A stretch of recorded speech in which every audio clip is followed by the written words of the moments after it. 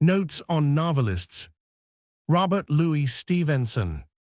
It was the happy fortune of Robert Louis Stevenson to have created beyond any man of his craft in our day, a body of readers inspired with the feelings that we for the most part place at the service only of those for whom our affection is personal. There was no one who knew the man, one may safely assert, who was not also devoted to the rigor conforming in this respect to a general law, if law it be, that shows us many exceptions, but naturally and not inconveniently it had to remain far from true that all devotees of the writer were able to approach the man. The case was nevertheless that the man somehow approached them, and that to read him, certainly to read him with the full sense of his charm, came to mean for many persons much the same as to meet him. It was as if he wrote himself outright and altogether rose straight to the surface of his prose, and still more of his happiest verse, so that these things gave out besides, whatever else his look and motions and voice showed, his life and manners, all that there was of him,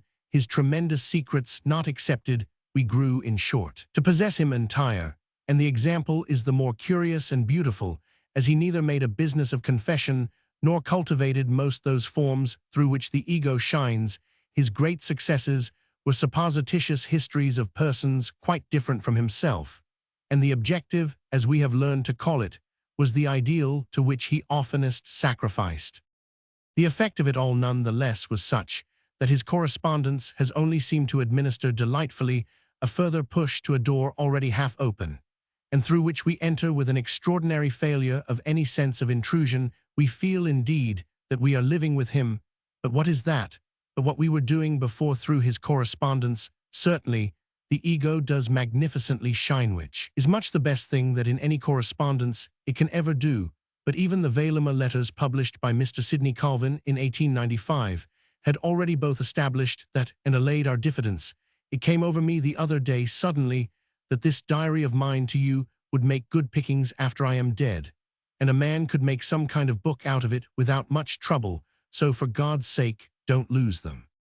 Being on these terms with our author, and feeling as if we had always been, we profit by freedoms that seem but the consecration of intimacy. Not only have we no sense of intrusion, but we are so prepared to penetrate further that when we come to limits, we quite feel as if the story were mutilated, and the copy not complete. There it is precisely that we seize the secret of our tie. Of course, it was personal, for how did it operate in any connection whatever, but to make us live with him? We had lived with him in Treasure Island, in Kidnapped, and in Catriona, just as we do by the light of these posthumous volumes in the South Seas and at Velema, and our present confidence comes from the fact of a particularly charming continuity. It is not that his novels were subjective, but that his life was romantic, and in the very same degree in which his own conception, his own presentation of that element touches and thrills. If we want to know even more, it is because we are always and everywhere in the story. To this absorbing extension of the story, then the 2 volumes of letters, one now published by Mr. Sidney Colvin, beautifully contribute. The shelf of our library that contains our best letter writers is considerably furnished, but not overcrowded, and its glory is not too great to keep Stevenson from finding there a place. With the very first he will not figure among the writers, those apt in this line to enjoy precedencito, whom only small things happen, and who beguile us by making the most of them. He belongs to the class who have both matter and manner, substance and spirit, whom life carries swiftly before it, and who signal and communicate, not to say gesticulate, as they go. He lived to the topmost pulse, and the last thing that could happen was that he should find himself on any occasion with nothing to report of all that he may have uttered on certain occasions. We are inevitably not here possessed a fact that, as I have hinted above, affects us perversely as an inexcusable gap in the story, but he never fails of the thing that we most love. Letters for the full expression of the moment, and the mood, the actual good or bad or middling, the thing in his head, his heart, or his house. Mr. Colvin has given us an admirable introduction, a characterization of his friend, so founded at once on knowledge and on judgment that the whole sense of the man strikes us as extracted in it. He has elucidated each group or period with notes that leave nothing to be desired, and nothing remains that I can think of to thank him for, unless the intimation that we may yet look for another volume, which, however much more free it might make us of the author's mystery, we should accept, I repeat, with the same absence of scruple. Nothing more belongs to our day than this question of the inviolable of the rights of privacy and the justice of our claim to aid from editors and other retailers in getting behind certain eminent or defiant appearances, and the general not so presented is indeed a hard one to untie, yet we may take it for a matter regarding which such publications as Mr. Colvin's have much to suggest. There is no absolute privacy, of course, when the exposed subject may have wished or endeavored positively to constitute it, and things too sacred are often only things that are not perhaps at all otherwise superlative. One may hold both that people that artists, perhaps in particular, are well advised to cover their tracks, and yet that our having gone behind or merely stayed before in a particular case may be a minor question compared with our having picked up a value personal records of the type before us can, at any rate, obviously be but the reverse of a deterrent to the urged inquirer. They are too happy and instantly positively make for the risked indiscretion. Stevenson never covered his tracks, and the tracks prove perhaps to be what most attaches us. We follow them here from year to year, and from stage to stage, with the same charmed sense with which he has made us follow some hunted hero in the heather life and fate, and an early catastrophe were ever at his heels, and when he at last falls fighting sinks down in the very act of valor. The happy ending, as he calls it for some of his correspondents, is, though precipitated and not conventional, essentially given us. His descent and his origin all contribute to the picture which it seems to me could scarcer, since we speak of Endingshave, had a better beginning had he himself prearranged it without prearrangements. Indeed, it was such a cluster of terms as could never be wasted on him, one of those innumerable matters of effect Scotch, and other that helped to fill his romantic consciousness. Edinburgh, in the first place, the romantic town, was as much his own as it ever was. The great precursors whom in Weir of Hermiston, as well as elsewhere, he presses so hard, and this even in spite of continual absence in virtue of a constant imaginative reference, and an intense intellectual possession, the immediate background formed by the profession of his family charge of the public lights on northern coasts was a setting that he could not have seen his way to better, while no less happy a condition was met by his being all lonely in his father's house, more that the father, admirably commemorated by the son, and after his fashion as strongly marked, was antique and strenuous, and that the son, a genius to be and of frail constitution, was, in the words of the charming anecdote of an Edinburgh lady retailed in one of these volumes, if not exactly what could be called bonny pale, penetrating and interesting. The poet in him had from the first to be pacified temporarily, that is, and from hand to mouth, as is the manner for poets, so that with friction and tension playing their part, with the filial relation quite classically troubled with breaks of tradition and lapses from faith, with restless excursions and somber returns, with the love of life at large mixed in his heart with every sort of local piety and passion, and the unjustified artist fermenting on top of all in the recusant engineer, he was as well started as possible toward the character he was to keep. All this obviously, however, was the sort of thing that the story the most generally approved would have had at heart to represent as the mere wild oats of a slightly uncanny clevernesses, the life handsomely reconciled in time to the common course, and crowned after a fling or two of amusement with young wedded love and civic responsibility. The actual story, alas, was to transcend the conventional one, for it happened to be a case of a hero of too long a wind, and too well turned out for his part. Everything was right for the discipline of Alan Fairford, but that the youth was after all a PH-nix, as soon as it became a case of justifying himself for strayingers in the enchanting inland voyage and the travels with a donkey. How was he to escape doing so with supreme felicity? The fascination in him from the first is the mixture, and the extraordinary charm of his letters is that they are always showing this. It is the proportions, moreover, that are so admirable, quantity of each different thing that he fitted to each other one, and to the whole. The free life would have been all his dream, if so large a part of it had not been that love of letters, of expression and form, which is but another name for the life of service. Almost the last word about him, by the same law, would be that he had at any rate consummately written, were it not that he seems still better characterized by his having at any rate supremely lived. Perpetually and exquisitely amusing, as he was his ambiguities and compatibilities, yielded for all the wear and tear of them endless fun even to himself. And no one knew so well with what linked diversities he was saddled, or to put it the other way, how many horses he had to drive at once. It took his own delightful talk to show how more than absurd it might be,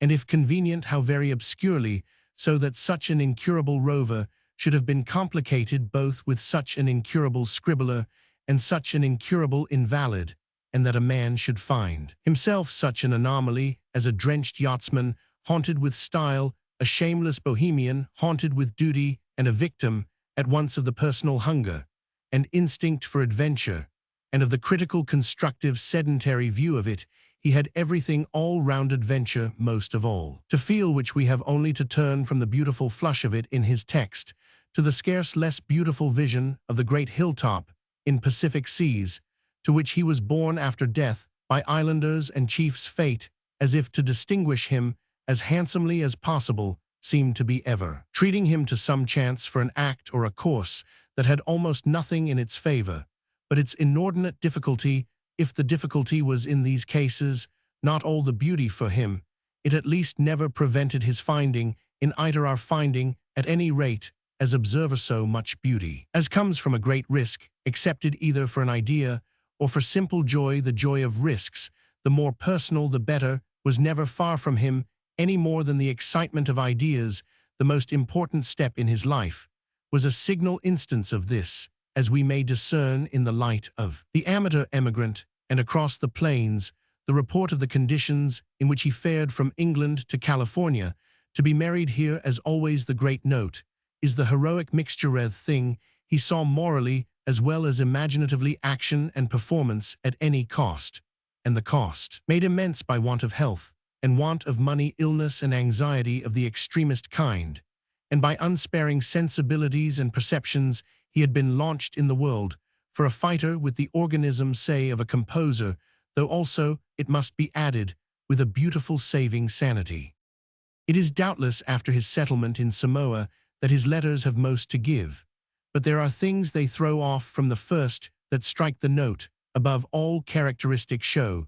His imagination always at play for drollery or philosophy with his circumstances. The difficulty in writing of him under the personal impression is to suggest enough how directly his being the genius that he was kept counting in it. In 1879, he writes from Monterey to Mr. Edmund Goss, in reference to certain grave symptoms of illness: "I may be wrong, but I believe I must go, but death is no bad friend, a few aches and gasps, and we are done like the truant child I am, beginning to grow weary and timid in this big jostling city, and could run to my nurse, even although she should have to whip me before putting me to bed." This charming renunciation expresses itself at the very time his talent was growing finer. He was so fond of the sense of youth and the idea of play that he saw whatever happened to him in images and figures, in the terms almost of the sports of childhood. "Are you coming over again to see me some day soon? I keep returning, and now hand over fist from the realms of Hades.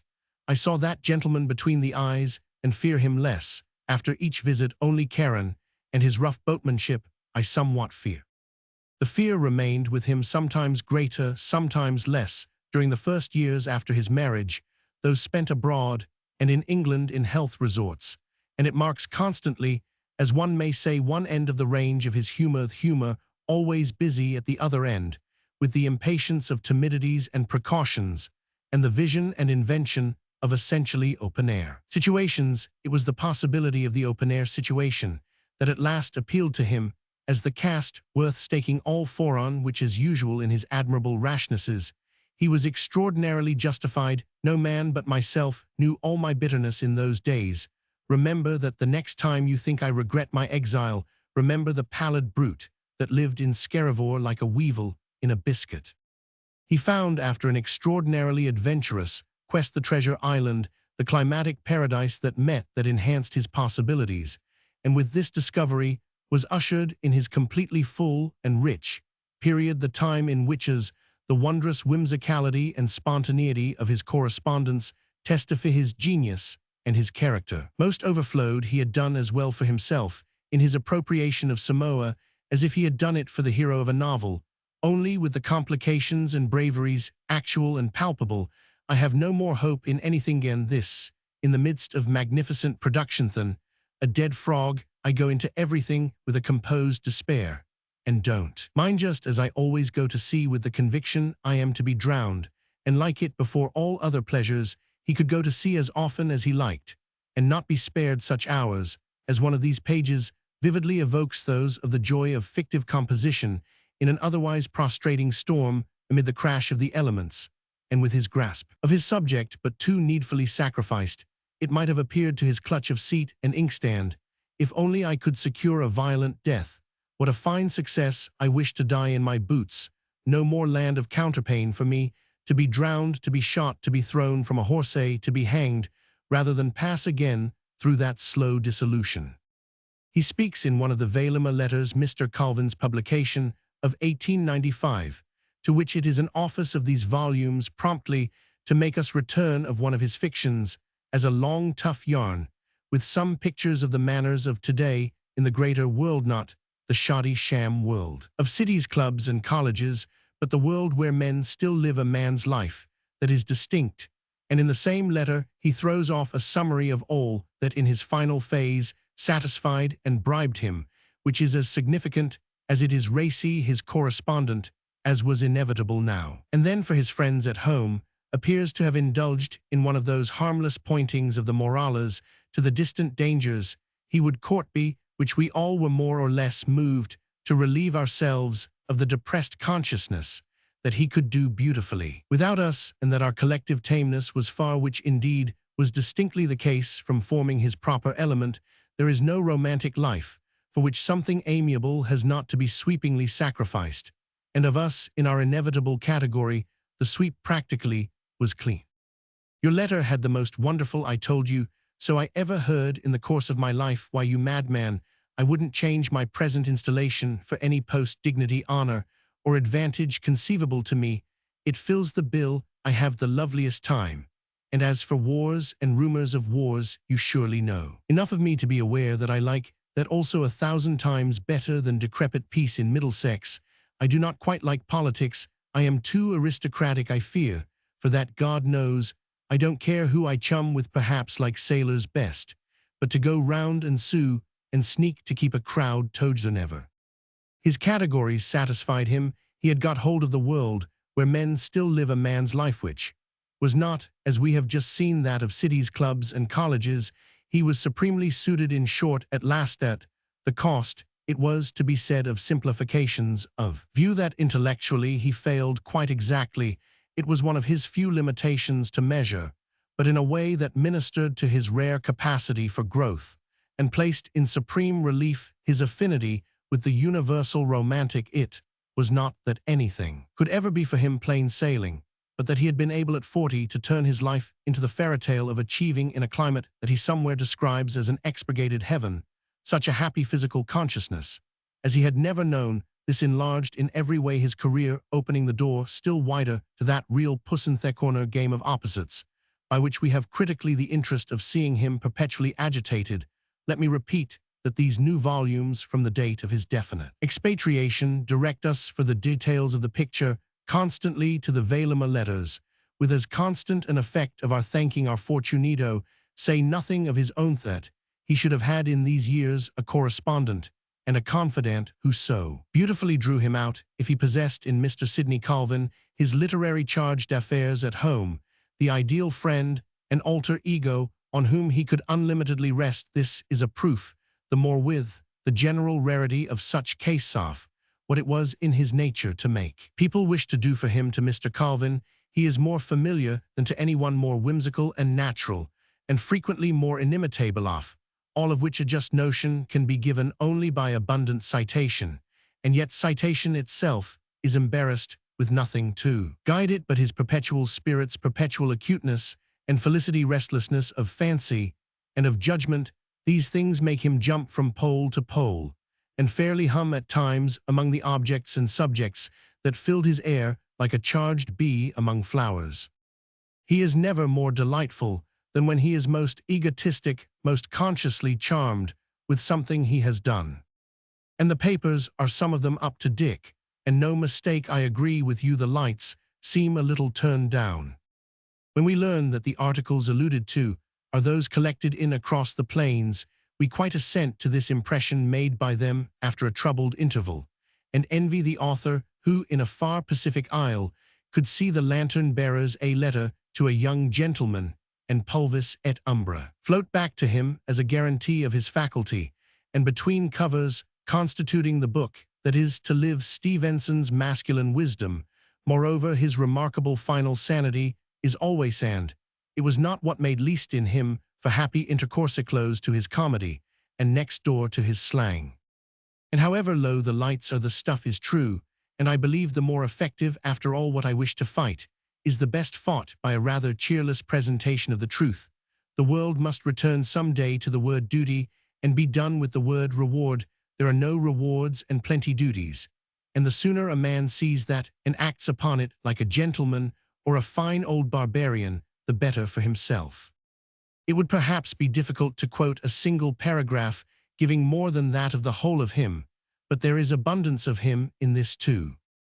How do journalists fetch up their drivel? It has taken me 2 months to write 45,500 words, and be damned to my wicked prowess. I am proud of the exploit, a respectable little 5-bob volume to bloom unread in shop windows. After that I'll have a spank at fiction, and rest I shall rest in the grave, or when I come to Italy, if only the public will continue to support me. I lost my chance. Not dying there seems blooming little fear of it. Worked close on 5 hours this morning, the day before close on 9, and unless I finish myself off with this letter, I'll have another hour and a half or Abelin's trois before dinner. Poor man, how you must envy me as you hear of these orgies of work. And you scarce able for a letter, but Lord Calvin, how lucky, the situations are not reversed, for I have no situation, nor am fit for any life, is a stay bray here have it nap, and no more clavers. If he talked profusely, and this is perfect talk, if he loved to talk above all of his work in hand, it was because though perpetually frail, he was never inert, and did a thing, if he did it at all with passion, he was not fit, he says, for a situation, but a situation overtook him inexorably at Vailima, and doubtless at last, indeed, swallowed him up, his position, with differences comparing in some respects smaller things to greater, and with fewer differences after all than likenesses, his position resembles that of Scott at Abbotsford, just as sound, sensible, and strong on each side. In spite of the immense gift of dramatic and poetic vision, the earlier and the later man had something of a common nature. Life became bigger for each than the answering effort could meet, and in their death they were not divided. Stevenson's late emancipation was a fairy tale only because he himself was in his manner a magician. He liked to handle many matters, and to shrink from none. Nothing can exceed the impression we get of the things that in these years he dealt with from day to day, and as they came up, and the things that, as well almost without order or relief, he planned and invented, took up and talked of, and dropped, took up and talked of, and carried through. Had I space to treat myself to a clue for selection from the whole record, there is nothing I should better like it to be than a tracking of his literary opinions and literary projects, the scattered swarm of his views, sympathies, antipathies, obiter dicta, as an artist's flurries, and fancies, imaginations, evocations, quick infatuations, as a teller of possible tales. Here is a whole little circle of discussion, yet such a circle that to engage oneself at all is to be too much engulfed. His overflow on such matters is meanwhile amusing enough as mere spirits, and sport interesting as it would yet be to catch, as we might at different moments, the congruity between the manner of his feeling a fable in the germ, and that of his afterwards handling it. There are passages again and again that light strikingly what I should call his general conscious method in this relation. Were I not more tempted to call it his conscious, for that is what it seems to come. Tongation of method, a whole delightful letter to Mr. Calvin, February 1, 1892, is a vivid type. This letter, I may mention, is independently notable for the drollery of its allusion to a sense of scandaloff, all things in the world excited, in some editorial breast, by the beach of Failsa, which leads him to the highly pertinent remark that this is a poison bad world for the romancer, this Anglo-Saxon world. I usually get out of it by not having any women in it at all. Then he remembers he had the Treasure of Franchard refused as unfit for a family magazine, and feels as well he may despair weigh upon his wrists. The despair haunts him, and comes out on another occasion, 5 more chapters of David, all love. Affair seems pretty good to me. Will it do for the young person? I don't know. Since the beach I know nothing, except that men are fools and hypocrites, and I know less of them than I was fond enough to fancy. Always a part of his physiognomy is the play so particularly salient of his moral fluctuations, the way his spirits are upset by his melancholy, and his grand conclusions by his rueful doubts. He communicates to his confidant with the eagerness of a boy confabulating in holidays over a Christmas charade, but I remember no instance of his expressing a subject, as one may say, as a subject, hinting at what novelists mainly no one would imagine as the determinant thing in it. The idea out of which it springs, the form, the envelope, is there with him head foremost, as the idea titles names, that his chapters sequences orders, while we are still asking ourselves how it was that he primarily put to his own mind what it was all to be about. He simply felt this evidently, and it is always the one dumb sound, the stopped pipe, or only unexpressed thing in all his contagious candor. He finds none the less in the letter to which I refer one of the problems of the wonderful projected Sophia Scarlett, exactly a Balzac one. And I wish I had his fist, for I have already a better method, quintessential. He continually allowed himself to be led into static. There we have him, Stevenson, not Balzac, at his most overflowing, and after all radiantly capable of conceiving at another moment that his better method would have been none at all, for Balzac's vision of a subject, least of all of the subject, the whole of life. Balzac's method was adapted to his notion of presentation, which, we may accept, it strikes me, under the protection of what he presents, were it not in fine, as I may repeat, to embark in a bigger boat than would here turn round. I might note further that Stevenson has elsewhere was disposed in general to have a too short a way with this master. There is an interesting passage in which he charges him with having never known what to leave out, a passage which has its bearing on condition of being read with due remembrance of the class of performance, to which le Colonel Chabert, for instance, le Cure de Tours, l'interdiction, la messe de l'Athie, to name but a few brief masterpieces in a long list, appertain. These, however, are comparatively small questions. The impression for the reader of the later letters is simply one of singular beauty, of deepening talent, of happier and richer expression, and in especial of an ironic, desperate gallantry that burns away with a finer and finer fire in a strange alien air, and is only the more touching to us from his own resolute consumption of the smoke. He had incurred great charges. He sailed a ship loaded to the brim, so that the strain under which he lived and wrought was immense, but the very grimness of it all is sunny, slangy, funny, familiar. There is as little of the florid in his flashes of melancholy as of the really grey under stress of his wisdom. This wisdom had sometimes, on matters of art, I think, its lapses, but on matters of life it was really winged and inspired. He has a soundness as to questions of the vital connection, a soundness all liberal and easy, and born of the manly experience that it is a luxury to touch. There are no compunctions nor real impatiences, for he had in a singular degree got what he wanted. The life absolutely discognified the situation, as romantically swagger, as if it had been an imagination made real, but his practical anxieties necessarily spin themselves finer, and it is just this production of the thing imagined that has more and more to meet them. It all hung the situation by that beautiful golden thread, the swinging of which in the wind, as he spins it in alternate doubt and elation, we watch with much of the suspense and pity with which we sit at the serious drama. It is serious in the extreme, yet the forcing of production, in the case of a faculty so beautiful and delicate, affects us almost as the straining of a nerve or the distortion of a feature. I sometimes sit and yearn for anything in the nature of an income that would come in. Mine has all got to be gone and fished for with the immortal mind of man. What I want is the income that really comes in of itself, while all you have to do is just to blossom and exist and sit on chairs. I should probably amuse myself with works that would make your hair curl, if you had any left. To read over some of his happiest things, to renew one's sense of the extraordinarily fine temper of his imagination, is to say to one's self, what a horse to have to ride every week to market. We must all go to market, but the most fortunate of us surely are those who may drive thither, and on days not too frequent, nor by a road too rough. A ruder and homelier animal he touches in more than one place, and with notable beauty and real authority, in that little mine of felicities, the letter to a young gentleman, the conscience for frugality, which should be the artist's finest point of honor, so that one of his complications here was undoubtedly the sense that on this score his position had inevitably become somewhat false. The literary romantic is by no means necessarily expensive, but of the many ways in which the practical, the active, has to be paid for this departure from frugality, would be it is easy to conceive not the least, and we perceive his recognizing this,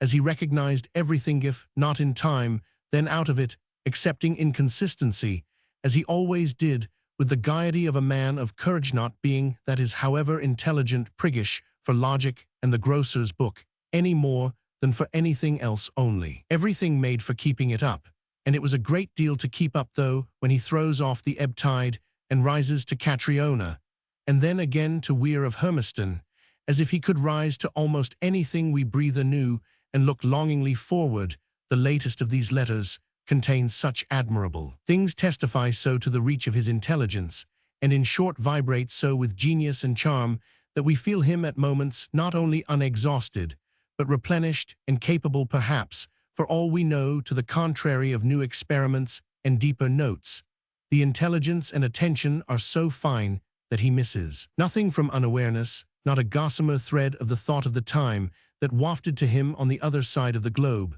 may not be caught in a branch, and played with. He puts such a soul into nature, and such human meanings for comedy and tragedy into what surrounds him, however shabby or short, that he really lives in society by living in his own perceptions and generosities, or as we say nowadays, his own atmosphere. In this atmospheruhich seems to have had the gift of abounding the more it was breathed by others. These pages somehow prompt us to see almost every object on his tropic isle bathed and refreshed.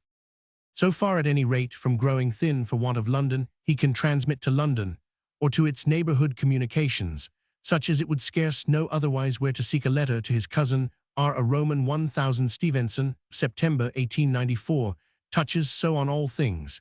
and as he would himself have said, so adorns them, brimming over with its happy extravagance of thought, that far again from our feeling Vailima, in the light of it, to be out of the world. It strikes us that the world has moved for the time to Vailima. There is world enough everywhere. He quite unconsciously shows, for the individual, the right one, to be what we call a man of it. He has, like every one, not convenienced with the pleasant backdoor of stupidity, to make his account with seeing and facing more things, seeing and facing everything with the unrest of new impressions and ideas, the loss of the fond complacencies of youth.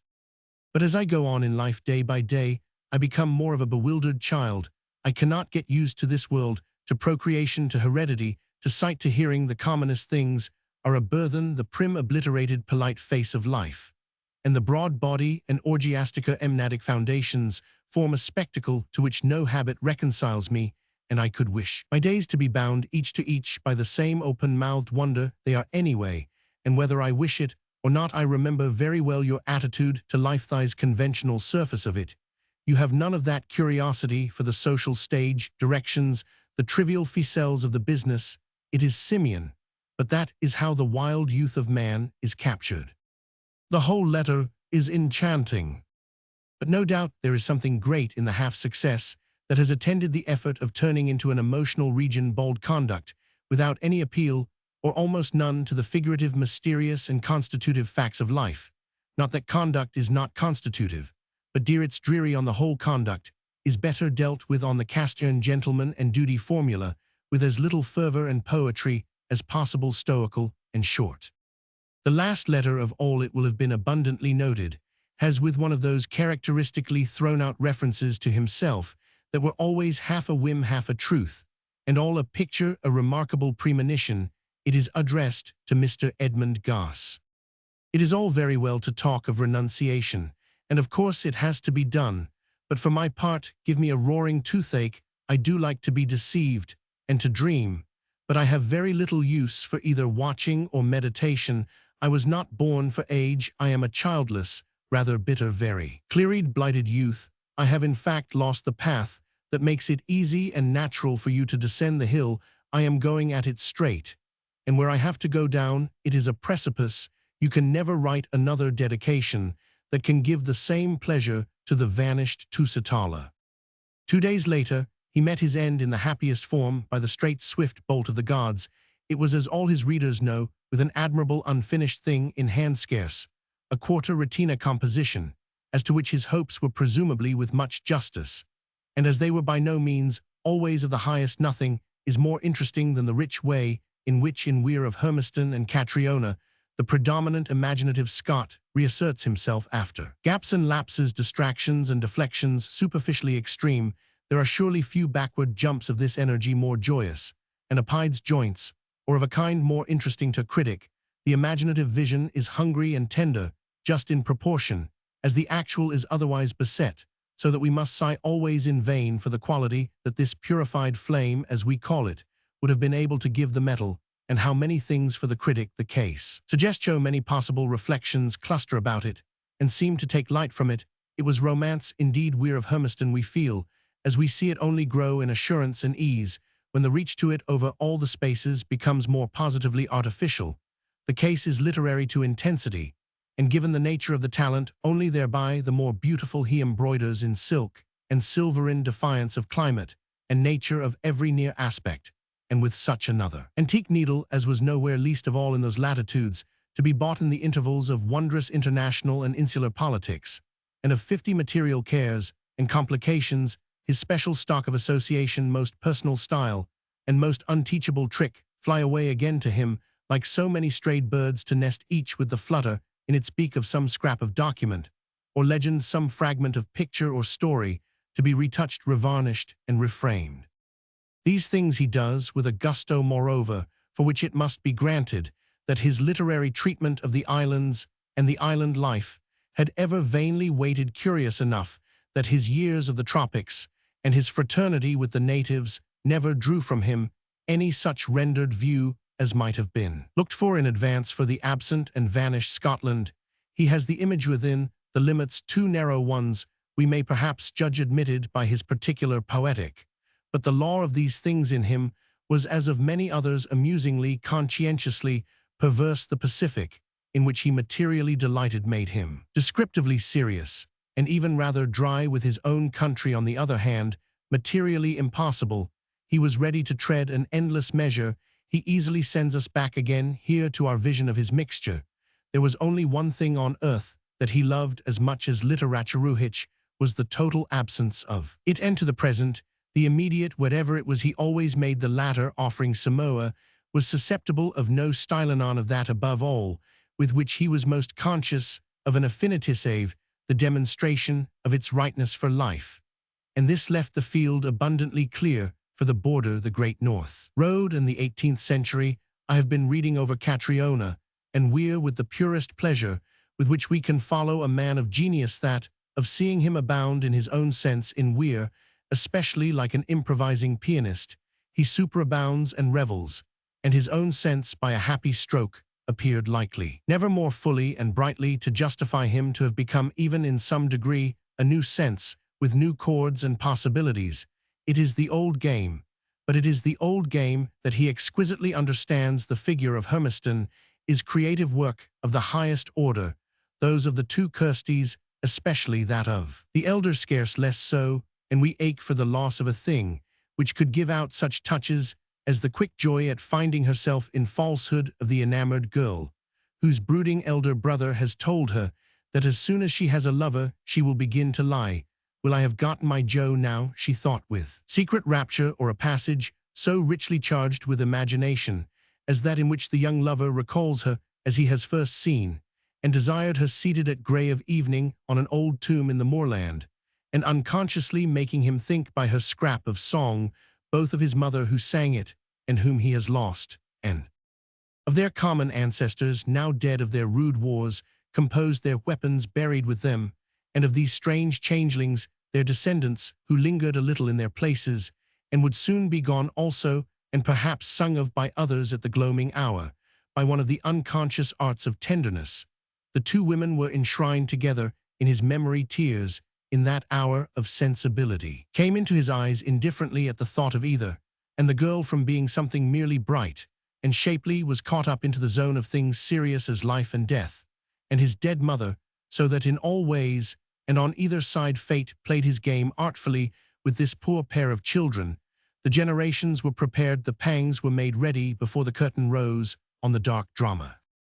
It is not a tribute that Stevenson would at all have appreciated, but I may not forbear noting how closely such a page recalls many another in the tenderest manner of Pierre Lodi. There would not compared be a pin to choose between them, how we at all events ask ourselves as we consider. Where could he have kept it up? Well, the reason for which he didn't reads itself back into his text, as a kind of beautiful rash divination in him that he mightn't have to among prose fragments. It stands quite alone, with the particular grace and sanctity of mutilation, worn by the marble morsels of masterwork in another art. This and the other things of his best he left, but these things lovely, as on rereading many of them, at the suggestion of his correspondence, they are not the whole, nor more than the half of his abiding charm, the finest papers in Across the Plains in Memories and Portraits in Virginibus Purisque, stout of substance, and supremely silver of speech, have both a nobleness and a nearness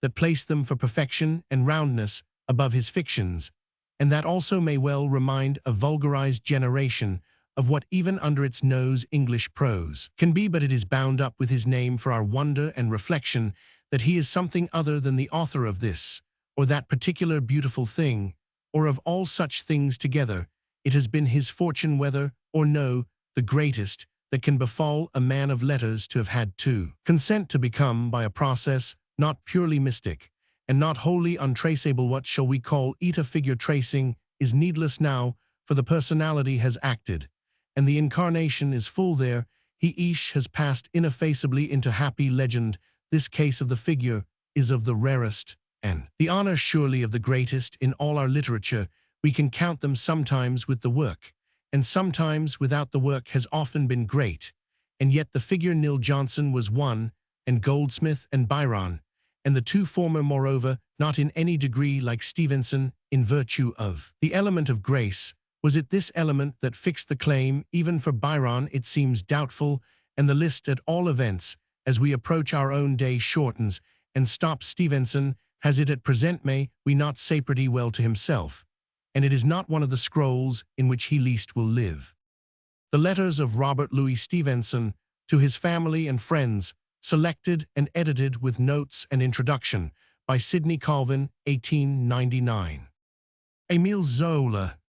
If it be true that the critical spirit today, in presence of the rising tide of prose fiction, a watery waste out of which old standards and landmarks are seen barely to emerge like chimneys and the tops of trees in a country under flood, if it be true that the anxious observer with the water up to his chin finds himself asking for the reason of the strain phenomenon for its warrant and title, so we likewise make out that these credentials rather fail to float on the surface. We live in a world of wanton and importunate fable. We breathe its air and consume its fruits. Yet who shall say that we are able, when invited to account for our preferring it so largely to the world of fact, to do so would be to make some adequate statement of the good the product in question does us? What does it do for our life, our mind, our manners, our morals? What does it do that history, poetry, philosophy may not do as well or better to warn, to comfort, and command the countless thousands for whom and by whom it comes into being?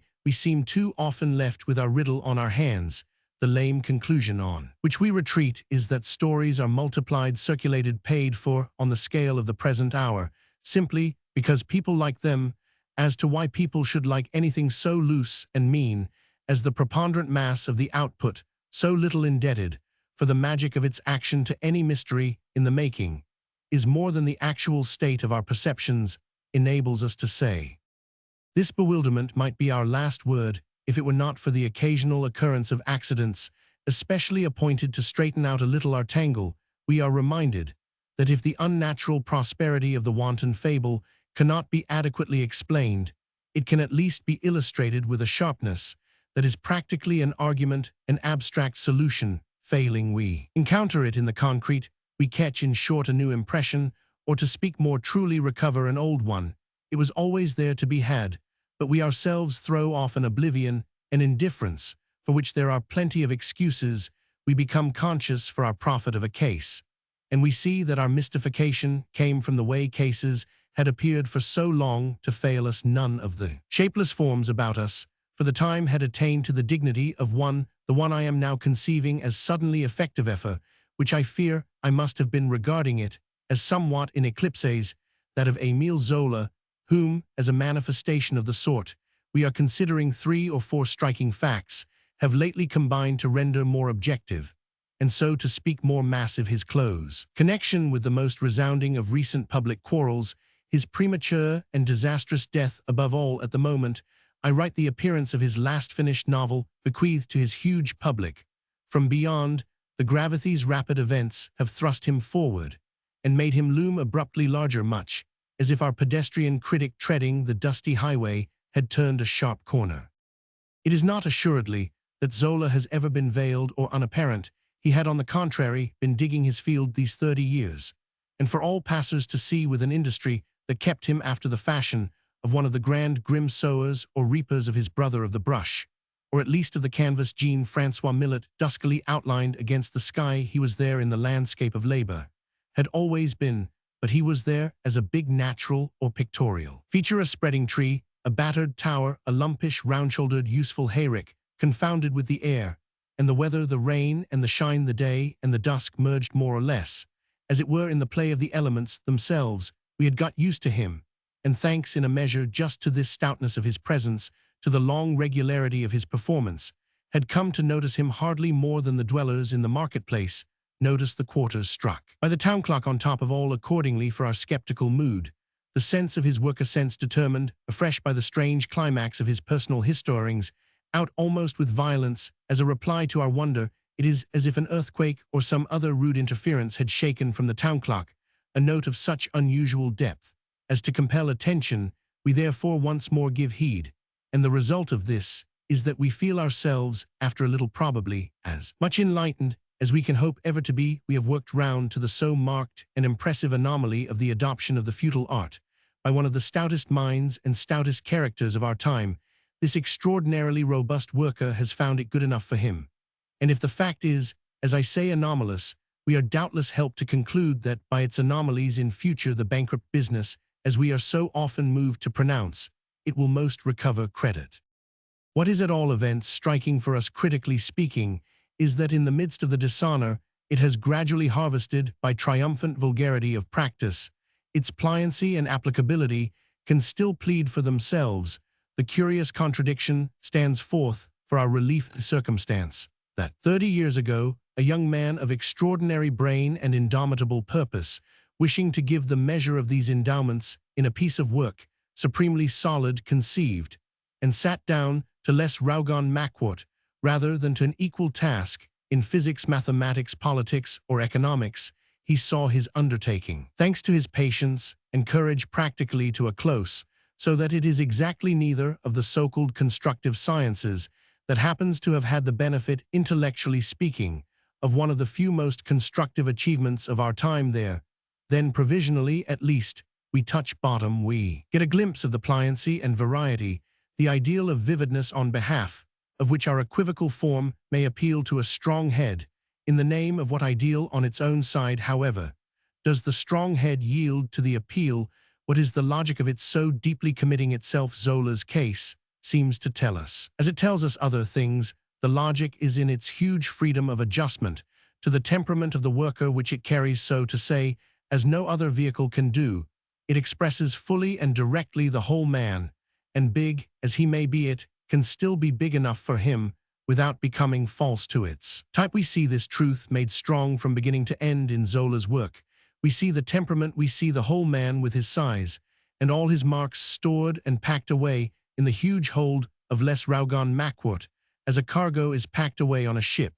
His personality is the thing that finally pervades and prevails, just as so often on a vessel. The presence of the cargo makes itself felt for the assaulted senses. What has most come home to me in reading him over is that a scheme of fiction so conducted is in fact a capacious vessel. It can carry anything with art and force. In the stowage, nothing in this case will sink it, and it is the only form for which such a claim can be made. All others have to confess to a smaller scapito selection, to exclusion, to the danger of distortion, explosion, combustion. The novel has nothing to fear, but sailing too light, it will take aboard all we bring in good faith to the dock. An intense vision of this truth must have been Zola's comfort, from the earliest time of years, immediately following the crash of the empire, during which he settled himself to the tremendous task, he had mapped out no finer act of courage and confidence, I think, is recorded in the history of letters. The critic, in sympathy with him, returns again and again to the great wonder of it, in which something so strange is mixed with something so august, entertained, and carried out almost from the threshold of manhood. The high project, the work of a lifetime, announces beforehand its inevitable weakness, and yet speaks in the same voice for its admirable, its almost unimaginable strength.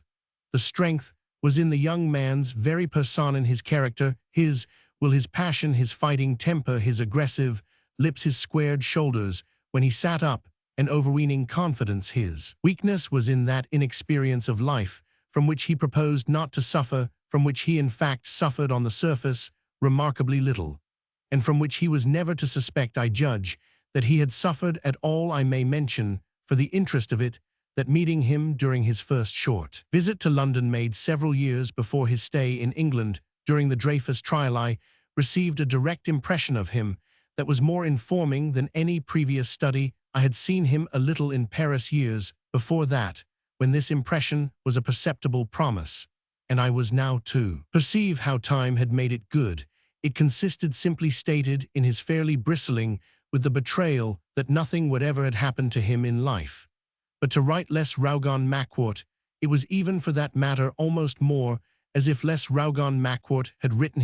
him as he stood and sat, as he looked and spoke, as the long concentrated merciless effort had made and stamped and left him. Something very fundamental was to happen to him in due course. It is true, shaking him to his base fate was not wholly to cheat him of an independent evolution, recalling him from this London hour. One strongly felt during the famous affair that his outbreak in connection with it was the act of a man with arrears of personal history to make up the act of a spirit for which life, or for which at any rate freedom, had been too much postponed, treating itself at last to a luxury of experience. I welcomed the general impression. At all events, I intimately entertained it. It represented so many things. It suggested, just as it was such a lesson, you could neither have everything nor be everything. You had to choose. You could not at once sit firm at your job and wander through space, inviting initiations. The author of Les Rougon Macquart had had all those, certainly, that this wonderful company could bring him, but I can scarce express how it was implied in him that his time had been fruitfully passed with them alone. His artistic evolution struck one thus, as, in spite of its magnitude, singularly simple, and evidence of the simplicity seems further offered by his last production, of which we have just come into possession. Verite truly does give the measure, makes the author's high maturity join hands with his youth, marks the rigid straightness of his course from point to point. He had seen his horizon and his fixed goal from the first, and no crossant, no new distance,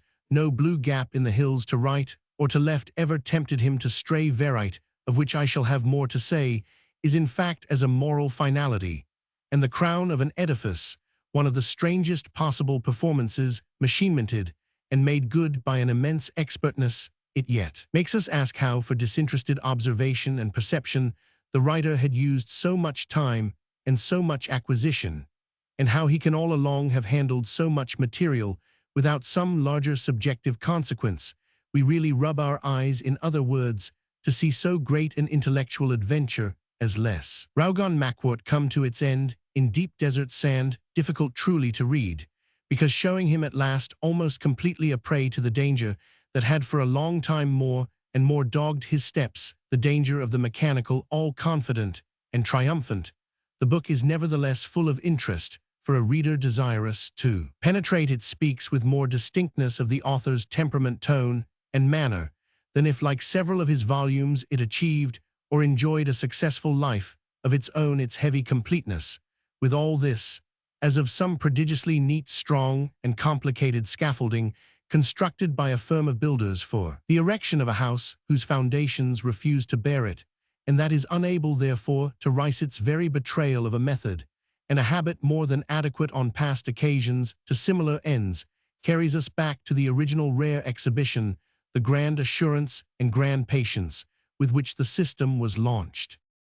If it topples over the system by its own weight in these last applications of it, that only makes the history of its prolonged success the more curious, and speaking for myself, the spectacle of its origin more attaching. Readers of my generation will remember well the publication of La Conquête de Plassans, and the portent indefinable but irresistible after perusal of the volume conveyed in the general rubric, under which it was a first installment, Natural and Social History of a Family under the Second Empire. It squared itself there at its ease, the announcement from the first, and we were to learn promptly enough what a fund of life it masked. It was like the mouth of a cave, with a signboard hung above, or better still perhaps like the big booth at a fair, with the name of the show across the flapping canvas. One strange animal after another stepped forth into the light, each in its way a monster, bristling and spotted, each a curiosity of that natural history in the name of which we were addressed, though it was doubtless not till the issue of l'Assommoir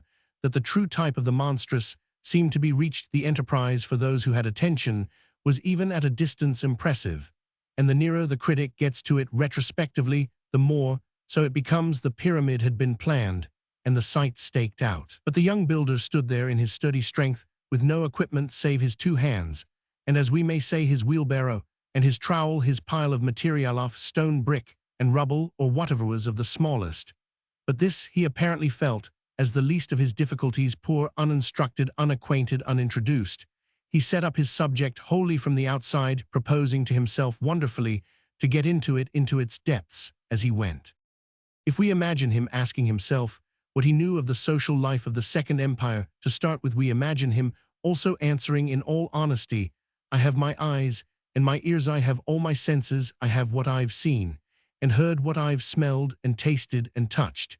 And then I've my curiosity and my pertinacity, I've libraries, books, newspapers, witnesses, the material from step to step of an inquit, and then I've my genius, that is my imagination, my passion, my sensibility to life. Lastly, I've my method, and that will be half the battle. Best of all, perhaps, even I've plentiful lack of doubt, of the absence in him of a doubt, indeed of his inability, once his direction taken, to entertain so much as the shadow of one verite, is a positive monument which, again, represents in this way the unity of his tone and the meeting of his extremes. If we remember that his design was nothing if not architectural, that a majestic whole, a great balanced facade with all its orders and parts, that a singleness of mass and a unity of effect, in fine, were before him from the first, his notion of picking up his bricks as he proceeded becomes in operation heroic. It is not in the least as a record of failure for him that I note this particular fact of the growth of the long series, as on the whole the liveliest interest it has to offer. I don't know my subject, but I must live into it. I don't know life, but I must learn it, as I work. That attitude and program represent to my sense a drama more intense on the worker's own part than any of the dramas he was to invent and put before us.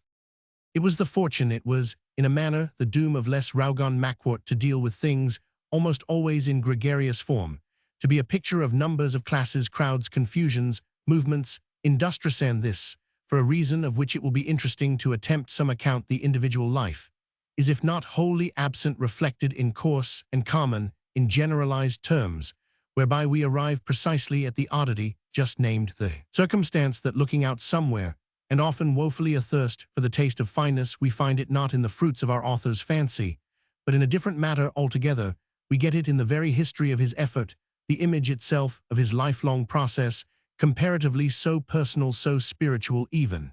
and through all its patience and pain of a quality so much more distinguished than the qualities he succeeds in attributing to his figures. Even when he most aims at distinction, there can be no question, in these narrow limits of my taking the successive volumes one by one, all the more that our sense of the exhibition is as little as possible an impression of parts and books of particular plots and persons. It produces the effect of a mass of imagery, in which shades are sacrificed, the effect of character and passion in the lump, or by the ton, the fullest, the most characteristic episodes affect us like a sounding chorus or procession, as with a hubbub of voices and a multitudinous tread of feet, the setter of the mass into motion, he himself, in the crowd figures best, with whatever queer idiosyncrasies, excrescences, and gaps of being of a substance akin to our own, taking him, as we must, I repeat, for quite heroic. The interest of detail in him is the interest of his struggle at every point with his problem. The sense for crowds and processions, for the gross and the general, was largely the result of this predicament of the disproportion between his scheme and his material, though it was certainly also, in part, an effect of his particular turn of mind. What the reader easily discerns in him is the sturdy resolution with which breadth and energy supply the place of penetration he rests to his utmost on. His documents devours and assimilates them, makes them yield him extraordinary appearances of life. But in his way, he too improvises in the grand manner, the manner of Walter Scott. And of Dumas the elder, we feel that he has to improvise for his moral and social world, the world, as to which vision and opportunity must come, if they are to come at all unhurried and unhustled, must take their own time. Helped undoubtedly more or less by Blue Book's reports and interviews, by inquiries on the spot, but never wholly replaced by such substitutes, without a general disfigurement, vision and opportunity reside in a personal sense and a personal history, and no short cut to them in the interest of plausible fiction has ever been discovered. The short cut, it is not too much to say, was with Zola the subject of constant ingenious experiment, and it is largely to this source, I surmise, that we owe the celebrated element of his grossness. He was obliged to be gross on his system, or neglect to his cost, an invaluable aid to representation, as well as one that apparently struck him as lying close at hand. And I cannot withhold my frank admiration from the courage and consistency with which he faced his need. His general subject in the last analysis was the nature of man, in dealing with which he took up obviously the harp of most numerous strings. His business was to make these strings sound true,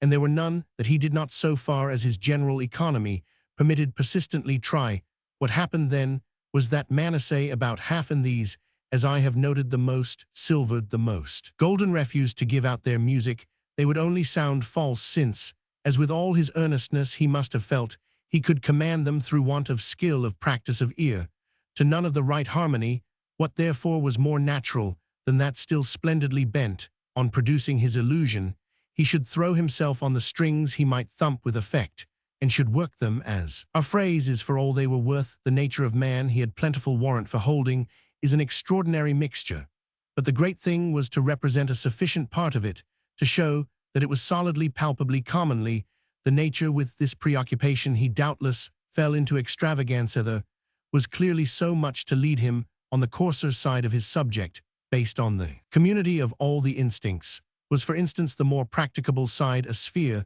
the vision of which required but the general human scarcely more than the plain physical initiation, and dispensed thereby conveniently enough with special introductions or revelations. A free entry into this sphere was undoubtedly compatible with a youthful career as hampered right and left even as Zola's own.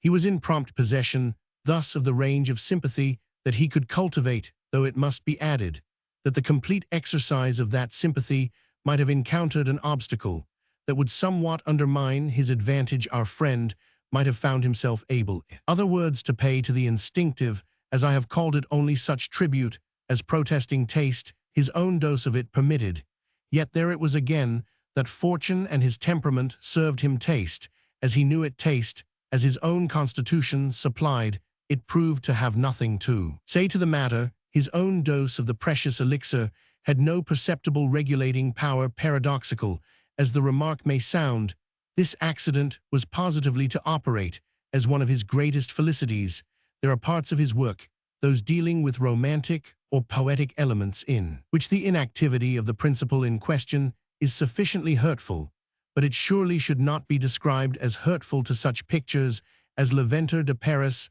as l'Assommoir, as Germinal. The conception on which each of these productions rests is that of a world with which taste has nothing to do, and though the act of representation may be justly held as an artistic act to involve its presence, the discrimination would probably have been, in fact, given the particular illusion sought, more detrimental than the deficiency. There was a great outcry, as we all remember, over the rank materialism of l'Assommoir, but who cannot see today how much a milder infusion of it would have told against the close embrace of the subject aimed at l'Assommoir is the nature of man, but not his finer, nobler, cleaner, or more cultivated nature. It is the image of his free instincts, the better and the worse the better, struggling, as they can gasping for light, and ere the worse making themselves at home, in darkness, ignorance, and poverty, the whole handling makes for emphasis and scale, and it is not to be measured how as a picture of conditions the thing would have suffered from timidity. The qualification of the painter was precisely his stoutness of stomach, and we scarce exceed in saying that to have taken in and given out again less of the infected air would with such a resource have meant the waste of a faculty. I may add in this connection, moreover, that refinement of intention did on occasion, and after a fashion of its own, unmistakably preside at these experiments, making the remark, in order to have done once for all, with a feature of Zola's literary physiognomy that appears to have attached the gaze of many persons. To the exclusion of every other, there are judges in these matters so perversely preoccupied that for them to see anywhere the improper is for them straightway to cease to see anything else, the said improper looming supremely large, and casting all the varieties of the proper quite into the shade suffers thus in their consciousness a much greater extension than it ever claimed, and this consciousness becomes for the edification of many and the information of a few a colossal reflector and record of it. Much may be said in relation to some of the possibilities of the nature of man, of the nature, in especial of the people, on the defect of our author's sense of proportion, but the sense of proportion of many of those he has scandalized would take us further, yet I recall at all events, as relevant for it comes under a very attaching general head to occasions of long ago 2 Sunday afternoons in Paris, on which I found the question of intention very curiously lighted several men of letters of a group, in which almost every member either had arrived at renown, or was well on his way to it, were assembled under the roof of the most distinguished of their number, where they exchanged free confidences on current work, on plans and ambitions, in a manner full of interest, for one never previously privileged to see artistic conviction, artistic passion, at least, on the literary ground, so systematic and so articulate. Well, I on my side, I remember Zola's saying, am engaged on a book, a study of the mœurs of the people, for which I am making a collection of all the bad words, the gros mots of the language, those with which the vocabulary of the people, those with which their familiar talk bristles. I was struck with the tone in which he made the announcement without bravado and without apology, as an interesting idea that had come to him, and that he was working really to arrive at character and particular truth with all his conscience, just as I was struck with the unqualified interest that his plan excited. It was on a plan that he was working formidably, almost grimly, as his fatigued face showed, and the whole consideration of this interesting element partook of the general seriousness. But there comes back to me also as a companion piece to this another day, after some interval, on which the interest was excited by the fact that the work for love, of which the brave license had been taken, was actually under the ban of the daily newspaper that had engaged to serialize it. Publication had definitively ceased. The thing had run a part of its course, but it had outrun the courage of editors and the curiosity of subscribers, that stout curiosity to which it had evidently in such good faith been addressed. The chorus of contempt for the ways of such people, their pusillanimity, their superficiality, vulgarity, intellectual platitude, was the striking note. On this occasion, for the journal impugned had declined to proceed, and the serial broken off, been obliged, if I am not mistaken, to seek the hospitality of other columns, secured, indeed, with no great difficulty. The composition so qualified for future fame was none other, as I was later to learn, than l'Assommoir, and my reminiscence has perhaps no greater point than in connecting itself with a matter always dear to the critical spirit, especially when the latter has not too completely elbowed out the romantic matter of the origins, the early consciousness, early steps, early tribulations, early obscurity, as so often happens of productions finally crowned by time. Their greatness is for the most part a thing that has originally begun so small, and this impression is particularly strong when we have been in any degree present, so to speak, at the birth. The course of the matter is apt to tend preponderantly in that case to enrich our stores of irony in the eventual conquest of consideration by an abused book. We recognize in other terms a drama of romantic interest, a drama often with large comic, no less, than with fine pathetic interweavings. It may of course be said, in this particular connection, that l'Assommoir had not been one of the literary things that creep humbly into the world. Its success may be cited as almost insolently prompt, and the fact remains true if the idea of success be restricted after the inveterate fashion to the idea of circulation. What remains truer still, however, is that for the critical spirit circulation mostly matters not the least little bit, and it is of the success with which the history of Gervaise and Coupeau nestles in that capacious bosom, even as the just man sleeps in Abraham's, that I here speak. But it is a point I may better refer to a moment hence. Though a summary study of Zola need not too anxiously concern itself with book after book always, with a partial exception from this remark for l'Assommoir groups and varieties none the less exist in the huge series aids to discrimination, without which no measure of the presiding genius is possible. These divisions range themselves to my sight, roughly speaking, however, as scarce more than 3 in number. I mean, if the 10 volumes of the other's critiques, and the theatre be left out of account, the critical volumes in especial abound in the characteristic, as they were also a wondrous addition to his sum of achievement during his most strenuous years. But I am forced not to consider them, the two groups constituted, after the close of Les Rougon Macquart Les Trois Villes and the incomplete Quater Evangels, distribute themselves easily among the three types, or to speak more exactly, stand together under one of the three, this one so comprehensive as to be the author's main exhibition, includes to my sense all his best volumesto, the point, in fact, of producing an effect of distinct inferiority for those outside of it, which are luckily for his general credit the less numerous. It is so inveterately pointed out in any allusion to him that one shrinks in repeating it from sounding flat. But as he was admirably equipped from the start for the evocation of number and quantity, so those of his social pictures that most easily surpass the others are those in which the appearances familiar to him, are at once most magnified and most multiplied. To make his characters swarm, and to make the great central thing they swarm about as large as life, portentously heroically big, that was the task he set himself very nearly from the first, that was the secret he triumphantly mastered. Add that the big central thing was always some highly representative institution or industry of the France of his time, some seated Moloch, custom of commerce of faith lending itself to portrayal through its abuses and excesses, its idle face and great devouring mouth. And we embrace main lines of his attack in Le Ventre de Paris. He had dealt with the life of the huge halles, the general markets, and their supply, the personal forces, personal situations, passions, involved in strangest of all subjects, the alimentation of the monstrous city, the city whose victualling occupies so inordinately much of its consciousness, Paris, richly gorged, Paris sublime, and indifferent in her assurance, so all unlike poor Oliver's of more figures. Here the theme itself lies across the scene like some vast ruminant creature, breathing in a cloud of parasites. The book was the first of the long series to show the full freedom of the author's hand, though La Curie had already been symptomatic. This freedom, after an interval, broke out on a much bigger scale in l'Assommoir, in Aubenheur des Dames, in Germinal, in La Beauté Humaine, in Enlarges, in La Débâcle, and then again, though more mechanically,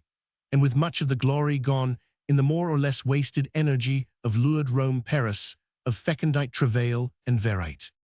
Aubenheur des Dames handles the colossal modern shop, traces the growth of such an organization as the Bon Marché or the Magasin du Louvre, sounds the abysses of its inner life, marshals its population, its hierarchy of clerks, counters, departments, divisions, and subdivisions, plunges into the labyrinth of the mutual relations of its staff, and above all traces its ravage amid the smaller fry of the trade of all the trades, pictures these latter gasping for breath in an air pumped clean by its mighty lungs. Germinal revolves about the coal mines of Flemish France, with the subterranean world of the pits for its central presence, just as La Beauté Humaine has for its protagonist a great railway, and Enlarges presents, in terms of human passion mainly, of human baseness, the fury of the Bourse, and the monster of credit. La Débâcle takes up with extraordinary breadth the first act of the Franco-Prussian War, the collapse at Sedan, and the titles of the 6 volumes of the 3 cities, and the four Gospels sufficiently explain them. I may mention, however, for the last, lucidity that among these fecundite manipulates with an amazing misapprehension of means to ends of remedies to ills no less thickly peopled a theme than that of the decline in the French birth rate, and that verite presents a fictive equivalent of the Dreyfus case. With a vast and elaborate picture of the battle in France between lay and clerical instruction, I may even further mention, to clear the ground, that with the close of Les Rougon Macquart, the diminution of freshness in the author's energy, the diminution of intensity and, in short, of quality, becomes such as to render sadly difficult a happy life. With some of the later volumes, happiness of the purest strain never indeed, in old absorptions of Zola, quite sat at the feast, but there was mostly a measure of coercion, a spell without a charm. From these last-named productions of the climax, everything strikes me as absent, but quantity verite, for instance, is, with the possible exception of Nana, the longest of the list, though indeed there is something impressive in the way his quantity represents his patience. There are efforts here at stout perusal that frankly I have been unable to carry through, and I should verily like, in connection with the vanity of these, to dispose on the spot of the sufficiently strange phenomenon constituted by what I have called the climax. It embodies in fact an immense anomaly. It casts back over Zola's prime and his middle years the queerest. Grey light of eclipse, nothing moreover, nothing literary was ever so odd as in this matter, the whole turn of the case, the consummation so logical yet so unexpected. Writers have grown old and withered and failed, they have grown weak and sad, they have lost heart, lost ability, yielded in one way or another possible ways, being so numerausto the cruelty of time. The singular doom of this genius, and which began to multiply its symptoms 10 years before his death, was to find with life at 50 still rich in him strength, only to undermine all the authority he had gathered. He had not grown old, and he had not grown feeble, he had only grown all too wrongly insistent, setting himself to wreck poetically his so massive identitito, wreck it in the very waters in which he had formerly arrayed his victorious fleet. I say poetically on purpose, to give him the just benefit of all the beauty of his power. The process of the disaster, so full of the effect, though so without the intention of perversity, is difficult to trace in a few words. It may best be indicated by an example or two of its action. The example that perhaps most comes home to me is again connected with a personal reminiscence. In the course of some talk that I had with him during his first visit to England, I happened to ask him what opportunity to travel, if any, his immense application had ever left him, and whether in particular he had been able to see Italy, a country from which I had either just returned, or which I was luckily not, having the natural history of a family on my hands about, to revisit. All I've done, alas, he replied, was the other year, in the course of a little journey to the south, to my own paisol that has been possible, was then to make a little dash as far as Genoa, a matter of only a few days. Le Docteur Pascal, the conclusion of Les Rougon Macquart, had appeared shortly before, and it further befell that I asked him what plans he had for the future now that still dans la force de l'âge. He had so cleared the ground. I shall never forget the fine promptitude of his answer. "Oh, I shall begin at once. Les trois villes. And which cities are they to be?" The reply was finer still, lured Paris, Rome. It was splendid for confidence and cheer, but it left me, I fear, more or less gaping, and it was to give me afterwards the key, critically speaking, to many a mystery. It struck me as breathing to an almost tragic degree the fatuity of those in whom the gods stimulate that vice to their ruin. He was an honest man, had always bristled with it at every pore, but no artistic reverse was inconceivable for an adventurer who, stating in one breath that his knowledge of Italy consisted of a few days spent at Genoa, was ready to declare in the next that he had planned on a scale a picture of Rome. It flooded his career to my sense with light. It showed how he had marched from subject to subject and had got up each in turn, showing also how consummately he had reduced such getting up to an artifice. He had success and a rare impunity behind him, but nothing would now be so interesting as to see if he could again play the trick. One would leave him and welcome Lourdes, and Paris had already dealt on a scale with his own country and people, But was the adored Rome also to be his on such terms the Rome he was already giving away, before possessing an inch of it? One thought of one's own frequentations, saturations, a history of long years, and of how the effect of them had somehow been. But to make the subject too august, was he to find it easy through a visit of a month or two, with introductions and a Baedeker?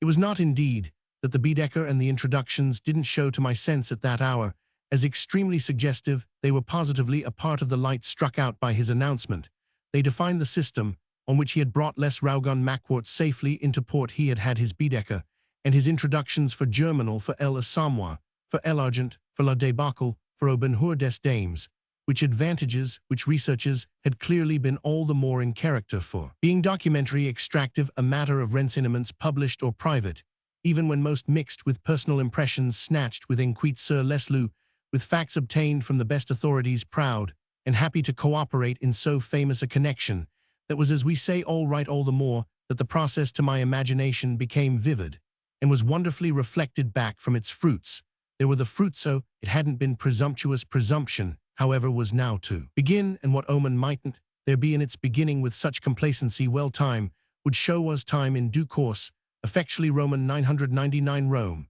as the second volume of the Three Cities, appeared with high punctuality a year or two later, and the interesting question, an occasion really for the moralist, was by that time not to recognize in it the mere triumph of a mechanical art, a receipt applied with the skill of long practice, but to do much more than this, that is really to give name to the particular shade of blindness that could constitute a trap for so great an artistic intelligence, the presumptuous volume without sweetness, without antecedents, superficial and violent, has the minimum instead of the maximum of value, so that it betrayed or gave away just in this degree the state of mind on the author's part responsible for its inflated hollowness. To put one's finger on the state of mind was to find out accordingly what was, as we say, the matter with him.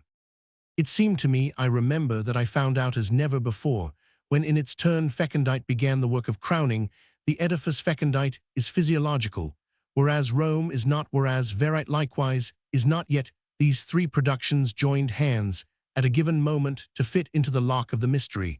the key of my meditation. They came to the same thing, to the extent of permitting me to read into them together the same precious lesson. This lesson may not barely stated sound remarkable, yet without being in possession of it, I should have ventured on none of these remarks. The matter with Zola, then, so far as it goes, was that, as the imagination of the artist is in the best cases not only clarified, but intensified by his equal possession of taste, deserving here, if ever, the old-fashioned honor of a capital, so when he has lucklessly never inherited that auxiliary blessing, the imagination itself inevitably breaks down as a consequence. There is simply no limit, in fine, to the misfortune of being tasteless. It does not merely disfigure the surface and the fringe of your performance, it eats back into the very heart and enfeebles the sources of life. When you have no taste, you have no discretion, which is the conscience of taste. And when you have no discretion, you perpetrate books like Rome,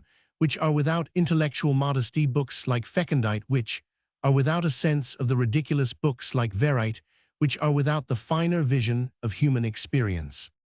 It is marked that in each of these examples the deficiency has been directly fatal. No stranger doom was ever appointed for a man so plainly desiring only to be just than the absurdity of not resting till he had buried the felicity of his past, such as it was under a great flat leaden slab. Verite is a plea for science, as science to Zola is all truth, the mention of any other kind being mere imbecility, and the simplification of the human picture, to which his negations and exasperations have here conducted him, was not, even when all had been said, credible in advance. The result is amazing when we consider that the finer observation is the supposed basis of all such work. It is not that even here the author has not a queer idealism of his own. This idealism is on the contrary so present as to show positively, for the falsest of his simplifications, in fecundite, it becomes grotesque, makes of the book the most muscular mistake of sense probably ever committed, where was the judgment of which experience is supposed to be the guarantee, when the perpetrator could persuade himself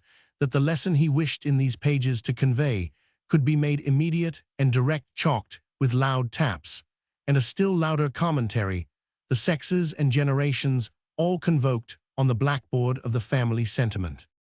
I have mentioned, however, all this time, but one of his categories, the second, consists of such things as La Fortune des Rougon and La Curie as Eugene Rougon, and even Nana as Pot Bouille as lover, and La Joie de Vivre. These volumes may rank as social pictures in the narrowest sense studies, comprehensively speaking of the manners, the morals, the miserias, for it mainly comes to that of a bourgeoisie grossly materialized. They deal with the life of individuals in the liberal professions and with that of political and social adventures, and offer the personal character and career more or less detached. As the center of interest, La Curie is an evocation, violent and romantic, of the extravagant appetites, the fever of the senses, supposedly fostered for its ruin by the hapless Second Empire, upon which general ills and turpitudes at large were at one time so freely and conveniently fathered. Eugene Rougon carries out this view in the high color of a political portrait, not other than scandalous, for which one of the ministerial aims, Dampneys of Napoleon Roman 3 Roman 1000 Rauher, is reputed, I know not how justly, to have sat Nana attaching itself by 100 strings to a prearranged table of kinship's heredities transmissions, is the vast crowded epos of the daughter of the people filled with poisoned blood and sacrificed, as well as sacrificing on the altar of luxury and lust, the panorama of such a progress as Hogarth would more definitely have named progress across the high plateau of pleasure, and down the facile descent on the other side. Nana is truly a monument to Zola's patience, the subject being so ungrateful, so formidably special, that the multiplication of illustrative detail, the plunge into pestilent depths, represents a kind of technical intrepidity. There are other plunges into different sorts of darkness, of which the aesthetic, even the scientific, even the ironic motive, fairly escapes use explorations of stagnant pools, like that of La Joie de Vivre, as to which, granting the nature of the curiosity and the substance labored in the patience, is again prodigious, but which make us wonder what pearl of philosophy, of suggestion, or just of homely recognition, the general picture as of rats dying in a hole has to offer our various senses, sight, smell, sound, touch, are, as with Zola, always more or less convinced, but when the particular effect upon each of these is added to the effect upon the others, the mind still remains bewilderedly unconscious of any use for the total. I am not sure, indeed, that the case is in this respect better with the productions of the third order. La Faute de l'Abbé Merit une page d'amour le révèle Docteur Pascaline, which the appeal is more directly, is in fact quite earnestly to the moral vision, so much on such ground was to depend precisely on those discriminations in which the writer is least at home. The volumes whose names I have just quoted are his express tribute to the ideal, to the select, and the charming fair fruits of invention, intended to remove from the mouth, so far as possible, the bitterness of the ugly things in which so much of the rest of his work had been condemned to consist. The subjects in question then are idyllic, and the treatment poetic, concerned essentially to please on the largest lines, and involving at every turn that salutary need. They are matters of conscious delicacy, and nothing might interest us more than to see what in the shock of the potent forces enlisted becomes of this shy element. Nothing might interest us more literally, and might positively affect us more, even very nearly to tears, though indeed sometimes also to smiles, than to see the constructor of Les Rougon Macquart trying for all he is worth to be fine with fineness, finely tender, finely true-trying to be, as it is called, distinguished in face of constitutional hindrance. The effort is admirably honest, the tug at his subject splendidly strong, but the consequences remain of the strangest, and we get the impression thought as representing discriminations unattainable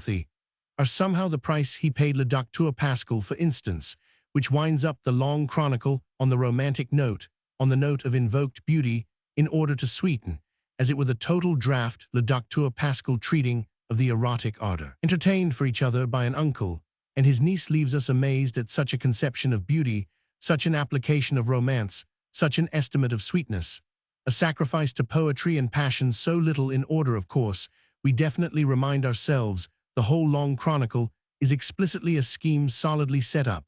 and intricately worked out, lighted according to the author's pretension by science, high, dry, and clear, and with each part involved and necessitated in all the other parts, each block of the edifice, each morceau de vie physiologically determined by previous combinations How can I help it? We hear the builder of the pyramid ask if experience, by which alone I proceed, shows me certain plain results, if, holding up the torch of my famous experimental method, I find it stare me in the face that the union of certain types, the conflux of certain strains of blood, intermarriage, in a word, of certain families, produces nervous conditions, temperamental, psychical, and pathological, in which nieces have to fall in love with uncles and uncles, with nieces' observation and imagination for any picture of life. He as audibly adds no light, but science, and are false to all intellectual decency, false to their own honor, when they fear it, dodge it, darken it, to pretend to any other guide or law is mere base humbug.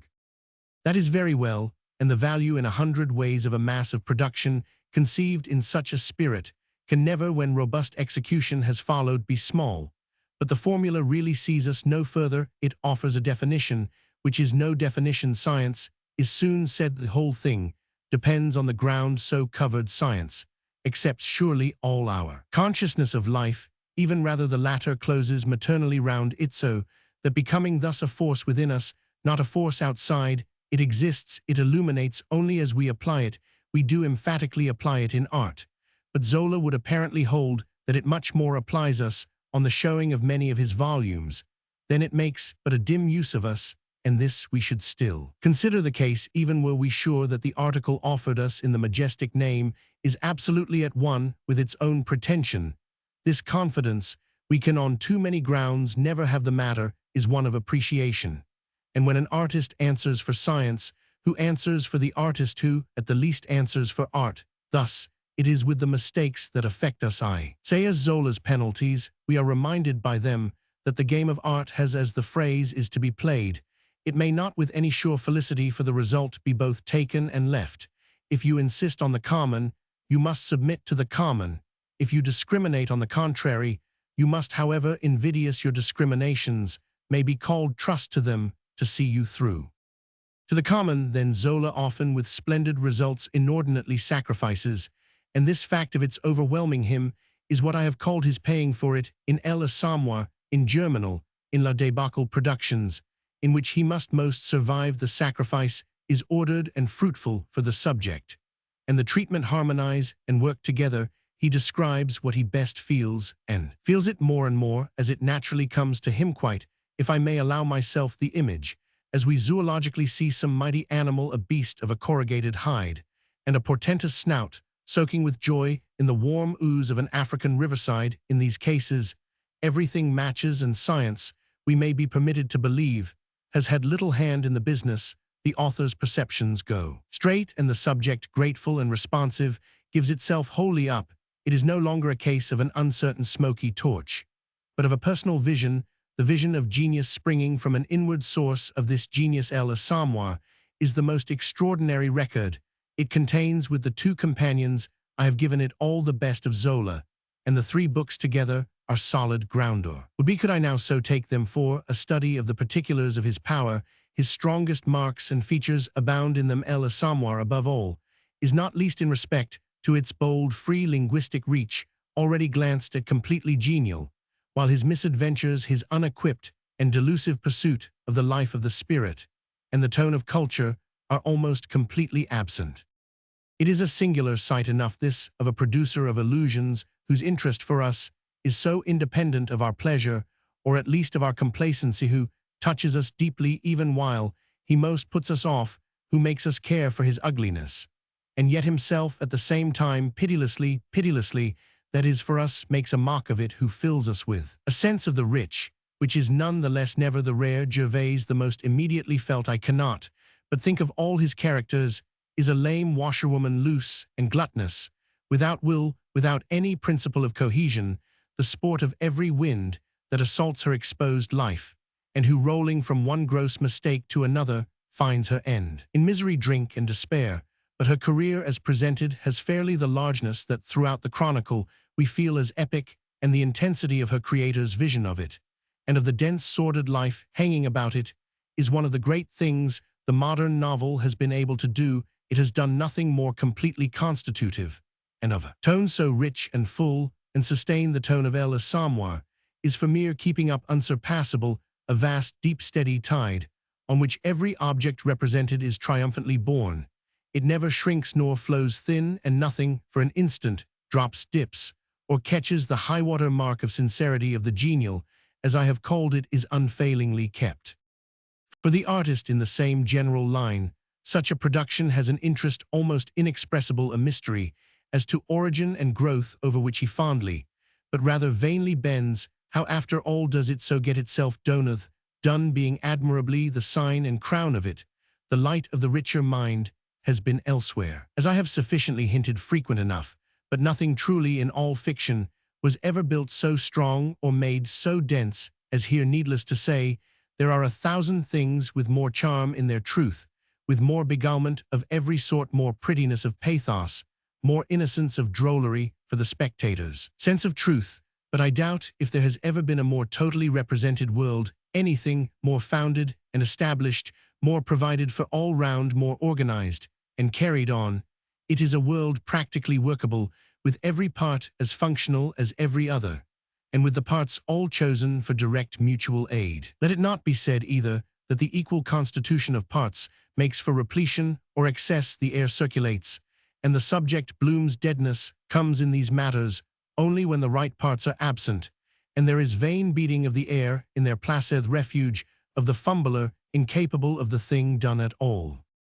The mystery I speak of, for the reader who reflects as he goes, is the wonder of the scale and energy of Zola's assimilations. This wonder besets us above all throughout the 3 books I have placed first. How all sedentary and scientific did he get so near? By what art inscrutable, immeasurable, indefatigable did he arrange to make of his documents in these connections a use so vivified? Say, he was near the subject of l'Assommoir in imagination, in more or less familiar impression, in temperament and humor. He could not after all have been near it in personal experience, and the copious personalism of the picture, not to say its frank animalism, yet remains its note, and its strength, when the note had been struck in 1,000 forms, we had by multiplication, as a kind of cumulative consequence, the finished and rounded book, just as we had the same result by the same process in germinal. It is not, of course, that multiplication and accumulation, the extraordinary pair of legs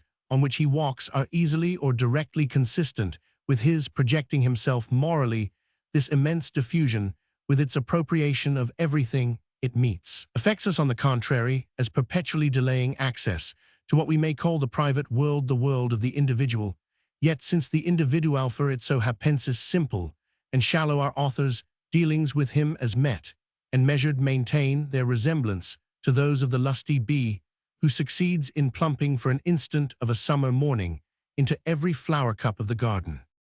Granted, the generalization may be emphatic that the shallow and the simple are all the population of his richest and most crowded pictures, and that his psychology in a psychologic age remains thereby comparatively coarse. Grant this, and we but get another view of the miracle. We see enough of the superficial among novelists at large, assuredly, without deriving from it, as we derive from Zola, at his best, the concomitant impression of the solid. It is in general, I mean, among the novelists at large, the impression of the cheap, which the author of Les Rougon Macquart, honest man, never faithless for a moment to his own stiff standard, manages to spare us, even in the prolonged sandstorm of verite. The common is another matter. It is one of the forms of the superficial, pervading and consecrating all things in such a book as Germinal. It only adds to the number of our critical questions. How in the world is it made, this deplorable, democratic, malodorous common, so strange and so interesting? How is it taught to receive into its loins the stuff of the epic, and still, in spite of that association with poetry, never depart from its nature? It is in the great lusty game he plays with the shallow and the simple that Zola's mastery resides, and we see, of course, that when values are small, it takes innumerable items and combinations to make up the sum. In l'Assommoir, and in Germinal to some extent even in La Débâcle, the values are all morally, personally, of the lowest the highest. Is poor Gervaise herself richly human in her generosities and fallacy? At each is as distinct as a brass-headed nail. What we come back to, accordingly, is the unprecedented case of such a combination of parts. Painters of great schools, often of great talent, have responded liberally on canvas to the appeal of ugly things, of Spanish beggars, squalid and dusty-footed, of martyred saints or other convulsed sufferers, tortured and bleeding of boors and louts, soaking a Dutch proboscis in perpetual beer, but we had never before had to reckon with so literary a treatment of the mean and vulgar. When we others of the Anglo-Saxon race are vulgar, we are handsomely, and with the best conscience in the world vulgar, all through too vulgar to be in any degree literary, and too much so therefore to be critically reckoned with at all the French are. Differently separate their sympathies, multiply their possibilities, observe their shades, remain more or less outside of their worst disasters. They mostly contrive to get the idea in, however dead, a faint down into the lifeboat. They may lose sight of the stars, but they save in some such fashion as that their intellectual souls, Zola's own reply to all puzzlements would have been at any rate, I take it, a straight summary of his inveterate professional habits. It is all very simple. I produce, roughly speaking, a volume a year, and of this time, some 5 months go to preparation to special study. In the other months, with all my cadres established, I write the book, and I can hardly say which part of the job is stiffest. The story was not more wonderful for him than that, nor the job more complex, which is why we must say of his whole process, and its results, that they constitute together perhaps the most extraordinary imitation of observation that we possess. Balzac appealed to science, and proceeded by her aid. Balzac had cadres enough, and a tabulated world, rubrics, relationships, and genealogies, but Balzac affects us, in spite of everything, as personally overtaken by life, as fairly hunted and run to earth by it. He strikes us as struggling, and all but submerged, as beating over the scene such a pair of wings as were not soon again to be wielded by any visitor of his general air, and as had not at all events attached themselves to Zola's rounded shoulders. His bequest is in consequence immeasurably more interesting,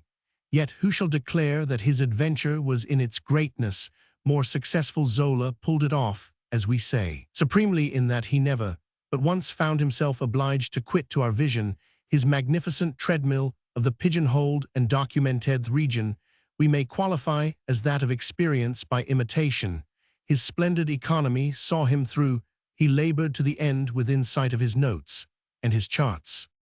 The extraordinary thing, however, is that on the single occasion when publicly as his whole manifestation was public life did swoop down on him, the effect of the visitation was quite perversely other than might have been looked for. His courage in the Dreyfus connection testified admirably to his ability to live for himself, and out of the order of his volume as little, indeed, as living at all might have seemed a question for one exposed when his crisis was at its height, and he was found guilty of insulting the powers that were to be literally torn to pieces in the precincts of the Palace of Justice. Our point is that nothing was ever so odd as that these great moments should appear to have been wasted, when all was said for his creative intelligence verite, as I have intimated. The production in which they might most have been reflected is a production unrenewed and unrefreshed by them, spreads before us as somehow flatter and grayer, not richer, and more relieved by reason of them. They really arrived, I surmise, too late in the day. The imagination they might have vivified was already fatigued and spent. I must not, moreover, appear to say that the power to evoke and present has not, even on the dead level of verite, its occasional minor revenges. There are passages, whole pages of the old full-bodied sort pictures that elsewhere in the series would in all likelihood have seemed abundantly convincing. Their misfortune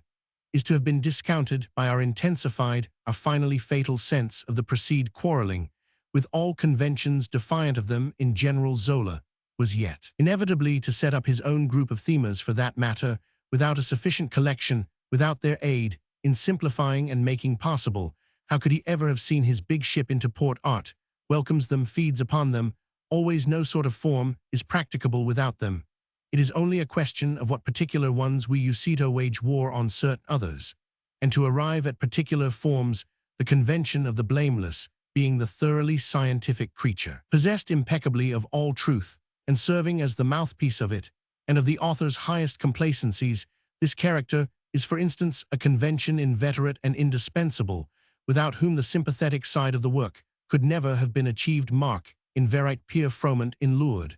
and in Rome, the wondrous representatives of the principle of reproduction. In Fecundite, the exemplary painter of lover sublime, in his modernity and paternity, the patient. Jean Macquart of La Débâcle, whose patience is as guaranteed as the exactitude of a well-made watch, the supremely enlightened Docteur Pascal, even as I recall him all amorous nepotism, but all virtue too, and all beauty of life. Such figures show us the reasonable and the good not merely in the white light of the old George Sand novel and its improved moralities, but almost in that of our childhood's nursery and schoolroom, that of the moral tale of Miss Edgeworth and Mr. Thomas Day. Yet let not these restrictions be my last word. I had intended, under the effect of a reperusal of La Débâcle Germinal and El Assommoir, to make no discriminations that should not be in our heroes, favor the long-drawn incident of the marriage of Gervaise and Cadet Cassis, and that of the Homeric birthday feast later on in the laundress workshop, each treated from beginning to end, and in every item of their coarse comedy and humanity still show the unprecedented breadth by which they originally made us stare still abound in the particular kind and degree of vividness that helped them when they appeared to mark a date in the portrayal of manners. Nothing had then been so sustained, and at every moment of its grotesque and pitiful existence lived into, as the nuptial day of the Coupeau pair, in especial their fantastic processional pilgrimage through the streets of Paris, in the rain, their bedraggled exploration of the halls of the Louvre Museum lost as in the labyrinth of Crete, and their arrival at last ravenous and exasperated at the Ginct, where they sup at so much a head each paying, and where we sit down with them in the grease and the perspiration, and succumb half in sympathy half in shame to their monstrous pleasantries, acerbities, and miseries. I have said enough of the mechanical in Zola. Here in truth is given the elements almost insupportably the sense of life. That effect is equally in the historic chapter of the strike of the miners, in Germinal another of those illustrative episodes, viewed as great passages to be rendered, for which our author established altogether a new measure and standard of handling, a new energy and veracity, something since which the old trivialities and poverties of treatment of such aspects have become incompatible for the novelist with either rudimentary intelligence or rudimentary self-respect. As for La Débâcle, finally, it takes its place with Tolstoy, very much more universal, but very much less composed and condensed epic, as an incomparably human picture of war. I have been rereading it, I confess, with a certain timidity, the dread of perhaps impairing the deep impression received at the time of its appearance. I recall the effect it then produced on me as a really luxurious act of submission. It was early in the summer. I was in an old Italian town. The heat was oppressive, and one could but recline in the lightest garments in a great dim room and give oneself up. I like to think of the conditions and the emotion which melt for me together into the memory I fear to imperil. I remember that, in the glow of my admiration, there was not a reserve I had ever made that I was not ready to take back as an application of the author's system and his supreme faculty, as a triumph of what these things could do for him. How could such a performance be surpassed? The long, complex, horrific, pathetic battle embraced, mastered, with every crash of its squadrons, every pulse of its thunder and blood, resolved for us, by reflection, by communication, from two of the humblest and obscurest of the military units, into immediate vision and contact, into deep human thrills of terror. And Petitha's bristling center of the book was such a piece of doing to come back to our word, as could only shut our mouths. That doubtless is why a generous critic nursing the sensation may desire to drop for a farewell no term into the other scale, that our author was clearly great at congruous subjects. This may well be our conclusion, if the other subjects of the private and intimate order gave him more or less inevitably away. They yet left him the great distinction that the more he could be promiscuous and collective, the more even he could, to repeat my imputation, illustrate our large natural allowance of health, heartiness, and grossness, the more he could strike us as penetrating and true. It was a distinction not easy to win, and that his name is not likely soon to lose. Gustave Flaubert.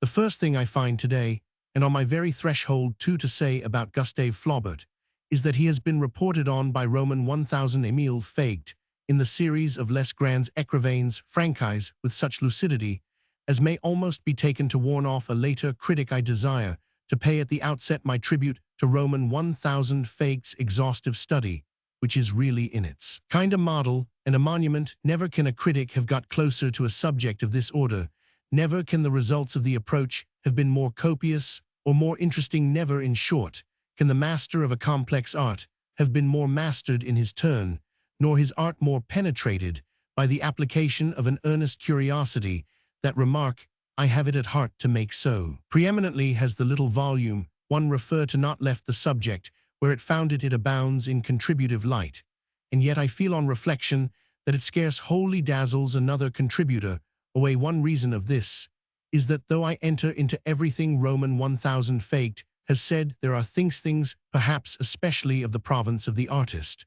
Fellow craftsman of Flaubert, that I am conscious of his not having said another is that inevitably there are particular possibilities of reaction in our English-speaking consciousness that hold up a light of their own. Therefore I venture to follow even on a field so labored, only paying this toll to the latest and best work, because the author has made it impossible to do less. Flaubert's life is so almost exclusively the story of his literary application that to speak of his 5 or 6 fictions is pretty well to account for it all. He died in 1880 after a career of 59 years, singularly little marked by changes of scene, of fortune, of attitude, of occupation, of character, and above all, as may be said, of mind. He would be interesting to the race of novelists, if only because, quite apart from the value of his work, he so personally gives us the example, and the image so presents the intellectual case. He was born a novelist, grew up, lived, died a novelist, breathing, feeling, thinking, speaking, performing every operation of life, only as that votary, and this though his production was to be small in amount. And though it constituted all his diligence, it was not indeed perhaps primarily so much that he was born and lived a novelist, as that he was born and lived literary, and that to be literary represented for him an almost overwhelming situation. No life was long enough, no courage great enough, no fortune kind enough to support a man under the burden of this character. When once such a doom had been laid on him, his case was a doom, because he felt of his vocation almost nothing but the difficulty. He had many strange sides, but this was the strangest, that if we argued from his difficulty to his work, the difficulty being registered for us in his letters, and elsewhere, we should expect from the result but the smallest things. We should be prepared to find in it well-nigh a complete absence of the signs of a gift. We should regret that the unhappy man had not addressed himself to something he might have found at least comparatively easy. We should singularly miss the consecration supposedly given to a work of art, by its having been conceived in joy. That is Flaubert's remarkable, his, so far as I know, unmatched distinction, that he has left works of an extraordinary art, even the conception of which failed to help him to think in serenity. The chapter of execution, from the moment execution gets really into the shafts, is of course always and everywhere a troubled one, about which moreover too much has of late been written, but we frequently find Flaubert cursing his subjects themselves, wishing he had not chosen them, holding himself up to derision for having done so, and hating them in the very act of sitting down to them. He cared immensely for the medium, the task, and the triumph involved, but was himself the last to be able to say why he is sustained only by the rage and the habit of effort. The mere love of letters, let alone love of life, appears at an early age to have deserted him. Certain passages in his correspondence make us even wonder if it be not hate that sustains him most. So successively his several supremely finished and crowned compositions came into the world, and we may feel sure that none others of the kind, none that were to have an equal fortune, had sprung from such adversity.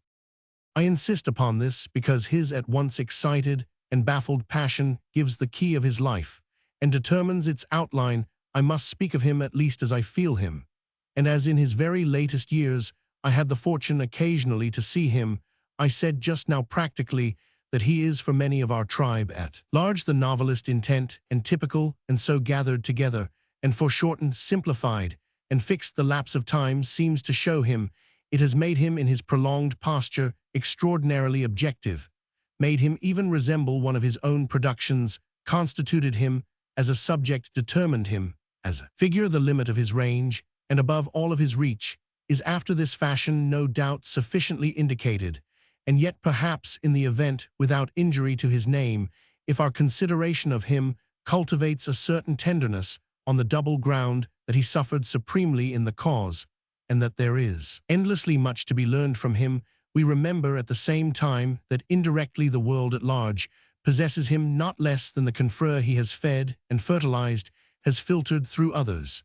and so arrived at contact with that public from whom it was his theory that he was separated by a deep and impassable trench, the labor of his own spade. He is none the less more interesting, I repeat, as a failure however qualified, than as a success however explained.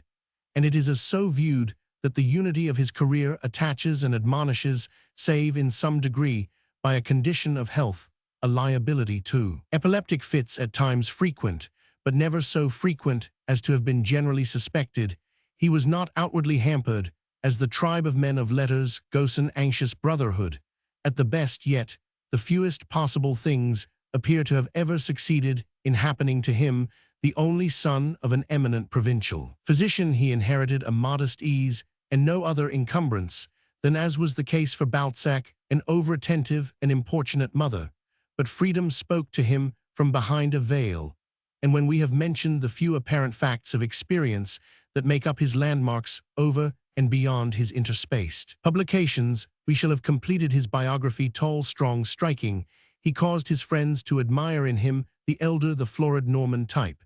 and he seems himself, as a man of imagination, to have found some transmission of race in his stature and presence, his light-colored, salient eyes, and long, tawny mustache. The central event of his life was his journey to the East in 1849 with Roman 1000 Maxime du Camp, of which the latter has left in his Impressions littéraires a singularly interesting,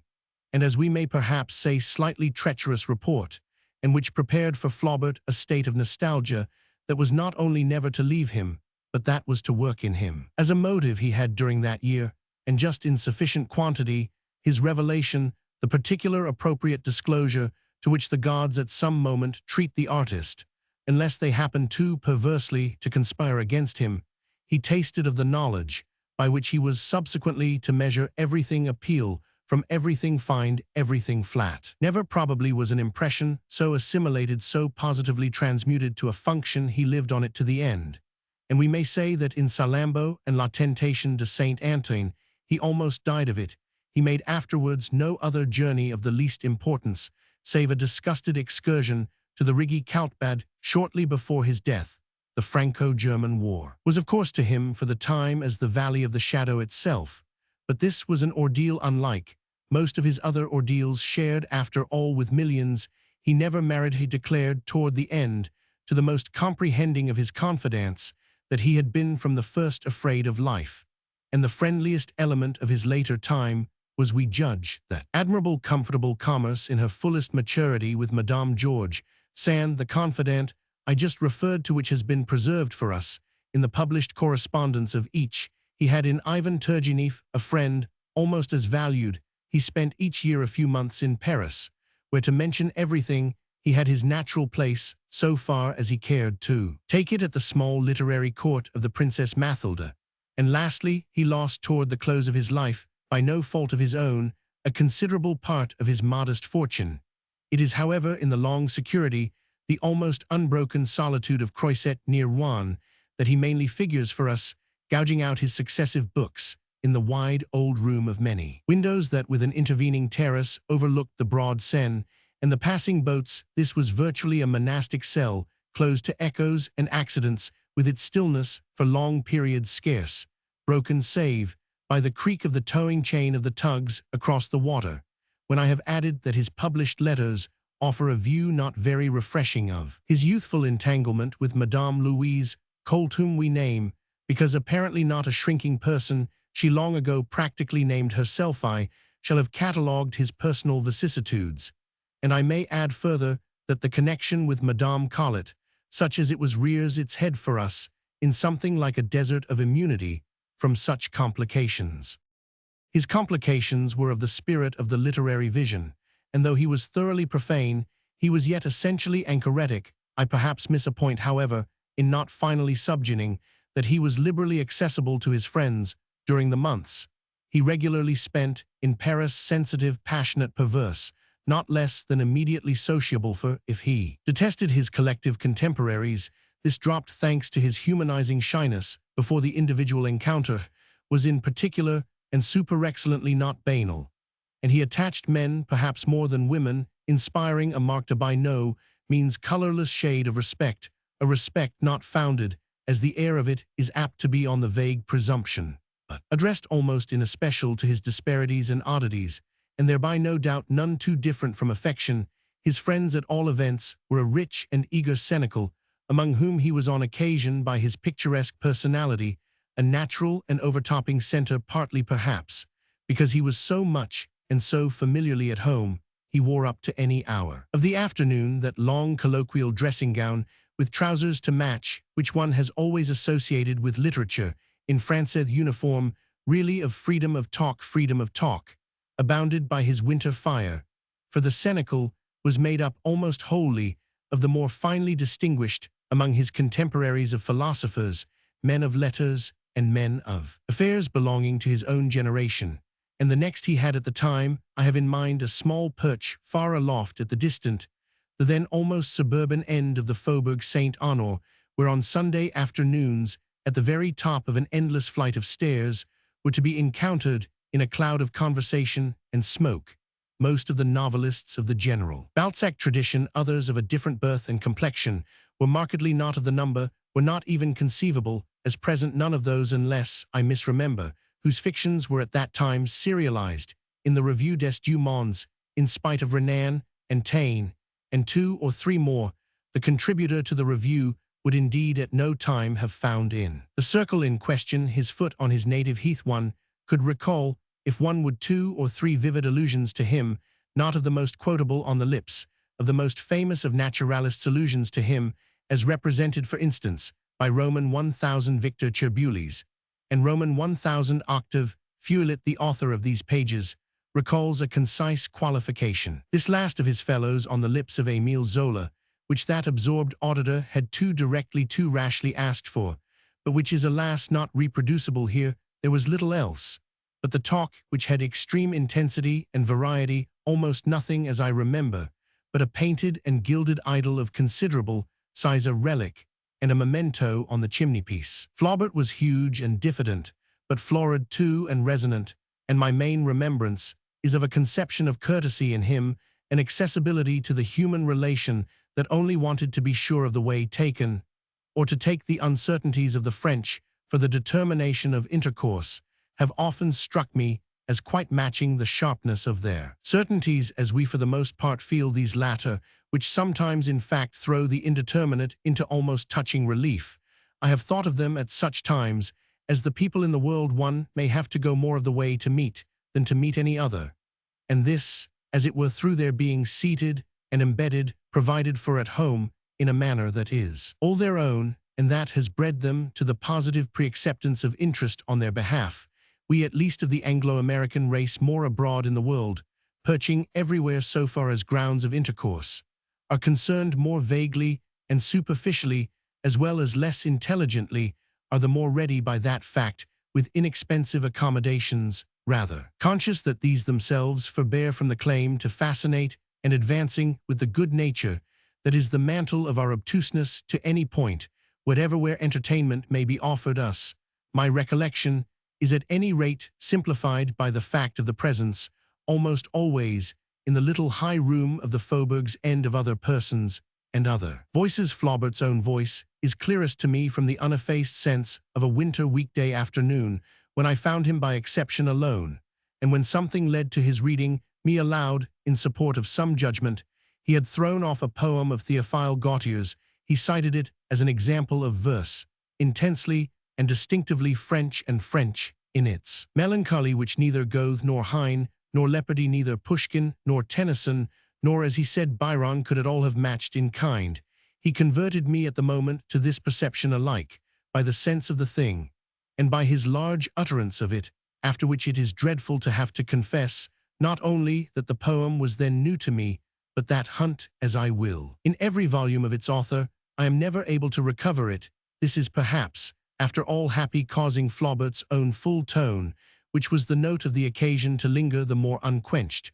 But for the rhyme, in fact, I could have believed him to be spouting to me something strange and sonorous of his own. The thing really rare would have been to hear him do Thathier him Guler, as he liked to call it, verse. I felt we had always with us, and almost any idiot of goodwill could give it a value. The value of so many a passage of Salammbô and of education was, on the other hand, exactly such as gained when he allowed himself, as had by the legend ever been frequent dans l'intimite, to bellow it to its fullest effect. One of the things that make him most exhibitional and most describable, so that if we had invented him as an illustration or a character, we would exactly so have arranged him, is that he was formed intellectually of two quite distinct compartments, a sense of the real and a sense of the romantic, and that his production for our present cognizance thus neatly and vividly divides itself. The divisions are as marked as the sections on the back of a scarab, though their distinctness is undoubtedly but the final expression of much inward strife. Roman 1000 faked, indeed, who is admirable on this question of our author's duality, gives an account of the romanticism that found its way for him into the real, and of the reality that found its way into the romantic, but he none the less strikes us as a curious splendid insect, sustained on wings of a different coloration, the right a vivid red, say, and the left as frank a yellow. This duality has, in its sharp operation, placed Madame Bovary and Education on one side together, and placed together on the other Salammbô, and La Tentation Bouvard et Peccacit. It can scarce be spoken of, I think, as having placed anywhere or anyhow. If it was Flaubert's way to find his subject impossible, there was none he saw so much in that light as this last named, but also none that he appears to have held so important for that very reason to pursue to the bitter end. Posterity agrees with him about the impossibility, but rather takes upon itself to break with the rest of the logic. We may perhaps, however, for symmetry, let Bouvard et Peccacit figure, as the tail-lift scarabs ever have tailsof are analogous insect. Only in that case we should also append, as the very tip, the small volume of the Trois Contes preponderantly of the deepest imaginative hue. His imagination was great and splendid, in spite of which, strangely enough, his masterpiece is not his most imaginative work. Madame Bovary, beyond question, holds that first place, and Madame Bovary is concerned with the career of a country doctor's wife in a petty Norman town. The elements of the picture are of the fewest, the situation of the heroine almost of the meanest, the material for interest, considering the interest yielded of the most unpromising, but these facts only throw into relief one of those incalculable incidents that attend the proceedings of genius. Madame Bovary was doomed by circumstances and causes, freshness of comparative youth, and good faith on the author's part being perhaps the chief, definitely to take its position, even though its subject was fundamentally a negation of the remote, the splendid, and the strange, the stuff of his fondest and most cultivated dreams. It would have seemed very nearly to exclude the free play of the imagination. And the way this faculty on the author's part nevertheless presides is one of those accidents, maneuvers, inspirations, we hardly know what to call them, by which masterpieces grow. He, of course, knew more or less what he was doing for his book in making Emma Bovary a victim of the imaginative habit, but he must have been far from designing or measuring the total effect, which renders the work so general, so complete an expression of himself, his separate idiosyncrasies, his irritated sensibility to the life about him, with the power to catch it in the fact, and hold it hard, and his hunger for style and history and poetry, for the rich and the rare. Great reverberations, great adumbrations are here represented together, as they are not in his later writings. There is nothing of the near of the directly observed, though there may be much of the directly perceived, and the minutely detailed either in Salammbô or in Saint Antoine, and little enough of the extravagance of illusion in that indefinable last word of restrained evocation and cold execution. Education. Sentimental Roman 1000 faked has of course excellently noted this, that the fortune and felicity of the book were assured by the stroke that made the central figure an embodiment of helpless romanticism. Flaubert himself but narrowly escaped being such an embodiment after all, and he is thus able to express the romantic mind with extraordinary truth. As to the rest of the matter, he had the luck of having been in possession from the first, having begun so early to nurse and work up his plan, that familiarity and the native air, the native soil aiding, he had finally made out to the last lurking shade the small, sordid, sunny, dusty village. Picture its emptiness constituted and peopled it is in the background, and the accessories that the real of his theme abides, and the romantic of his theme accordingly occupies the front. Emma Bovary's poor adventures are a tragedy for the very reason that in a world unsuspecting, unassisting, unconsoling, She has herself to distill the rich, and the rare, ignorant, unguided, undiverted ridden by the very nature and mixture of her consciousness. She makes of the business an inordinate failure, a failure which in its turn makes for Flaubert the most pointed, the most told of anecdotes. There are many things to say about Madame Bovary, but an old admirer of the book would be but half-hearted so far as they represent reserves or puzzlements were he not to note first of all the circumstances by which it is most endeared to him to remember it. From far back is to have been present all along at a process of singular interest to a literary mind, a case, indeed full of comfort and cheer. The finest of Flaubert's novels is today on the French shelf of fiction, one of the first of the classics it has attained. That position slowly but steadily before our eyes, and we seem so to follow the evolution of the fate of a classic. We see how the thing takes place which we rarely can, for we mostly miss either the beginning or the end, especially in the case of a consecration. As complete as this, the consecrations of the past are too far behind, and those of the future too far in front, that the production before us should have come in for the heavenly crown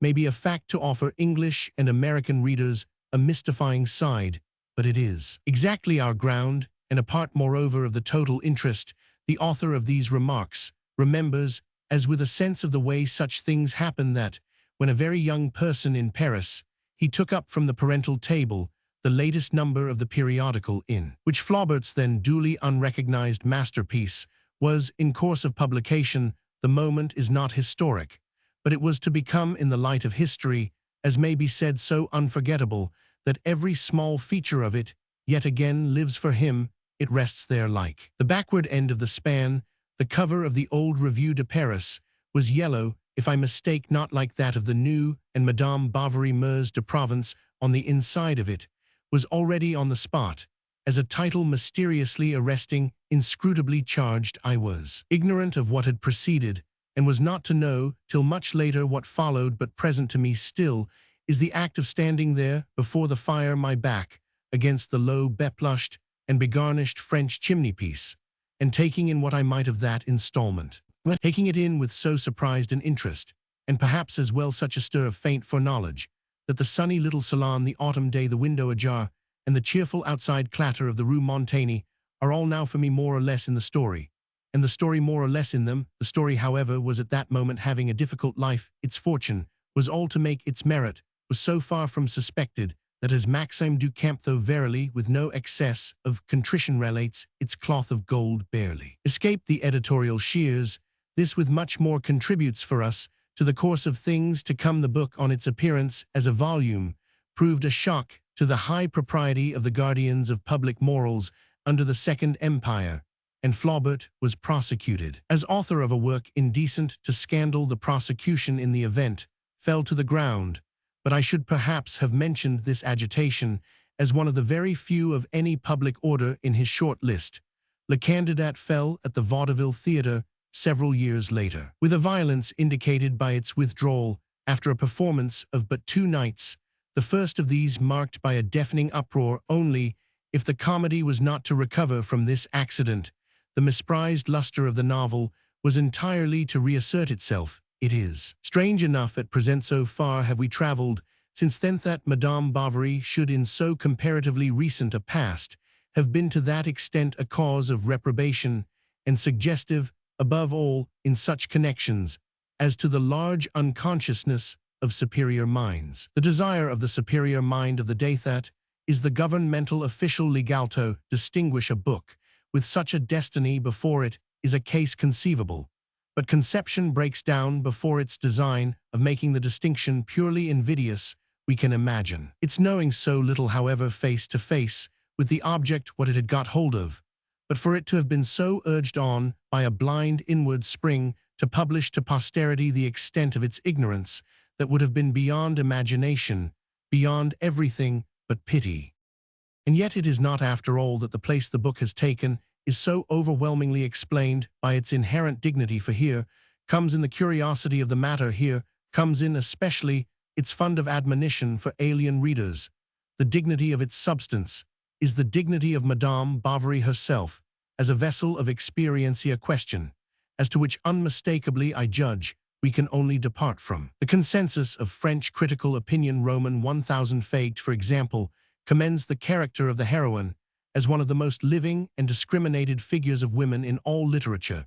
praises it as a field for the display of the romantic spirit that leaves nothing to be desired subject to an observation I shall presently make, and that bears heavily in general, I think, on Flaubert. As a painter of life subject to this restriction, he is right, which is a proof that a work of art may be markedly open to objection, and at the same time be rare in its kind, and that when it is perfect to this point, nothing else particularly matters. Madame Bovary has a perfection that not only stamps it, but that makes it stand almost alone. It holds itself with such a supreme, unapproachable assurance as both excites and defies judgment, for it deals not in the least as to unapproachability with things exalted or refined. It only confers on its sufficiently vulgar elements of exhibition a final, unsurpassable form. The form is in itself as interesting, as active, as much of the essence of the subject as the idea, and yet so close is its fit, and so inseparable its life, that we catch it at no moment on any errand of its own, that verily is to be interesting all round, that is to be genuine, and whole the work is a classic, because the thing such as it is ideally done, and because it shows that in such doing eternal beauty may dwell a pretty young woman who lives socially and morally speaking in a whole, and who is ignorant, foolish, flimsy, unhappy, takes a pair of lovers by whom she is successively deserted in the midst of the bewilderment of which, giving up her husband and her child, letting everything go, she sinks deeper into duplicity, debt, despair, and arrives on the spot, on the small scene itself, of her poor depravities, at a pitiful tragic end in a special. She does these things while remaining absorbed in romantic intention and vision, and she remains absorbed in romantic intention and vision while fairly rolling in the dust. That is the triumph of the book, as the triumph stands that Emma interests us by the nature of her consciousness and the play of her mind, thanks to the reality and beauty with which those sources are invested. It is not only that they represent her state, they are so true, so observed and felt, and especially so shown that they represent the state actual or potential of all persons, like her persons romantically determined. Then her setting, the medium in which she struggles, becomes in its way as important, becomes eminent, with the eminence of art. The tiny world in which she revolves, the contracted cage in which she flutters, is hung out in space for her, and her companions in captivity there are as true as herself.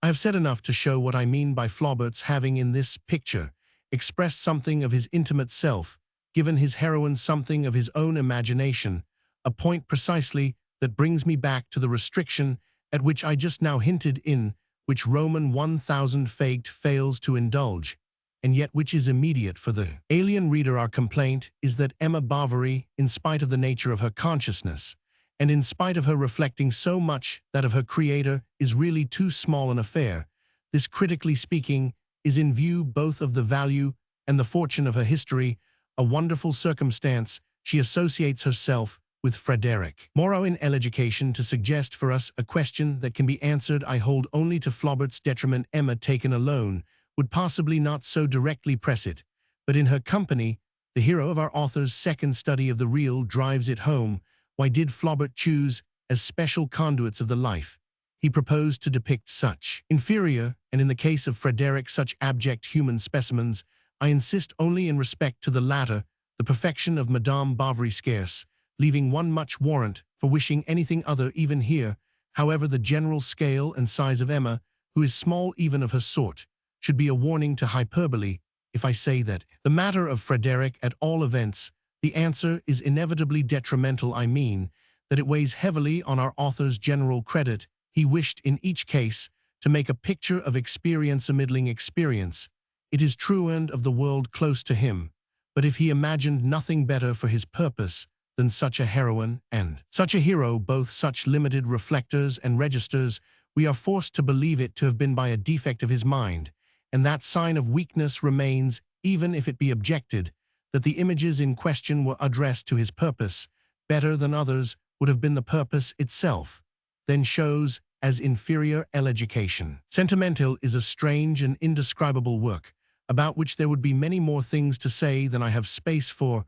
and all of them of the deepest interest. It is moreover, to simplify my statement, very much less satisfying a thing, less pleasing whether in its unity or its variety than its specific predecessor. But take it as we will for a success or a failure. Roman 1000 faked, indeed, ranks it by the measure of its quantity of intention, a failure, and I on the whole agree with him. The personage offered us as bearing the weight of the drama,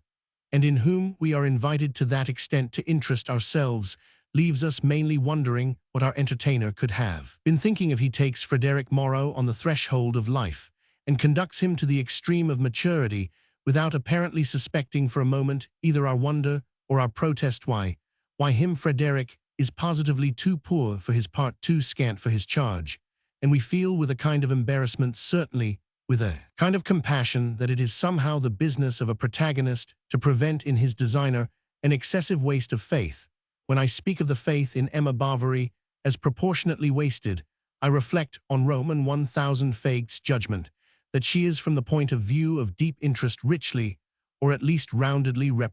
representative of what he makes us ask, even while granting all the grounds of misery and tragedy involved. The plea for her is the plea made for all the figures that live without evaporation under the painter's hand, that they are not only particular persons, but types of their kind, and as valid in one light as in the other. It is Emma's kind that I question for this responsibility, even if it be inquired of me why I then fail to question that of Charles Bovary in its perfection, or that of the inimitable, the immortal Hamise, if we express Emma's deficiency as the poverty of her consciousness. For the typical function, it is certainly not. One must admit that she is surpassed in this respect either by her platitudinous husband or by his friend, the pretentious apothecary. The difference is none the less somehow in the fact that they are respectively studies, but of their character and office, which function in each expresses adequately all they are. It may be, I concede, because Emma is the only woman in the book, that she is taken by Roman 1000 Faked as femininely typical in the larger illustrative way, whereas the others pass with him for images specifically conditioned. Emma is this same for myself, I plead. She is conditioned to such an excess of the specific, and the specific in her case leaves out so many, even of the commoner elements of conceivable life, in a woman, when we are invited to see that life as pathetic as dramatic agitation, that we challenge both the author's and the critic's scale of importances. The book is a picture of the middling as much as they like, but does Emma attain even to that? Hers is a narrow middling, even for a little imaginative person whose social significance is small. It is greater on the whole than her capacity of consciousness, taking this all round, and so, in a word, we feel her less illustrational than she might have been, not only if the world had offered her more points of contact, but if she had had more of these to give it. We meet Frederick first. We remain with him long as a moyen, a provincial bourgeois of the mid-century, educated, and not without fortune, thereby with freedom, in whom the life of his day reflects itself, yet the life of his day on Flaubert's showing hangs together with the poverty of Frederick's own inward, or for that matter outward life, so that the whole thing being for scale, intention, and extension, a sort of epic of the usual, with the Revolution of 1848, introduced, indeed, as an episode. It affects us as an epic, without air, without wings to lift. It reminds us, in fact, more than anything else, of a huge balloon, all of silk pieces strongly sewn together and patiently blown up, but that absolutely refuses to leave the ground. The discrimination I here make as against our author is, however, the only one inevitable in a series of remarks so brief. What it really represents, and nothing could be more curious, is that Frederick enjoys his position not only without the aid of a single sympathetic character of consequence, but even without the aid of one with whom we can directly communicate. Can we communicate with the central personage, or would we really, if we could 100 times? No. And if he himself can communicate with the people shown us as surrounding him, this only proves him of their kind. Flaubert, on his real side, was in truth an ironic painter, and ironic to a tune that makes his final accepted state, his present literary dignity and classic peace, superficially anomalous. There is an explanation, to which I shall immediately come, but I find myself feeling for a moment longer, in presence of education, how much more interesting a writer may be on occasion, by the given failure than by the given success. Success's pure and simple disconnect. And dismiss him, failures though, I admit they must be a bit qualified. Keep him in touch, and in relation. Thus it is that, as the work of a grand écrivain, education, large, labored, immensely written, with beautiful passages, and a general emptiness, with a kind of leak in its stored sadness, moreover, by which its moral dignity escapes. Thus it is that Flaubert's ill-starred novel is a curiosity for a literary museum. Thus it is also that it suggests 100 reflections, and suggests perhaps most of them directly to the intending laborer in the same field. If, in short, as I have said, Flaubert is the novelist's novelist, this performance does more than any other toward making him so. I have to add in the same connection that I had not lost sight of Madame Arnoux, the main ornament of education, in pronouncing just above on its deficiency in the sympathetic Madame Arnoux, is exactly the author's one marked attempt here or elsewhere to represent beauty otherwise than for the senses, beauty of character and life. And what becomes of the attempt is a matter highly significant. Roman 1000 faked praises with justice his conception of the figure, and of the relation that never bears fruit, that keeps Frederick adoring her through hindrance and change, from the beginning of life to the end, that keeps her by the same constraint forever immaculately good from youth to age, though deeply moved and cruelly tempted, and sorely tried. Her contacts with her adorer are not even frequent in proportion to the field of time. Her conditions of fortune, of association and occupation are almost sordid, and we see them with the march of the drama, such as it is become more and more so besides. Which I again remember that Roman 1000 faked excellently notes it. Nothing in the nature of parts is attributed to her. Not only is she not presented as clever, she is scarce invested with a character at all. Almost nothing that she says is repeated, almost nothing that she does is shown. She is an image none the less beautiful and vague, an image of passion cherished and abjured, renouncing all sustenance, and yet persisting in life. Only she has for real distinction the extreme drawback that she is offered us quite preponderantly through Frederick's vision of her, that we see her practically in no other light. Now Flaubert, unfortunately, has not been able not so to discredit Frederick's vision in general, his vision of everyone and everything,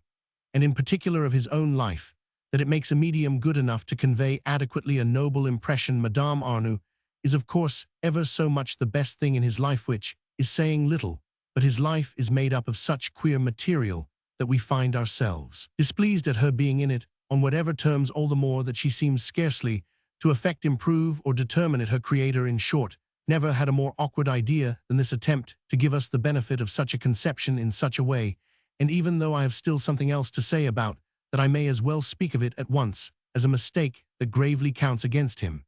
It is but one of three, no doubt, in all his work, but I shall not, I trust, pass for extravagant if I call it the most indicative. What makes it so is its being the least superficial. The two others are, so to speak, intellectual, while this is somehow moral. It was a mistake, as I have already hinted, to propose to register in so mean a consciousness as that of such a hero, so large and so mixed a quantity of life as education clearly intends, and it was a mistake of the tragic sort that is a theme mainly for silence, to have embarked on Bouvard et Peccacit at all, not to have given it up sooner than be given up by it. But these were at the worst not wholly compromising blunders. What was compromising, again, the great point, is that it remained so that nothing has an equal weight against itis, the unconsciousness of error.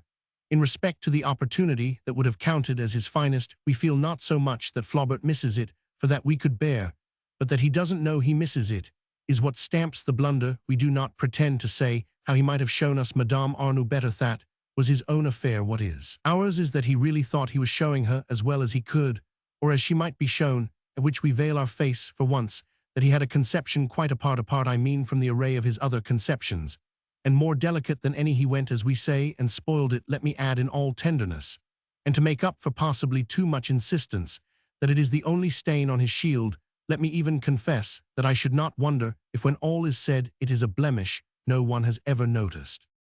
Perhaps no one has ever noticed either what was present to me just above, as the partial makeweight there glanced at the fact that in the midst of this general awkwardness, as I have called it, there is at the same time a danger so escaped as to entitle our author to full credit. I scarce know how to put it with little enough of the ungracious, but I think that even the true Flaubertist finds himself wondering a little that some flaw of taste some small but unfortunate lapse, by the way, should as a matter of fact not somehow or somewhere have waited on the demonstration of the Platonic purity prevailing between this heroine and her hero, so far as we do find that image projected it, is alike difficult to indicate without offense, or to ignore without unkindness, a fond reader's apprehension here of a possibility of the wrong touch, the just perceptibly false note. I would not have staked my life on Flaubert's security of instinct in such a connection as an absolutely fine and predetermined security, and yet in the event that felicity has settled, there is not so much as the lightest wrong breath speaking of the matter in this light of tact and taste, or the shade of a crooked stroke. One exclaims at the end of the question, dear old Flaubert, after all, and perhaps so risks seeming to patronize for fear of not making a point. The point made for what it is worth, at any rate, I am the more free to recover the benefit of what I mean by critical tenderness in our general connection, expressing in it, as I do, our general respect, and my own particular for our author's method and process and history, and my sense of the luxury of such a sentiment at such a vulgar literary time. It is a respect positive and settled,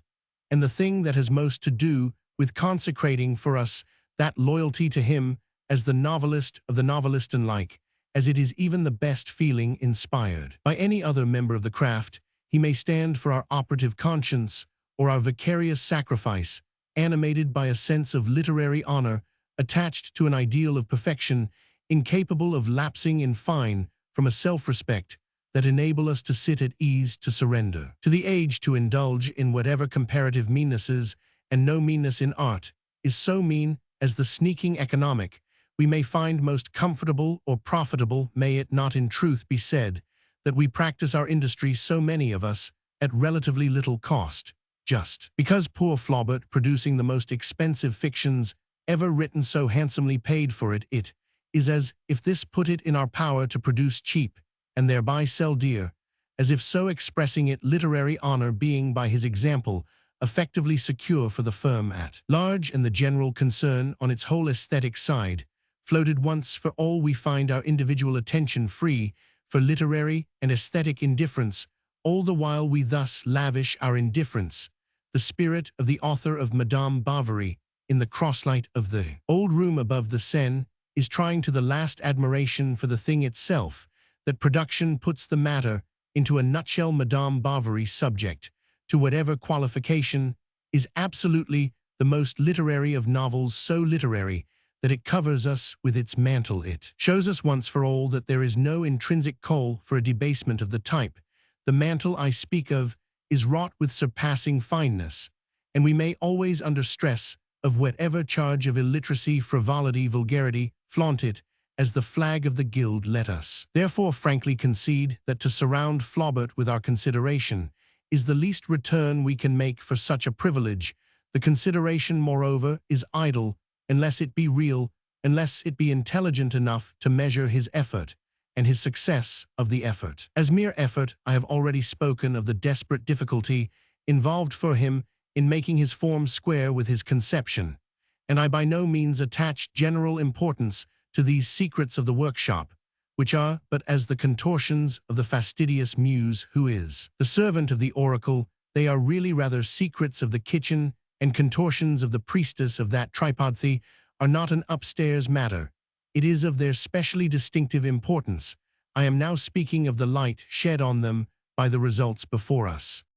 They all represent the pursuit of a style of the ideally right one for its relations, and would still be interesting if the style had not been achieved. Madame Bovary, Salammbô, Saint Antoine, L'Education are so written, and so composed, though the last named in a minor degree, that the more we look at them, the more we find in them, under this head, a beauty of intention and of effect. The more they figure in the too often dreary desert of fictional prose, a class by themselves, and a little living oasis, so far as that desert is of the complexion of our own English speech. It supplies with remarkable rarity this particular source of refreshment. So strikingly is that the case, so scant for the most part any dream of a scheme of beauty in these connections, that a critic betrayed at artless moments into a plea for composition may find himself as blankly met as if his plea were for trigonometry. he makes inevitably his reflections, which are numerous enough, one of them being that if we turn our back so squarely, so universally,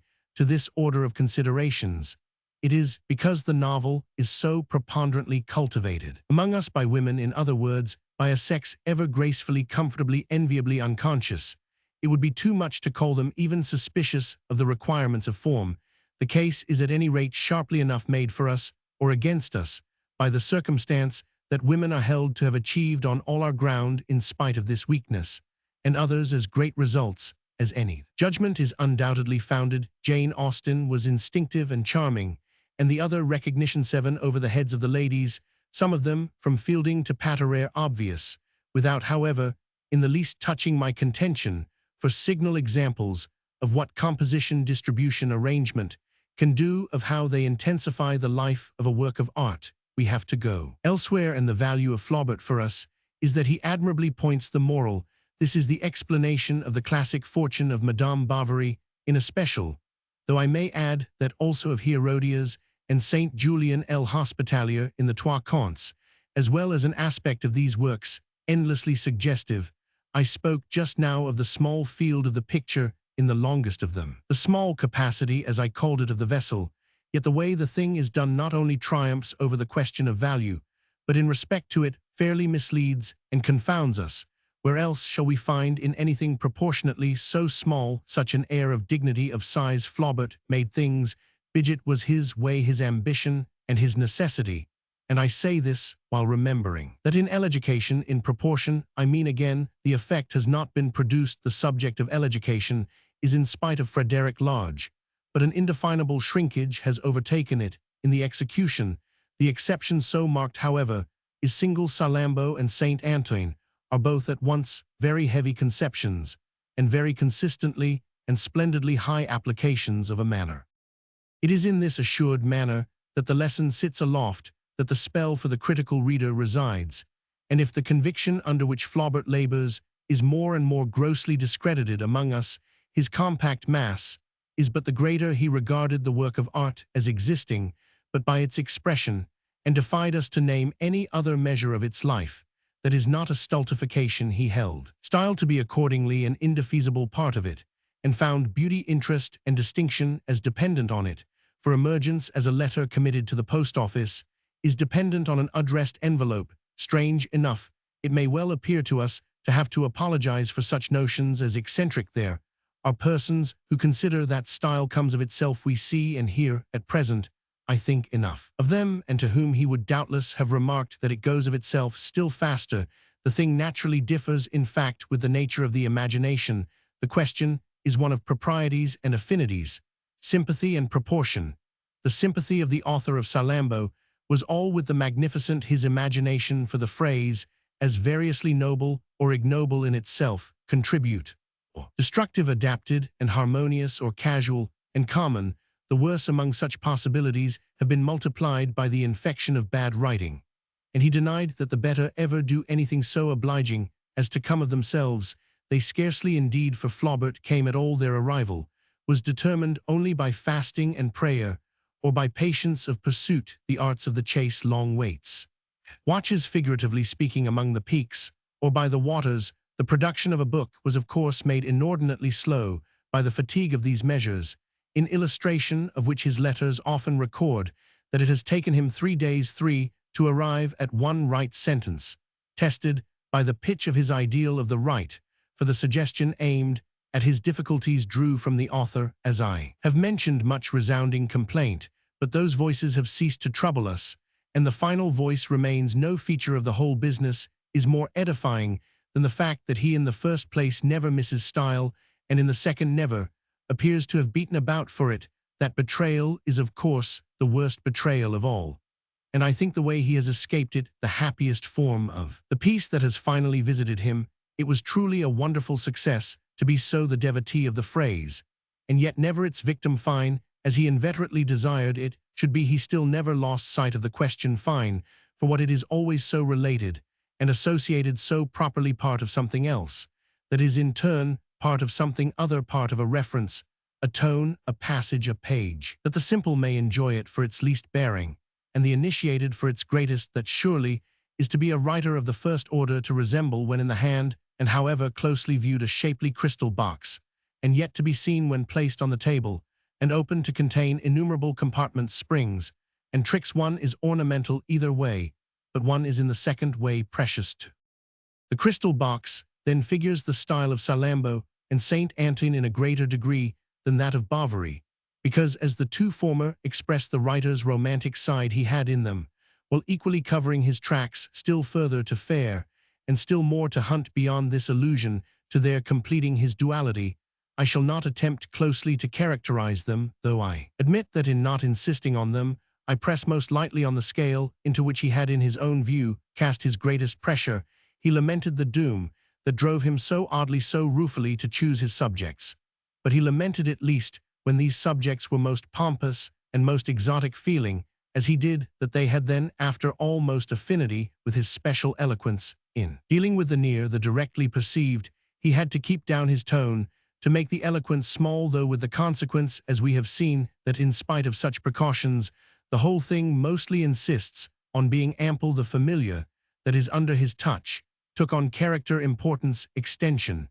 One scarce knows what to call it in order to carry the style, or perhaps rather, as we may say, sit with proper ease in the vehicle, and there was accordingly a limit to its smallness, whereas in the romantic books, the preferred world of Flaubert's imagination, there was practically no need of compromise. The compromise gave him throughout endless trouble, and nothing would be more to the point than to show, had I space, why in particular it distressed him. It was obviously his strange predicament that the only spectacle open to him by experience and direct knowledge was the bourgeois, which on that ground imposed on him successively his three so intensely bourgeois themes. He was obliged to treat these themes, which he hated, because his experience left him no alternative. His only alternative was given by history, geography, philosophy, fancy, the world of erudition and of imagination, the world, especially of this last, in the bourgeois sphere. His ideal of expression labored under protest in the other. The imagined, the projected, his need for facts, for matter, and his pursuit of them sat no less heavily. But as his style all the while required a certain exercise of pride, he was on the whole more at home in the exotic than in the familiar. He escaped above all in the former connection. The associations, the disparities he detested. He could be frankly noble in Salammbô and Saint Antoine, whereas in Bovary and Education he could be, but circuitously and insidiously. So he could in the one case cut his coat according to his clotheth, we mean by his cloth, his predetermined tone, while in the other he had to take it already cut, singular enough in his life. The situation so constituted the comparatively meager human consciousness, for we must come back to that, in him struggling with the absolutely large artistic, and the large artistic half wreaking itself on the meager human, and half seeking a refuge from it, as well as a revenge against it, in something quite different. Flaubert had in fact command of two refuges, which he worked in turn. The first of these was the attitude of irony, so constant in him that Education bristles and hardens with it, and Bouvard et Peccachet, strangest of poetic justices, made as dry as sand, and as heavy as lead. The second only was by processes, by journeys, the most expensive to get away altogether, and we inevitably ask ourselves whether, eschewing the policy of flight, he might not after all have fought out his case a little more on the spot. Might he not have addressed himself to the human still otherwise than in Education and in Bouvard? When one thinks of the view of the life of his country, of the vast French community and its constituent creatures offered in these productions, one declines to believe it could make up the whole vision of a man of his quality. Or when all was said and done, was he absolutely and exclusively condemned to irony? The second refuge, I speak of the getting away from the human, the congruously and measurably human altogether, perhaps, becomes in the light of this possibility but an irony. The more Carthage and the Thebaid, Salammbô, Spendius, Matho, Hanan, Saint Anthony, Hilarion, the Paternians, the Marcosians, and the Carpocratians, what are all these inviting, because queer, but a confession of supreme impatience with the actual and the near, often queer enough too, no doubt, but not consolingly, not transcendently. Last remains the question whether, even if our author's immediate as distinguished from his remote view had had more reach, the particular gift we claim for him, the perfection of arrangement and form, would have had in certain directions the acquired flexibility states, of mind states of soul, of the simpler kind, the kinds supposable in the Emma, Bovarys, the Frederics, the Bouvards, and the Pecachits, to say nothing of the Carthaginians, and the Eremites for Flaubert's Eremites, are eminently artless. These conditions represent, I think, his proved psychological range, and that throws us back remarkably, almost confoundingly, upon another face of the general anomaly.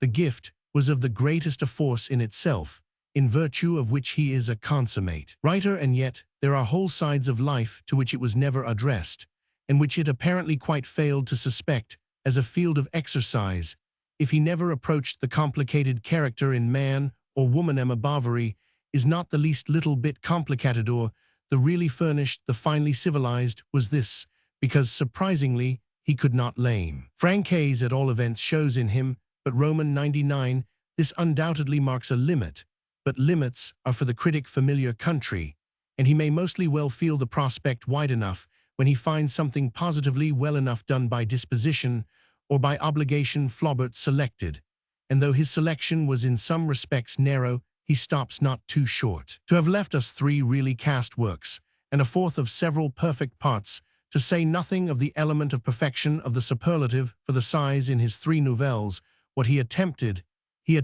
in a spirit that gives an extension to the idea of the achievable and the achieved in a literary thing, and it is by this that we contentedly gaze. The matter as success goes in this world of the approximate, it may pass for success of the greatest, if I am unable to pursue the proof of my remark in Salammbô and Saint Antoine. It is because I have also had to select, and have found the questions connected with their 2 companions more interesting. There are numerous judges, I hasten to mention, who, showing the opposite preference, lose themselves with rapture in the strange, bristling archaeological picture rate, all amazingly vivified and coordinate doth, the Carthaginian mercenaries in revolt, and the sacred veil of the great goddess profaned and stolen, as well in the still more peopled panorama of the ancient sects, superstitions, and mythologies that swim in the desert before the fevered eyes of the saint. One may be able, however, at once to breathe more freely in Bovary than in Salammbô,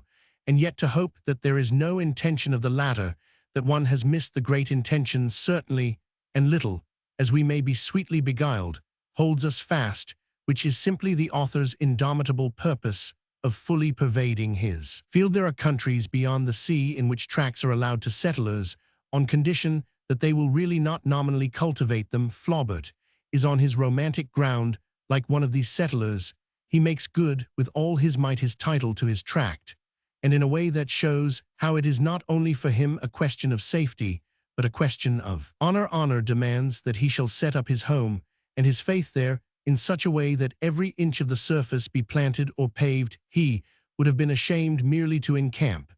and after the fashion of most other adventurers, knock up a log hut among charred stumps. This was not what would have been for him taking artistic possession. It was not what would have been for him even personal honor, let alone literary. And yet the general lapse from integrity was a thing that wherever he looked he saw not only condoned, but acclaimed and rewarded. He lived, as he felt, in an age of mean production and cheap criticism,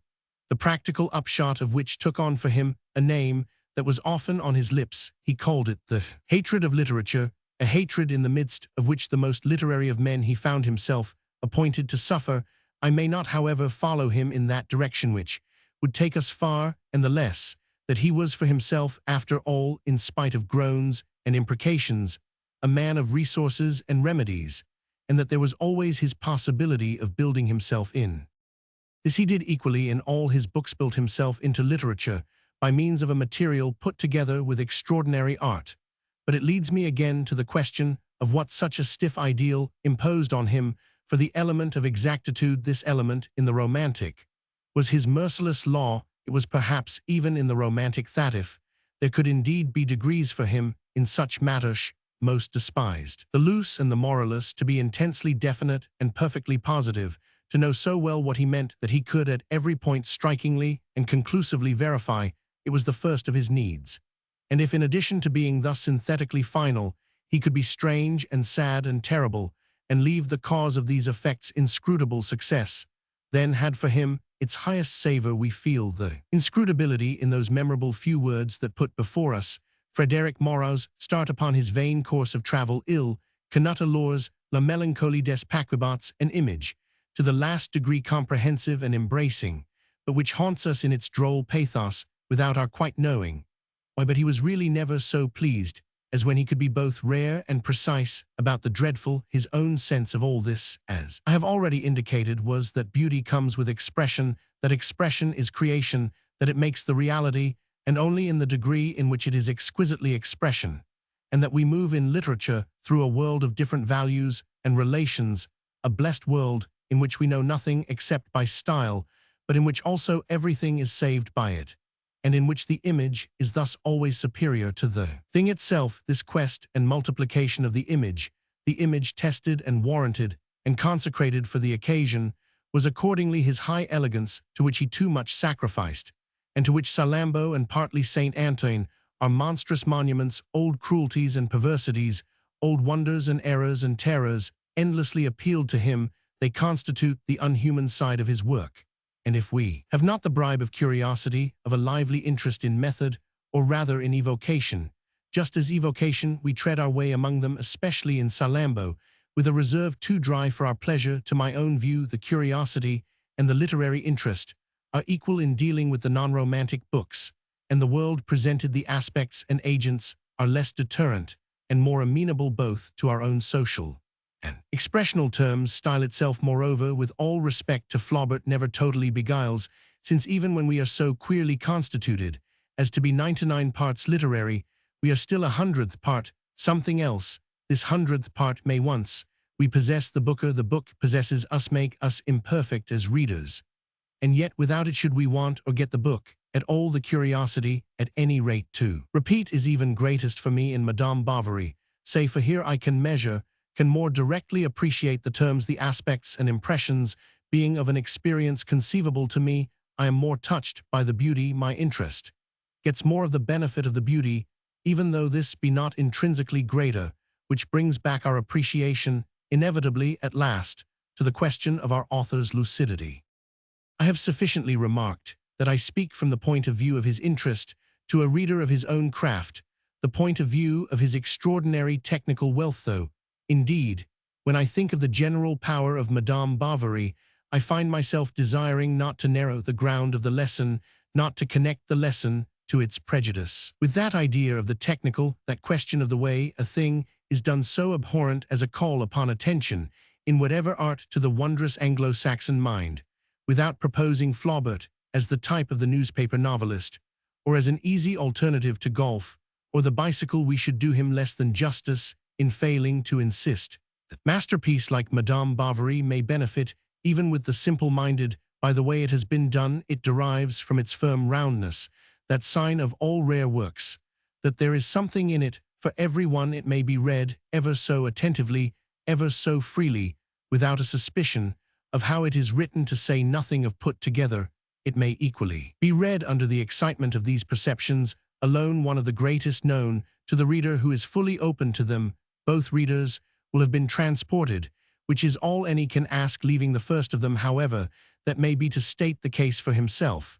I state it yet again, for the second, if only on this final ground: the book and its companions represent for us a practical solution. Flaubert's own troubled, but settled one of the eternal dilemma of the painter of life. From the moment this rash adventurer deals with his mysterious matter at all directly, his desire is not to deal with it stintedly. It, at the same time, remains true that from the moment he desires to produce forms in which it shall be preserved, he desires that these forms, things of his creation, shall not be as testifying to his way with them weak or ignoble. He must make them complete and beautiful, of satisfactory production, intrinsically interesting under peril of disgrace, with those who know. Those who don't know, of course, don't count for him, and it neither helps nor hinders him to say that every one knows about life, every one does know. It is distinctly the case of the few, and if it were in fact the case of the many, the knowledge still might exist on the evidence around us, even in an age of unprecedented printing, without attesting itself by a multiplication of masterpieces. The question for the artist can only be of doing the artistic utmost, and thereby of seeing the general task, when it is seen with the intensity with which it presented itself to Flaubert a lifetime, is none too much for fairly tackling it. It must either be left alone or be dealt with, and to leave it alone is a comparatively simple matter. To deal with it is, on the other hand, to produce a certain number of finished works, there being no other known method, and the quantity of life depicted will depend on this array. What will this array, however, depend on, and what will condition the number of pieces of which it is composed? The finish, evidently, that the formula so glibly postulates, and for which the novelist is thus so handsomely responsible. He has on the one side to feel his subject, and on the other side to render it, and there are undoubtedly two ways in which his situation may be expressed, especially perhaps by himself. The more he feels his subject, the more he can render it. That is the first way. The more he renders it, the more he can feel it. That is the second way. This second way was unmistakably Flaubert's, and if the result of it for him was a bar to abundant production, he could only accept such an incident as part of the game. He probably, for that matter, would have challenged any easy definition of abundance, contested the application of it to the repetition, however frequent, of the thing not done. What but the doing makes the thing, he would have asked, and how can a positive result from a mere iteration of negatives or wealth proceed from the simple addition of so many instances of penury? We should here, in closer communion with him, have got into his highly characteristic and suggestive view of the fertilization of subject, by form penetration of the sense, ever by the expression latter, reacting creatively on the former, a conviction in the light of which he appears to have wrought with real consistency, and which borrows from him thus its high measure of credit. It would undoubtedly have suffered if his books had been things of a loose logic, whereas we refer to it not only without shame, but with an encouraged confidence, by their showing of a logic so close, let the phrase, the form that the whole is at the given moment staked on, be beautiful and related, and the rest will take care of itself. Such is a rough indication of Flaubert's faith, which has the importance that it was a faith sincere, active, and inspiring. I hasten to add, indeed, that we must most of all remember how in these matters everything hangs on definitions. The beautiful with our author covered for the phrase a great deal of ground, and when every sort of propriety had been gathered in under it, and every relation in a complexity of such protected the idea itself, the presiding thought ended surely by being pretty well provided for. These, however, are subordinate notes, and the plain question in the connection I have touched upon is of whether we would really wish him to have written more books, say either of the type of Bovary or of the type of Salammbô, and not have written them so well, when the production of a great artist who has lived a length of years has been small. There is always the regret, but there is seldom any more than here. The conceivable remedy for the case is doubtless predetermined by the particular kind of great artist a writer happens to be, and this even if, when we come to the conflict, to the historic case, deliberation and delay may not all have been imposed by temperament. The admirable George Sand, Flaubert's beneficent friend and correspondent, is exactly the happiest example we could find of the genius, constitutionally incapable of worry, the genius for whom style came, for whom the sought effect was ever quickly and easily struck off the book, freely and swiftly written, and who, consequently, is represented for us by upwards of 90 volumes. If the comparison were with this lady's great contemporary, the elder Dumas, the disparity would be quadrupled. But that ambiguous genius, somehow never really caught by us in the fact of composition, is out of our concern here. The issue is of those developments of expression which involve a style, and as Dumas never so much as once grazed one in all his long career, there was not even enough of that grace in him for a fillip of the fingernail. Flaubert is at any rate represented by 6 books, so that he may on that estimate figure as poor, while Madame Sand falling so little short of 100 figures as rich. And yet the fact remains that I can refer the congenial mind to him with confidence, and can do nothing of the sort for it in respect to Madame Sand. She is loose and liquid and iridescent as we may undertake to find her, but I can imagine compositions quite without virtue, I mean of sticking toads, begotten by the impulse to emulate her. She had undoubtedly herself the benefit of her facility, but are we not left wondering to what extent we have it? There is too little in her, by the literary connection, for the critical mind, weary of much wandering, to rest upon. Flaubert himself wandered far, went much roundabout, and sometimes lost himself by the way, but how handsomely he provided for our present repose, he found the French language inconceivably difficult to write with elegance, and was confronted with the equal truths that elegance is the last thing that languages, even as they most mature, seem to concern themselves with, and that at the same time taste, asserting rights, insists on it to the effect of showing us, in a boundless circumjacent waste of effort, what the absence of it may mean. He saw the less of this desert of death, come back to that everything at all, saved from it for us, since the beginning had been saved by a soul of elegance. Within, or in other words, by the last refinement of selection, by the indifference on the part of the very idiom huge quite other than composing agent to the individual pretension, recognizing thus that to carry through the individual pretension is at the best a battle. He adored a hard surface, and detested a soft one much more. A muddled regarded a style without rhythm and harmony, as in a work of pretended beauty no style at all. He considered that the failure of complete expression so registered made of the work of pretended beauty a work of achieved barbarity. It would take us far to glance even at his fewest discriminations, but rhythm and harmony were, for example, most menaced in his scheme by repetition when repetition had not a positive grace, and were above all most at the mercy of the bristling particles of which our modern tongues are mainly composed, and which make of the desired surface a texture pricked through from beneath even to destruction, as by innumerable thorns. On these lines, production was of course slow work for Heimspichely, as he met the difficulty, met it with an inveteracy which shows how it can be met, and full of interest for readers of English speech, is the reflection he causes us to make as to the possibility of success at all comparable among ourselves.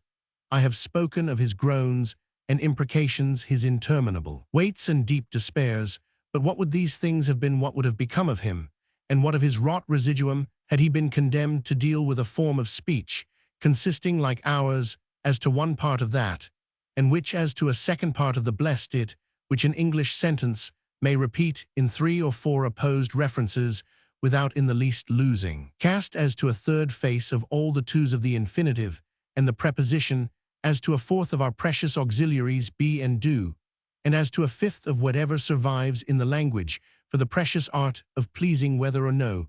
The fact that the painter of life among us has to contend with a medium intrinsically indocile on certain sides, like our own, whether this drawback accounts for his having failed in our time to treat us arrested and charmed to a single case of crowned classicism, there is at any rate no doubt that we in some degree owe Flaubert's counterweight for that deficiency to his having on his own ground more happily triumphed, by which I do not mean that Madame Bovary is a classic, because the that's the its and the twos are made to march as Orpheus and his lute made the beasts, but because the element of order and harmony works as a symbol of everything else that is preserved for us by the history of the book. The history of the book remains the lesson, and the important, the delightful thing remains above all the drama that moves slowly to its climax. It is what we come back to for the sake of what it shows us. We see from the present to the past, indeed never alas from the present to the future. How a classic almost inveterately grows unimportant, unnoticed,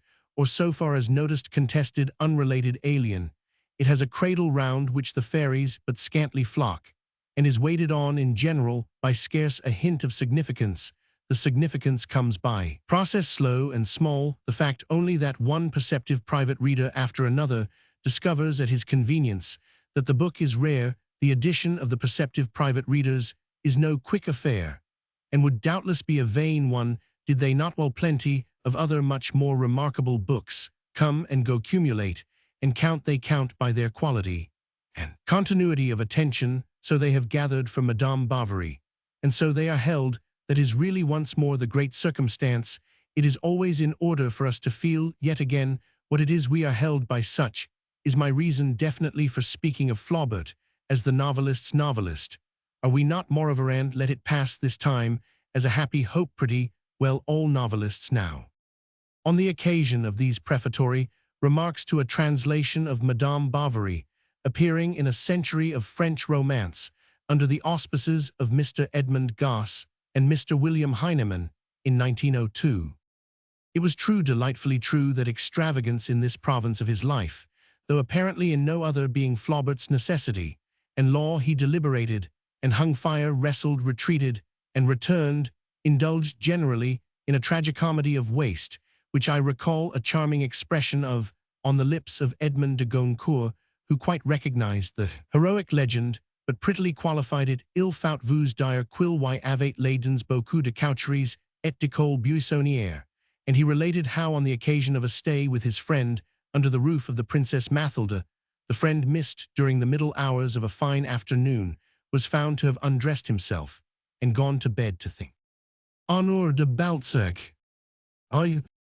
stronger than ever even than under the spell of first acquaintance and of the early time, is the sense of thanks to a renewal of intimacy, and I am tempted to say of loyalty that Balzac stands signally apart, that he is the first and foremost member of his craft, and that above all the Balzaclover is in no position till he has cleared the ground. By saying so, the Balzaclover alone, for that matter, is worthy to have his word on so happy an occasion as this for about the author of La Comédie Humaine, and it is indeed not easy to see how the amount of attention so inevitably induced could, at the worst, have failed to find itself turning to an act of homage. I have been deeply affected, to be frank, by the mere refreshment of memory, which has brought in its train, moreover, consequences critical and sentimental too numerous to figure here in their completeness. The authors and the books that have, as we say, done something for us, become part of the answer to our curiosity, when our curiosity had the freshness of youth. These particular agents exist for us,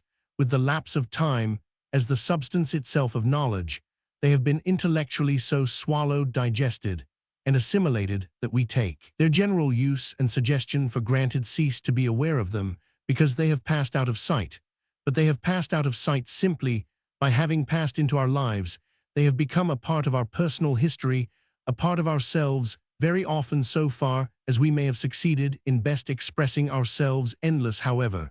are the uses of great persons and great things, and it may easily happen in these cases that the connection, even as an excitement form, mainly of the connections of youth, is never really broken. We have largely been living on our benefactor, which is the highest acknowledgement one can make only thanks to a blessed law that operates in the long run to rekindle excitement. We are accessible to the sense of having neglected him, even when we may not constantly have read him over. The neglect is quite an illusion, but the illusion perhaps prepares us for the finest emotion we are to have owed to the acquaintance. Without having abandoned or denied our author, we yet come expressly back to him, and if not quite in tatters and in penitence like the prodigal son, with something at all events of the tenderness with which we revert to the parental threshold and hearthstone, if not more fortunately to the parental presence. The beauty of this adventure, that of seeing the dust blown off a relation that had been put away, as on a shelf, almost out of reach at the back of one's mind, consists in finding the precious object not only fresh and intact, but with its firm lacquer still further figured, gilded, and enriched. It is all overscored with traces and impressions vivid, definite, almost as valuable as itself. The recognitions and agitations it originally produced in us are old, that is, our young feelings are very nearly what page after page most gives us. The case has become a case of authority plus association. If Balzac in himself is indubitably wanting in the sufficiently common felicity we know as charm, it is this association that may on occasion contribute the grace. The impression then confirmed and brightened is of the mass and weight of the figure, and of the extent of ground it occupies, a tract on which we might all of us together quite pitch our little tents, open our little booths, deal in our little wares, and not materially either diminish the area or impede the circulation of the occupant. I seem to see him in such an image, moving about as Gulliver among the pygmies, and not less good-natured than Gulliver for the exercise of any function, without exception, that can illustrate his larger life. The first and the last word about the author of Les Contes Drôlatiques is that of all novelists he is the most serious, which I am far from meaning that in the human comedy as he shows it, the comic is an absent quantity. His sense of the comic was on the scale of his extraordinary senses in general, though his expression of it suffers perhaps exceptionally from that odd want of elbowroom penalty, somehow of his close-backed press-down contents, which reminds us of some designedly beautiful thing, but half disengaged from the clay or the marble. It is the scheme and the scope that are supreme in him, applying this, moreover, not to mere great intention,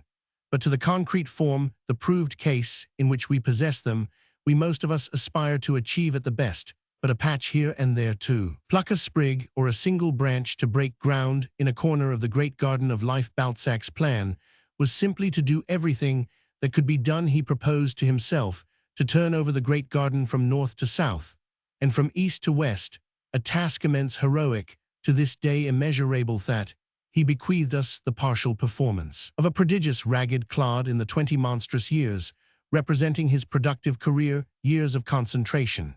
and sacrifice, the vision of which still makes us ache. He had indeed a striking good fortune, the only one he was to enjoy as an harassed and exasperated worker. The great garden of life presented itself to him absolutely and exactly in the guise of the great garden of France, a subject vast and comprehensive enough, yet with definite edges and corners. This identity of his universal with his local and national vision is the particular thing we should doubtless call his greatest strength, were we preparing agreeably to speak of it also as his visible weakness. Of Balzac's weaknesses, however, it takes some assurance to talk. There is always plenty of time for them. They are the last signs we know him by. Such things truly, as in other painters of manners, often come under the head of mere exuberance of energy. So little, in short, do they earn the invidious name, even when we feel them as defects.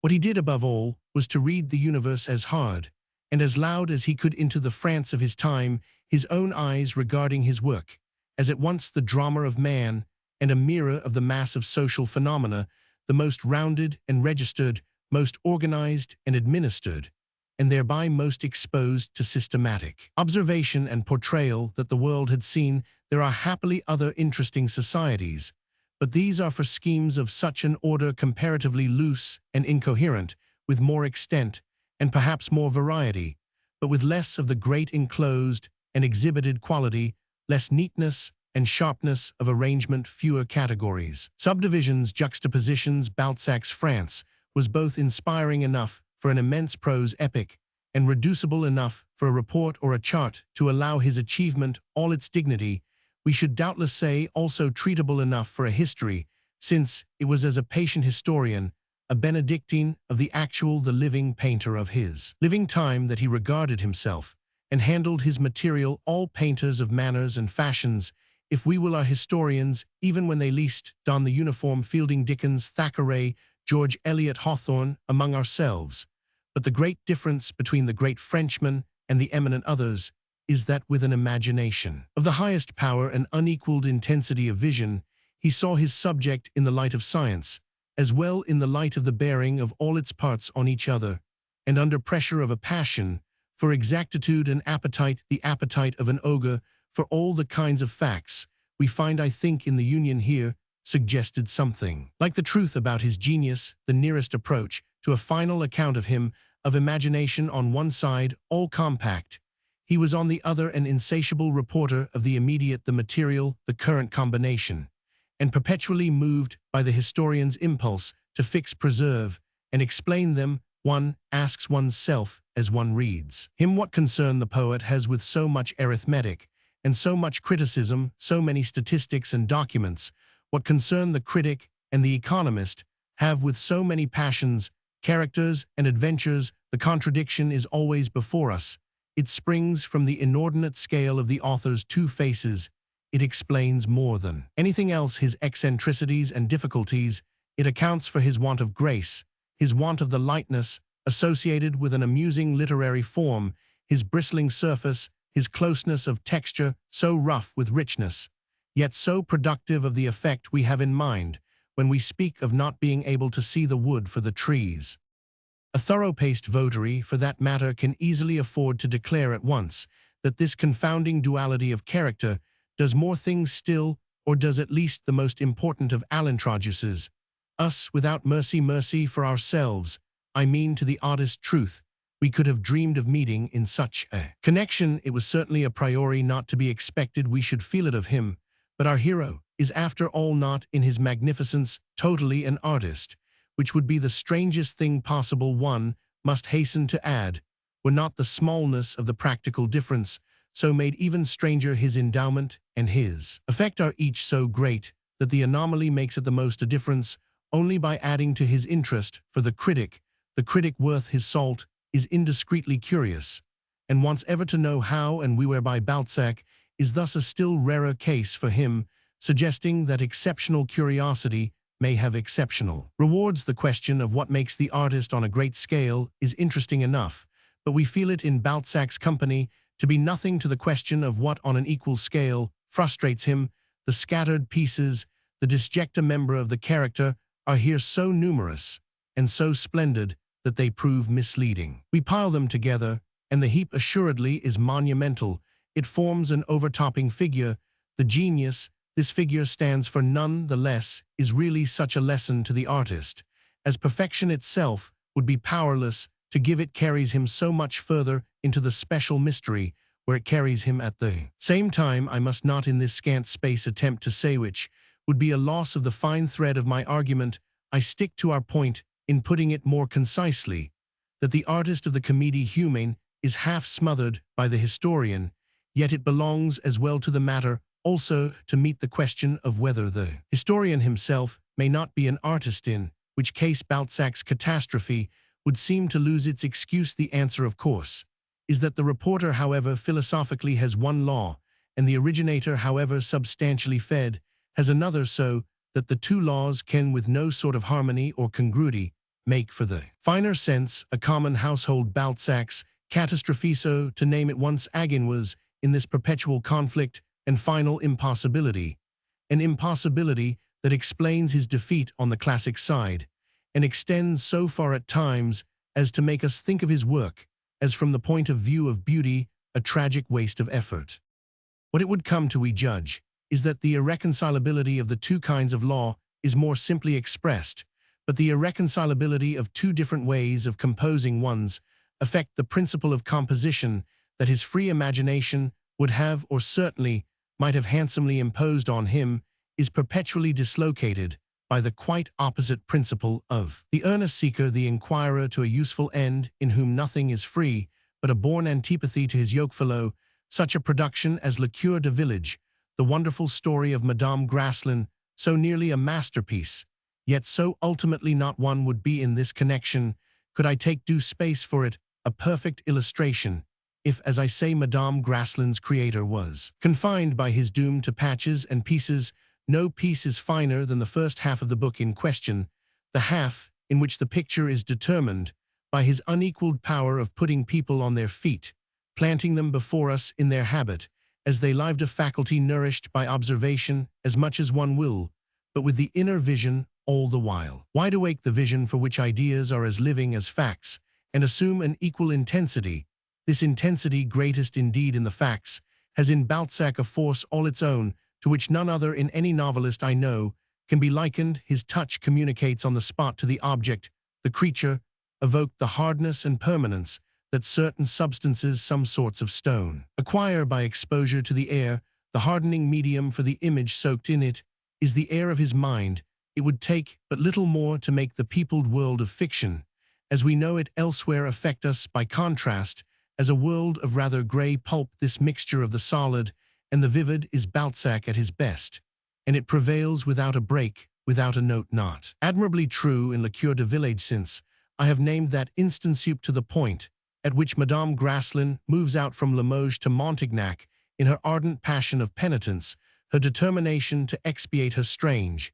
and undiscovered association with a dark misdeed by living and working for others. Her drama is a particularly inward one, interesting, and in the highest degree so long as she herself, her nature, her behavior, her personal history, and the relations in which they place her control the picture, and feed our illusion. The firmness with which the author makes them play this part, the whole constitution of the scene, and of its developments from the moment we cross the threshold of her dusky, stuffy, old-time birthhouse, is a rare delight, producing in the reader that sense of local and material immersion which is one of Balzac's supreme secrets. What characteristically befalls, however, is that the spell accompanies us, but part of the way only, until at a given moment his attention ruthlessly transfers itself from inside to outside, from the center of his subject to its circumference.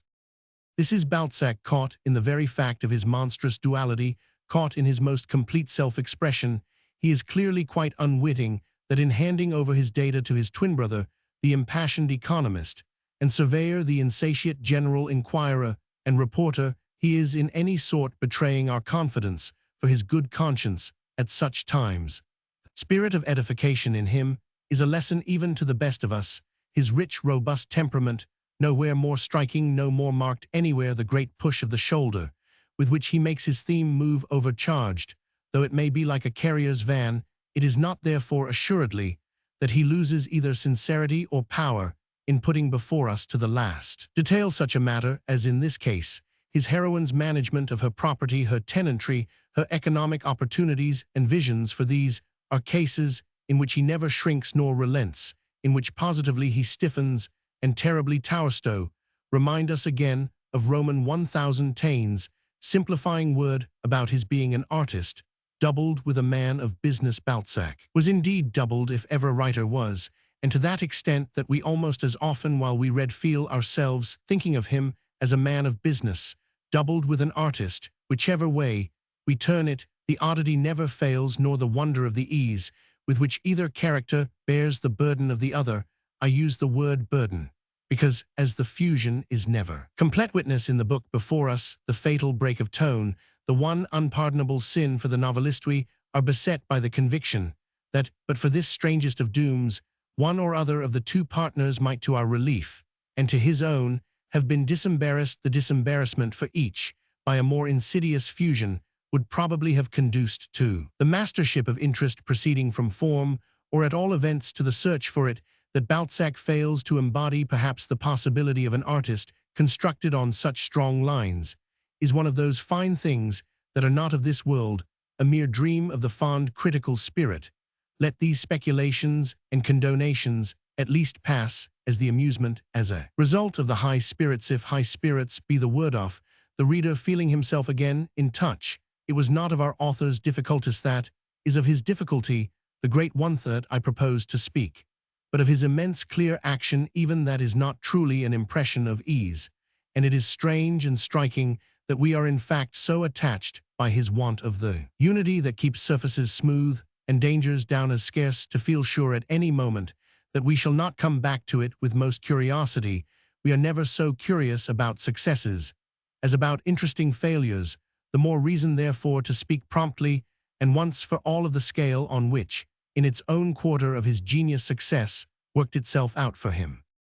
It is to that I should come back to the infinite reach in him of the painter and the poet. We can never know what might have become of him with less importunity in his consciousness of the machinery of life, of its furniture and fittings, of all that right and left he causes to assail us, sometimes almost to suffocation, under the general rubric of things. Things in this sense with him are at once our delight and our despair. We pass from being inordinately beguiled and convinced by them to feeling that his universe fairly smells too much of them, that the larger ether, the diviner air, is in peril of finding among them scarce room to circulate his landscapes, his local color thick in his pages, at a time when it was to be found in his pages, almost alone, his towns, his streets, his houses, his Sommers, Angoulemes, Guérens, his great prose, Tournevues of the land of the Loire, his rooms, shops, interiors, details of domesticity and traffic, are a short list of the terms into which he saw the real as clamoring to be rendered, and into which he rendered it with unequaled authority. It would be doubtless more to the point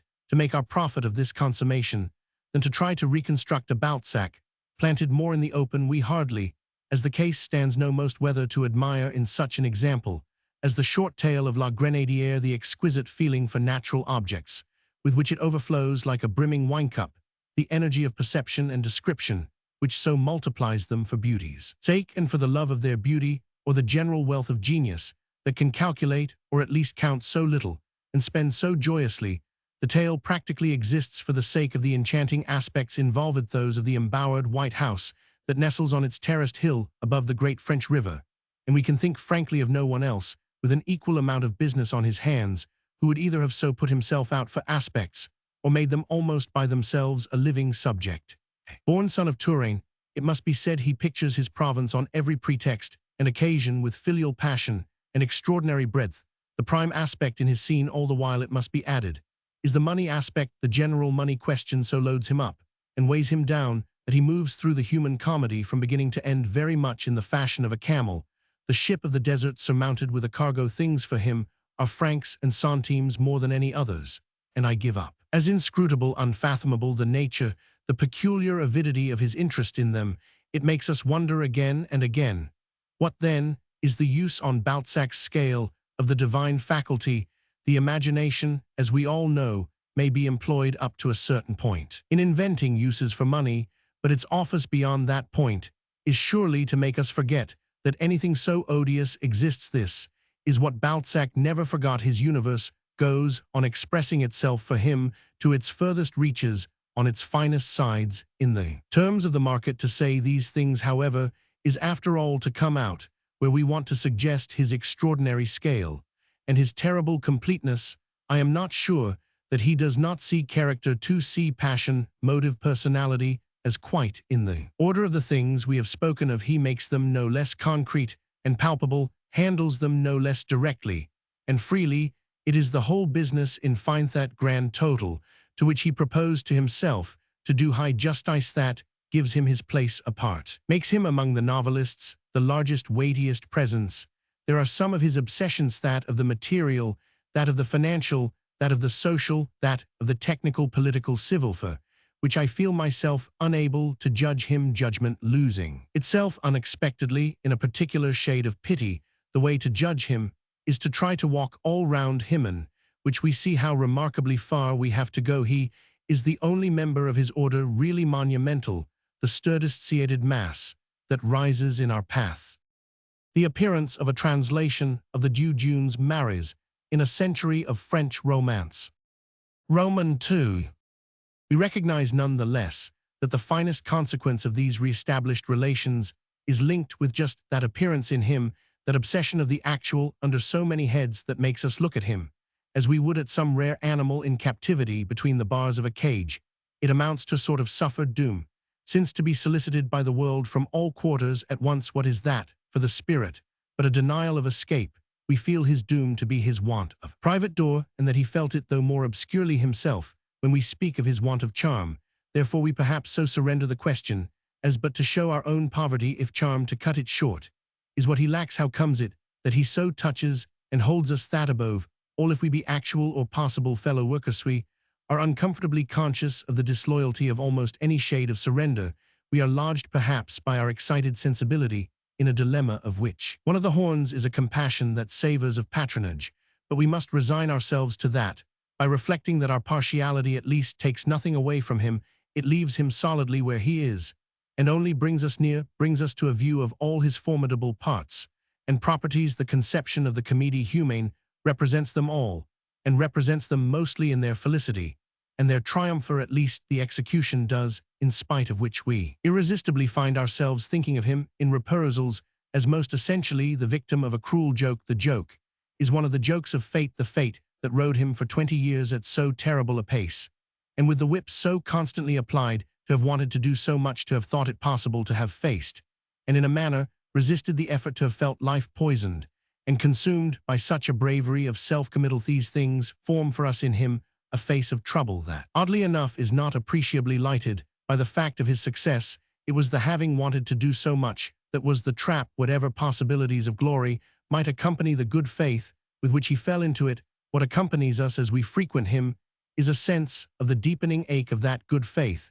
with the increase of his working consciousness, the merciless development of his huge subject, and of the rigor of all the conditions. We see the whole thing quite as if destiny had said to him, "You want to do France, presumptuous, magnificent, miserable man, France of revolutions, revivals, restorations of Bonaparte's, Bourbons, republics of war and peace, of blood and romanticism, of violent change and intimate continuity, the France of the first half of your century. Very well, you most distinctly shall, and you shall particularly let me hear, even if the great groan of your labor do fill at moments the temple of letters, how you like the job." We must, of course, not appear to deny the existence of a robust joy in him, the joy of power and creation, the joy of the observer and the dreamer who finds a use for his observations and his dreams as fast as they come. The contes drolatiques would by themselves sufficiently contradict us, and the savor of the contes drolatiques is not confined to these productions. His work at large tastes of the same kind of humor, and we feel him again and again like any other great healthy producer of these matters,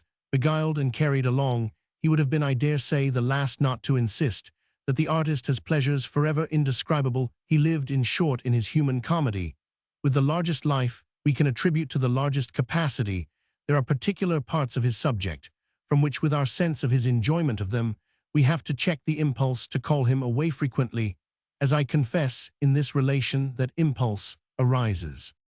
The relation is with the special element of his spectacle, from which he never fully detaches himself, the element, to express it succinctly, of the old families and the great ladies. Balzac frankly reveled in his conception of an aristocracy, a conception that never succeeded in becoming his happiest, whether objectively thanks to the facts supplied him by the society he studied, or through one of the strangest deviations of taste that the literary critic is in an important connection likely to encounter. Nothing would in fact be more interesting than to attempt a general measure of the part played in the total comedy to his imagination by the old families, and one or two contributions to such an attempt I must not fail presently to make. I glance at them here, however, the delectable class, but as most representing on the author's part free and amused creation, by which too I am far from hinting that the amusement is at all at their expense. It is in their great ladies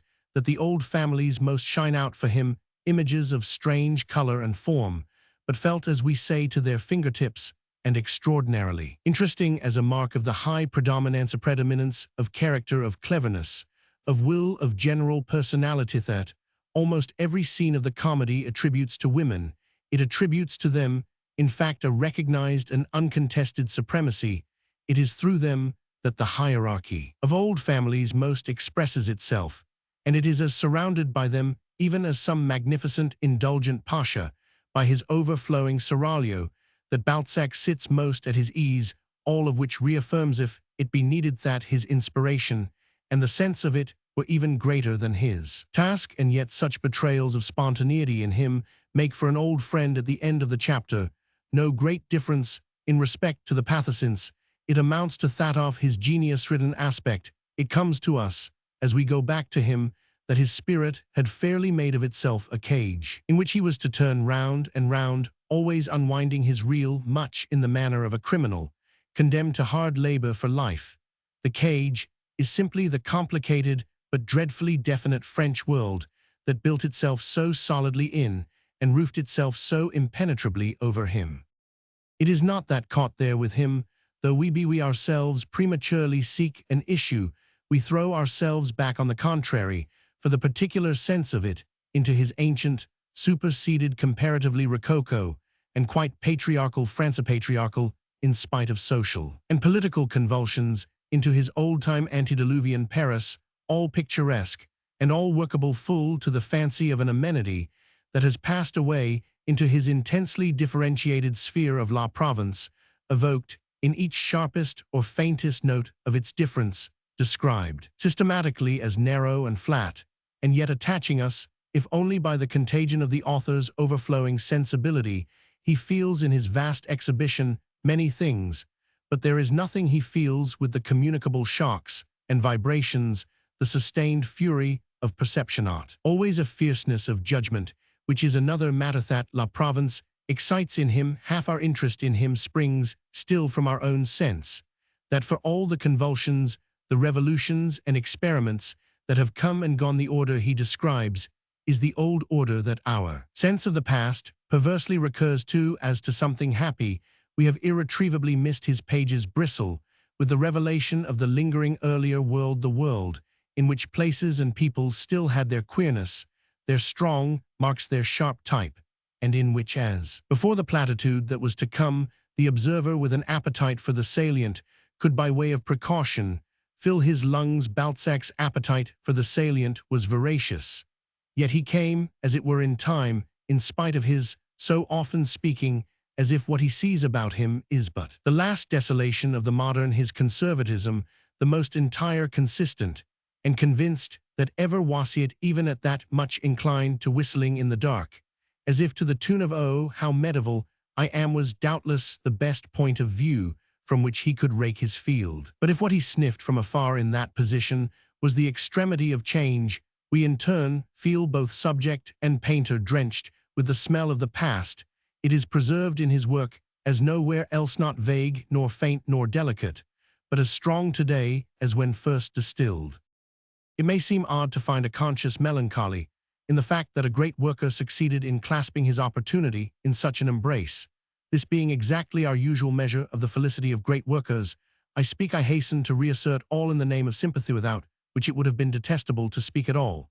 And the sentiment puts its hand instinctively on the thing that makes it least futile. This particular thing, then, is not in the least Balzac's own hold of his terrible mass of matter. It is absolutely the convolutions of the serpent he had, with a magnificent courage, invited to wind itself round him. We must use the common image. He had created his Frankenstein monster. It is the fellow craftsman who can most feel for him, it being apparently possible to read him from another point of view, without getting really into his presence. We undergo with him from book to book, from picture to picture, the convolutions of the serpent, we especially whose refined performances are given as we know, but with the small common or garden snake. I stick to this to justify my image just above of his, having been caged by the intensity with which he saw his general matter as a whole. To see it always as a whole is our wise, our virtuous effort, the very condition, as we keep in mind, of superior art. Balzac was in this connection then wise and virtuous to the most exemplary degree, so that he doubtless ought logically, but to prompt to complacent reflections. No painter ever saw his general matter nearly so much as a whole. Why is it then that we hover about him, if we are real Balzacians, not with cheerful chatter, but with a consideration deeper in its reach than any mere moralizing? The reason is largely that if you wish with absolute immaculate virtue to look at your matter as a whole, and yet remain a theme for cheerful chatter, you must be careful to take some quantity that will not hug you to death. Balzac's active intention was to vary our simile, a beast with 100 claws. And the spectacle is in the hugging process, of which, as energy against energy, the beast was capable. Its victim died of the process at 50. And if what we see in the long gallery in which it is mirrored is not the defeat, but the admirable resistance, we none the less never lose the sense that the fighter is shut up with his fate. He has locked himself, and it is doubtless his own fault, and thrown the key away. Most of all, perhaps, the impression of the adventurer committed, anxious but with no retreat from, the so formidably concrete nature of his plastic stuff. When we work in the open, as it were, our material is not classed and catalogued, so that we have at hand 100 ways of being loose, superficial, disingenuous, and yet passing to our no small profit. For remarkable Balzac had no open. He held that the great central normal fruitful country of his birth and race, overarched with its infinite social complexity, yielded a sufficiency of earth and sea and sky. We seem to see as his catastrophe that the sky all the same came down on him. He couldn't keep it up in more senses than one. These are perhaps fine fancies for a critic to weave about a literary figure of whom he has undertaken to give a plain account, but I leave them so on the plea that there are relations in which, for the Balzacian, criticism simply drops out. That is not a liberty, I admit, ever to be much encouraged. Critics, in fact, are the only people who have a right occasionally to take it. There is no such plain account of the comédie humane as that it makes us fold up our yard measure and put away our notebook, quite as we do with some extraordinary character, some mysterious and various stranger, who brings with him his own standards and his own air. There is a kind of eminent presence that abashes even the interviewer, moves him to respect, and wonder makes him for consideration itself not insist. This takes, of course, a personage sole of his kind, but such a personage precisely is Balzac. Roman 3.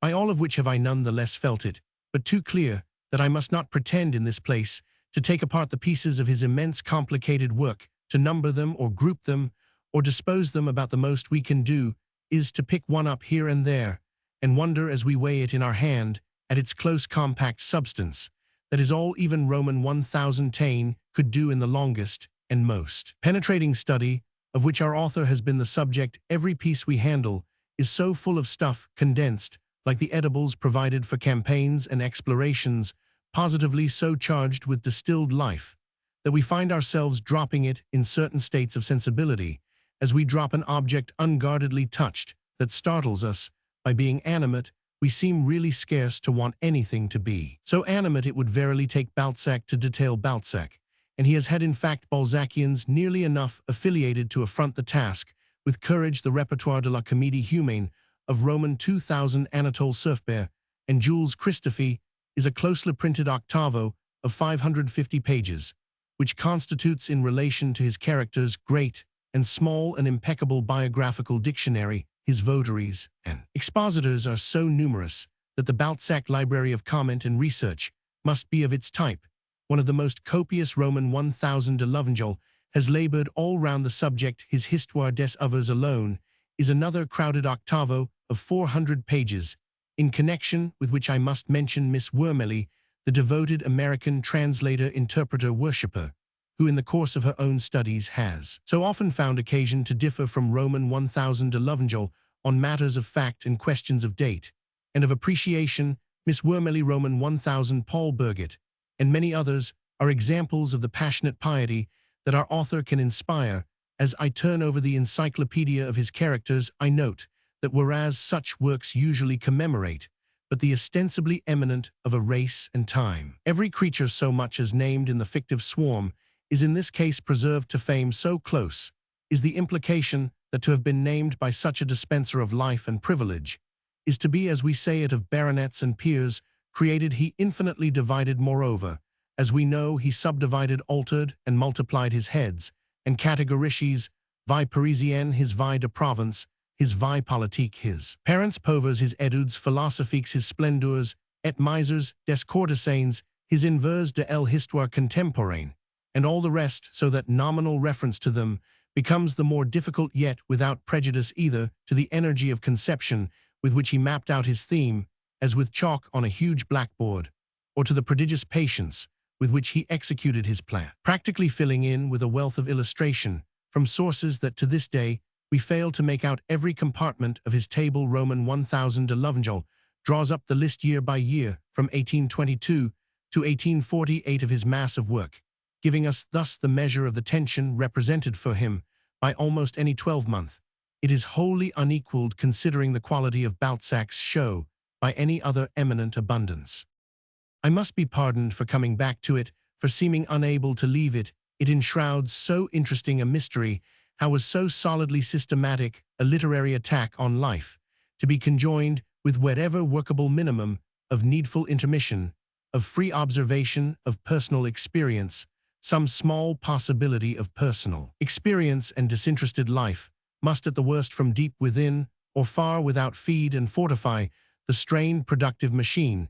These things were luxuries that Balzac appears really never to have tasted on any appreciable scale. His published letters, the driest and most starved of those of any man of equal distinction, with the exception of those to Madame de Hanska, whom he married shortly before his death, almost exclusively the audible wail of a galley slave chained to the oar. Roman 1000 Zola, in our time, among the novelists, has sacrificed to the huge plan in something of the same manner, yet with goodly modern differences that leave him a comparatively simple instance. His work assuredly has been more nearly dried up by the sacrifice than ever Balzac's was. Miraculously, given the conditions, was Balzac's to escape the anticlimax method and system in the Chronicle of the Tribe of Rougon Macquart, an economy in itself, certainly of the rarest and most interesting, have spread so from center to circumference that they have ended by being almost the only thing we feel. And then Roman 1000 Zola has survived and triumphed in his lifetime, has continued and lasted, has piled up,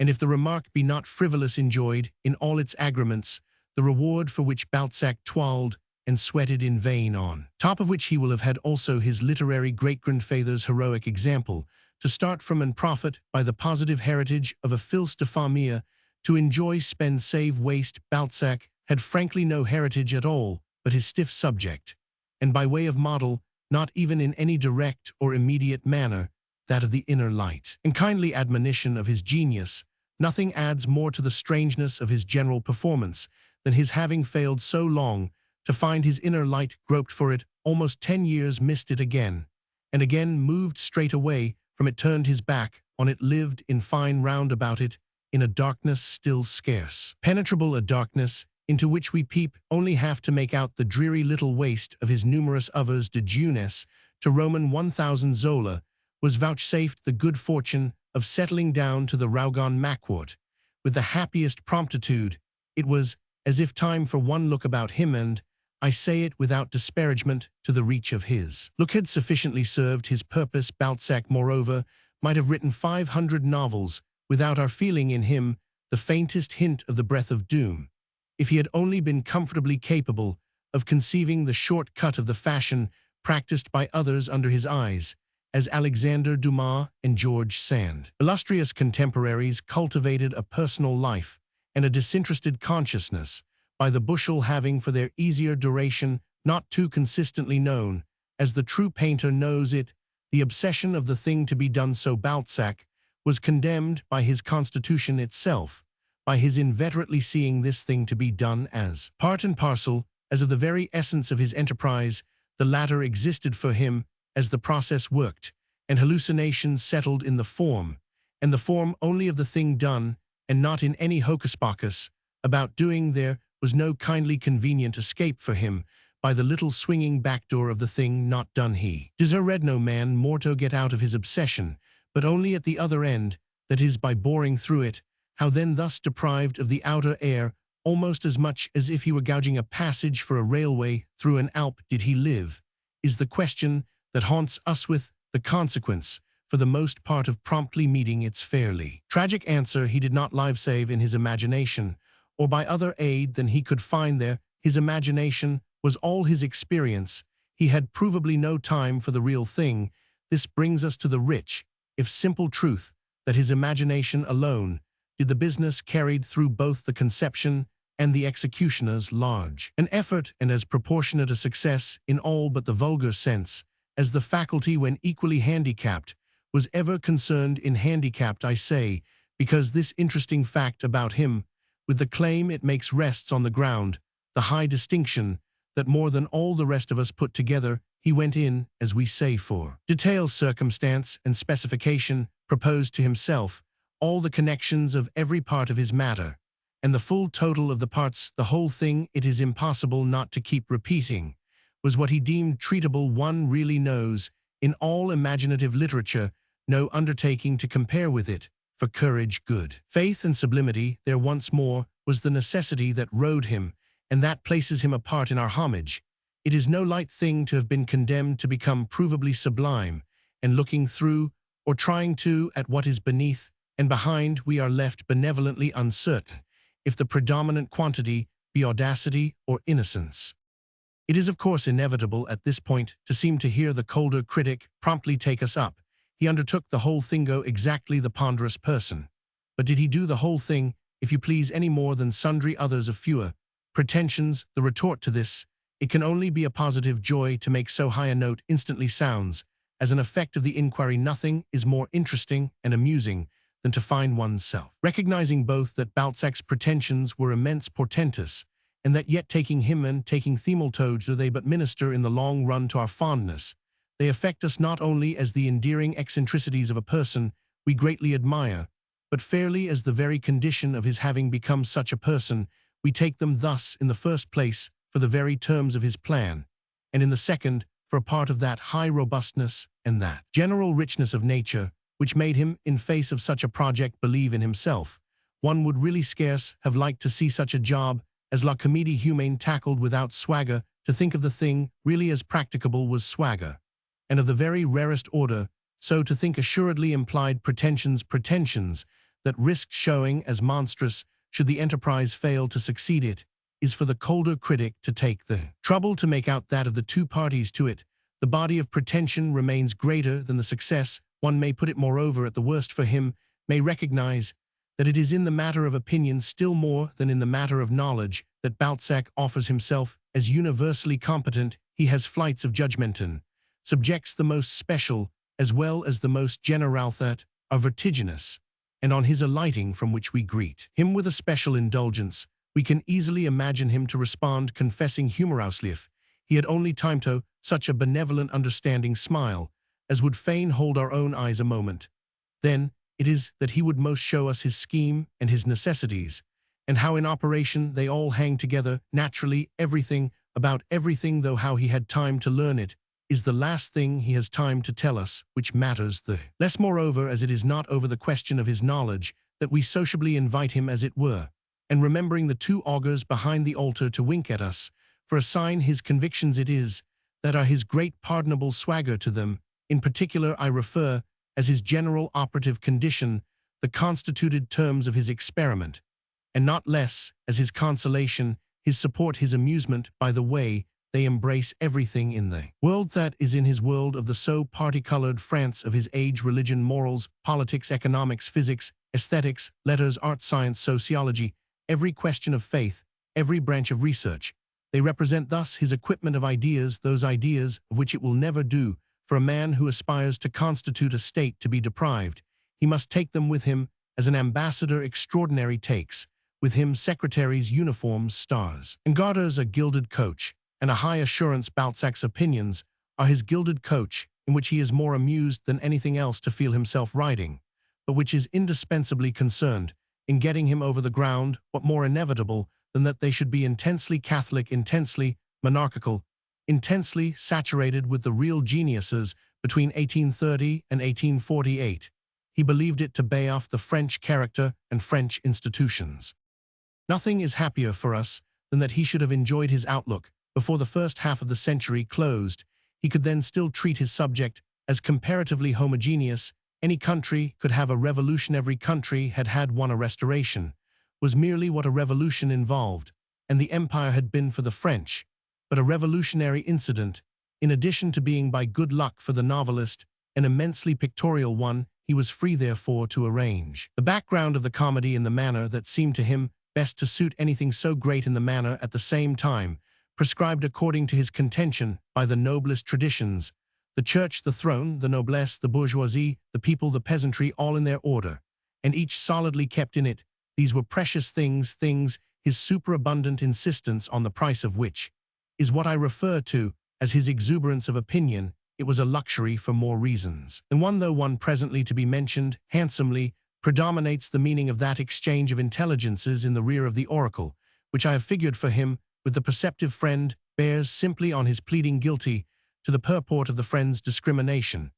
The point the latter makes with Hema, beautiful, cordial, critical pointies, that he truly cares for nothing in the world, thank goodness, so much as for the passions and embroilments of men and women, the free play of character, and the sharp revelation of type, all the real stuff of drama, and the natural food of novelists. Religion, morals, politics, economics, aesthetics would be thus as systematic matter very well in their place, but quite secondary and subservient. Balzac's attitude is again and again that he cares for the adventures and emotions, because as his last word he cares for the good and the greatness of the state, which is where his swagger with a whole society on his hands comes in. What we on our side in 1,000 places gratefully feel is that he cares for his monarchical and hierarchical and ecclesiastical society, because it rounds itself for his mind into the most congruous and capacious theater for the repertory of his innumerable comedians. It has above all for a painter abhorrent of the superficial the inestimable benefit of the accumulated of strong marks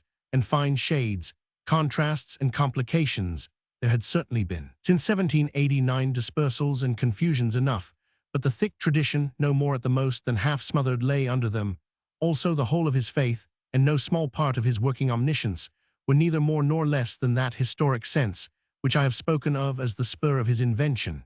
and which he possessed, as no other novelist has done. We immediately feel that to name it in connection with him is to answer every question he suggests, and to account for each of his idiosyncrasies in turn. The novel, the tale, however brief, the passage, the sentence by itself, the situation, the person, the place, the motive, exposed, the speech reported, these things were in his view history, with the absoluteness and the dignity of history. This is the source both of his weight and of his wealth. What is the historic sense, after all, but animated, but impassioned knowledge seeking to enlarge itself? I have said that his imagination did the whole thing, no other explanation, no reckoning of the possibilities of personal saturation meeting the mysteries of the case. Therefore his imagination achieved the miracle of absolutely resolving itself into multifarious knowledge, since history proceeds by documents he constructed, as he needed them, the documents, to fictive sources that imitated the actual to the life. It was of course a terrible business, but at least in the light of it, his claims to creatorship are justified, which is what was to be shown. Roman forward. It is very well, even in the sketchiest attempt at a portrait of his genius, to try to take particulars in their order. One peeps over the shoulder of another at the moment, we get a feature into focus. The loud appeal, not to be left out, prevails among them all, and certainly with the excuse that each as we fix it seems to fall most into the picture. I have so indulged myself as to his general air that I find a whole list of vivid contributive marks almost left on my hands. Such a list in any study of Balzac is delightful for intimate edification, as well as for the fine humor of the thing. We proceed from one of the items of his breathing physiognomy to the other with quite the same sense of life, the same active curiosity with which we push our way through the thick undergrowth of one of the novels. The difficulty is really that the special point for which we at the moment observe him melts into all the other points, is swallowed up before our eyes in the formidable mass. The French apply the happiest term to certain characters when they speak of them as in tears, and if the word had been invented for Balzac, it could scarce better have expressed him. He is entire, as was never a man of his craft. He moves always in his mass. Wherever we find him in force. Whatever touch he applies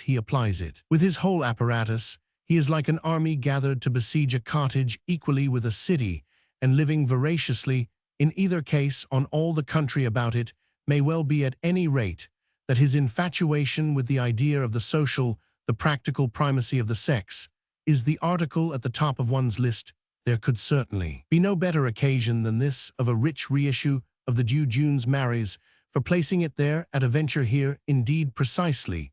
we get a sharp example of the way in which, as I have just said, a capital illustration of one of his sides becomes, just as we take it up, a capital illustration of another. The correspondence of Louise de Charlieu and René de Maucombe is in fact one of those cases that light up with a great golden glow all his parts at once. We needn't mean by this that such parts are themselves absolutely all golden, given the amount of tinsel, for instance, in his view supereminent, transcendent here of the old families and the great ladies. What we do convey, however, is that his creative temperament finds in such data as these one of its best occasions for shining out again. We fondly recognize his splendid, his attaching swagger, that of a bounder of genius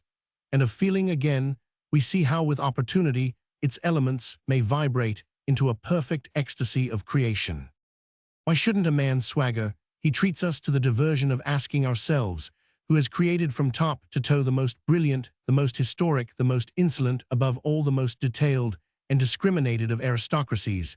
Balzac carried the uppermost class of his comedy from the princes, dukes, and unspeakable duchesses down to his poor barons de Provence about in his pocket, as he might have carried a tolerably befingered pack of cards to deal them about with. A flourish of the highest authority. Whenever there was the chance of a game, he knew them up and down, and in and out. Their arms infallibly supplied their quarterings, pedigrees, services, intermarriages, relationships, ramifications, and other enthralling attributes. This indeed is comparatively simple learning. The real wonder is rather when we linger on the ground of the patrician consciousness itself, the innermost, the esoteric, the spirit temper tonton above Alof, the titled and the proud. The questions multiply for every scene of the comedy. There is no one who makes us walk in such a cloud of them. The clouds elsewhere in comparison are at best of questions not worth asking. Was the patrician consciousness that figured as our author's model so splendidly fatuous as heelmost, without irony, often in fact with a certain poetic sympathy, everywhere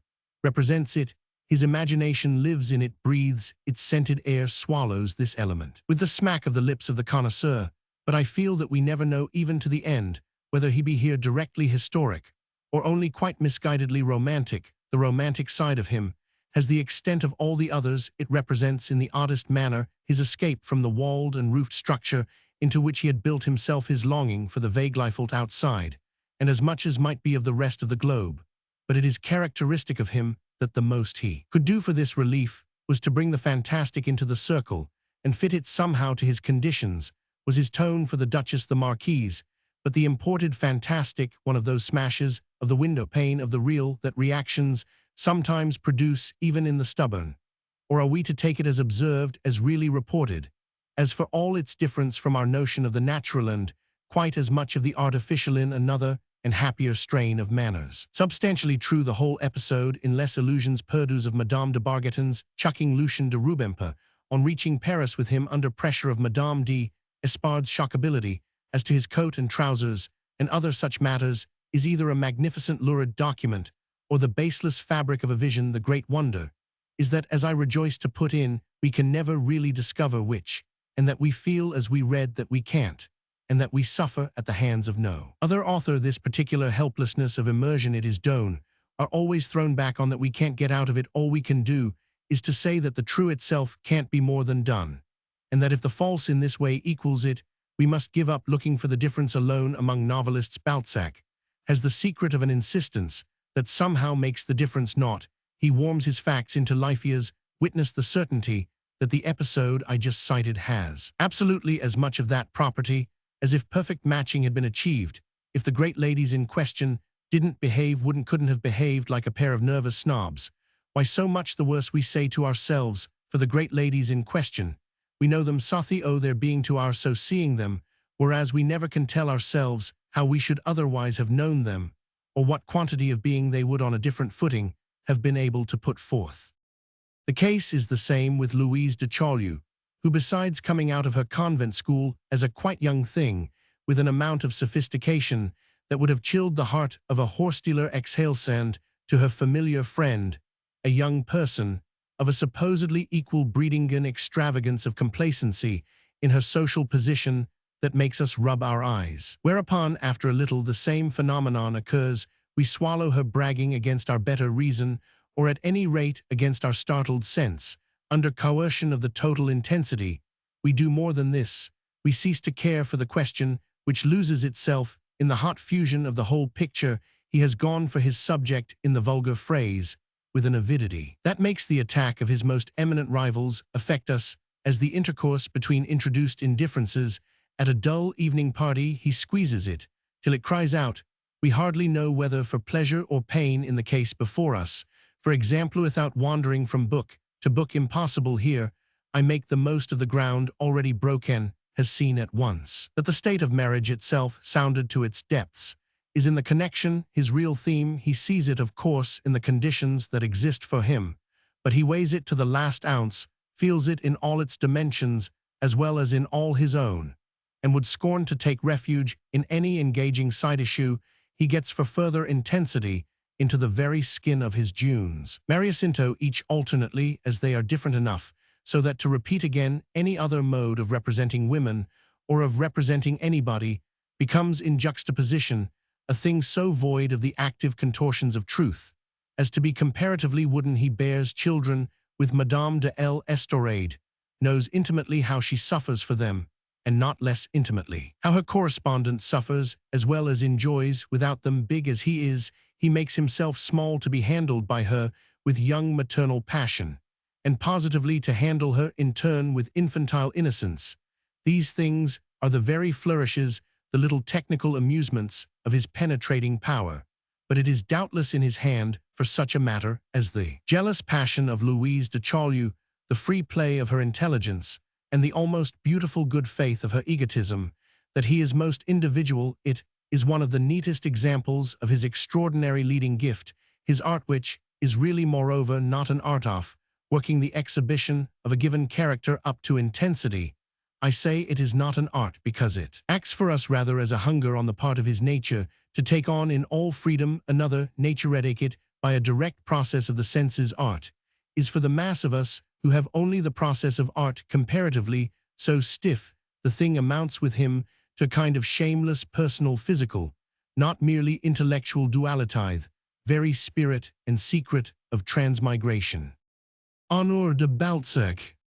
It is a pleasure to meet Roman 1000 Emile Faguet 5 on the same ground of mastered critical method,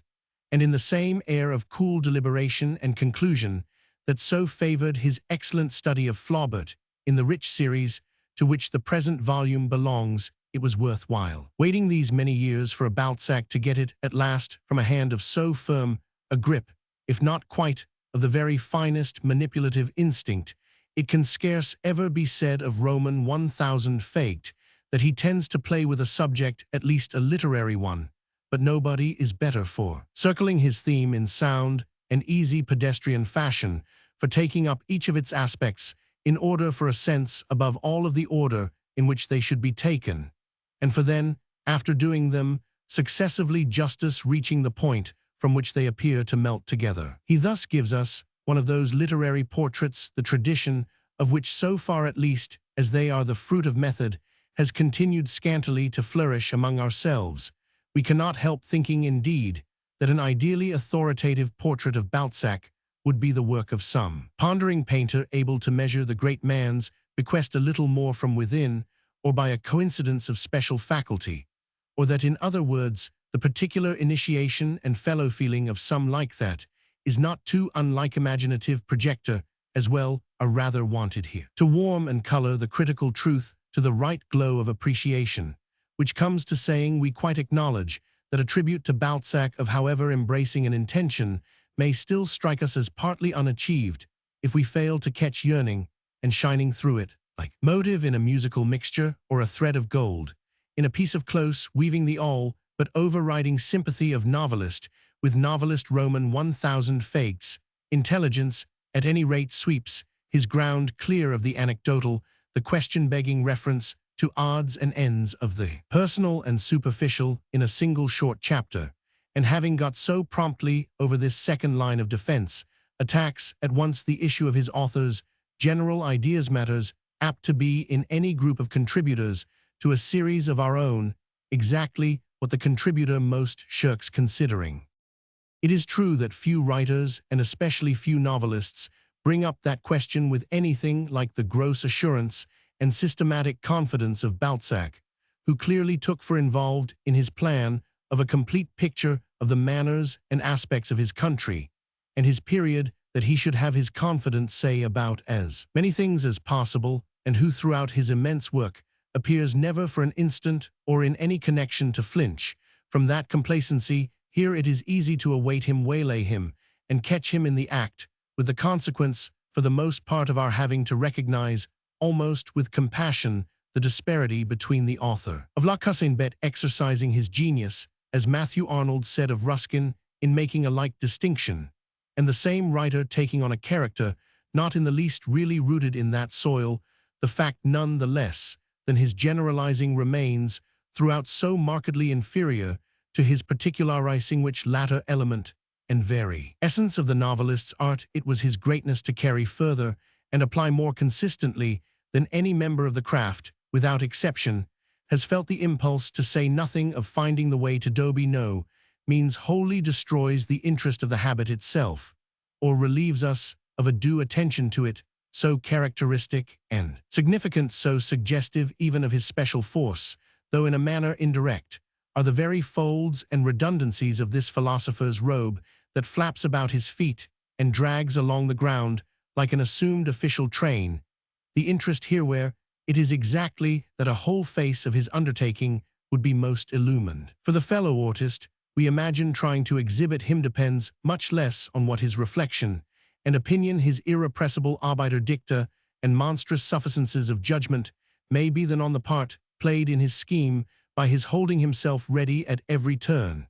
and at such short notice to judge, for this latter fact probably lights up more than any other his conception of the range of the novel, the fashion after which in his hands it had been felt as an all-inclusive form, a form without rift or leak, a tight mold literally into which everything relevant to a consideration of the society surrounding him and the less relevant, unfortunately, as well as the more, might be poured in a stream of increasing consistency, the underlapping subject stretched all so formidably to its own constituted edge, and the compound appointed to reproduce, as in finest and subtlest relief, its every minutest feature overlying and corresponding with it all round to the loss of no fraction of an inch.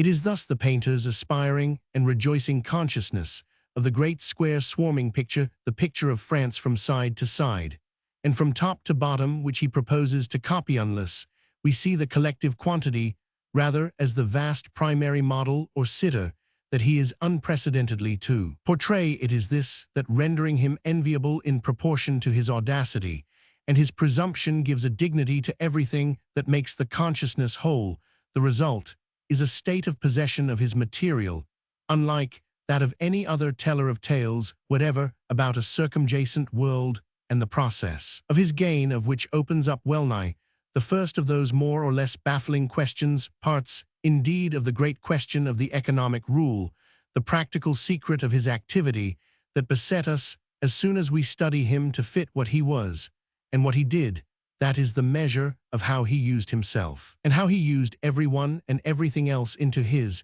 after all so brief career for 20 years, cover the really productive term of it, is for ourselves, we confess, to renounce any other solution than that of his having proceeded by a sense, for facts, the multitudinous facts of the scene about him that somehow involved a preliminary, a pre-experiential inspiration, a straightness of intuition truly impossible to give an account of, and the like of which had never before been shown. He had not to learn things in order to know them, and even though he multiplied himself in more ways than we can reckon up, going hither and thither, geographically leading his life with violence, as it were, though always with intention, and wasting almost nothing that had ever touched him, the natural man, the baptized and registered honor, let loose with harsh promptitude upon a world formed from the first moment to excite. His veracity can only have been all the exploiting agent, the pushing inquirer, the infallible appraiser, the subject of an irrepency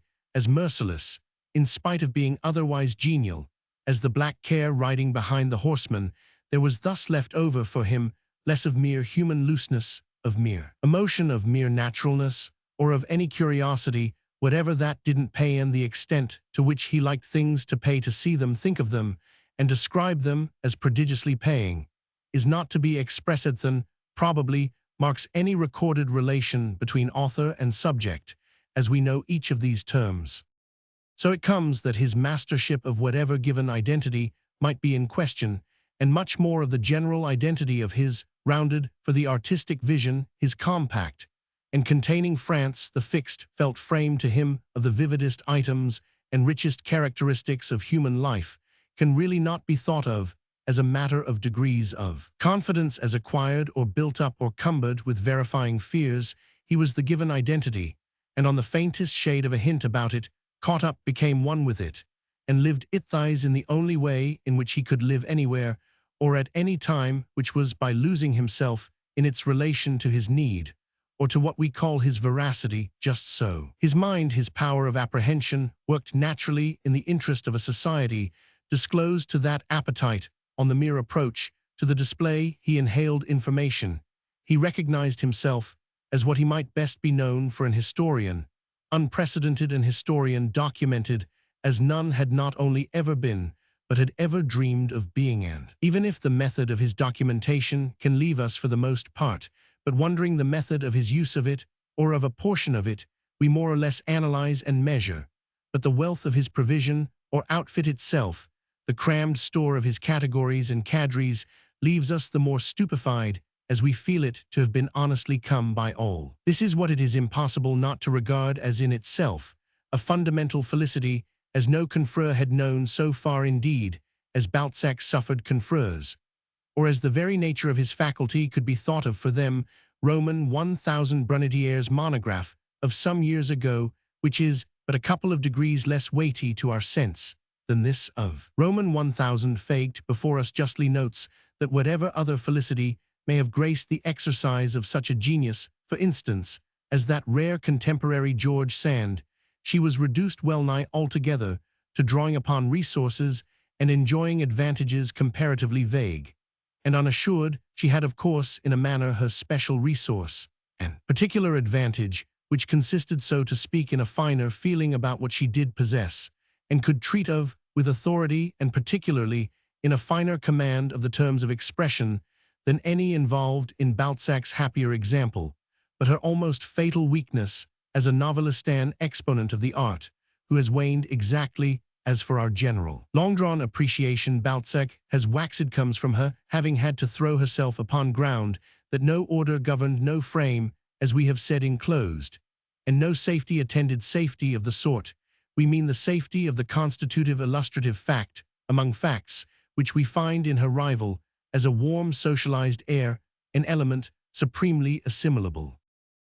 It may freely be pronounced interesting that whereas in her instinct for her highest security she threw herself upon the consideration of love as the type attraction or most representable thing in the human scene, So assuredly, no student of that field has, in proportion to the thoroughness of his study, felt he could afford to subordinate, or almost even to neglect it, to anything like the tune in which we see it put and kept in its place through the parts of the comedie humane that most count, if this passion but too often exhales a tepid breath in much other fiction, much other of ours at least, that is apt to come decidedly less from the writer's sense of proportion than from his failure of art, or in other words of intensity. It is rarely absent by intention or by intelligence. It is pretty well always there, as the theoretic principle thingany difference from writer to writer being mostly in the power to put the principal thing effectively forward.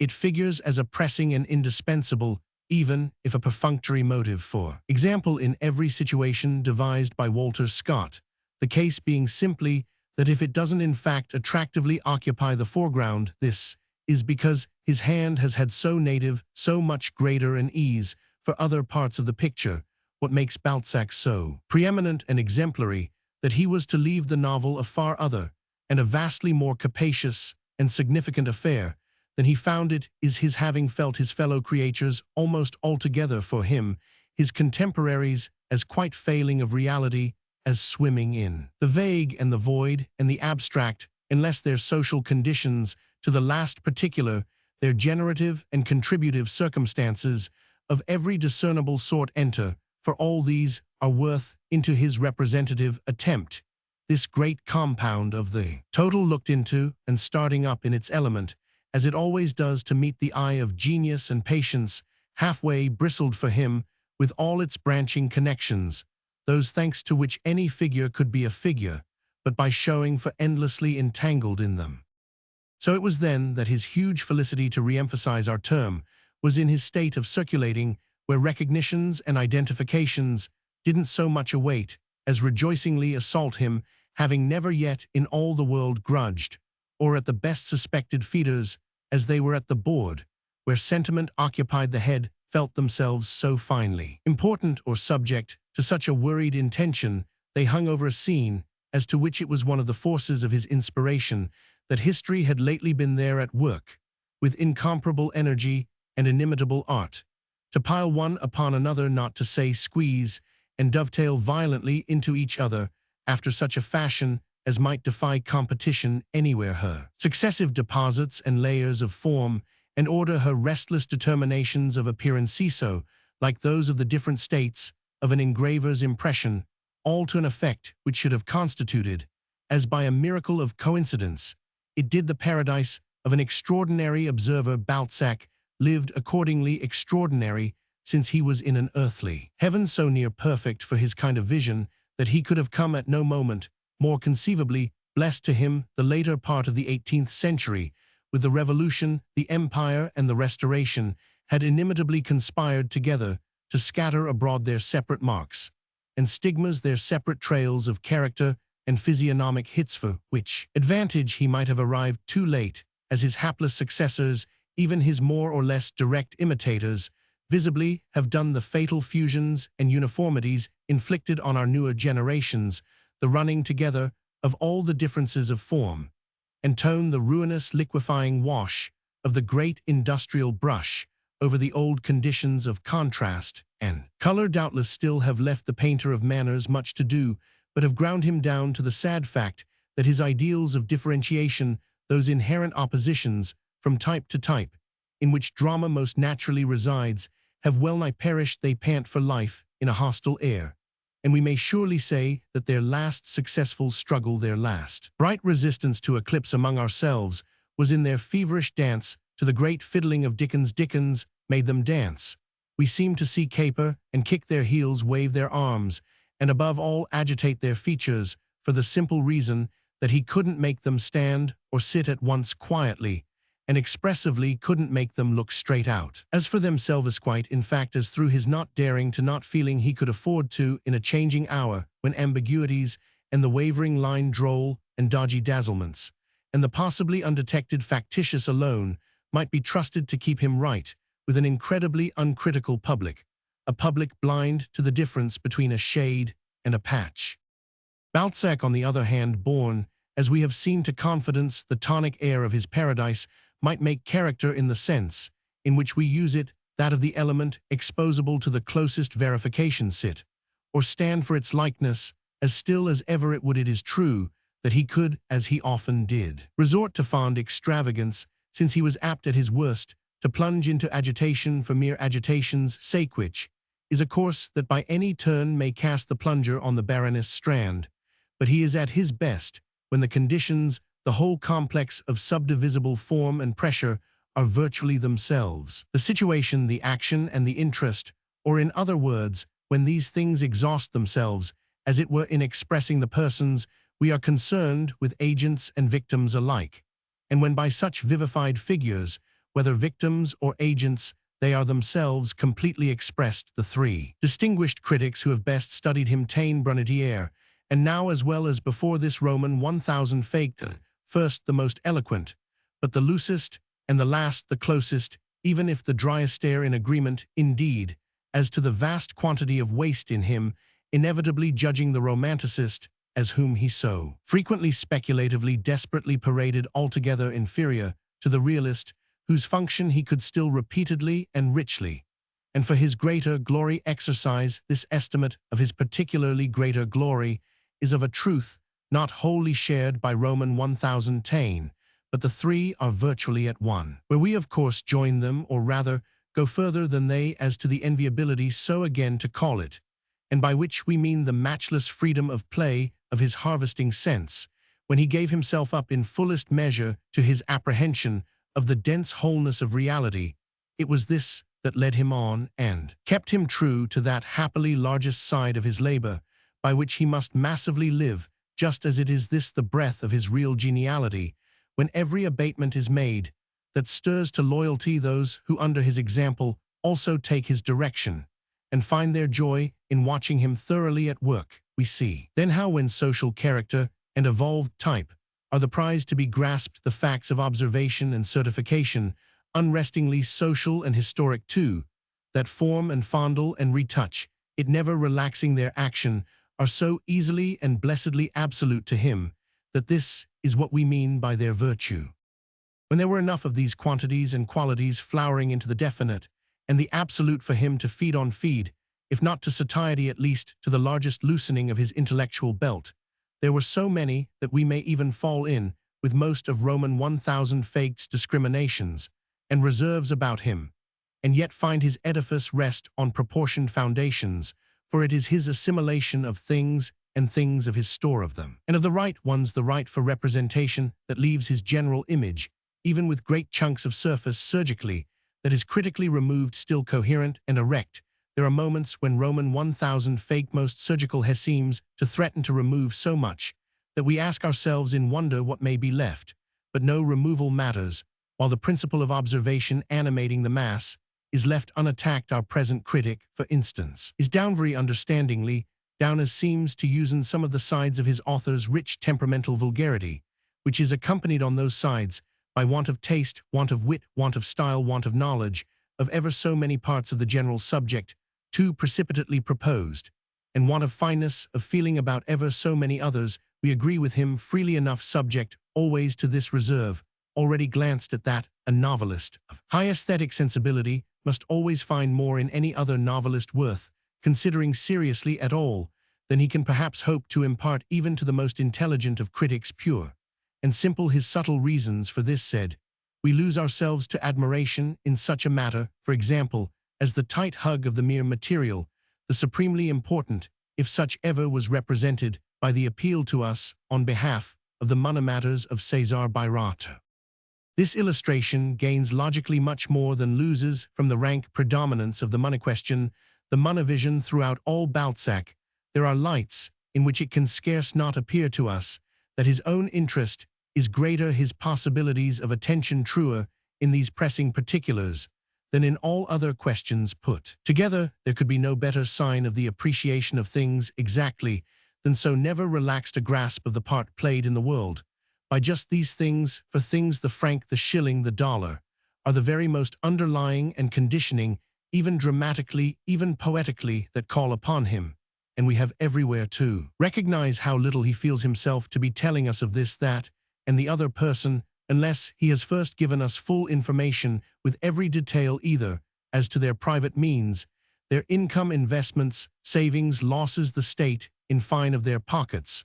or as to their immediate place of habitation, their home, their outermost shell with its windows and doors, its outside appearance, and inside plan, its rooms and furniture, and arrangements, its altogether intimate facts, down to its very smell. This prompt and earnest evocation of the shell and its lining is but another way of testifying with due emphasis to economic conditions, the most personal shell of all. The significant dress of the individual, whether man or woman, is subject to as sharp and as deep a notation, it being no small part of his wealth of luck,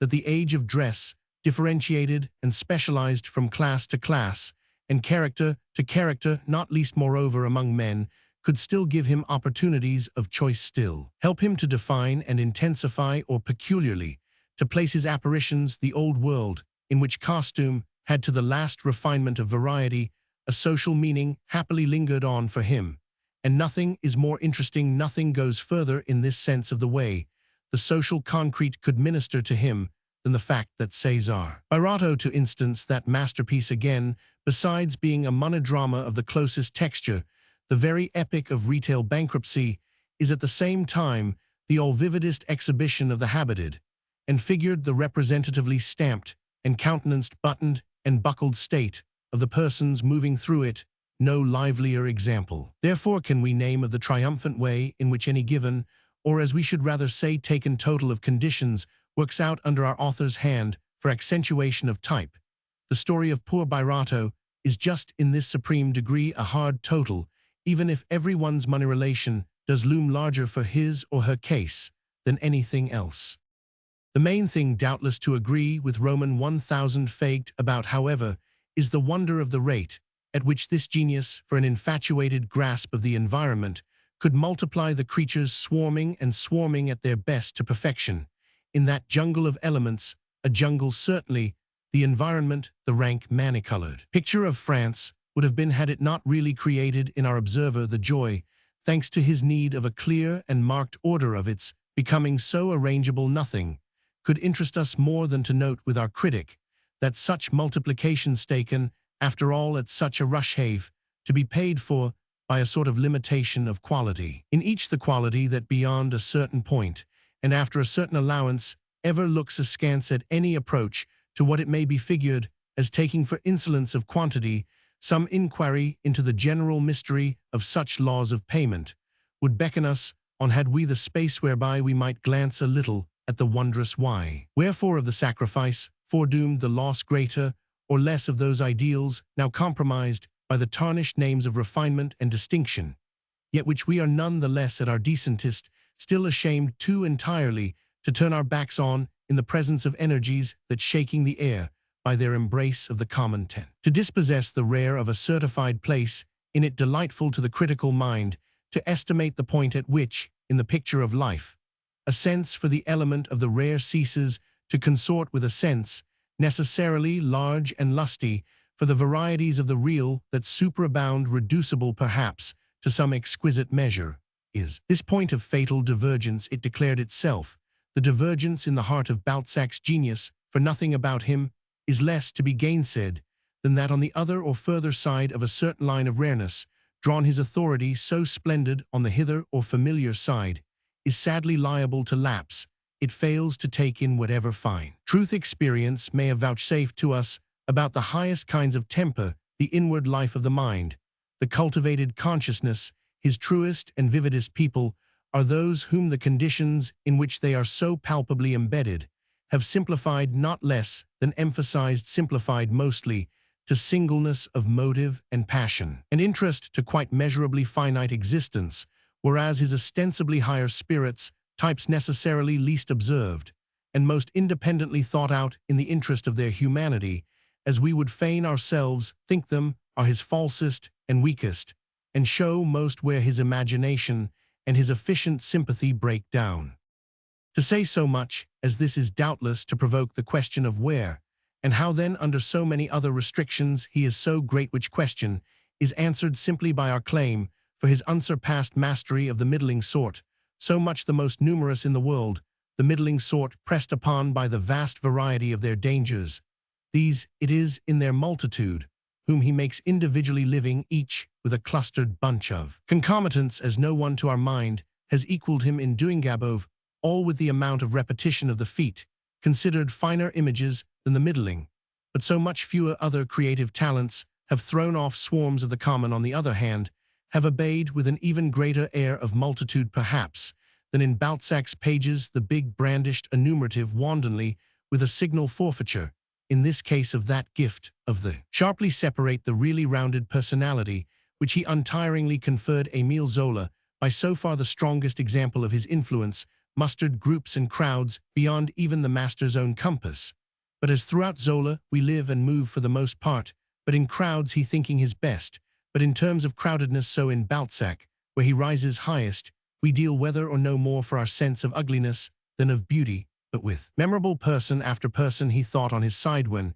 he thought at least to good purpose in terms the most expressively personal, in such as could even eventuate in monsters and forms of evil, the most finished we know so that if he too has left us a multitude of which we may say that it stands alone for solidity, it nevertheless exists by addition and extension, not by a chemical shacking together, a cheapening or diminishing fusion.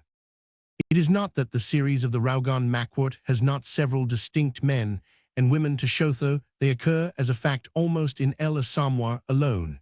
It is not either that Zola did not on occasion try for the cultivated consciousness, a thing of course, so far as ever achieved anywhere necessarily separate, and distinguished it, is that he tried on such ground with a futility only a shade less marked than Balzac's and perhaps would have tried with equal disaster, had he happened to try oftener, if we find in his pages no such spreading waste as Balzac's general picture of the classes, enjoying every advantage that is of the socially hiesto, the elder writer's success, in depicting particularly the female members of which Sainte-Beuve and Brunetière in his footsteps have rendered such strange and stupefying homageth reason, may very well be that such groups could not in the nature of the case figure to him after the fashion in which he liked groups to figure as merely herded and compressed to Balzac. They were groups in which individualization might be raised to its very finest,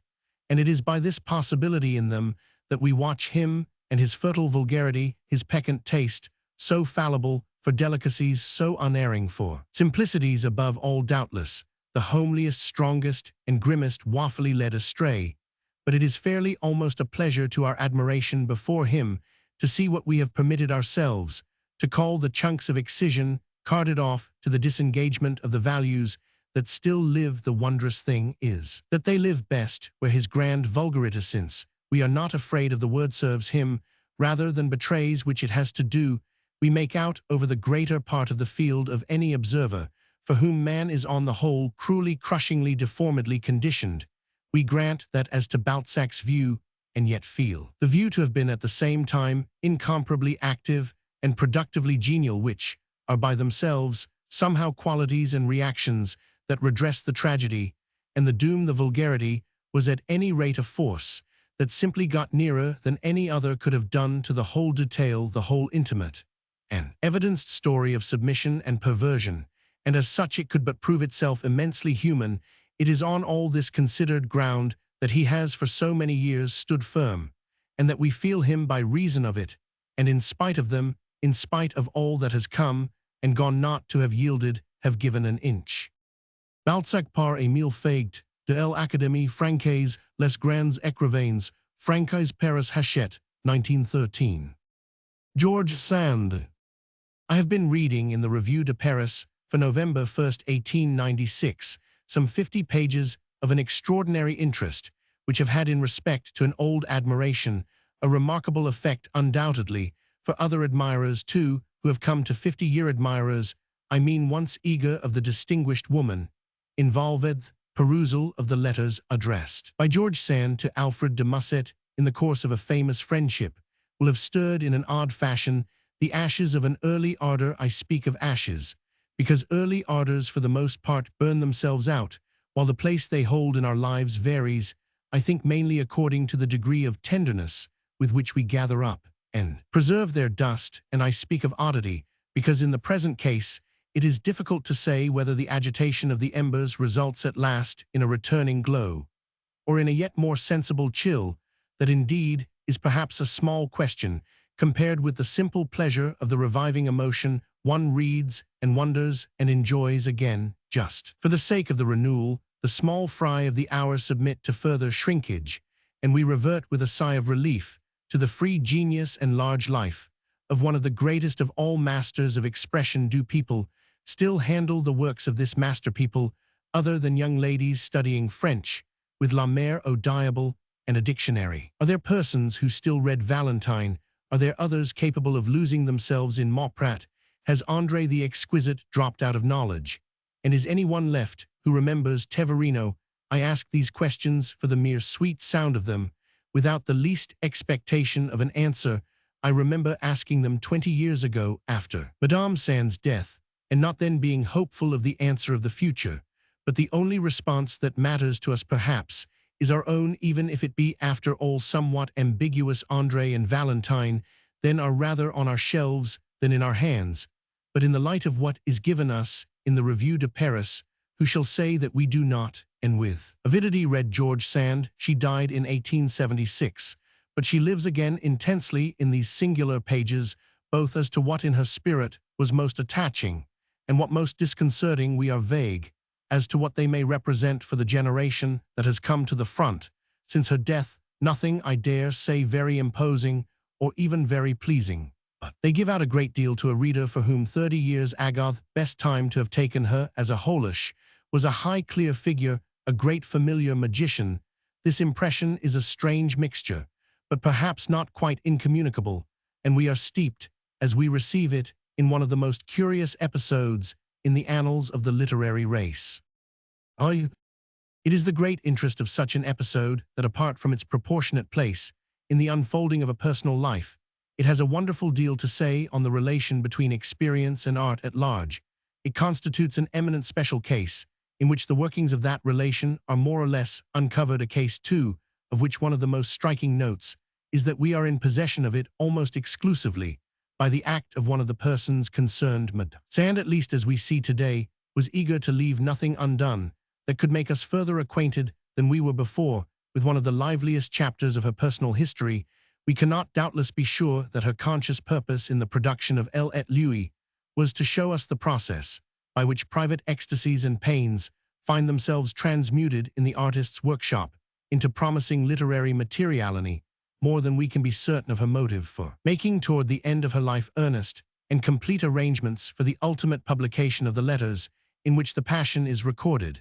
and in which we can remount to the origin of the volume. If L. et Louis had been the inevitable picture, postponed and retouched, of the great adventure of her youth, so the letters show us the crude primary stuff from which the moral detachment of the book was distilled, were they to be given to the world for the encouragement of the artist nature, is a contribution to the view that no suffering is great enough, no emotion tragic enough, to exclude the hope that such pangs may sooner or later be aesthetically assimilated, was the whole proceeding in intention a frank plea for the intellectual, and in some degree even the commercial profit to a robust organism, of a store of erotic reminiscence, whatever the reasons behind the matter, that is to a certain extent the moral of the strange story.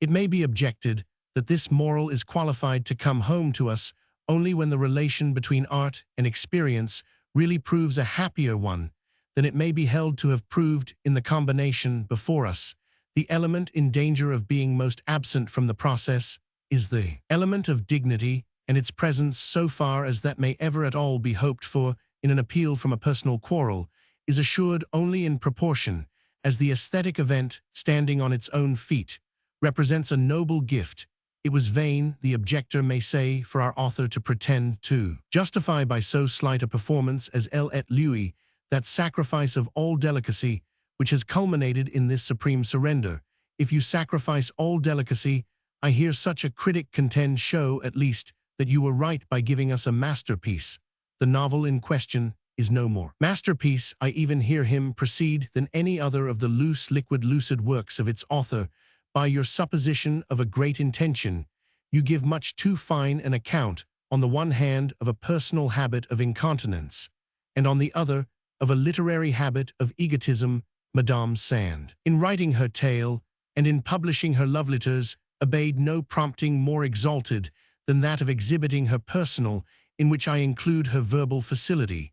and of doing so at the cost of whatever other persons might be concerned, and you are there foreigned, you might as well immediately confess it thrown back for the element of interest on the attraction of her general eloquence, the plausibility of her general manner, and the great number of her particular confidences. You are thrown back on your mere curiosity or sympathy, thrown back from any question of service rendered to art. One might be thrown back, doubtless, still further even than such remarks would represent, if one were not quite prepared with the confession they propose. It is only because such a figure is interesting in every manifestation that its course is marked for us by vivid footprints and possible lessons, and to enable us to find these, it scarcely need have aimed, after all, so extravagantly high. George Sand lived her remarkable life, and drove her perpetual pen, but the illustration that I began by speaking of is for ourselves to gather if we can.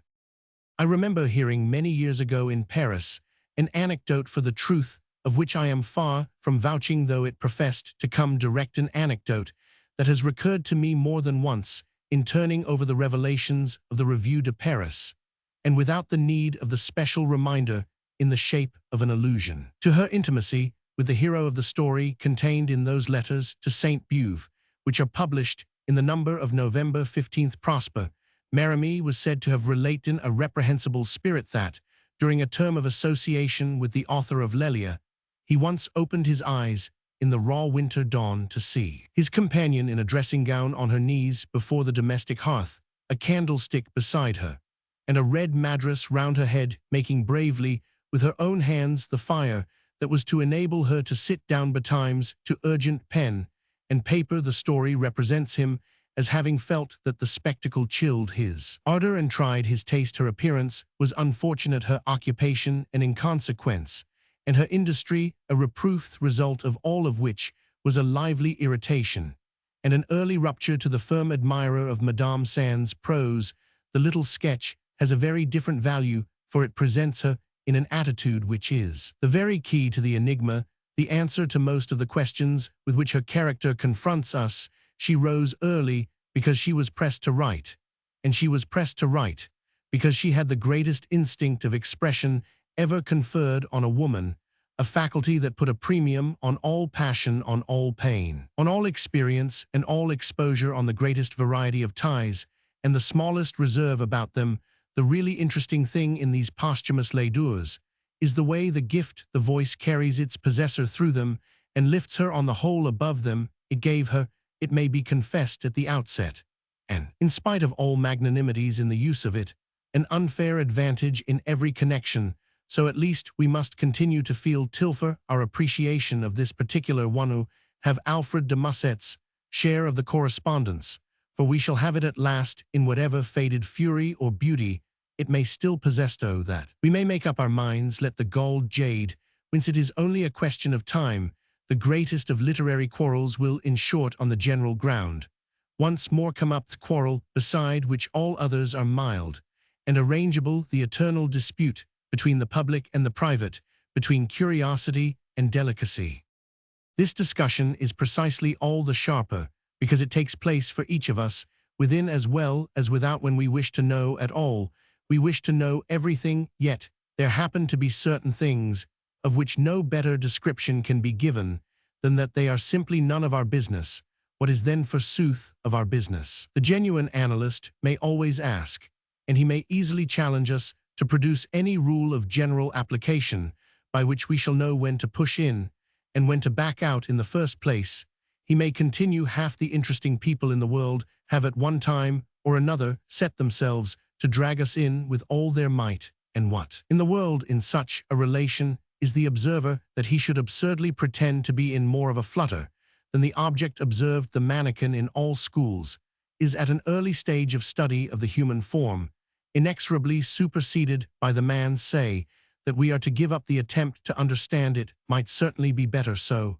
and there would be a delightful side to the new arrangement, but in the name of common sense, don't say that the continuity of life is not to have some equivalent in the continuity of pursuit, the renewal of phenomena, in the renewal of notation. There is not a door you can lock here against the critic, or the painter not a cry you can raise, or a long face you can pull at him, that are not quite arbitrary things. The only thing that makes the observer competent is that he is neither afraid nor ashamed. The only thing that makes him dissentious thinkies, that he is not superficial. All this is very well, but somehow we all equally feel that there is clean linen and soiled, and that life would be intolerable without some acknowledgement, even by the pushing of such a thing as forbidden ground. Roman 1000. Emile Zola, at the moment I write, gives to the world his reasons for rejoicing in the publication of the physiological enquete of Dr. Toulausia marvelous catalogue, or handbook of Roman 1000. Zola's outward and inward parts, which leaves him not an inch of privacy, so to speak, to stand on, leaves him nothing about himself, that is, for himself, for his friends, his relatives, his intimates, his lovers, for discovery, for emulation, for fond conjecture, or flattering deluded envy. It is enough for Roman 1000 Zola that everything is for the public and no sacrifice worth thinking of when it is a question of presenting to the open mouth of that apparently gorged but still gaping monster the smallest spoonful of truth. The truth to his view is never either ridiculous or unclean, and the way to a better life lies through telling it so far as possible about everything and about everyone. There would probably be no difficulty in agreeing to this if it didn't seem on the part of the speaker the result of a rare confusion between give and take, between truth and information. The true thing that most matters to us is the true thing we have most use for, and there are surely many occasions on which the truest thing of all is the necessity of the mind, its simple necessity of feeling whether it feels. In order to learn or learns, in order to feel the event, is the same. The side on which it shall most feel will be the side to which it will most incline. If it feels more about a Zola, functionally undeciphered, it will be governed more by that particular truth than by the truth about his digestive idiosyncrasies, or even about his olfactive perceptions, and his arithmomania or impulse to count an affirmation of our mere taste may very supposedly be our individual contribution to the general clearing up. Nothing often is less superficial than to ignore and overlook, or more constructive for living and feeling at all than to want impatiently to choose. If we are aware that in the same way as about a Zola undeciphered, we should have felt more about a George Sand unexposed, the true thing we have gained becomes a poor substitute for the one we have lost, and I scarce see what difference it makes that the view of the elder novelist appears in this matter quite to march with that of the younger. I hasten to add that, as to being of course asked why in the world with such a leaning we have given time either to Roman 1000 Zola's physician or to Musset's correspondent, this is only another illustration of the bewildering state of the subject. When we meet on the broad highway the rueful denuded figure, we need some presence of mind to decide whether to cut it dead or to lead it gently home, and meanwhile the fatal complication easily occurs. We have seen in a flash of our own wit, and mystery has fled with a shriek. These encounters are indeed accidents which may at any time take place, and the general guarantee. Noisy world lies, I judge, not so much in any hope of really averting them as in a regular organization of the struggle. The reporter and the reported have duly and equally to understand that they carry their life in their hands. There are secrets for privacy and silence. Let them only be cultivated on the part of the hunted creature, with even half the method with which the love of sport, or call it the historic sensays, cultivated on the part of the investigator. They have been left too much to the natural, the instinctive man, but they will be twice as effective after it begins to be observed that they may take their place among the triumphs of civilization. Then at last the game will be fair, and the two forces face to face. It will be pull devil, pull tailor, and the hardest pull will doubtless provide the happiest result. Then the cunning of the inquirer, envenomed with resistance, will exceed in subtlety and ferocity anything we today conceive, and the pale forewarned victim, with every track covered, every paper burnt, and every letter unanswered, will, in the tower of art, the invulnerable granite, stand without a sally the siege of all the year. Roman 2. It was not in the tower of art that George Sand ever shut herself up, but I come back to a point already made in saying that it is in the citadel of style that, notwithstanding rash sorties, she continues to hold out the outline of the complicated story. That was to cause so much ink to flow gives, even with the omission of 100, features a direct measure of the strain to which her astonishing faculty was exposed in the summer of 1833. As a woman of nearly 30, she encountered Alfred de Musset, who was 6 years her junior. In spite of their youth, they were already somewhat bowed by the weight of a troubled past. Musset, at 23, had that of his confirmed libertinism, so Madame Arvid Barin, who has had access to materials, tells us in the admirable short biography of the poet, contributed to the rather markedly unequal but very interesting series of Hachette's Grands Écrivains Francais. Madame Sand had a husband, a son, and a daughter, and the impress of that succession of lovers, Jules Sandeau, had been one. Prosper Mérimée, another two, which she so freely alludes in the letters to Saint Beuve, a friend more disinterested than these, and qualified to give much counsel in exchange for much confidence. It cannot be said that the situation of either of our young persons was of good omen for a happy relation, but they appear to have burnt their ships with much promptitude and a great blaze, and in the December of that year they started together for Italy. The following month saw them settled on a frail basis in Venice, where the elder companion remained till late in the summer of 1834, and where she wrote in part Jacques and the letters d'un voyageur, as well as André and Léon Léonie, and gathered the impressions to be embodied later in half a dozen stories with Italian titles, notably in the delightful Consulo, The Journey, The Italian Climate, The Venetian Winter. At first agreed with neither of the friends, they were both taken ill. The young man very gravely, and, after a stay of 3 months, Musset returned alone and much ravaged to Paris. In the meantime, a great deal had happened, for their union had been stormy, and their security small. Madame Sand had nursed her companion in illness, a matter of course office, it must be owned, and her companion had railed at his nurse in health. A young physician called in had become a close friend of both parties, but more particularly a close friend of the lady, and it was to his tender care that on quitting the scene, Musset solemnly committed her. She took up life with Pietro Pagelot. Transition is startling for the rest of her stay, and on her journey back to France, he was no inconsiderable part of her luggage. He was simple, robust, and kind, not a man of genius. He remained, however, but a short time in Paris. In the autumn of 1834, he returned to Italy to live on till our own day, but never again, so far as we know, to meet his illustrious mistress. Her intercourse with her poet was, in all its intensity, one may almost say its ferocity, promptly renewed, and was sustained in that key for several months more. The effect of this strange and tormented passion on the mere student of its records is simply to make him ask himself what on earth is the matter with the subjects of it. Nothing is more easy than to say, as I have intimated, that it has no need of records and no need of students, but this leaves out of account the thick medium of genius in which it was foredoomed to disport itself. It was self-registering, as the phrase is, for the genius on both sides happened to be the genius of eloquence. It is all rapture and all rage and all literature. The letters d'un voyageur spring from the thick of the fight. La Confession d'un enfant du siècle and Les Nuits are immediate echoes of the concert. The lovers are naked in the marketplace and perform for the benefit of society. The matter with them, too, the perception of the stupefied spectator, is that they entertained for each other every feeling in life, but the feeling of respect, what the absence of that article may do for the passion of hate, is apparently nothing to what it may do for the passion of love.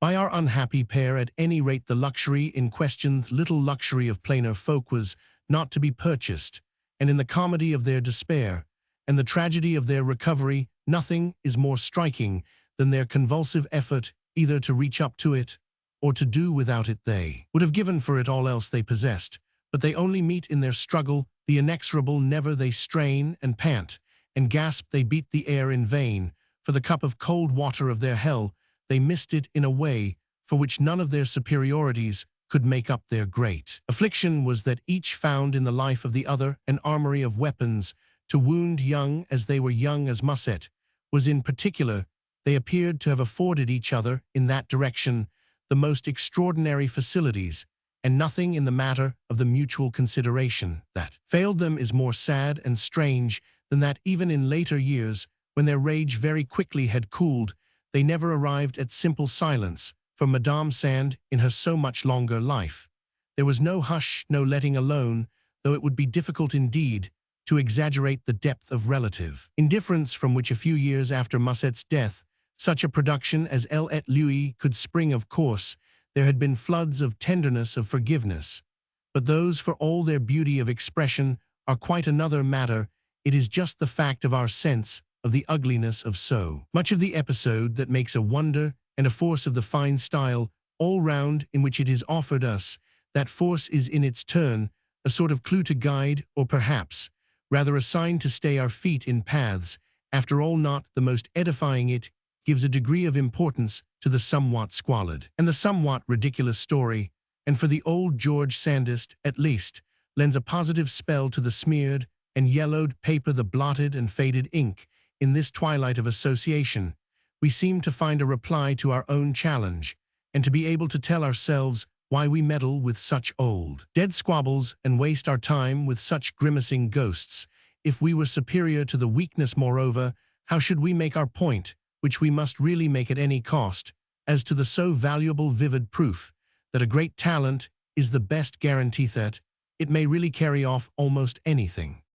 The rather sorry ghost that beckons us on furthest is the rare personality of Madame Sand under its influencia, that of old memories from which it is indistinguishable. Pick our steps among the laidures, aforesaid, the misery, the levity, the brevity of it, all the greatest ugliness in particular, that this life shows us the way the devotions and passions that we see heaven and earth called to witness are over before we can turn round. It may be said that for what it was, the intercourse of these unfortunates surely lasted long enough, but the answer to that is that if it had only lasted longer, it wouldn't have been what it was. It was not only preceded and followed by intimacies on one side, and the other as unadorned by the stouter sincerity, but was mixed up with them in a manner that would seem to us dreadful if it didn't still more seem to us droll, or rather, perhaps, if it didn't refuse altogether to come home to us with the crudity of contemporary things. It is antediluvian history, a queer vanished world, another Venice, from the actually the deplorably familiarized a Paris of greater bonhomie,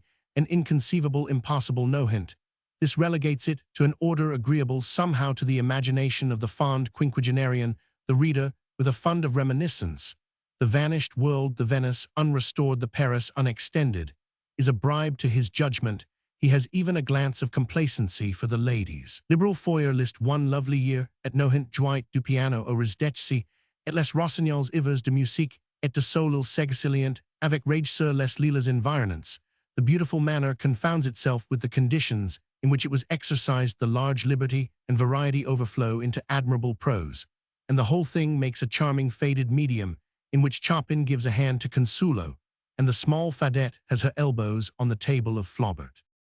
There is a terrible letter of the autumn of 1834, in which our heroine has recourse to Alfred Tatet on a dispute with the bewildered Pagelot, a disagreeable matter that involved a question of money. A Venise il comprenait, she somewhere says a Paris il n'y comprend plus. It was a proof of remarkable intelligence that he did understand in Venice, where he had become a lover in the presence, and with the exalted approval of an immediate predecessor, an alternate representative of the part, whose turn had now, on the removal to Paris, come round again, and in whose resumption of office it was looked to him to concur. This attachmento Pagelot had lasted but a few months, yet already it was the prey of complication and change, and its sun appears to have set in no very graceful fashion. We are not here, in truth, among very graceful things, in spite of superhuman attitudes and great romantic flights. As to these forced notes, Madame Arvid Barin judiciously says that the picture of them contained in the letters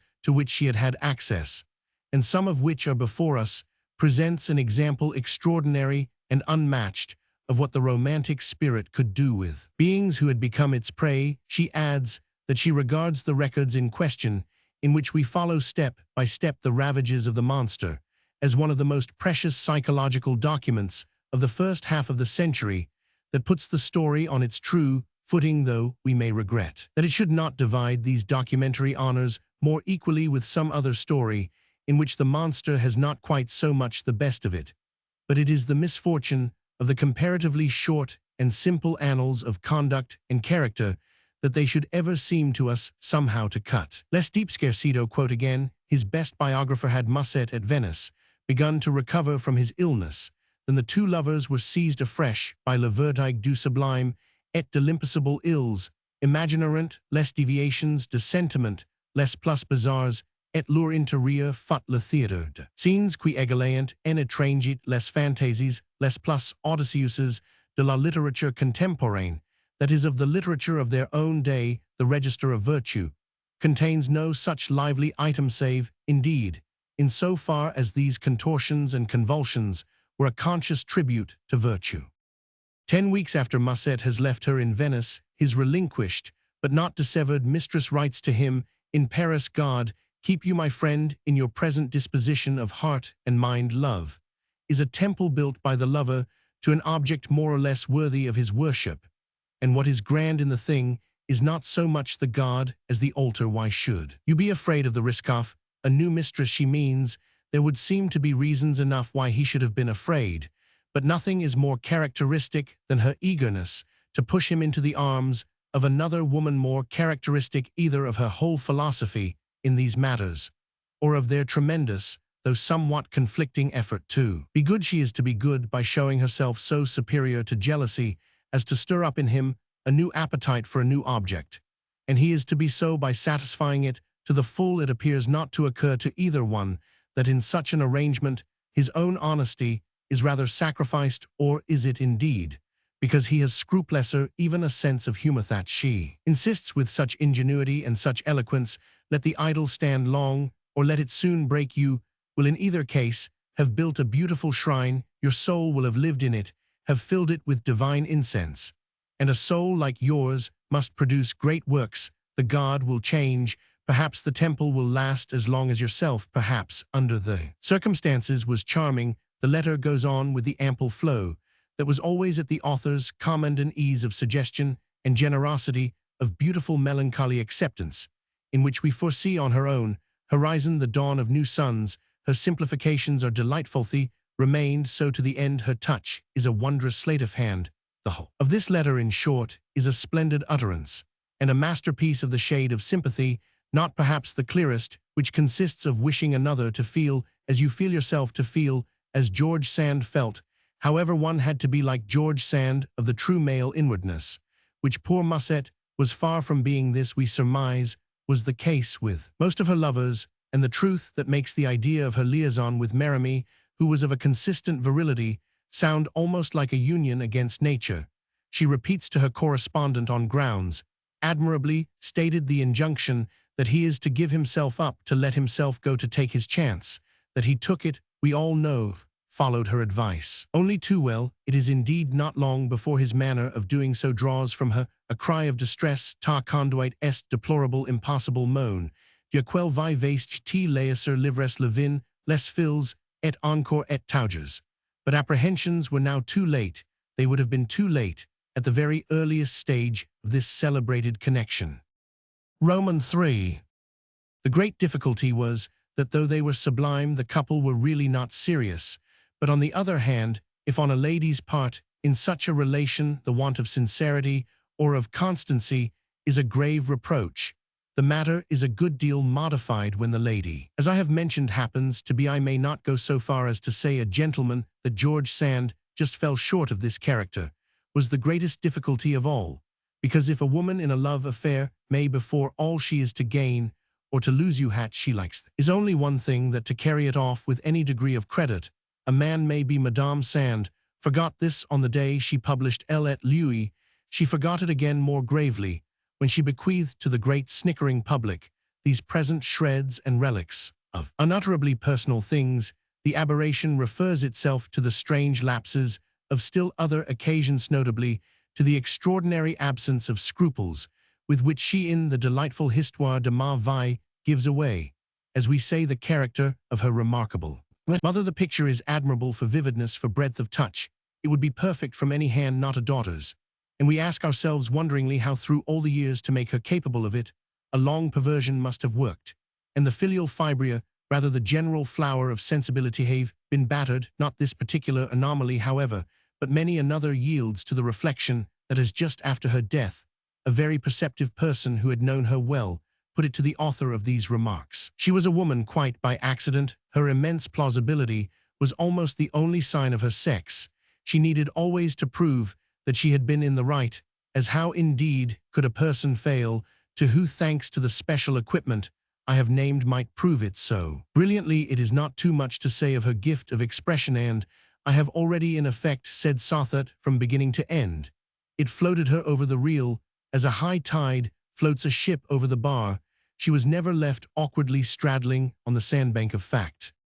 For the rest, in any case, with her free experience and her free use of it, her literary style, her love of ideas and questions of science and philosophy, her comradeship, her boundless tolerance, her intellectual patience, her personal good humor, and perpetual tobacco, she smoked long before women at large felt the cruel obligation. With all these things, and many I don't mention, she had more of the inward and outward of the other sex than of her own. She had above all the mark that to speak at this time of day, with a freedom for which her action in the matter of publicity gives us warrant, the history of her personal passions reads singularly. Like a chronicle of the ravages of some male celebrity, her relations with men closely resembled those relations with women that from the age of Pericles or that of Petrarch have been complacently commemorated as stages in the unfolding of the great statesman and the great poet. It is very much the same large list.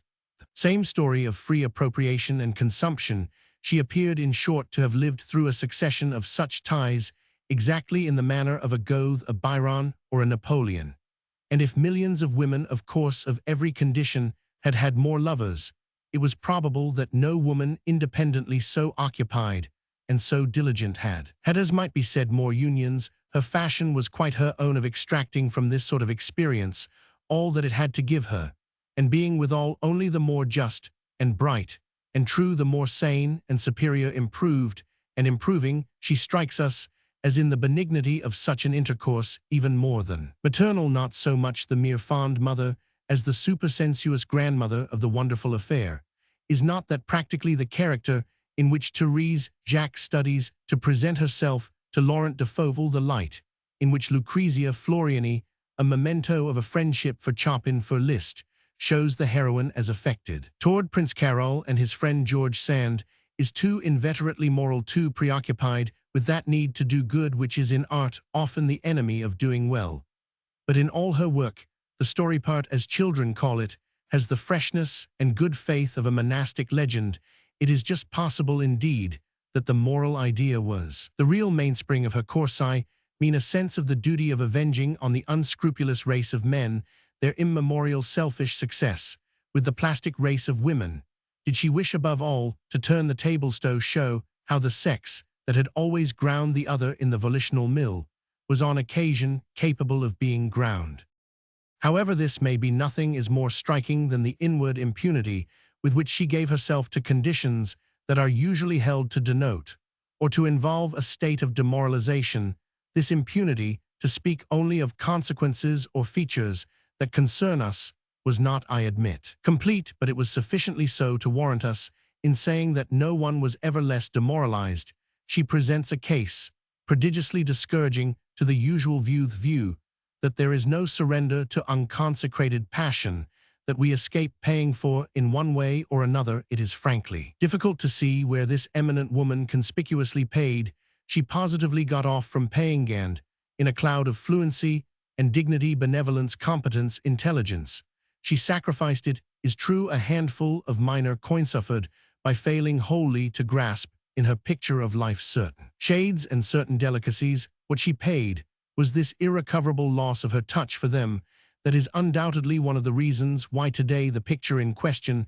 has perceptibly faded, why there are persons who would perhaps even go so far as to say that it has really a comic side. She doesn't know, according to such persons, her right hand from her left, the crooked from the straight, and the clean from the unclean. It was a sense she lacked, or a tact she had rubbed off, and her great work is by the fatal twist quite as lopsided a monument as the Leaning Tower of Pisa. Some readers may charge her with a graver confusion, stilled incapacity to distinguish between fiction and fact, the truth straight from the well, and the truth curling in steam from the kettle, and preparing the comfortable tea, there is no word oftener on her pen they will remind us than the verb to arrange. She arranged constantly, she arranged beautifully, but from this point of view, that of a general suspicion of arrangements, she always proved too much turned over in the light of it. The story of Elle et Louis, for instance, is an attempt to prove that the mistress of Laurent de Fauvel was little less than a prodigy of virtue. What is there not the intemperate admirer may be challenged to tell us an attempt to prove in Elle Histoire de ma vie, a work from which we gather every delightful impression, but the impression of an impeccable veracity. These reservations may, however, all be sufficiently just without affecting our author's peculiar air of having eaten her cake, and had it been equally initiated in directions the most opposed of how much cake she partook. The letters to Musset and Sainte-Beuve well show us, and yet they fall in at the same time on other sides, with all that was noble in her mind, all that is beautiful in the books just mentioned, and in the 6 volumes of the General Correspondence, 18,121,876, out of which Madame Sand comes so immensely to her advantage. She had as liberty all the adventures of which the dots are so put on the is by the documents lately published, and then she had as law as honor and serenity all her fine reflections on them, and all her splendid busy literary use of them. Nothing perhaps gives more relief to her masculine stamp than the rare art and success with which she cultivated an equilibrium. She made from beginning to end a masterly study of composure, absolutely refusing to be upset, closing her door at last against the very approach of irritation and surprise. She had arrived at her quiet, elastic synthesis, a good humor and indulgence that were an armor of proof. The great felicity of all this was that it was neither indifference nor renunciation, but on the contrary, an intense partaking, imagination, affection, sympathy, and life, the way she had found for herself of living most, and living longest, however. Well, it all agreed with her happiness, and her manners. It agrees still better with her style, as to which we come back with her to the sense that this was really her point d'appui, or sustaining force. Most people have to say, especially about themselves, only what they can, but she said, and we nowhere see it better than in the letters to Musset, everything in life that she wanted. We can well imagine the effect of that consciousness on the nerves of this particular correspondent, his own poor gift of occasional song, to be so early spent, reduced to nothing by so unequaled a command of the last word. We feel it, I hasten to add, this last word in all her letters, the occasion no matter which gathers it from her, as the breeze gathers the scent from the garden. It is always the last word of sympathy and sense, and we meet it on every page of the voluminous correspondence. These pages are not so clever as those in the same order of some other famous Hans, the writer, always denied justly enough that she had either wit or presence of mind, and they are not a product of high spirits or of a marked avidity for gossip, but they have admirable ease, breadth, and generosity. They are the clear, quiet overflow of a very full cup. They speak above all for the author's great gift, her eye for the inward drama. Her hand is always on the fiddle string, her ear is always at the heart. It was in the soul, in a word, that she saw the drama begin, and to the soul that after whatever outward flourishes, she saw it confidently come back. She herself lived with all her perceptions, and in all her chambers, not merely in the showroom of the shop. This brings us once more to the question of the instrument and the tone, and to our idea that the tone, when you are so lucky as to possess it, may be of itself a solution.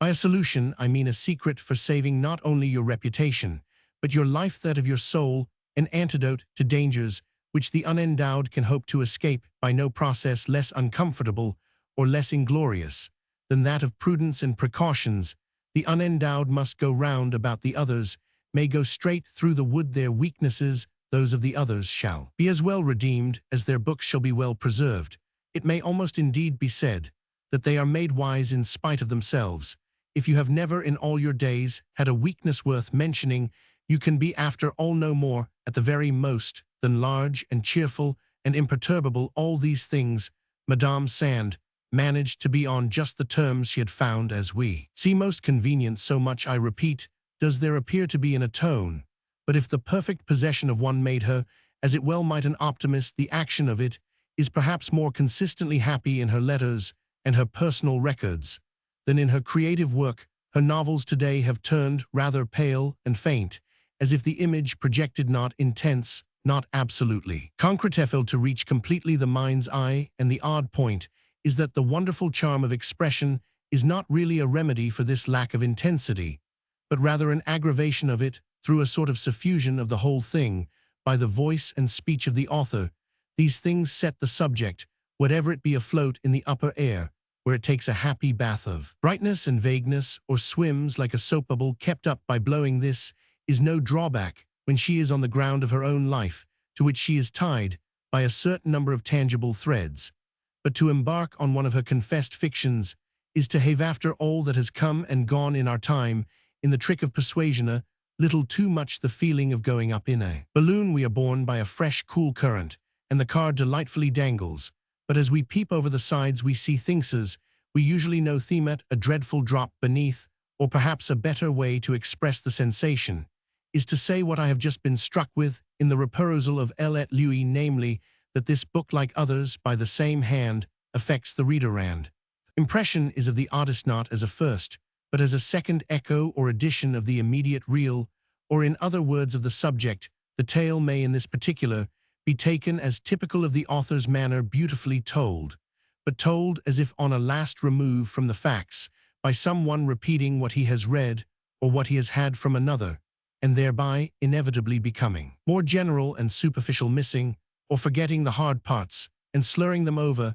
and making them up of everything but feelings. The presentation is Roman 1499. We recognize that we shall never know the original narrator, and that the actual introducer is the only one we can deal with, but we sigh perhaps as we reflect that we may never confront her with her own informant.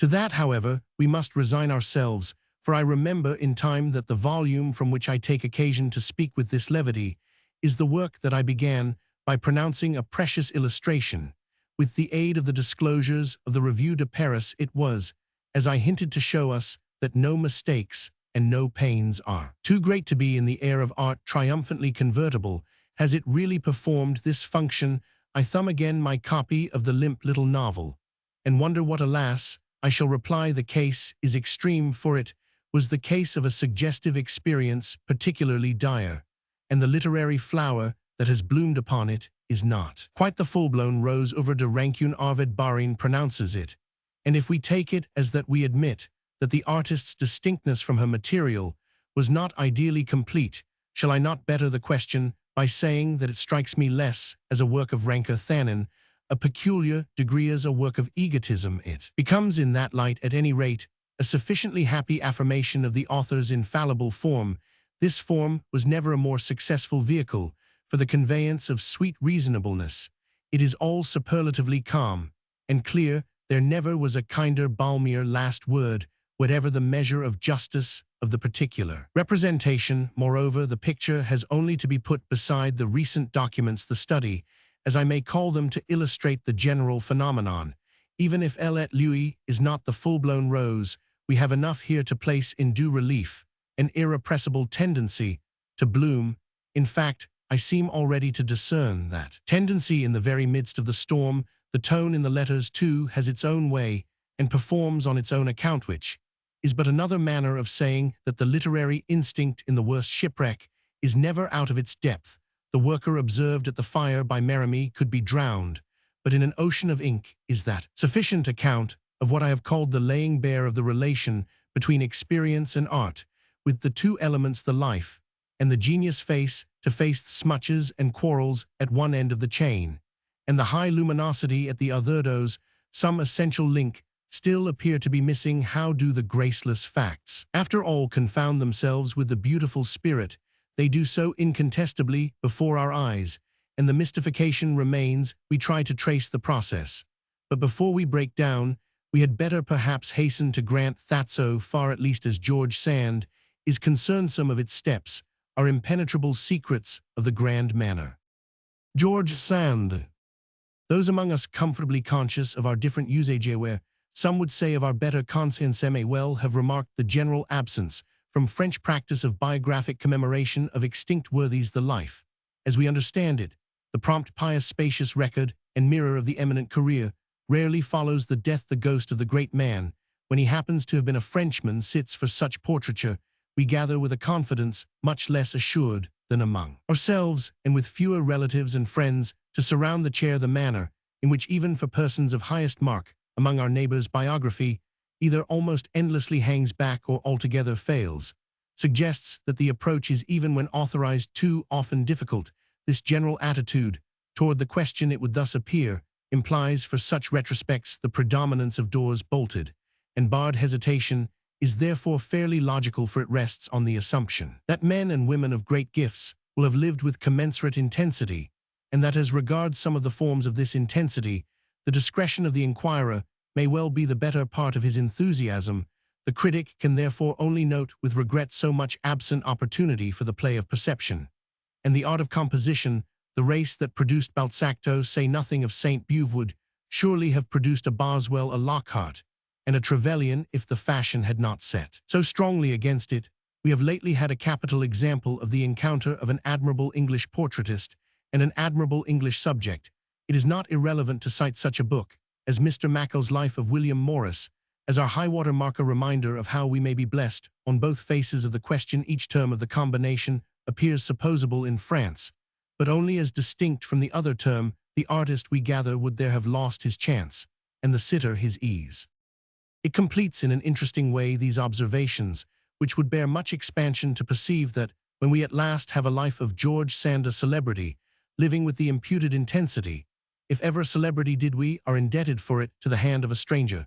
No fact could more exactly point the moral of my few remarks. Madame Sand's genius and renown would have long ago made her a subject at home, if alacrity in such connection had been to be dreamed of. There is no more significant sign of the general ban under which alacrity rests. Everything about this extraordinary woman is interesting, and we can easily imagine the posthumous honors we ourselves would have hastened to assure to a part taken in literature and life with such brilliancy and sincerity. These demonstrations, where we should most look for them, have been none the less as not, save indeed to be exact, for the publication of a number of volumes of letters. It is just Madame Sand's letters, however letters interesting and admirable, peculiarly qualified to dispose the reader in her favor, that in England or in America would have quickened the need for the rest of the evidence.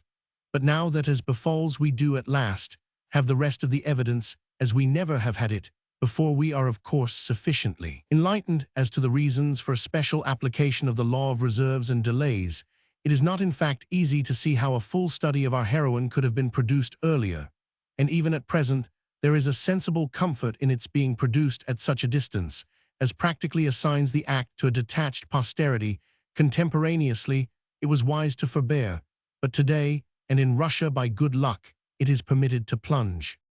MMEW Vladimir Karanin's extraordinarily diffuse, but scarcely less valuable biography, of which the first installment, 6 in 2 large volumes, brings the story, but to the year 1838 reaches us, in a French version, apparently from the author's own hand, of chapters patiently contributed to Russian periodicals. Were it not superficially ungrateful to begin with reserves about a book so rich and full, there might be some complaint to make of this wonderful tribute on grounds of form and taste ponderous and prolix. The author moves in a mass, escorted by all the penalties of her indifference to selection and compression. She insists and repeats, she wanders wide, her subject spreads about her in places as rather a pathless waste. Above all, she has produced a book which manages to be at once remarkably expert and singularly provincial. Our innocence is perhaps at fault, but we are moved to take the mixture for characteristically Russian. Would, indeed, any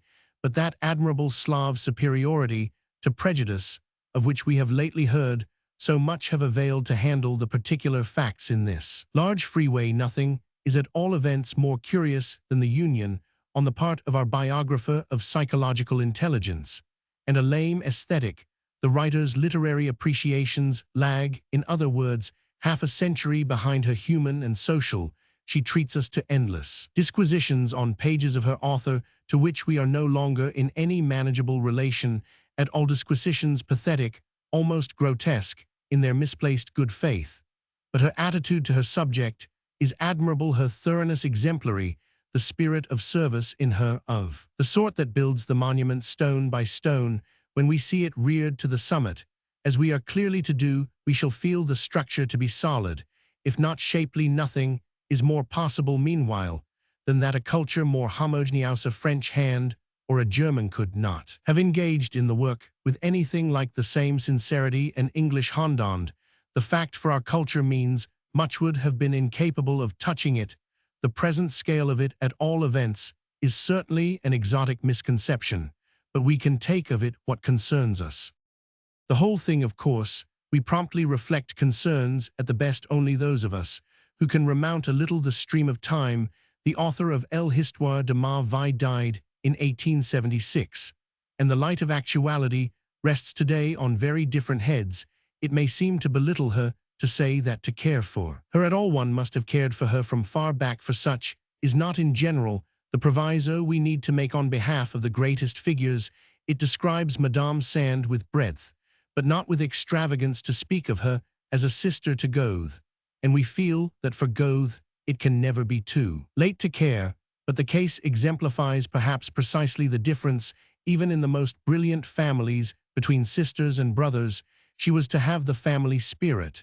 but she was to receive from the fairies who attended at her cradle the silver cup, not the gold. She was to write 100 books, but she was not to write Faust. She was to have all the distinction, but not all the perfection, and there could be no better instance of the degree in which a woman may achieve the one and still fail of the other, when it is a question of the rare originals who have either. She confirms us masculine as she is in believing that it takes a still greater masculinity to have both. What she had, however, she had in profusion. She was one of the deepest voices of that great mid-century concert against the last fine strains, of which we are more and more banging the doors. Her work, beautiful, plentiful, and fluid, has floated itself out to sea, even as the melting snows of the high places are floated. To feel how she has passed away as a creator is to feel anew the immense waste involved in the general ferment of an age, and how much genius and beauty, let alone the baser parts of the mixture, it takes to produce a moderate quantity of literature. Smaller people have conceivably ceased to count, but it is strange for a member of the generation immediately succeeding her own that she should have had the same fate as smaller people, all the more that such a mourner may be ruefully conscious of contributing not a little himself to the mishap. Does he still reread? Can he today at all deal with this wonderful lady's novels? It only half cheers him up that, on the occasion of such a publication as I here speak of, he finds himself as much interested as ever. The grounds of the interest are difficult to give. He presuppose so much of the old impression. If the old impression, therefore, requires some art to sustain and justify itself, we must be content, so far as we are still under the charm, to pass, though only at the worst, for eccentric. The work, whether we still hold fast to it or not, has 20 qualities, and would still have an immense one if it had only its style. But what I suppose it has paid for in the long run is its want of plastic intensity. Does any work of representation, of imitation, live long that is predominantly loose? It may live in spite of looseness, but that we make out is only because closeness has somewhere where it has most mattered played a part. It is hard to say of George Sand's productions. I think that they show closeness anywhere. The sense of that fluidity, which is more than fluency, is what in speaking of them constantly comes back to us, and the sense of fluidity is fundamentally fatal to the sense of particular truth. The thing presented by intention is never the stream of the artist's inspiration. It is the deposit of the stream. For the things presented by George Sand, for the general picture, we must look elsewhere. Look at her life and her nature, and find them in the copious documents in which these matters and many others are now reflected. All this mass of evidence it is that constitutes the intensity we demand. The mass has little by little become large, and our obligation to Madame Karenine is that she makes it still larger. She sets our face, and without intending to, more and more in the right direction. Her injudicious analyses of forgotten fictions only confirm our discrimination. We feel ourselves in the presence of the extraordinary author of the 100 Tales, and yet also feel it to be not by reason of them that she now presents herself as one of the most remarkable of human creatures. By reason, then, of what? Of everything that determined, accompanied, surrounded their appearance. They formed all together a great feature in a career and a character. But the career and the character are the real thing. Such is far from usually the case. I hasten to recognize with the complete and consistent artist poor, is the art a thing positively to be ashamed of that generally speaking, is not far more pressing for this servant of the altar than anything else anything outside the church can possibly be to have been the tempered and directed hammer that makes the metal hard. If that be not good enough for such a ministrant, we may know him by whatever he has found, better we shall not know him by the great name. The immense anomaly in Madame Sand was that she freely took the form of being with most zest quite another sort of hammer. It testifies sufficiently to her large endowment that given the wide range of the rest of her appetite, she should seem to us today to have sacrificed even superficially to any form of objective expression. She had in spite of herself an imagination almost of the first order, which overflowed and irrigated, turning by its mere swift current, without effort, almost without direction, every mill it encountered, and launching, as it went alike the lightest skiff and the stateliest ship. She had in especial the gift of speech, supreme and inspired, to which we particularly owe the high value of the case she presents, for the case was definitely a bold and direct experiment, not at all in art, not at all in literature, but conspicuously and repeatedly in the business of living, so that our profit of it is, before anything else, that it was conscious, articulate, vivid, recorded, reflected, imaged. The subject of the experiment became also at first hand the journalist, much of her work being simply splendid journalism commissioned to bring it up to date. She interviewed nobody else, but she admirably interviewed herself, and this is exactly our good fortune. Her autobiography, her letters, her innumerable prefaces, all her expansive parentheses and excursions make up the generous report. We have in this form, accordingly, a literary title for her, far superseding any derived from her creative work, but that is the result of a mere betrayal, not the result of an intention. Her masterpiece, by a perversity of fate, is the thing she least sat down to. It consistence. She is a casein, the mere notation of her symptoms in help given to the study of them. To this has the author of Consuelo come. But how in the world, indeed, was the point so indicated not to be the particular crossroad at which the critic should lie in wait for a poor child of the age, whom preceding ages and generations had almost infernally conspired to trap for him, to give up candidly astray to his hands? If the element of romance for which our heroine's name stands is best represented by her personal sequences and solutions, it is sufficiently visible that her heredity left her a scant alternative space. Fails me for the story of this heredity queer and complicated, the very stuff that stories are made of, a chain of generations succeeding each other in confidence and joy, and with no aid asked of legal or other artificial sanctions. The facts are moreover sufficiently familiar, though here, as elsewhere, Madame Karenine adds to our knowledge, presented foreshortened, stretching back from the quiet no-hint funeral of 1876 to the steps of the throne of King Augustus, the Strong of Poland, father of Maurice de Saxe, great-great-grandfather of Aurore Dupin. It all hangs together as a cluster of components more provocative than any the great novelist herself ever handled. Her prenatal past was so peopled with dramatis person that her future was really called on to supply them in such numbers as would preserve the balance. The tide of illegitimacy sets straight through the series. No one, to speak of Aurore's father, is an exception, seems to have had a regular paternity. Aurore herself squared with regularity, but by a month or two the marriage of her parents gave her a bare escape. She was brought up by her paternal grandmother, between son of her father and a daughter of her mother, born out of wedlock. It all moves before us as a vivid younger world, a world on the whole more amused and more amusing than ours. The period from the Restoration to the events of 1848 is the stretch of time in which, for more reasons than we can now go into, French life gives out to those to whom its appeal never fails most of its charm, most at all events of its ancient sociability. Happy is our sense of the picturesque Paris, unconscious of a future, all avenues and exhibitions. Happy our sense of these middle years of a great generation, easy and lusty, despite the ensanguined spring that had gone before. They live again, piecing themselves ever so pleasantly and strangely together in Madame Sand's records and references, almost as much as the conscious clothes of the old regime so vaunted by Talleyrand. They strike us as a season it would have been indispensable to know for the measure of what intercourse could richly be.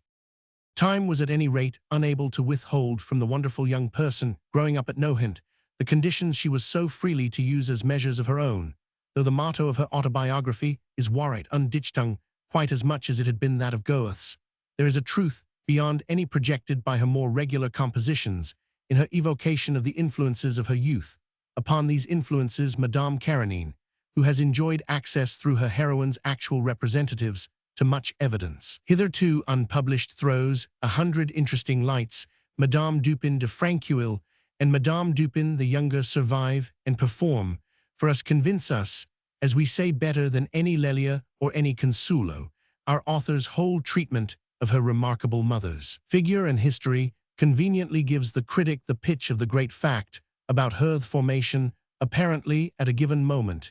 yet in very truth we may be sure from far back of the capacity and the determination to live with high consistency for herself. What she made of this resolve to allow her nature all its chances, and how she carried on the process these things are thanks to the immense illustration her genius enabled her to lend them the essence of her story, of which the full adumbration is, in the detached pictorial way. She causes her mother to live for us. Motherhood, daughterhood, childhood, embarrassed maturity were phenomena she early encountered in her great adventure, and nothing is more typical of her energy and sincerity than the short work we can scarce help feeling she makes of them. It is not that she for a moment blinks or dodges them, she weaves them straight and embarks with them. Indeed, as her principal baggage, we know today from the pages before us everything we need to know about her marriage and the troubled years that followed about Roman 1000 Casimir Dudevant and his possible points of view about her separation, her sharp secession,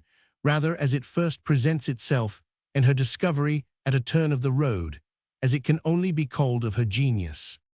She stumbled on this principle, we see, quite by accident, and as a consequence of the attempt to do the very humblest labor to support herself from day to day. It would be difficult to put one's finger more exactly upon a case of genius. Unaided and unprompted, she embarked, as I have called it, on her great voyage, with no grounds of confidence. Whatever she had obscurely, unwittingly, the spirit of Columbus, but not so much even as his exiguous outfit. She found her gift of improvisation, found her tropic wealth, by leaping a surprised conquistador of Stylistically upon the coral strand. No awakened instinct, probably, was ever such a blessing to a writer so much in need. This instinct was for a long time all her initiation, practically all her equipment. The curious thing is that she never really arrived at the fruit of it as the result of a process, but that she started with the whole thing as a Patti or a Mario starts with a voice, which is a method, which is music, and that it was simply the train in which she traveled. It was to render her as great a service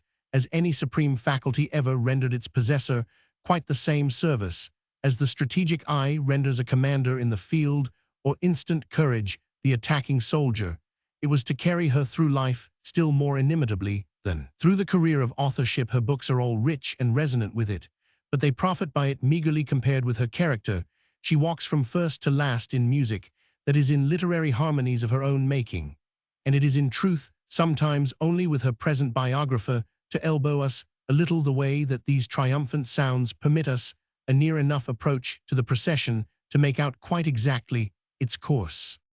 No part of her career is to my sense so curious as this particular sudden bound into the arena. Nothing but the indescribable heredity I have spoken of appears traceably to have prepared it. We have on one side the mere poverty and provinciality of her marriage, and her early contacts, the crudity of her youth, and her ignorance, which included so small a view of herself that she had begun by looking for a future in the bedaubing for fancy shops of little boxes and fans, and on the other, at a stride, the full-blown distinction of Valentine and Jacques, which had had nothing to lead up to it. We seem to make out but the very rough sketch of a love affair with Roman 1000 Jules Sandeau. I spoke just now of the possible points of view of poor Roman 1000 Dudevant, at which had we space it might be of no small amusement to glance off an amusement, indeed large and suggestive. We see him surely in the light of these records as the most sold husband in literature, and not at all, one feels, by his wife's assertion of her freedom, but simply by her assertion of her mind.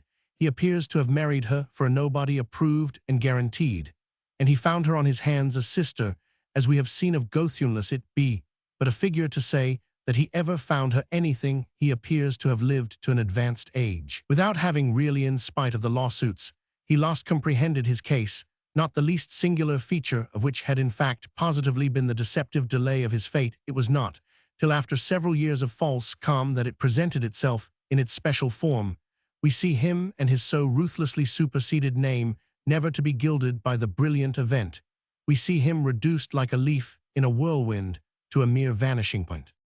We deal here, I think, with something very different from the usual tittle-tattle about private relations, for the simple reason that we deal with relations foredoomed to publicity by the strange economy involved in the play of genius itself. Nothing was ever less wasted from beginning to end than all this amorous experience and all this luxury of woe. The parties to it were to make an inveterate use of it, the principal party most of all, and what therefore on that marked ground concerns the critic is to see what they were appreciably to get out of it. The principal party, the constant one through all mutations, was alone qualified to produce the extract that affects us as final. It was by the publication, 4 years since, of her letters to Alfred de Musset, and to Saint Beuve, by the appearance also of Madame Arvid Barin's clear, compact biography of Musset, that we began to find her personal history brought nearer to us than her own communications had in her lifetime already brought it. The story of her relations with Musset is accordingly so known that I need only glance at the fact of her having shortly after the highest degree of intimacy between them had in the summer of 1833 established itself in Paris, travelled with him to Italy, settled with him briefly in Venice, and there passionately quarrelled and parted with him, however, several months later on their return to France, to renew again, to quarrel, and to part again, all more passionately, if possible, even than before. Madame Karenine, besides supplying us with all added light on this episode, keeps us abreast of others that were to follow, leaves us no more in the dark about Michel de Bourgh's Felician, Malafil, and Chopin than we had already been left about their several predecessors. She is commendably lucid on the subject of France. Liszt impartially examines the case and authoritatively dismisses it. Her second volume brings her heroine to the eve of the historic departure with Chopin for Majorca. We have thus, in a convenient form enough for one mouthful of entertainment, as well as for superabundant reflection.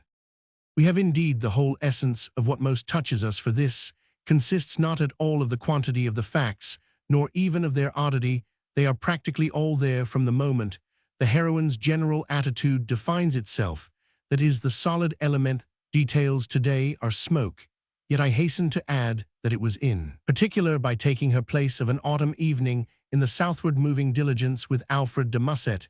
It was on this special occasion that she gave most the measure of her choice, of the consistent, even though it so little meant, the consequent life she had reached towards such a life, obviously, in quitting the conjugal roof in 1830. One had attacked the experiment clumsily, but according to her light, by throwing herself on such material support as faculties yet untested might furnish, and on such moral as several months of the intimite of Jules Sandeau, and a briefer taste of that of Prosper Mérimée might further contribute. She had done, in other words, what she could. Subsequent lights show it as not her fault that she had not done better with Musset. Her future took a long stride, emotionally speaking. It looked up. Nothing was wanting in this case, independently of what might then have appeared her friend's equal genius. Quite ideally, to qualify it, he was several years her junior, and as she had her husband and her children, he had, in the high degree of most young Frenchmen of sensibility, his mother. It is recorded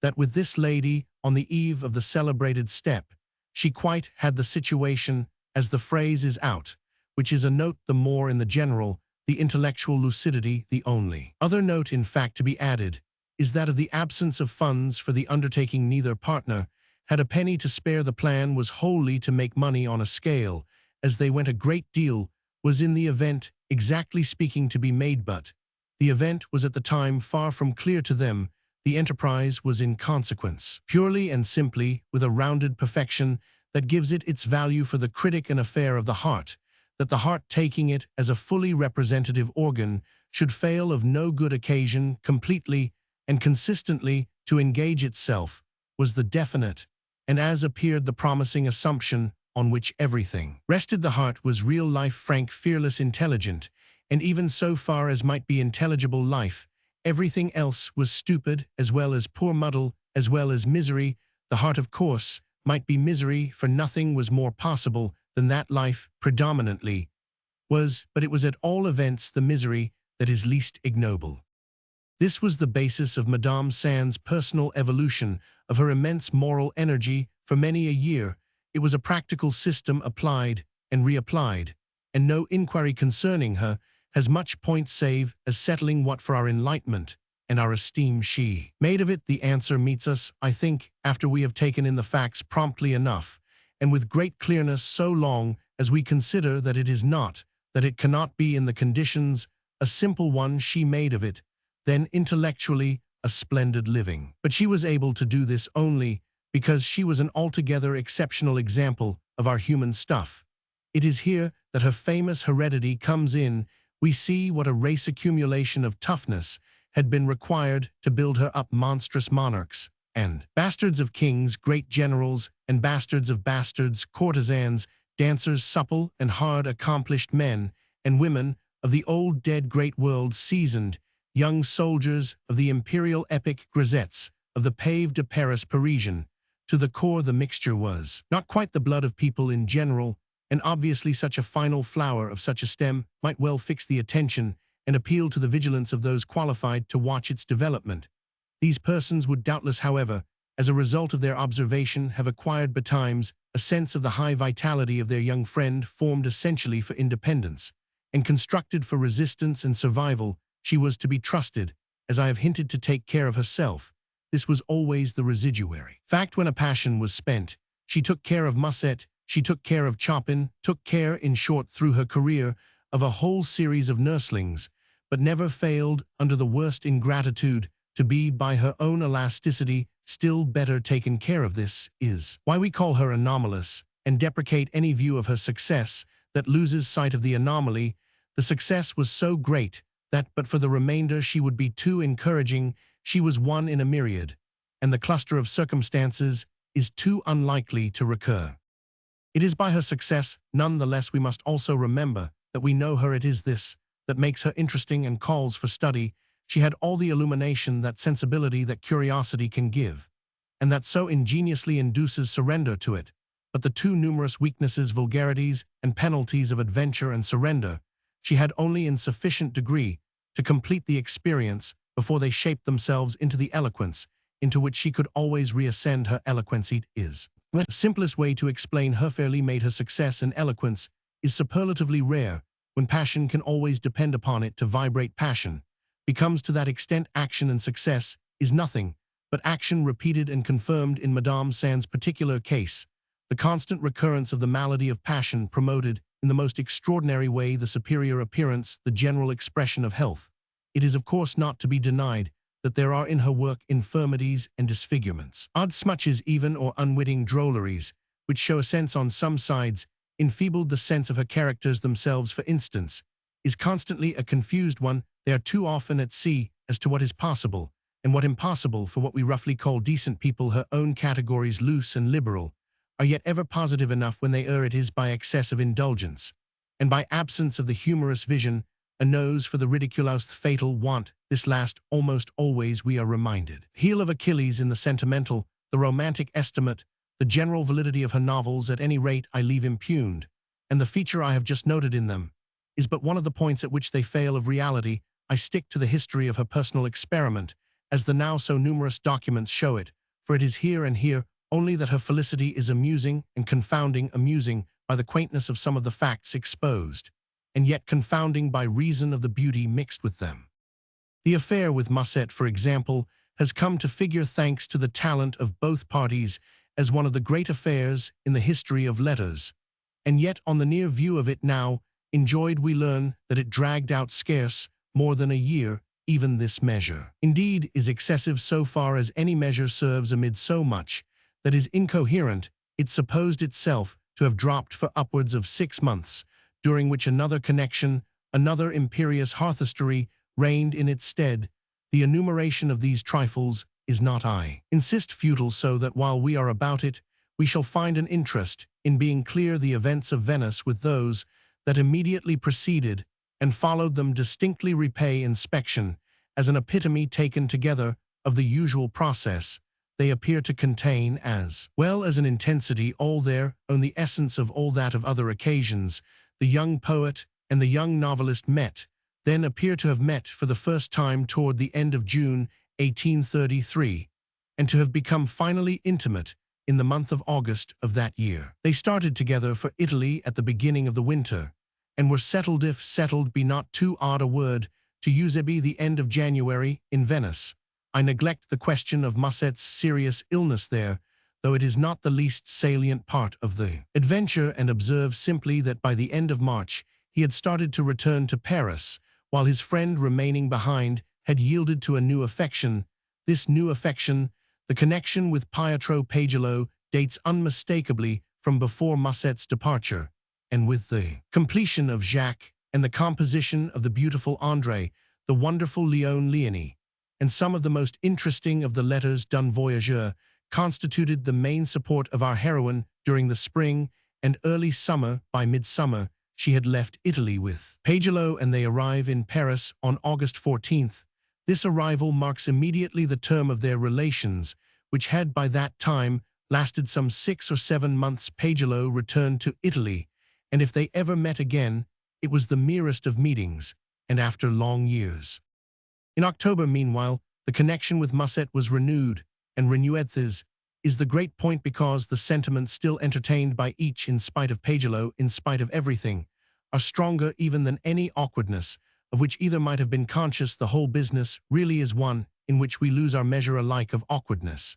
and of grace. The situation is in the hands of commedia, would be, I should rather say, were it not so distinctly predestined to fall, as I have noted, into those of the nobler form. It is prolonged till the following February, we make out at furthest, and only after having been more than once in the interval threatened with violent extinction. It bequeaths us thus, in a handful of dates, a picture than which probably none other in the annals of passion was ever more suggestive. The passion is of the kind that is called immortal, and so called wonderful, to say with infinite reason and justice. The poems, the letters, the diaries, the novels, the unextinguished accents and lingering echoes that commemorate it, are among the treasures of the human imagination. The literature of the world is appreciably the richer for it. The noblest forms, in a word, on both sides, marked it for their own. It was born, according to the adage, with a silver spoon in its mouth. It was an affection, in short, transcendent and sublime.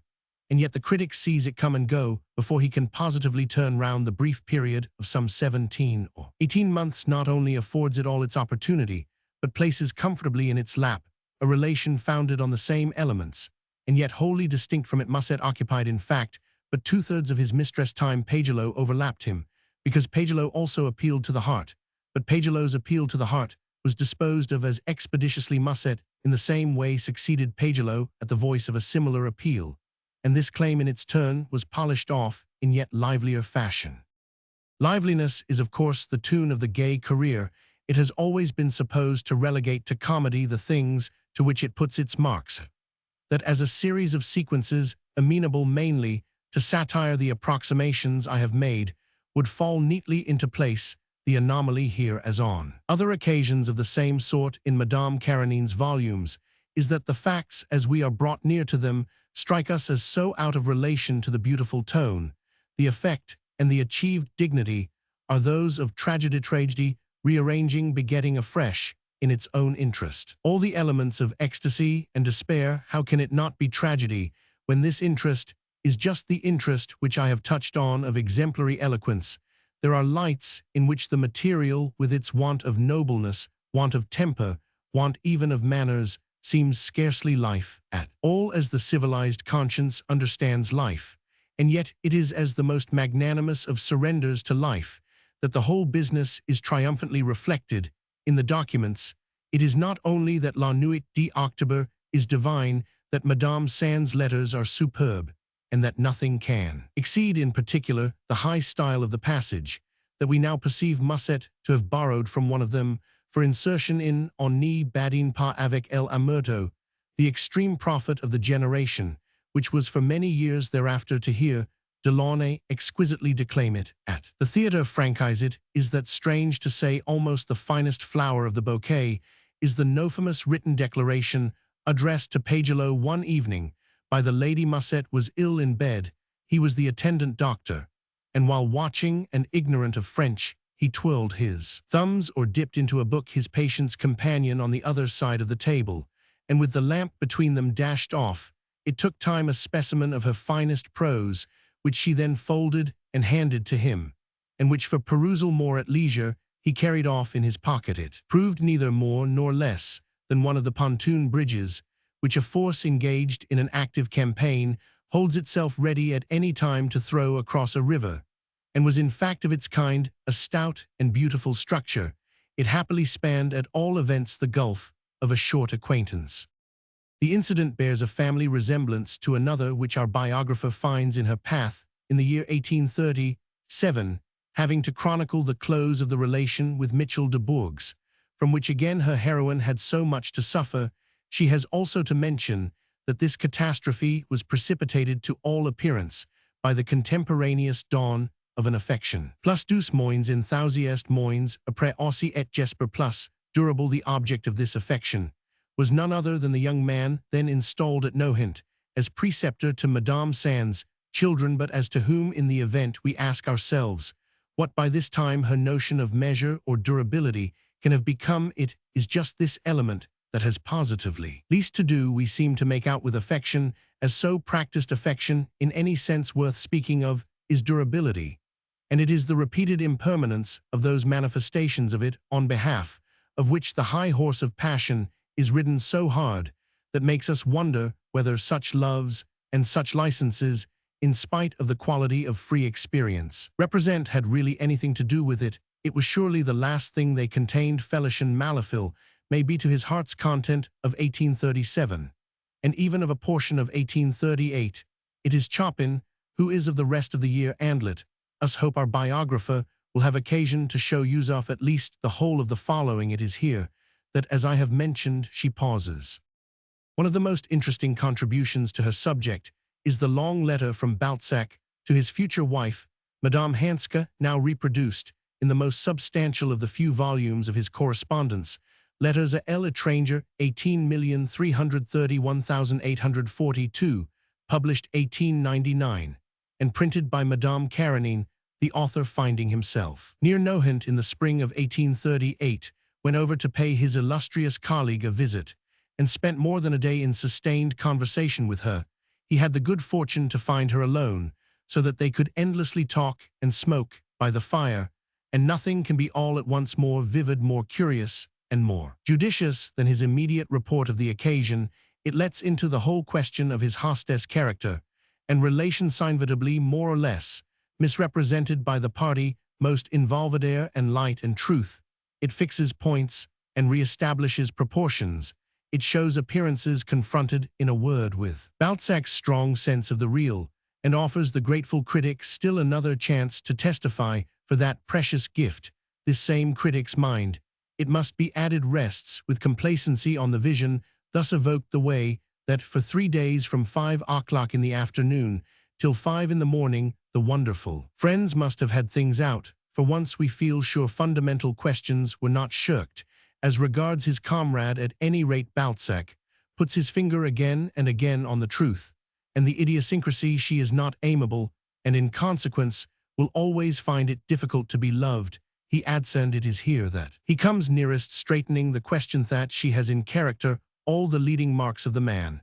and as few as possible those of his counterpart. He implies that though judged as a woman she may be puzzling enough, she hangs together perfectly if judged as a man. She is a man, he repeats, and all the more that she wants to be, that she has sunk the woman, that she isn't one women attract, and she repels. And as I am much of a man, if this is the effect she produces on me, she must produce it on men who are like me, so that she will always be unhappy. He qualifies, as justly I may parenthesize, her artistic side, the limits of which he moreover intimates she had herself expressed to him. She has neither intensity of conception, nor the constructive gift, nor the faculty of reaching the truth, Balzac's own deep dive of the truthner, the art of the pathetic, but she holds that, without knowing the French language, she has style, and it's true.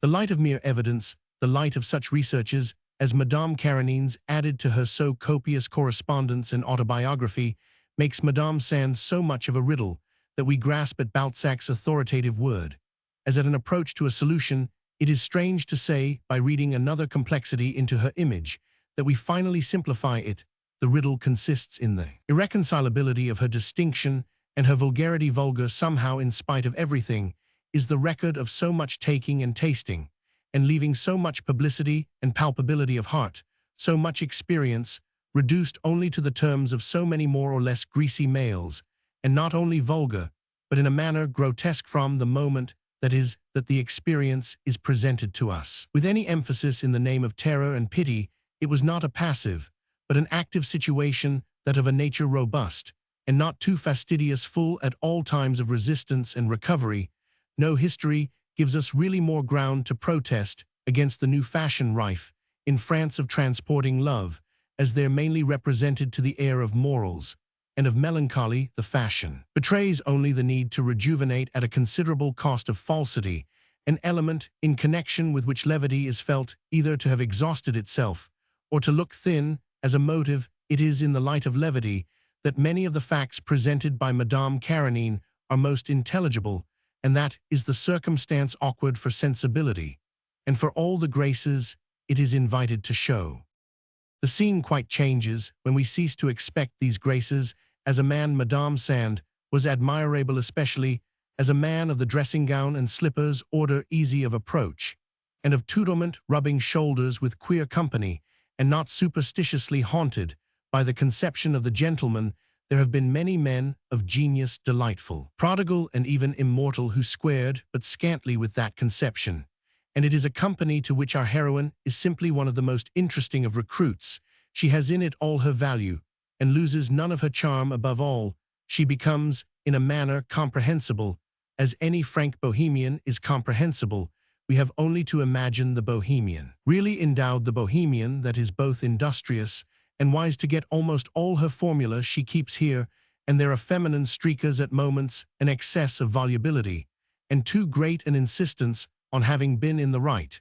But for the rest, as Balzac says, the character confronted with the position is an explanation son male. He tells Madame Hanska et Rarathan, which nothing could have been more natural, yet for this masculine counterpart so difficult to find, she ingenuously spent much of her early life in looking that the search was a mistake, is what constitutes in all the business of which the Musset episode is the type, the only, the real melancholy, the real moral tragedy.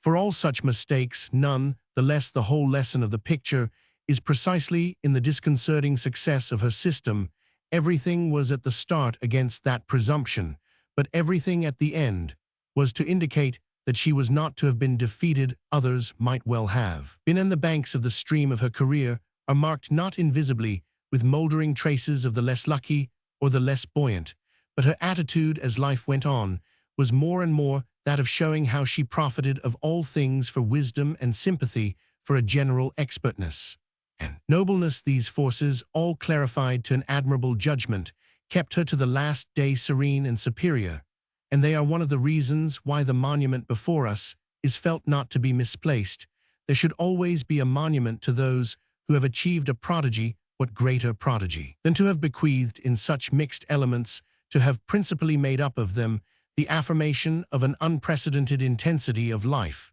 For though this intensity was one that broke down in each proposed exhibition, the general example remains incongruously almost the best we can cite. And all we can say is that this brings us back once more to the large manner, the exceptional energy and well-nigh monstrous vitality of the individual concerned. Nothing is so absurd as a half-disguise, and Madame Sand's abiding value will probably be in her having given her sex for its new evolution and transformation, the real standard and measure of change. This evolution and this transformation are all round us unmistakable. The change is in the air. Women are turned more and more to looking at life as men look at it, and to getting from it what men get in this direction. Their aim has been as yet comparatively modest, and their emulation, lo the challenge they have hitherto picked up, is but the challenge of the average male. The approximation of the extraordinary woman has been practically, in other words,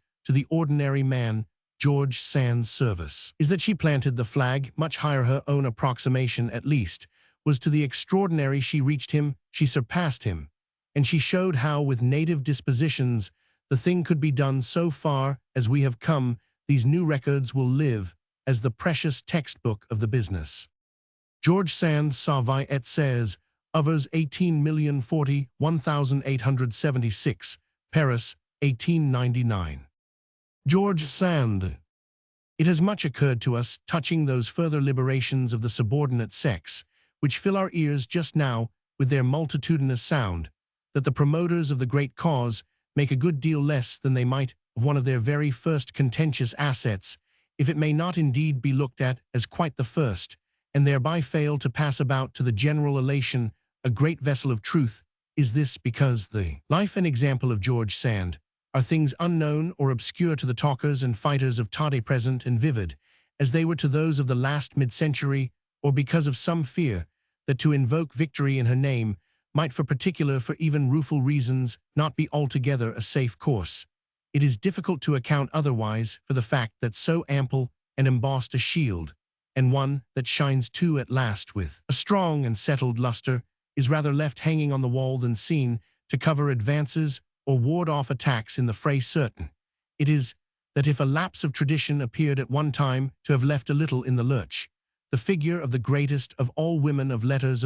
in truth, most exactly as we hold her surely to have been, that explanation should have begun to fail some 14 years ago with the publication of the first volume of Madame W. Vladimir Karenin's biography, and even in spite of the fact that this singularly interesting work was not till a 12-month ago to arrive at the dignity of a third seven, which leaves it for all its amplitude still incomplete. The latest installment, now before us, follows its predecessors after an interval that had alarmed us not a little for the proper consummation, and the story is even now carried but to the eve of the Revolution of 1848, after which its heroine, that of the Revolution, we may almost say as well as of the narrative, was to have some 27 years to live. Madame Karenin appears to be a Russian critic writing under a pseudonym. Portions of her overbrimming study have appeared dispersedly, we gather, in Russian periodicals, but the harmonious French idiom of which she is all-sufficient mistress welds them effectively together,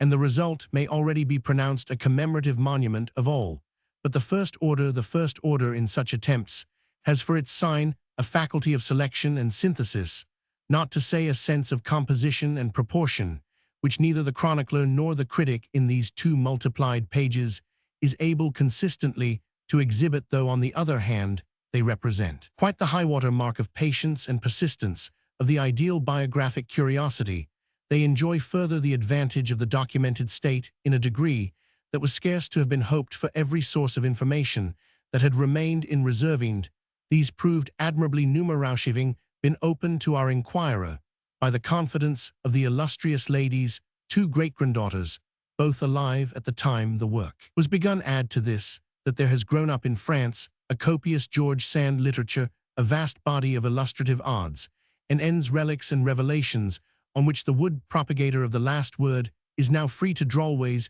with discrimination. Ideally well-nigh overwhelmingly informed, we may at present therefore hold ourselves, and with that state all that is in question for us, nothing could exceed our advantage. George Sand Savai et says, others vol Roman 318,380,1840, 8 par W. Vladimir Karenin, Paris, Plan 1912. Just the beauty and the interest of the case are, however, that such a condition by no means exhausts our opportunity, since in no like connection could it be less said that to know most is most easily or most complacently to conclude. May we not decidedly feel the sense and the lesson, the suggestive spread of a career, as a thing scarce really to be measured, when the effect of more and more acquaintance with it is simply to make the bounds of appreciation recede. This is why the figure now shown us blazed upon to the last intensity by the lamplight of investigation, and with the rank oil consumed in the process, fairly filling the air declines to let us off from an hour of that contemplation, which yet involves discomfiture for us so long as certain lucidities on our own part certain serenities of assurance fail correspondingly to play up. We feel ourselves so outfaced, as it were we somehow want in any such case to meet and match the assurances with which the subject himself or herself immitigably bristles, and are nevertheless by no means certain that our bringing up premature forces, or trying to reply with lights of our own, may not check the current of communication practically. Without sense for us unless flowing at its fullest, at our biographer's rate of progress, we shall still have much to wait for, but it can meanwhile not be said that we have not plenty to go on with. To this may be added that the stretch of life, apart from the more concrete exhibition, already accounted for by our 3 volumes, if one may discriminate between production and life, to a degree that is in this connection exceptionally questionable, represents to all appearance the most violently and variously agitated phase of the career. The establishment of the Second Empire ushered in, for Madame Sand, we seem in course of preparation to make out the long period, already more or less known to fame, that is to criticism, as the period of her great placidity, her more or less notorious appeasement, a string of afternoon hours as hazily golden as so many reigns of Antonines, when her genius had mastered the high art of acting without waste, when a happy play of inspiration had all the air so far as our spectatorship went of filling her large capacity and her beautiful form to the brim, and when the gathered fruit of what she had dauntlessly done and been heaped itself upon her table as a rich feast for memory and philosophy, so she came in for the enjoyment of all the sages her contemporaries, with only such exceptions as Roman 1000 Paul de Musset and Madame Louise Collet, and the few discordant pleaders for poor Chopin finally rejoiced on their side to acclaim the sum of her aspects composing arranging themselves in relation to each other with a felicity that nothing could exceed, and that swept with great glosses and justifications every aspect of the past. To few has it been given to pay so little according to our superstition of payment, in proportion to such enormities of ostensibly buying or borrowing, which fact we have to recognize left an existence as far removed either from moral or intellectual or even social bankruptcy as if it had proceeded from the first, but on the most saving lines.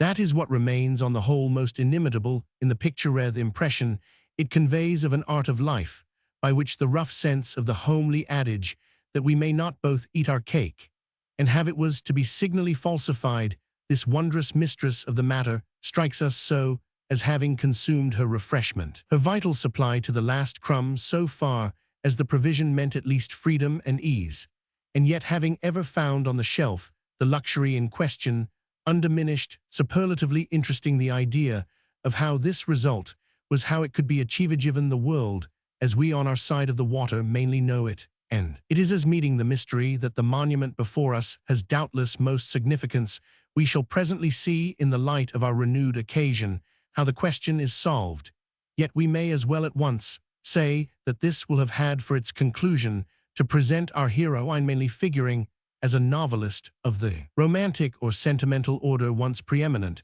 but now of shrunken credit, simply as a supreme case of the successful practice of life itself. We have to distinguish for this induction after a fashion in which neither Madame Sand nor her historian has seemed at all positively concerned, to distinguish the indifference on the historian's part sufficiently indicated, we feel, by the complacency with which, to be thorough, she explores even the most thankless tracts of her author's fictional activity, telling the tales over, as she comes to them, on much the same scale on which she unfolds the situations otherwise documented. The writer of Consuelo and Claudie and 100 other things is to this view a literary genius, whose output, as our current term so gracefully has it, the exercise of an inordinate personal energy, happens to mark, whereas the exercise of personal energy is for ourselves what most reflects the genius recorded, though this again chances here to be through the inestimable fact of the possession of style, of the action of that perfect, that only real preservative in face of other perils. George Sand is a wondrous example, but her letters alone suffice to show it, and the style of her letters is no more than the breath of her nature, her so remarkable one, in which expression and aspiration were much the same function that is what it is really to have styluhin you set about performing the act of life, the forms taken by this latter impulse. Then cover everything they serve for your adventures, not less than they may serve at their most refined pitch for your lelias and your moprats. This means, accordingly, we submit that those of us who at the present hour feel the change as the phrase is in the computation of the feminine range, with the fullest sense of what it may portend, shirk at once our opportunity and our obligation in not squeezing for its last drop of testimony such an exceptional body of illustration as we here possess. It has so much to say to any viewer in the light of old conventions, the brightest or the darkest stuff, what may either glitter or gloom in a conquest of every license by our contemporaries of the contending sex, that we scarce strain a point in judging it, a provision of the watchful fates for this particular purpose and profit. Its answers are so full to most of our uncertainties. It is to be noted, of course, that the creator of Lelia and of Moprat was on the one hand a woman of an extraordinary gift, and on the other a woman resignedly and triumphantly votlesdoing, without that boon so beautifully for free development, and the acquisition and application of rights, that we seem to see her sardonically smile before our present tumults as at a rumpus about nothing, as if women need set such preposterous machinery in motion for obtaining things, which she had found it of the first facility right, and left to stretch forth her hand, and take there it is that her precedent stands out apparently to a blind generation, so that some little insistence on the method of her appropriations would seem to be peculiarly in place. It was a method that may be summed up indeed in a fairly simple, if comprehensive statement. It consisted in her dealing with life exactly as if she had been a exactly, not being too much to say nature certainly had contributed on her behalf to this success. It had given her a constitution and a temperament, the kind of health, the kind of mind, the kind of courage that might most directly help, so that she had but to convert these strong matters into the kind of experience. The writer of these lines remembers how a distinguished and intimate friend of her later years, who was a very great admirer, said of her to him just after her death, that her not having been born a man seemed, when one knew her, but an awkward accident. She had been to all intents and purposes so fine and frank a specimen of the sex. This anomalous native turn, it may be urged, can have no general application. Women cannot be men by the mere trying, or by calling themselves as good. They must have been provided with what we have just noted as the outfit, the force of George Sand's exhibition consorts. We contend none the less perfectly with the logic of the consummation awaiting us, if a multitude of signs are to be trusted in a more or less near future, that effective repudiation of the distinctive as to function and opportunity, as to working and playing activity, for which the definite removal of immemorial disabilities is but another name. We are in presence already of a practical shrinkage of the distinctive at the rapidest rate, and that it must shrink till nothing of it worth mentioning be left. What is this but a warcry presenting itself also indeed as a plea for peace, with which our ears are familiar, unless the suppression of the distinctive, however, is to work to the prejudice, as we may fairly call it, of men, drawing them over to the feminine type, rather than drawing women over to theirs, which is not what seems most probable. The course of the business will be a virtual undertaking on the part of the half of humanity, acting ostensibly for the first time in freedom to annex the male identity, that of the other half, so far as may be at all contrivable, to its own cluster of elements. Individuals are in great world and race movements negligible, and if that undertaking must inevitably appeal to different recruits, with a differing cogency, it's really enlisting its army or becoming reflected to a perfectly conceivable vividness in the mass,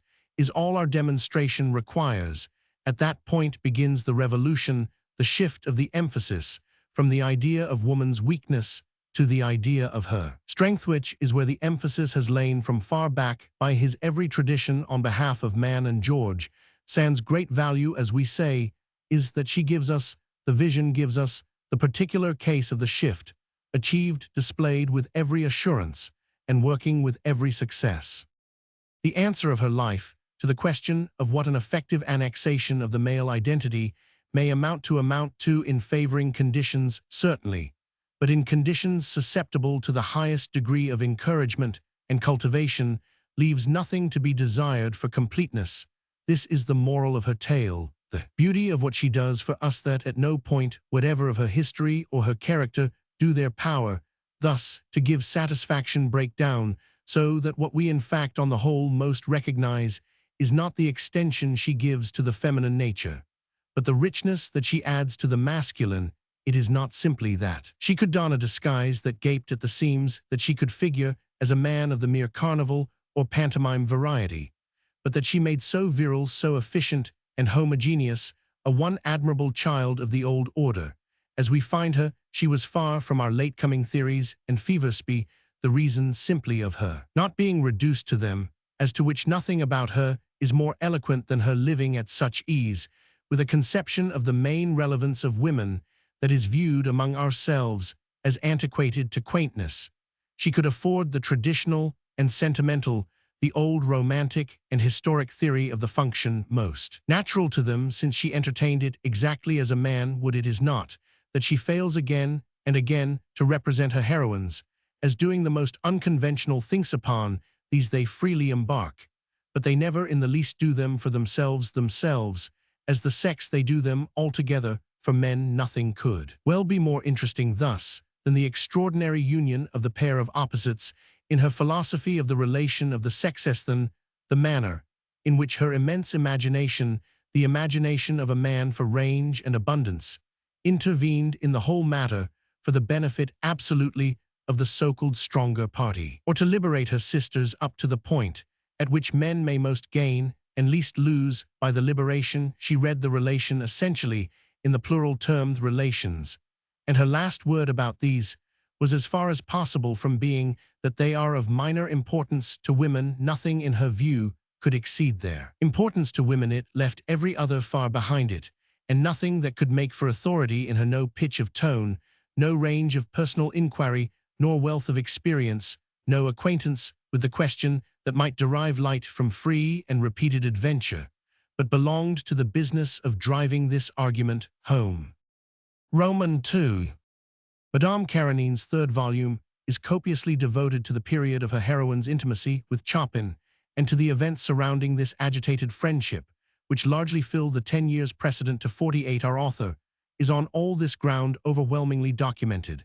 and enlisted though she is in the service of the more successful party to the association in the sense of Madame Sand's having heartily outlived and survived, not to say professionally and brilliantly used, its great composer's side of the story receives her conscientious attention, curious and interesting in many ways. These reflections of George Sand's middle life afford above all the most pointed illustration of the turn of her personal genius, her aptitude for dealing with men in the intimate relation, exactly after the fashion in which numberless celebrated men have contributed to their reputation, not to say crown their claim to superiority, by dealing with women, this being above all the note of her career, with its vivid show of what such dealing could mean for play of mind, for quickening of gift, for general experience, and as we say intellectual development, for determination of philosophically bent, and education of character and fertilization of fancy. We seem to catch the whole process in the fact under the light here supplied us, as we catch it nowhere else. It gives us in this application endlessly much to consider. It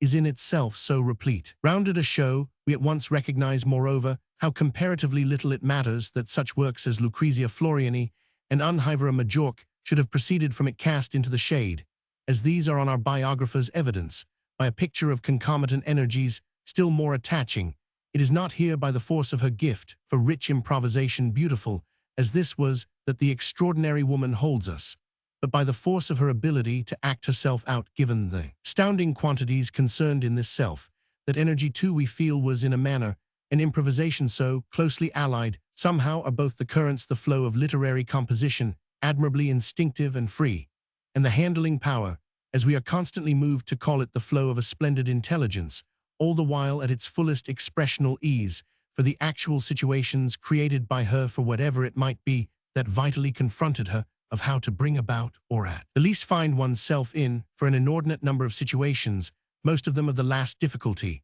and then deal with them on the spot in the narrowest quarters, as it were with an eloquence, and a plausibility that does them, and one's own nature, at once a sort of ideal justice. The demonstration here is the full esters of what it was further to have her unfailing verbal, as well as her unfailing moral inspiration. What predicament could have been more of an hourly strain for instance, as we cannot but suppose that her finding herself inevitably accompanied by her 2 children during the stay at Majorca, made by Chopin in 38 under her protection, the victory of assurance and of the handling power strikes us as none the less never an instant in doubt that being essentially,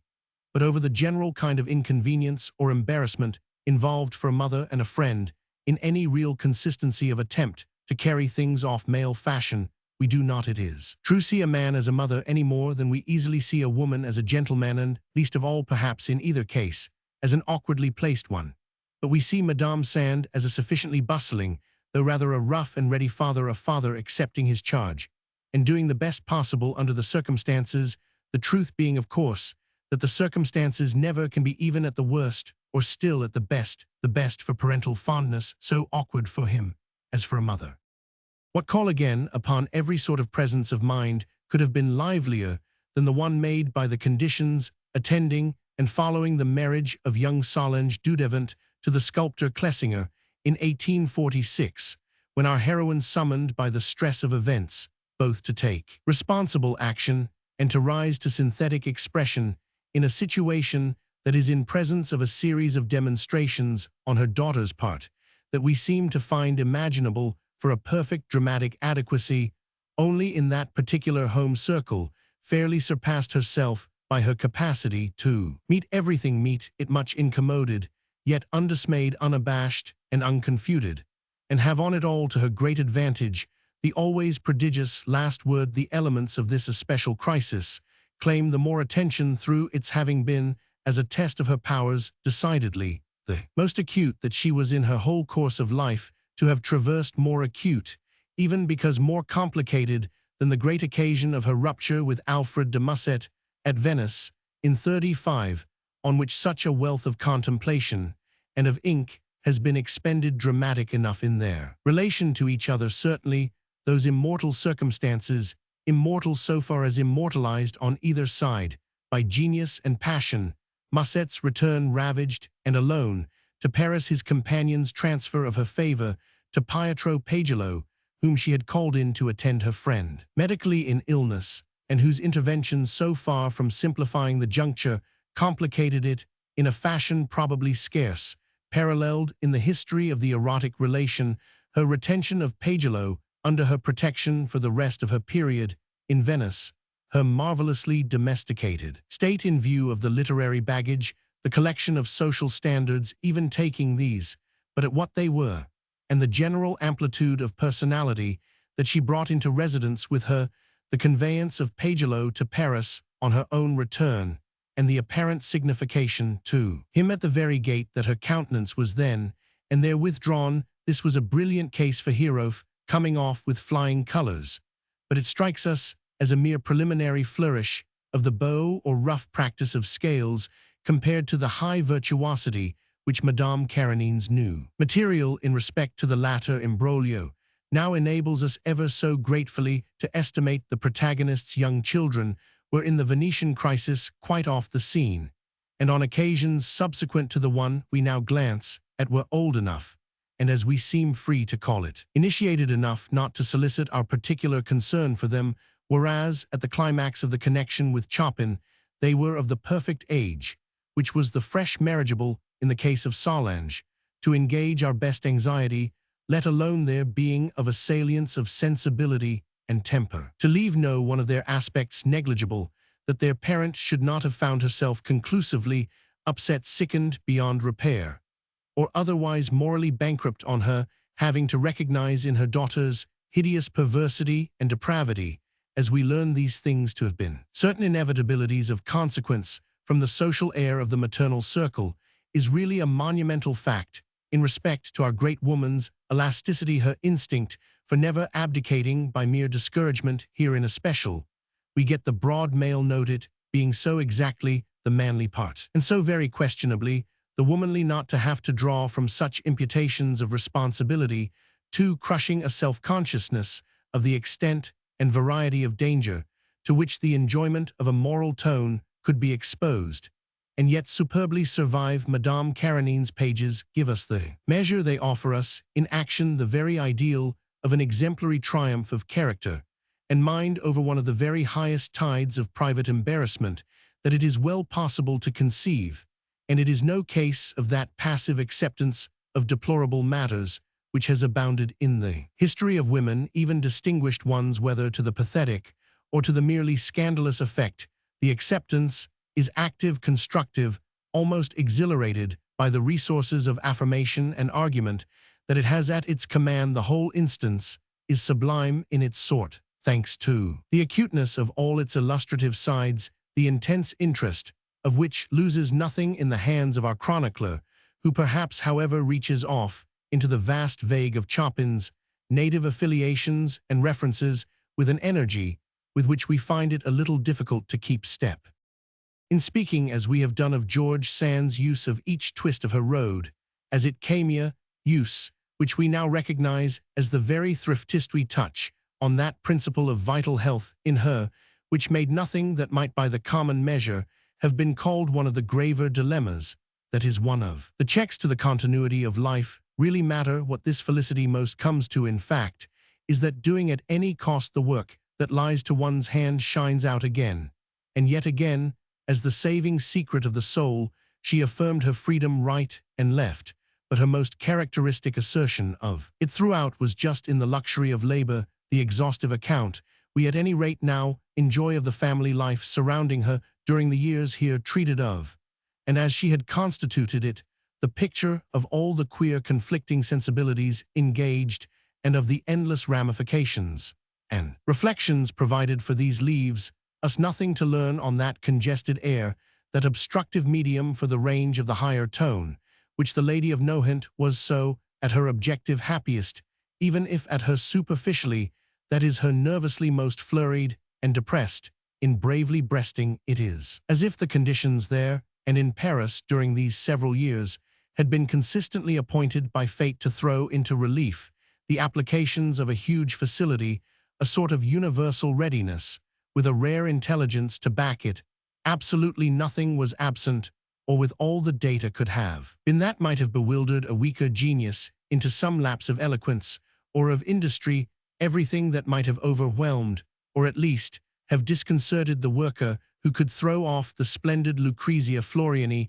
in the thick of battle, came upon her, at once inspiring her to show that on her system of health and cheer, of experiential economy, as we may call it, to be disconcerted, was to be lost, to be lacerated and calumniated, was in comparison a trifle with a certain sanity of reaction. These things became as naught, for the sanity of reaction was but the line of consistency, the theory and attitude of sincerity, kept at the highest point. The artist in general, we need scarcely remind ourselves, is in a high degree liable to arrive at the sense of what he may have seen, or felt, or said, or suffered by working it out, as a subject casting it into some form prescribed by his art. But even here he in general knows limits, unless perchance he be loose as Byron was loose, or possess such a power of disconnection, such a clear standoff of the intelligence, as accompanied the experiments of Goethe. Our own experiments, we commonly feel, are comparatively timid, just as we can scarce be said in the homely phrase, to serve our aesthetic results of them hot and hot. We are too conscious of a restrictive instinct about the conditions we may, in like familiar language, let ourselves in, for there being always the question of what we should be able intellectually to show for them. The life of the author of Lucrezia Floriani, at its most active, may fairly be described as an immunity from restrictive instincts, more ably cultivated than any we know. Again, and yet again, we note the positive premium so put upon the surrender to sensibility, and how, since the latter was certain to spread to its maximum, and to be admired in proportion to its spread, some surrender was always to have been worth, while Lucrezia Floriani ought to have been rather measurably bad. Lucidity, harmony, maturity, definiteness of sense, being so likely to fail it in the troubled air in which it was born. Yet how can we do less than applaud a composition throwing off, as it goes, such a passage as the splendid group of pages cited by Madame Karenine, from the incident of the heroines causing herself to be rowed over to the island in her Italian lake on that summer afternoon, when the sense of her situation had become sharp for her to anguish in order to take stock of the same without interruption, and see, as we should say today, where she is, the whole thing has the grand manner and the noblest eloquence, reaching out, as it does, on the spot to the lesson and the moral of the convulsions that have been prepared in the first instance with such complacency, and illustrating in perfection the author's faculty for the clear re-emergence and the prompt, or as we may call it, the paying reaction. The case is put for her here, as into its final nutshell: you may live exactly as you like, that is, live in perfect security and fertility, when such breadth of rendering awaits your simply sitting down to it. Is it not true, we say, that without her breadth, our wonderful woman would have been no Haruharias with it? She is effectively and indestructibly at any point of her field where she may care to pretend to stand. This biographer, I must of course note, discriminates with delicacy among her heroines' felicities and mistakes, recognizing that some of the former, as a latent awkwardness in them developed, inevitably parted with the signs that distinguished them from the latter. But I think we feel, as the instances multiply, that no regret could have equaled for us that of our not having the display vivid and complete once all the elements of the scarce in advance imaginable were there. It would have been a pity that they should not offer us the show of their full fruition. What more striking show, for example, than that as recorded by Madame Karenine in a footnote: the afflicted parent of Solange should have lived to reproduce, or rather, as she would herself have said, to arrange the girlish character and conduct of that young person, so humiliating at the time to any near relation, let alone a mother, in the novel of Mademoiselle Merquem, where the truth to the original facts and the emulation of the graceless prime effects are such as our author can vouch for. The fiction we name followed indeed after long years, but during the lifetime of the displeasing daughter, and with an ease of reference to the past that may fairly strike us as the last word of superiority to blighting association. It is quite as if the close and amused matching of the character and its play in the novel with the wretched old realities, those that had broken in their day upon the scared maternal vision, had been a work of ingenuity attended with no pang. The example is interesting as a measure of the possible victory of time, in a case where we might have supposed the one escape to have been by forgetting. Madame Sand remembers to the point of gratefully as an artist reconstituting. We in fact feel her as the irrepressible, the healthy artist, positively to enjoy so doing. Thus, it clearly defined itself for her in the fullness of time, that humiliating, to use our expression, as the dreadful Solange might have been, and have incessantly remained, she herself had never in the least consented to the stupidity or sterility of humiliation. So it could be that the free mind and the free hand were ever at her service, a beautiful indifferent agility, a power to cast out that was at least proportioned to the power to take in. Hangs about all this, and meets us in 20 connections. Who of her readers has forgotten the harmonious dedicationer inveterate dedications have always, like her clear light, prefaces the last grace-off, Jean, so anciently, so romantically readable, to her faithful Berrichan servant, who sits spinning by the fire. Vous ne savez pas lire ma paisible Amy. But that was not to prevent the association of her name with the book, since both her own daughter and the author's are in happy possession of the art,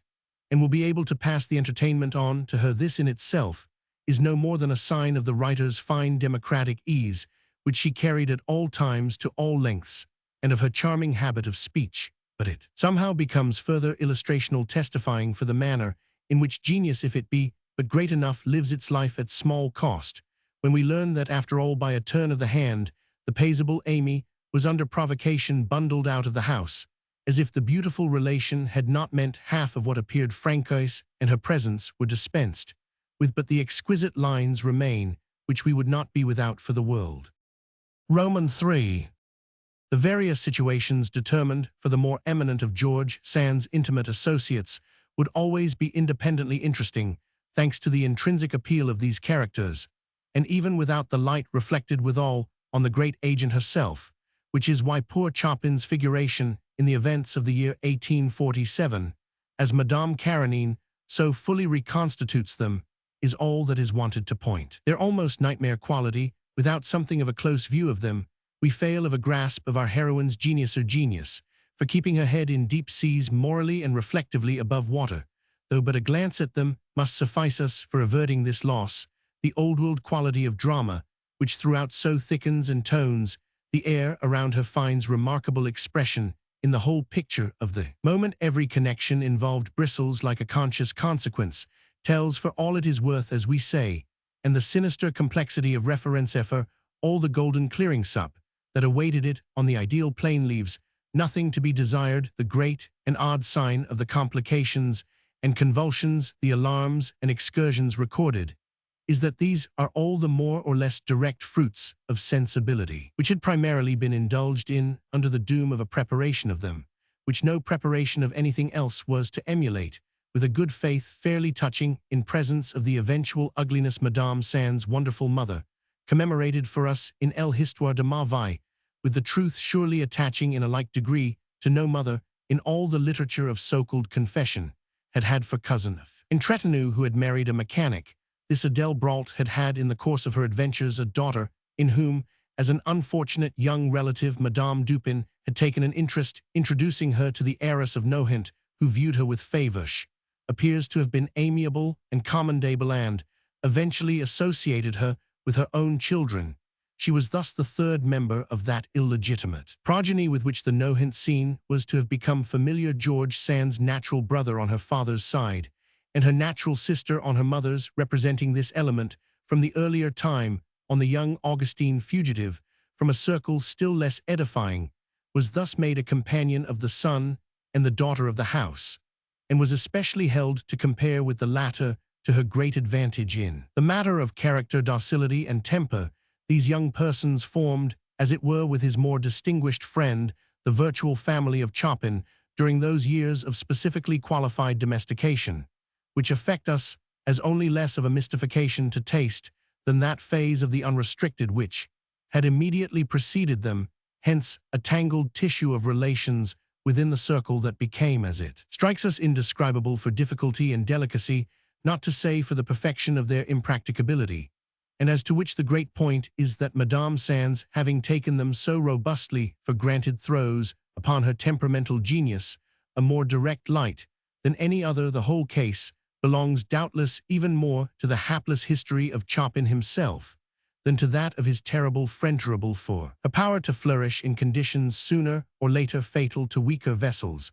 but is in addition to this one of the most striking illustrations possible of that view or theory of social life, handed over to the reactions of sensibility almost alone, which, while ever so little the ideal of the Anglo-Saxon world, has largely governed the manners of its sister societies. It has been our view very emphatically in general that the sane and active social body, or for that matter the sane and active individual, addressed to the natural business of life, goes wrongly about it to encourage sensibility or to do anything on the whole, but treat it as of no prime importance, the traps it may lay for us, however, being really of the fewest in a race to which the very imagination of it may be said, I think, to have been comparatively denied. The imagination of it sat irremovably on the other hand, and as a matter of course, at the Nohant fireside, where indeed we find the play and the ravage chiefly interesting through our thus seeing the delicate Chopin, whose semi-smothered appeal remains peculiarly pathetic, all helpless,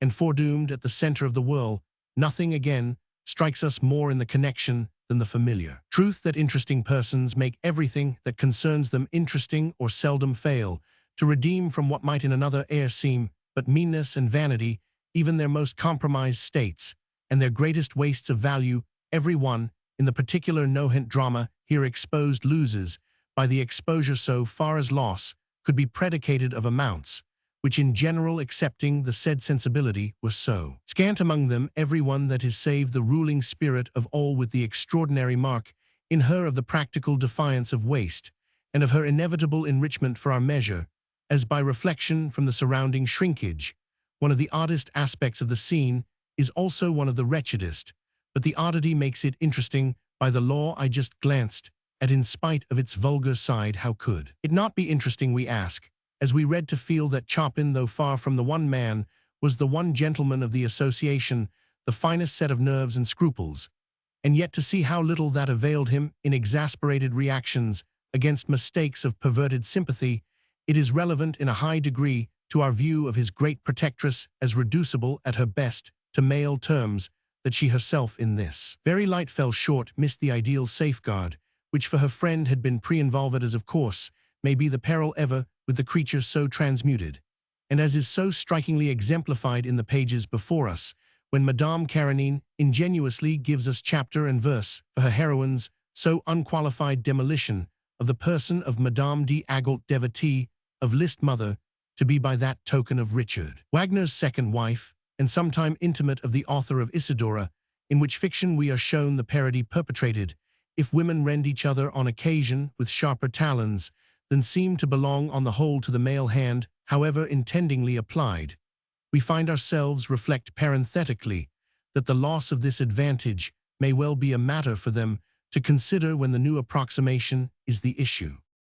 The great sign of the no-hint circle on all this showing at any rate is the intense personalism, as we may call it, reigning there, or in other words, the vivacity, the acuity and irritability of the personal relations which flourished so largely, we at the same time feel, by reason of the general gift. For expression, that gift to which we owe the general superiority of every letter from it scarce matters, whom laid under contribution by our author, how could people not feel with acuity when they could, when they had to write with such point, and such specific intelligence just, indeed, as one asks how letters could fail to remain at such a level among them, when they incessantly generated choice matter for expression. Madame Sand herself is of course on this ground easily the most admirable as we have seen, but every one knows how to write, and does it well in proportion as the matter in hand most demands, and most rewards. Proper saying, much of all this stuff of history seems indeed to have been susceptible of any amount of force of statement. Yet we note all the while how, in the case of the great mistress of the pen, at least some shade of intrinsic beauty attends even the presentation of quite abominable facts. We can only see it as abominable at least so long as we have Madame Sand's words, which are somehow a different thing from her word for it that Chopin had from the first sided with the atrocious Solange in that play of her genius, which is characterized by our chronicler as wickedness for the sake of wickedness, as art for the sake of art, without other logic or other cause. Once married, says Madame Karenine, she made a double use of this wickedness. She had always hated Augustine. She wished one doesn't know why to break off her marriage, and by calumnies and insinuations she succeeded. Then, angry with her mother, she avenged herself on her, as well by further calumnies. Thereupon took place at no hint such events, that, in fine, we stop before them with this preliminary shudder.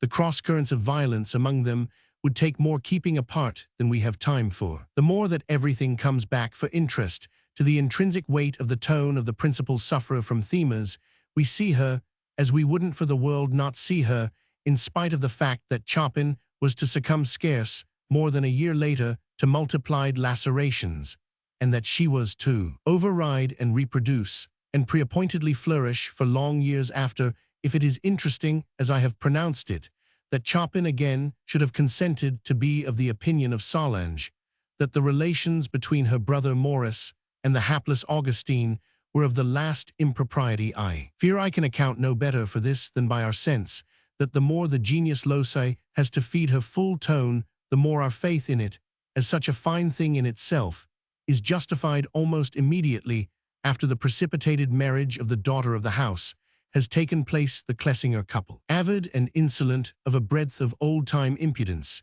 in fact of which our paler day has lost the pattern, are back on the mother's hands, to the effect of a vividest picture of Maurice wellnigh in a death grapple with his apparently quite monstrous bounder of a brother-in-law, a picture that further gives us Madame Sand herself smiting Clesinger in the face and receiving from him a blow in the breast, while Solange coldly, with an iciness indeed peculiarly her own, fans the rage and approves her husband's assault,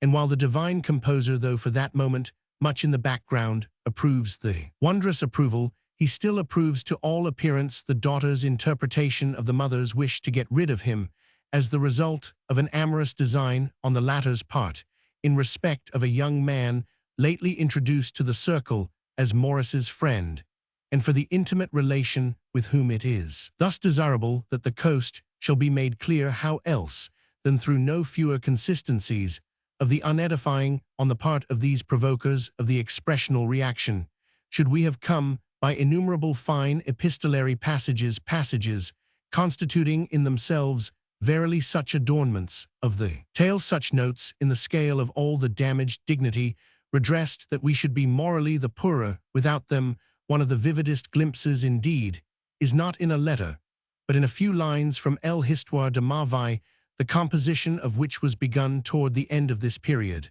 and while its shadow still hung about early in life, for a projected autobiography, inasmuch as the author had not then reached her 4th to 5th year. Chopin at work, improvising and composing, was apt to become a prey to doubts and depressions, so that there were times when to break in upon these was to render him a service. But it was not always possible to induce him to leave the piano, often so much more his torment than his joy, and he began gradually to resent my proposing he should do so. I never ventured on these occasions to insist. Chopin in displeasure was appalling, and as with me he always controlled himself, it was as if he might die of suffocation. It is a vision of the possibilities of vibration in such organisms that does in fact appall, and with the clash of vibrations, those both of genius and of the general less sanctioned sensibility, the air must have more than sufficiently resounded some 8 years after the beginning of their friendship, and the year after the final complete break in it. She writes to Madame Pauline Viardot. Do you see Chopin tell me about his health? I have been unable to repay his fury, and his hatred. By hatred and fury, I think of him as of a sick, embittered, bewildered child. I saw much of Solange in Paris. The letter goes on, and made her my constant occupation. But without finding anything but a stone in the place of her heart, I have taken up my work again, while waiting for the tide to carry me elsewhere. All the author's authority is in these few words, and in none more than in the glance at the work. And the tide, the work, and the tide rose ever as high as she would to float her, and wherever we look there is always the authority. I find Chopin magnificent. She had already written from the thick of the fray, to keep seeing, frequenting, and approving Clesinger, who struck me, because I snatched from his hands the hammer he had raised upon Maurice Chopin, whom every one talks of as my most faithful and devoted friend. Well, indeed may our biographer have put it, that from a certain date in May 1847, the two leitmotiv, which might have been called in the terms of Wagner, the leitmotif of soreness, and the leitmotif of despair, Chopin, Solange, sound together, now in fusion, now in a mutual grip, now simply side by side. In all Madame Sand's unpublished letters, and in the few of the moment that have been published a little later, a third joins in Augustine, brought a motive narrowly and tragically linked to the basso obbligato of Solange to meet such a passage as the following under our heroine's hand again, is to feel the whole temper of intercourse implied slip straight out of our analytic grasp. The allusion is to Chopin, and to the defection of which he had been guilty to her view at the time when it had been most important that she might count on him. What we have first as outsiders to swallow down, as it were, is the state of things, the hysteric pitch of family life, in which any ideal of reticence, any principle, as we know it, of minding one's business for mere dignity's sake, if for none other, had undergone such collapse. I grant you I am not sorry that he has withdrawn from me the government of his life, for which both he and his friends wanted to make me responsible, in so much too absolute a fashion. His temper kept growing in asperity, so that it had come to his constantly blowing me up from spite, ill humor, and jealousy, in presence of my friends and my children. Solange made use of it with the astuteness that belongs to her, while Maurice began to give way to indignation, knowing and seeing la chastité de nos rapports. He saw also that the poor sick soul took up without wanting to, and perhaps without being able to help it, the attitude of the lover. Husband, the proprietor of my thoughts and actions, he was on the point of breaking out, and telling him to his face that he was making me play at 4 to 3 years of age a ridiculous part, and that it was an abuse of my kindness, my patience, and my pity for his nervous morbid state. A few months more, a few days perhaps, of this situation, and an impossible, frightful struggle would have broken out between them. Foreseeing the storm, I took advantage of Chopin's predilection for Solange, and left him to sulk, without an effort to bring him round. We have not for 3 months exchanged a word in writing, and I don't know how such a cooling off will end. She develops the picture of the extravagance of his sick irritability. She accepts with indifference the certainty that his friends will accuse her of having cast him out to take a lover, the one thing she minds, is the force of evil in her daughter, who is the center of all the treachery. She will come back to me when she needs me, that I know, but her return will be neither tender nor consoling. Therefore, it is when at the beginning of the winter of this same dreadful year, she throws off the free rich summary of what she has been through in the letter to Roman 1000 Charles Poncy, already published in her correspondence. We are swept into the current of sympathy and admiration. The preceding months had been the heaviest and most painful of her life.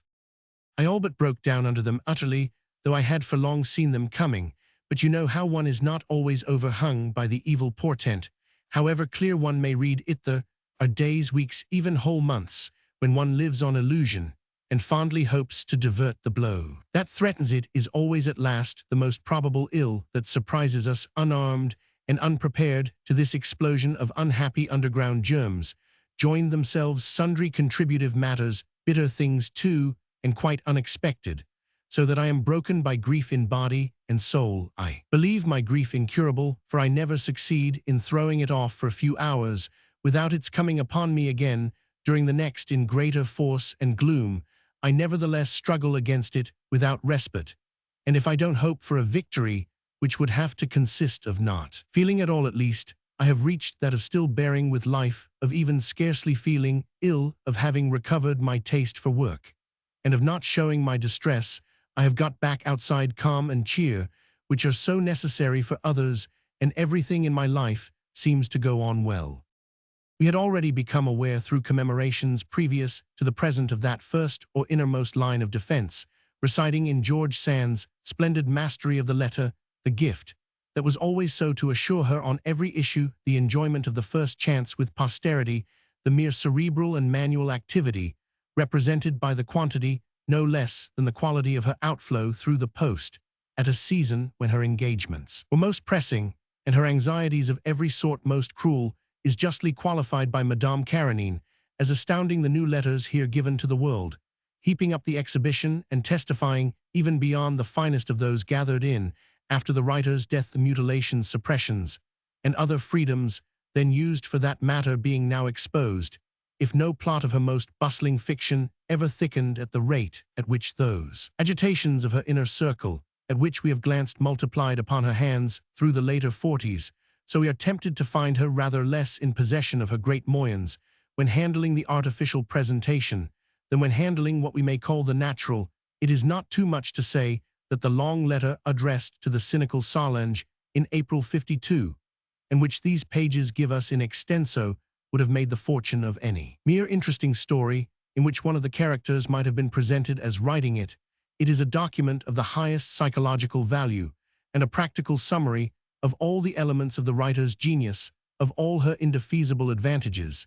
It is verily the gem of her biographer's collection, taken in connection with a copious communication to her son of the previous year, on the subject of his sister's character and vices, and of their common experience of these. It offers in its ease of movement, its extraordinary frankness and lucidity, its splendid apprehension and interpretation of realities, its state as it were of saturation with these, exactly the kind of interest for which her novels were held remarkable.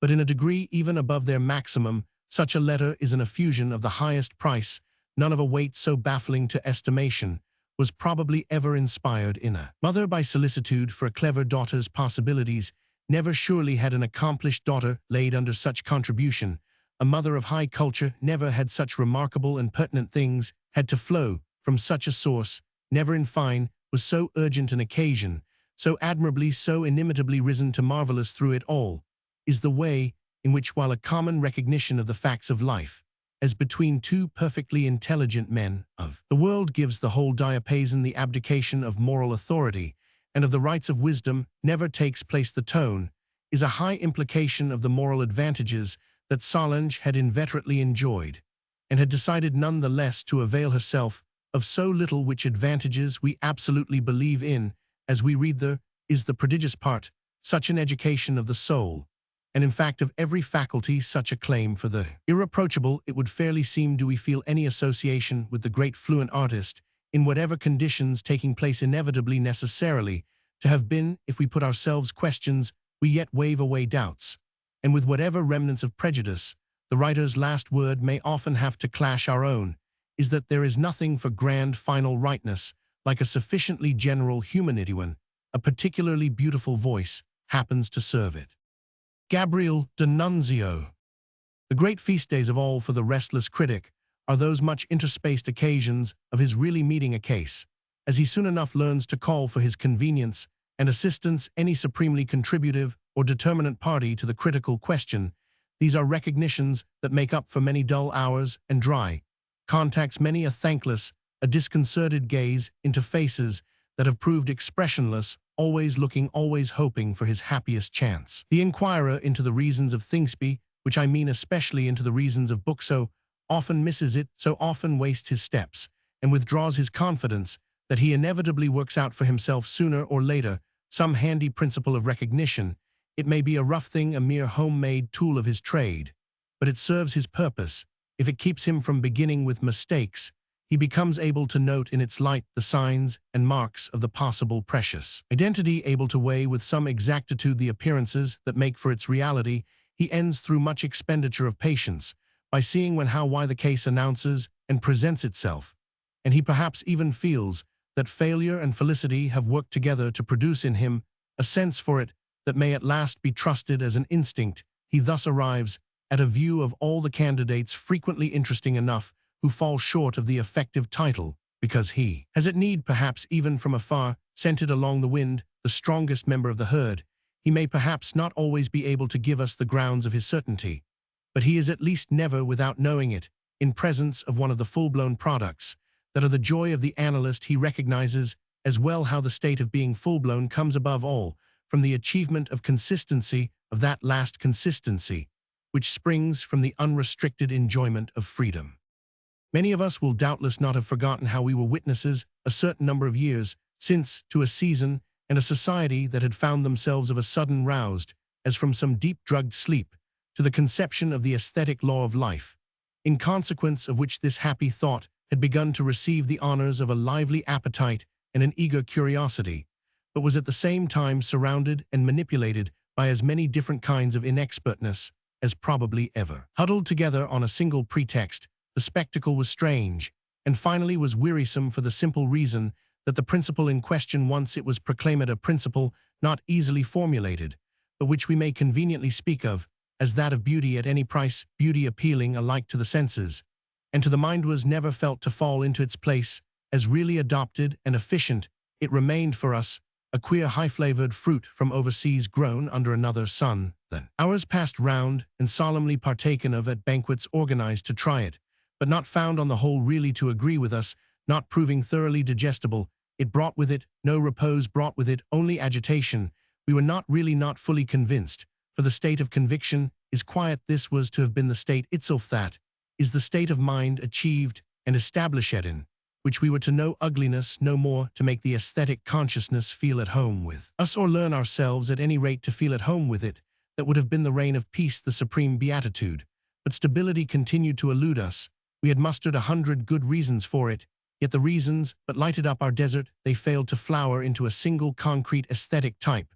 One authentic, one masterful specimen would have done wonders for us, would at least have assuaged our curiosity, but we were to be left, till lately, with our curiosity on our hands. This is a yearning, however, that Signor D'Annunzio may at last strike us as supremely formed to gratify. So promptly we find in him, as a literary figure, the highest expression of the reality that our own conditions were to fail of making possible. He has immediately the value of giving us, by his mere logical unfolding, the measure of our shortcomings, in the same direction that of our timidities and penuries and failures. He throws a straighter and more inevitable light on the aesthetic consciousness than has, to my sense, in our time, reached it from any other quarter, and there is many a mystery that, properly interrogated, he may help to clear up for us. Many an explanation of our misadventure, thought as I have glanced at Ith may give. He starts with the immense advantage of enjoying the invoked boon by grace, and not by effort of claiming it under another title than the sweat of his brow and the aspiration of his culture. He testifies to the influence of things that have had time to get themselves taken for granted, beauty at any price. is an old story to him. Art and form, and style as the aim of the superior life, are a matter of course, and it may be said of him, I think, that thanks to these transmitted and implanted instincts and aptitudes, his individual development begins where the struggle of the mere earnest questioner ends. Signor D'Annunzio is earnest, in his way quite extraordinarily, which is a feature of his physiognomy that we shall presently come to, and about which there will be something to say, but we feel him all the while in such secure possession of his heritage of favoring circumstance, that his sense of intellectual responsibility is almost out of proportion. This is one of his interesting special marks. The manner in which the play of the aesthetic instinct in him takes on for positive extravagance, and as a last refinement of freedom, the crown of solicitude and anxiety, such things but make with him for ornament and parade, they are his tribute to civility. The essence of the matter is, meanwhile, in his blood and his bones. No mistake was possible from the first as to his being of the inner literary camp, a new form altogether of perceptive and expressive energy. The question was settled by the intensity and variety, to say nothing of the precocity, of his early poetic production. Born at Pescara in the Regno, the old kingdom of Naples, toward 1863, as I find noted by a cautious biographer, he had, while scarce out of his teens, allowed his lyric genius full opportunity of scandalizing even the moderately austere. He defined himself betimes very much as he was to remain a rare imagination, a poetic and artistic intelligence of extraordinary range and fineness, concentrated almost wholly on the life of the senses. For the critic, who simplifies a little to state clearly, the only ideas he urges upon us are the erotic and the plastic, which have for him about an equal intensity, or of which it would be doubtless more correct to say that he makes them interchangeable faces of the same figure. He began his career by playing with them together in verse to innumerable light tunes, and with an extraordinary general effect of curiosity and brilliancy, he has continued still more strikingly to play with them in prose. They have remained the substance of his intellectual furniture. It is of his prose only, however, that, leaving aside the intermezzo, el isoteo, la chimera odi navali, and other such matters, I propose to speak. The subject being of itself ample for one occasion, his 5 novels and his 4 plays have extended his fame. They suggest by themselves as many observations as we shall have space for. The group of productions, as the literary industry proceeds among us today, is not large, but we may doubt if a talent and a temperament, if indeed a whole view of life, ever built themselves up as vividly for the reader out of so few blocks. The writer is even yet enviably young, but this solidity of his literary image, as of something already seated on time and accumulation, makes him a rare example. Precocity is somehow an inadequate name for it, as precocity seldom gets away from the element of promise, and it is not exactly promise that blooms in the hard maturity of such a performance as the triumph of death. There are certain expressions of experience, of the experience of the whole man, that are like final milestones for his possible fertility, if not for his possible dexterity, a truth that has not indeed prevented il fuoco, with its doubtless still ampler finality, from following the work just mentioned, and we have had particularly before us in verse. I must add Francesca da Rimini, with the great impression a great actress has enabled this drama to make.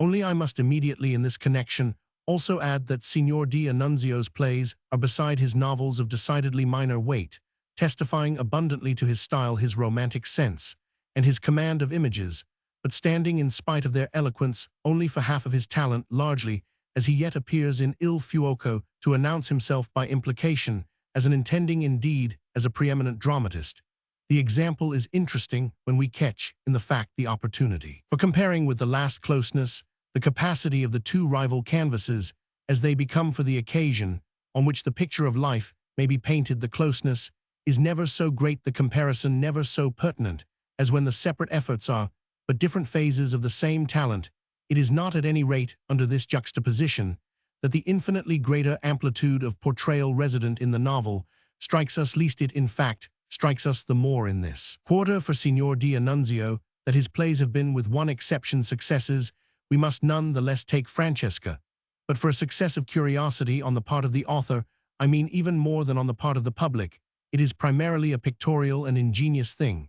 And as a picture of passion takes in the total collection, despite its felicities of surface and arrangement, distinctly a back seat, scarcely less than its companions, it overflows with the writer's plenitude of verbal expression, thanks to which largely the series will always prompt a curiosity, and even a tenderness in any reader interested precisely in this momentous question of style, in a play interested in particular to learn by what aesthetic chemistry a play would as a work of art propose to eschew it. It is in any such connection so inexpugnable that we have only to be cheated of it in one place, to feel the subject cry aloud for it, like a sick man forsaken in another.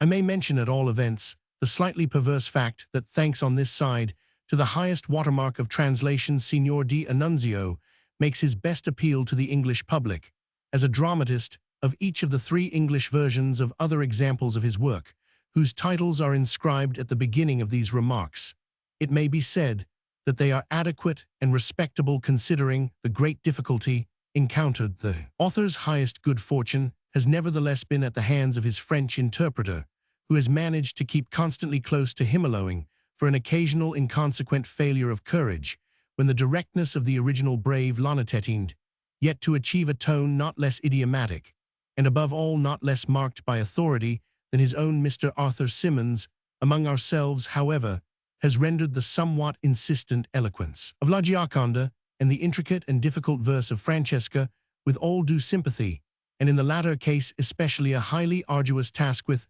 remarkably patient skill. It is not his fault, doubtless, if the feet of his English texts strike us as moving with less freedom than those of his original, such being the hard price paid always by the translator, who tries for correspondence from step to step, tries for an identical order. Even less is he responsible for its coming still more home to us in a translation that the meager anecdote here furnishing the subject, and on which the large superstructure rests, does not really lend itself to those developments that make a full or an interesting tragic complexity behind the glamour of its immense literary association. The subject of Francesca is for purposes of essential, of enlarged exhibition, delusive and short. These, however, are for the moment side issues. What is more relevant is the stride taken by our author's early progress in his first novel, and his second, Il Piacere and El Innocente, pair from the freshness, the direct young energy of which he was, for some of his admirers, too promptly, and too markedly to decline. We may take it as characteristic of the intensity of the literary life in him that his brief career falls already thus into periods, and supplies a quantity of history sufficient for those differences among students, by which the dignity of history appears mainly to be preserved. The nature of his prime inspiration I have already glanced at, and we are helped to characterization if I say that the famous enthroned beauty, which operates here so straight as the great obsession, is not in any perceptible degree moral beauty. It would be difficult perhaps to find elsewhere in the same compass so much expression of personal life, resting so little on any picture of the personal character and the personal will. It is not that Signor D'Annunzio has not more than once pushed his furrow in this latter direction, but nothing is exactly more interesting, as we shall see, than the seemingly inevitable way in which the attempt falls short. Il Piacere, the first in date of the 5 tales, has, though with imperfections, the merit of giving us strongly at the outset the author's scale and range of view, and of so constituting a sort of prophetic summary of his elements. All that is done in the later things is more or less done here, and nothing is absent here that we are not afterwards also to miss. I propose, however, that it shall not be prematurely a question with us of what we miss, no intelligible statement of which, for that matter, in such considerations as these is ever possible, till there has been some adequate statement of what we find. Count Andrea Sparelli is a young man who pays heavily, as we take it that we are to understand, for an unbridled surrender to the life of the senses, whereby it is primarily a picture of that life that the story gives us. He is represented as inordinately, as quite monstrously endowed for the career that from the first absorbs and that finally is to be held, we suppose, to engulf him, and it is a tribute to the truth with which his endowment is presented that we should scarce know where else to look for so complete and convincing an account of such adventures. Casanova de Seingold is of course infinitely more copious, but his autobiography is cheap, loose journalism compared with the directed, finely condensed, iridescent epic of Count Andrea. This young man's years have run but half their course from 20 to 30 when he meets and becomes entangled with a woman more infernally expert even than himself in the matters in which he is most expertand. He is given us as a miracle of social and intellectual accomplishment, the effect of whom is fatally to pervert and poison his imagination, as his imagination is applied exclusively to the employments of love. This means for him a frustration of all happiness, all comfortable consistency in subsequent relations of the same order. The author's viewthais is fundamentales all of a world in which relations of any other order would ever mainly fail to offer themselves in any attractive form. Andrea Spirelli loving accordingly in the manner in which D'Annunzio's young men love, and to which we must specifically return a woman of good faith, a woman as different as possible from the creature of evil communications, finds the vessel of his spirit itself so infected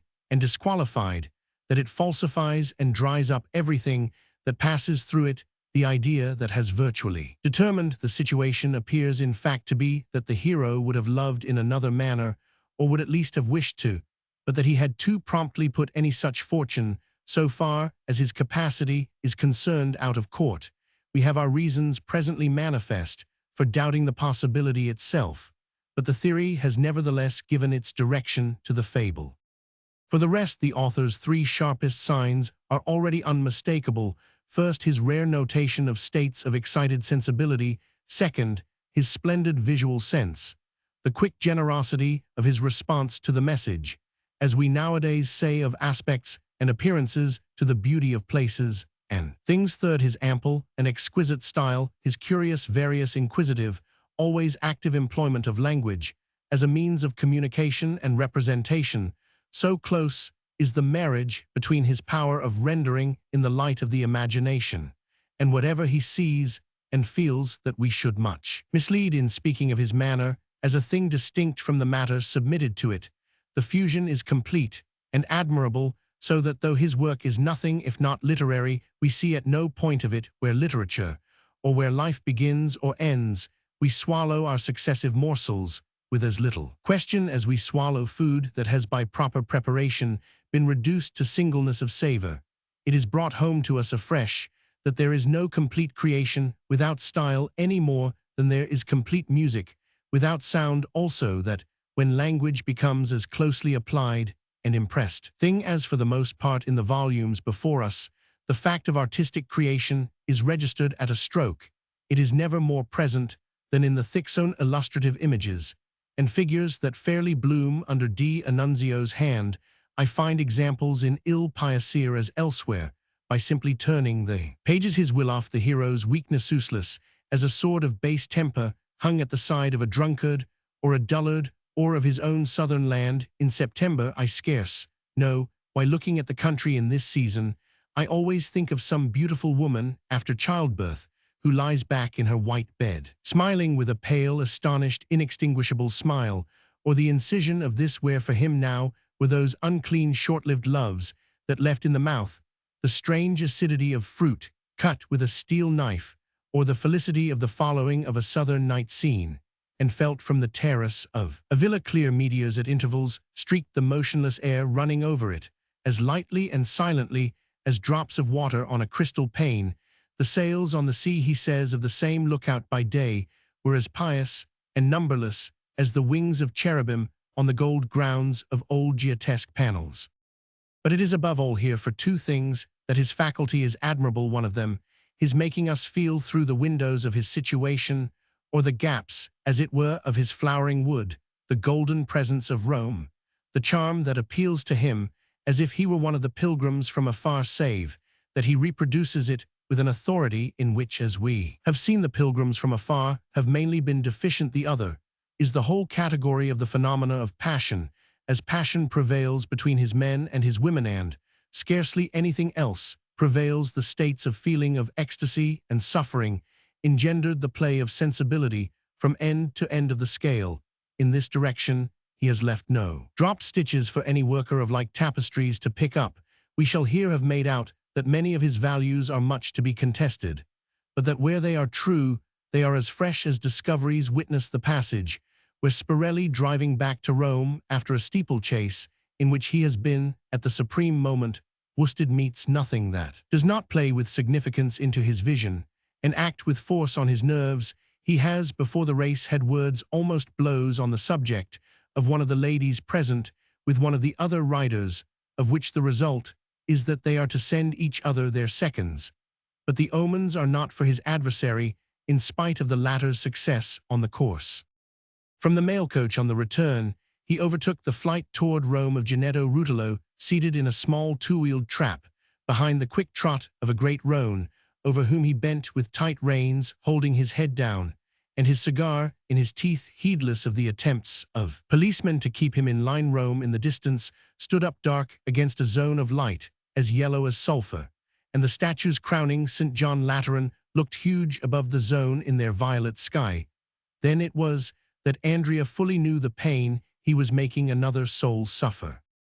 Nothing could be more characteristic of the writer than the way what has preceded flowers into that last reality, and equally in his best manner, doubtless, is such a passage as the following from the same volume, which treats of the hero's first visit to the sinister great lady, whose influence on his soul and his senses is to become as the trail of a serpent. She receives him, after their first accidental meeting, with extraordinary promptitude, and the last intimacy receives him in the depths of a great Roman palace, which the author, with a failure of taste that is unfortunately for him on ground of this sort systematic, makes a point of naming. Then they ceased to speak. Each felt the presence of the other flow and mingle with his own, with her own very blood, till it was her blood at last that seemed to have become his life, and his that seemed to have become hers. The room grew larger in the deep silence. The crucifix of Guido, Rennie made the shade of the canopy, and curtains religious, the rumor of the city, came to them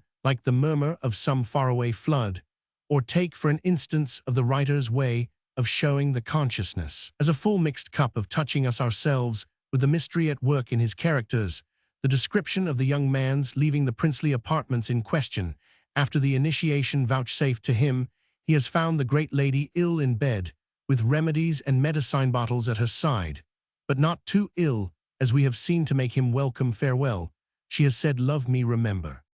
It seemed to him, crossing the threshold again, that he heard behind him a burst of sobs, but he went on a little uncertain, wavering, like a man who sees imperfectly. The odor of the chloroform clung to his sense, like some fume of intoxication.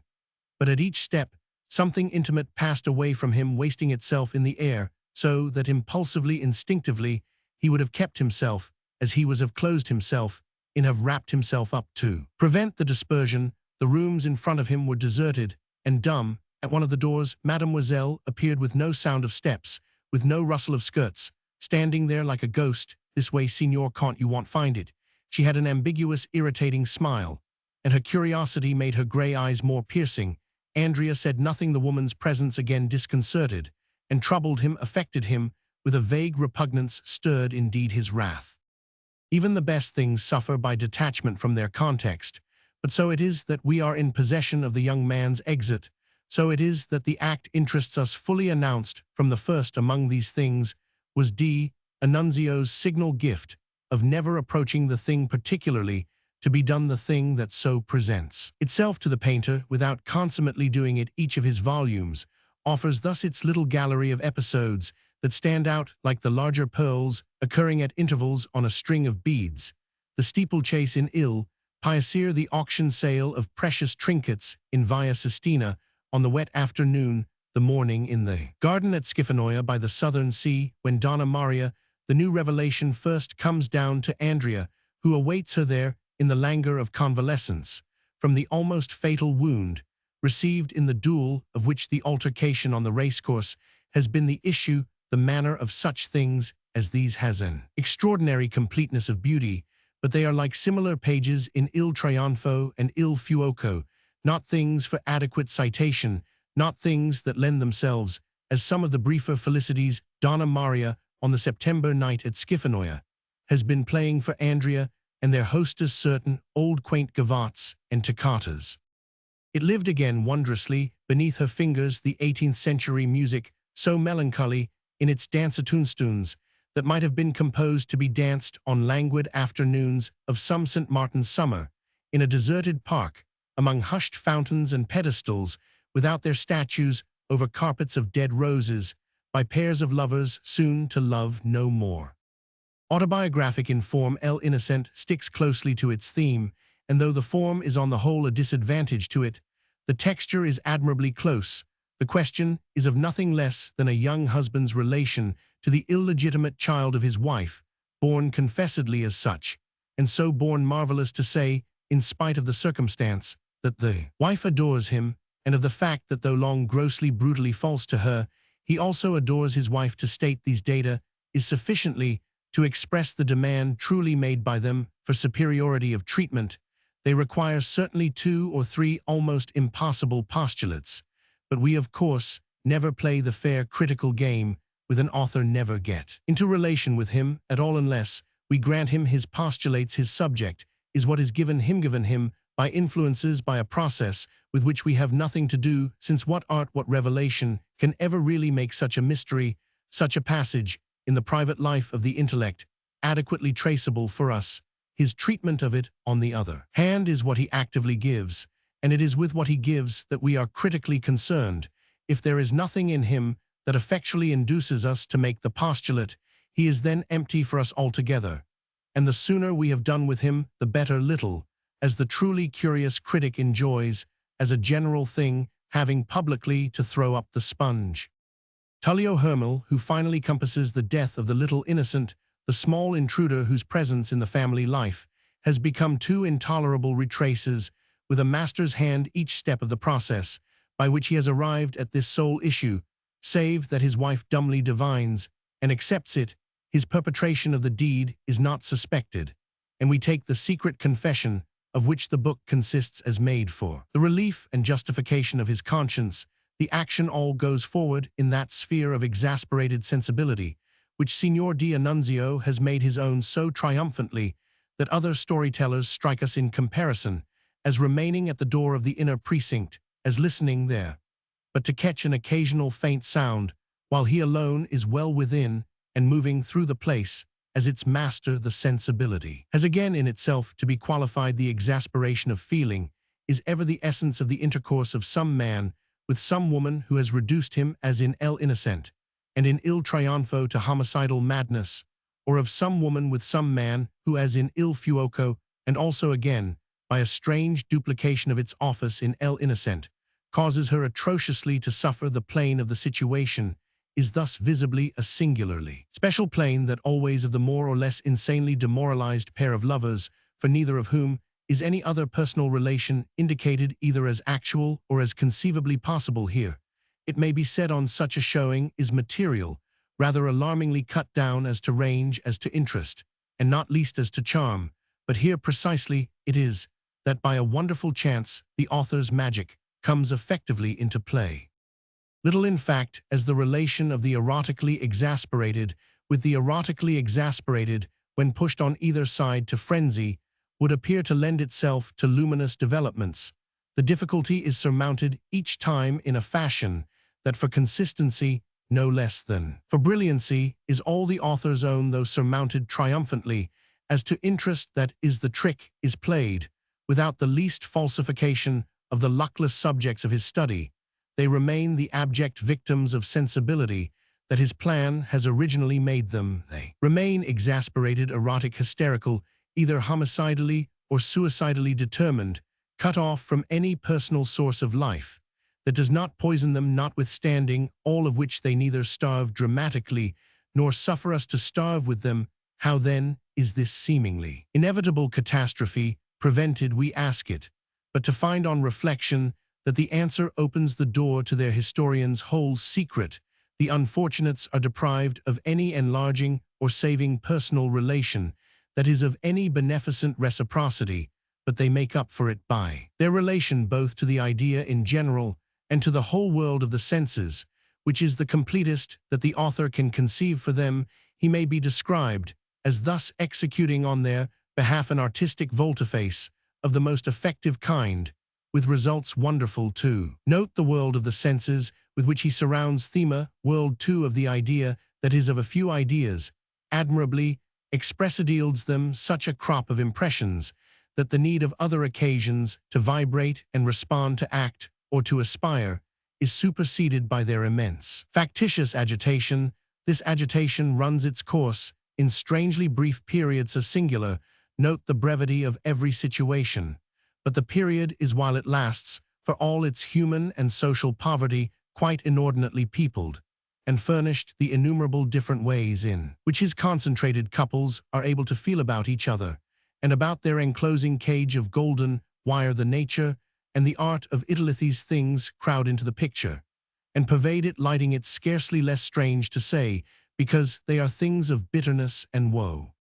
It is one of the miracles of the imagination, the great shining element, in which the characters flounder and suffer becomes rich and beautiful for them, as well as in so many ways for us. By the action of the writer's mind, they not only live in his imagination, but they borrow it from him in quantities. Indeed, without this charitable advance, they would be poor creatures enough, for they have in each case almost nothing of their own on the aid. Thus received, they start, they get into motion. It makes their common basis of passion, desire, enchantment, aversion. The essence of the situation is the same in Il Trionfo and Il Fuoco, as in El Innocent. The temporarily united pair devour each other, tear and rend each other, wear each other out through a series of erotic convulsions and nervous reactions that are made interesting to use almost exclusively by the special wealth of their consciousness. The medium in which they move is admirably reflected in it, the autumn light of Venice, the afterglow of her past, in the drama of the elderly actress and the young rhetorician of Il Fuoco, the splendor of the summer, by the edge of the lower Adriatic, in that of the two isolated erotomaniacs of Il Trionfo, indissolubly linked, at last, in the fury of physical destruction, into which the man drags the woman by way of retribution for the fury of physical surrender into which she has beguiled him. As for El Innocent, again briefly, there is perhaps nothing in it to match the Roman passages of Il Piacere, but the harmony of the general, the outer conditions, pervades the picture, the sweetness of the villeggiatura life, the happiness of place and air, the lovability of the enclosing scene, all at variance with the sharpness of the inner tragedy. The inner tragedy of El Innocent has a concentration that is like the carrying through turns and twists upstairs and down of some cup filled to the brim, of which no drop is yet spilled. Such cumulative truth rules the scene after we have once accepted the postulate. It is true that the situation as exhibited involves for Giuliana, the young wife, the vulgarest of adventures, yet she becomes, as it unfolds, the figure of the whole gallery, in whom the pathetic has at once most of immediate truth and of investing poetry. I much prefer her for beauty and interest to Donna Maria in Il Piacere, the principal other image of faith and patience sacrificed. We see these virtues as still supreme in her, even while she faces in advance her ordeal, in respect to which it has been her hope, in fact her calculation, that her husband will have been deceived about the paternity of her child,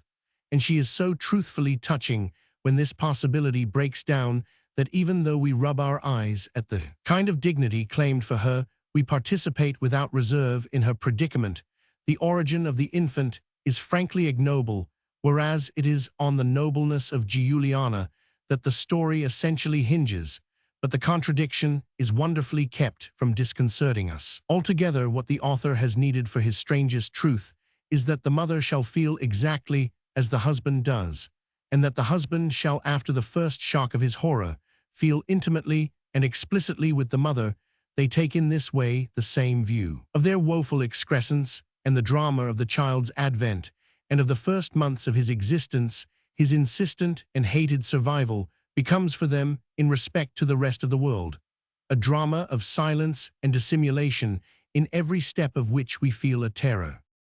The effect, I may add, gains more than one kind of intensity from that almost complete absence of other contacts to which D'Annunzio systematically condemns his creatures, introducing here, however, just the two or three that more completely mark the isolation. It may doubtless be conceded that our English-speaking failure of insistence, of inquiry and penetration in certain directions, springs partly from our deep-rooted habit of dealing with man dramatically on his social and gregarious side, as a being the variety of whose intercourse with his fellows, whatever forms his fellows may take, is positively half his interesting motion. We fear to isolate him, for we remember that as we see and know him, he scarce understands himself save in action, which inevitably mixes him with his kind to see and know him like Signor D'Annunzio almost only. In passion is another matter, for passion spends itself quickly in the open and burns hot mainly in nooks and corners. Nothing too in the picture is more striking than the manner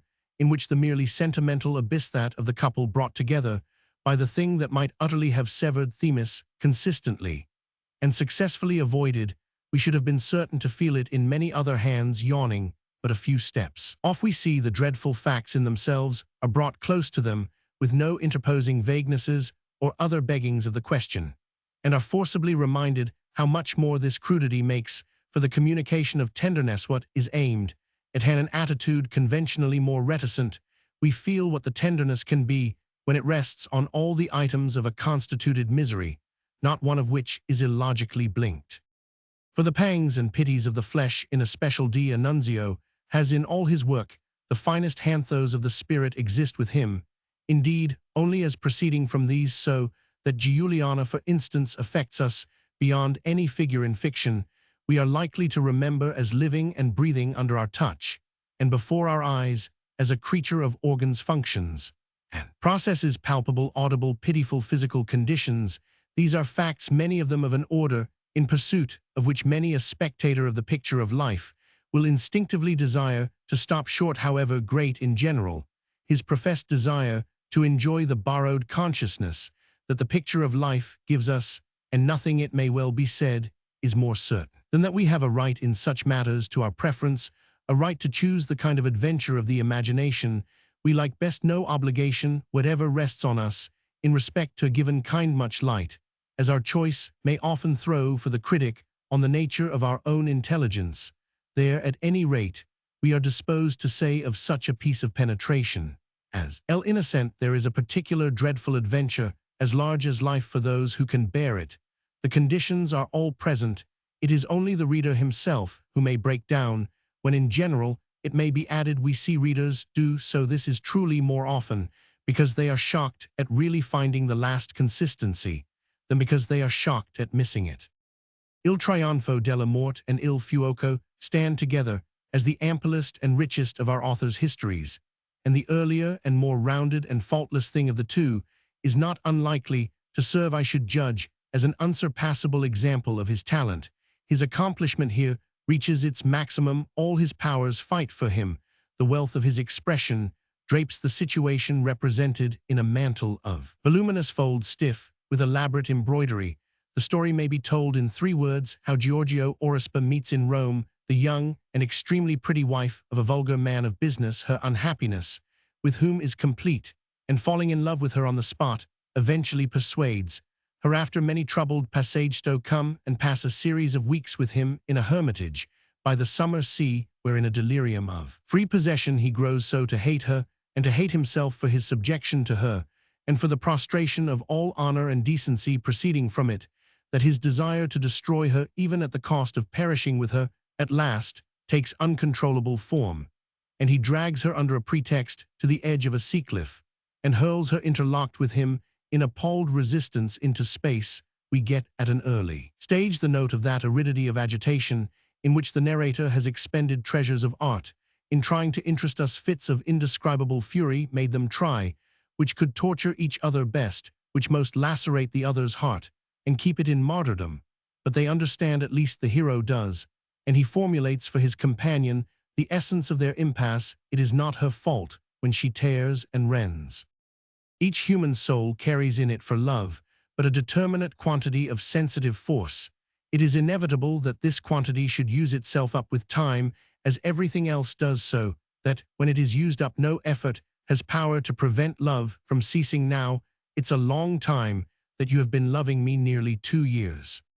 The young man's intelligence is of the clearest, the woman's here is inferior, though in Il Fuoco the 2 opposed faculties are almost equal. But the pair are alike far from living in their intelligence, which only serves to bestrew with lurid gleams the black darkness of their sensual life. So far as the intelligence is one with the will, our author fundamentally treats it as cut off from all communication with any other. Quarterthat is with the senses arrayed, and in camp the most his unfortunates arrive at is to carry their extremely embellished minds with them through these dusky passages, as a kind of gilded glimmering lantern, the effect of which is merely fantastic and ironic a thing, to make the play of their shadows over the walls of their catacomb more monstrous and sinister. Again, in the first pages of Il Trionfo, the glimmer is given. He recognized the injustice of any resentment against her, because he recognized the fatal necessities that controlled them alike. No, his misery came from no other human creature, it came from the very essence of life. The lover had not the lover to complain of, but simply love itself, love toward which his whole being reached out from within with a rush not to be checked. Love was of all the sad things of this earth the most lamentably sad, and to this supreme sadness he was perhaps condemned till death. That, in a nutshell, is D'Annunzio's subject matter, not simply that his characters see in advance what love is worth for them, but that they nevertheless need to make it the totality of their consciousness. In Il Trionfo and Il Fuoco, the law just expressed is put into play at the expense of the woman, with the difference, however, that in the latter tale, the woman perceives and judges, suffers in mind, so to speak, as well as in nerves and in temper, but it would be hard to say in which of these two productions the inexhaustible magic of Italy most helps, the effect most hangs over the story in such a way as to be one with it, and to make the ugliness and the beauty melt together. The ugliness, it is to be noted, is continually presumed absent the pursuit and cultivation of beauty, that fruitful preoccupation, which above all I have said gives the author his value, as our case being the very ground on which the whole thing rests. The ugliness is an accident, a treachery of fate, the intrusion of a foreign substance having, for the most part, in the scheme itself no admitted inevitability against it. Every provision is made that the most developed taste in the world can suggest for ostensibly transcendently. Signor D'Annunzio's is the most developed taste in the world, and that of the ferocious yet so contracted cognoscenti, his heroes, whose virtual identity with himself, affirmed with a strangely misplaced complacency by some of his critics, one would surely hesitate to take for granted, it is the wondrous physical and other endowments of the two heroines of Il Piacere. It is the joy and splendor of the hero's intercourse with them, to say nothing of the luster of his own person, descent, talents, possessions, and of the great general setting in which everything is offered. Use it is all this that makes up the picture, with the constant suggestion that nothing of a baser quality for the aesthetic sense, or at the worst for a pampered curiosity, might hope so much as to live in it. The case is the same in El Innocent, a scene all primarily smothered in flowers and fruits and fragrances, and soft Italian airs, in every implication of flattered, embowered, constantly renewed desire, which happens to be a blighted felicity only for the very reason that the cultivation of delight in the form of the wife's luckless experimentas so awkwardly overleaped itself. Whatever, furthermore, we may reflectively think either of the Ippolita of Il Trionfo or of her companion's scheme of existence with her, it is enchanting grace, strange, original, irresistible in kind and degree, that she is given us as representing just as her material situation with her young man during the greater part of the tale is a constant communion for both of them with the poetry and the nobleness of classic landscape, of nature consecrated by association. The mixture reaches its maximum, however, in Il Fuoco, if not perhaps in the Virgins of the Rocks. The mixture, I mean, of every exhibited element of personal charm, distinction, and interest with every insidious local influence, every glamour of place, season, and surrounding object. The heroine of the first-named is a great tragic actress, exquisite for everything but for being unfortunately middle-aged, battered, marked, as we are constantly reminded by all the aftersense of a career of promiscuous carnal connections. The hero is a man of letters, a poet, a dramatist of infinite reputation and resource, and their union is steeped to the eyes in the gorgeous medium of Venice, the moods of whose melancholy and the voices of whose past are an active part of the perpetual concert. But we see all the persons introduced to us yearn and strain to exercise their perceptions and taste their impressions as deeply as possible conspiring together to interweave them with the pleasures of passion they go in, as the phrase is for beauty at any cost for each other's own to begin with their creator in the inspiring quest, presses them hard, and the whole effect becomes for us that of an organized general sacrifice to it, and an organized general repudiation of everything else. It is not idle to repeat that the value of the Italian background has to this end been inestimable, and that every spark of poetry it had to contribute has been struck from it with what supreme felicity we perhaps most admiringly learn in the Virgins of the Rocks to measure the assistance thus rendered, and especially the immense literary lift given. We have only to ask ourselves what appearance any one of the situations presented would have made in almost any cisalpine or northern frame of circumstance whatever supported, but by such associations of local or of literary elegance as our comparatively thin resources are able to furnish. The latent weakness in them all the rock as to final effect on which they split, and of which I shall presently speak, would be immeasurably less dissimulated. All this is the lesson of style by which we here catch a writer in the very act of profiting after a curious double fashion. D'Annunzio arrives at it, both by expression and by material, that is by a whole side of the latter, so that with such energy at once, and such good fortune, it would be odd indeed if he had not come far. It is verily in the very name and interest of beauty, of the lovely impression, that Giorgio Arispa becomes homicidal in thought, and finally in act. She would in death become for me matter of thought, pure ideality, from a precarious and imperfect existence. She would enter into an existence complete and definitive, forsaking forever the infirmity of her weak, luxurious flesh, destroy to possess. There is no other way for him who seeks the absolute in love. To these reflections he has been brought by the long, dangerous past, which, as the author says, his connection with his mistress has behind it a past of recriminations, of which the ghosts still walk. It dragged behind it, through time, an immense dark net, all full of dead things. To quote here at all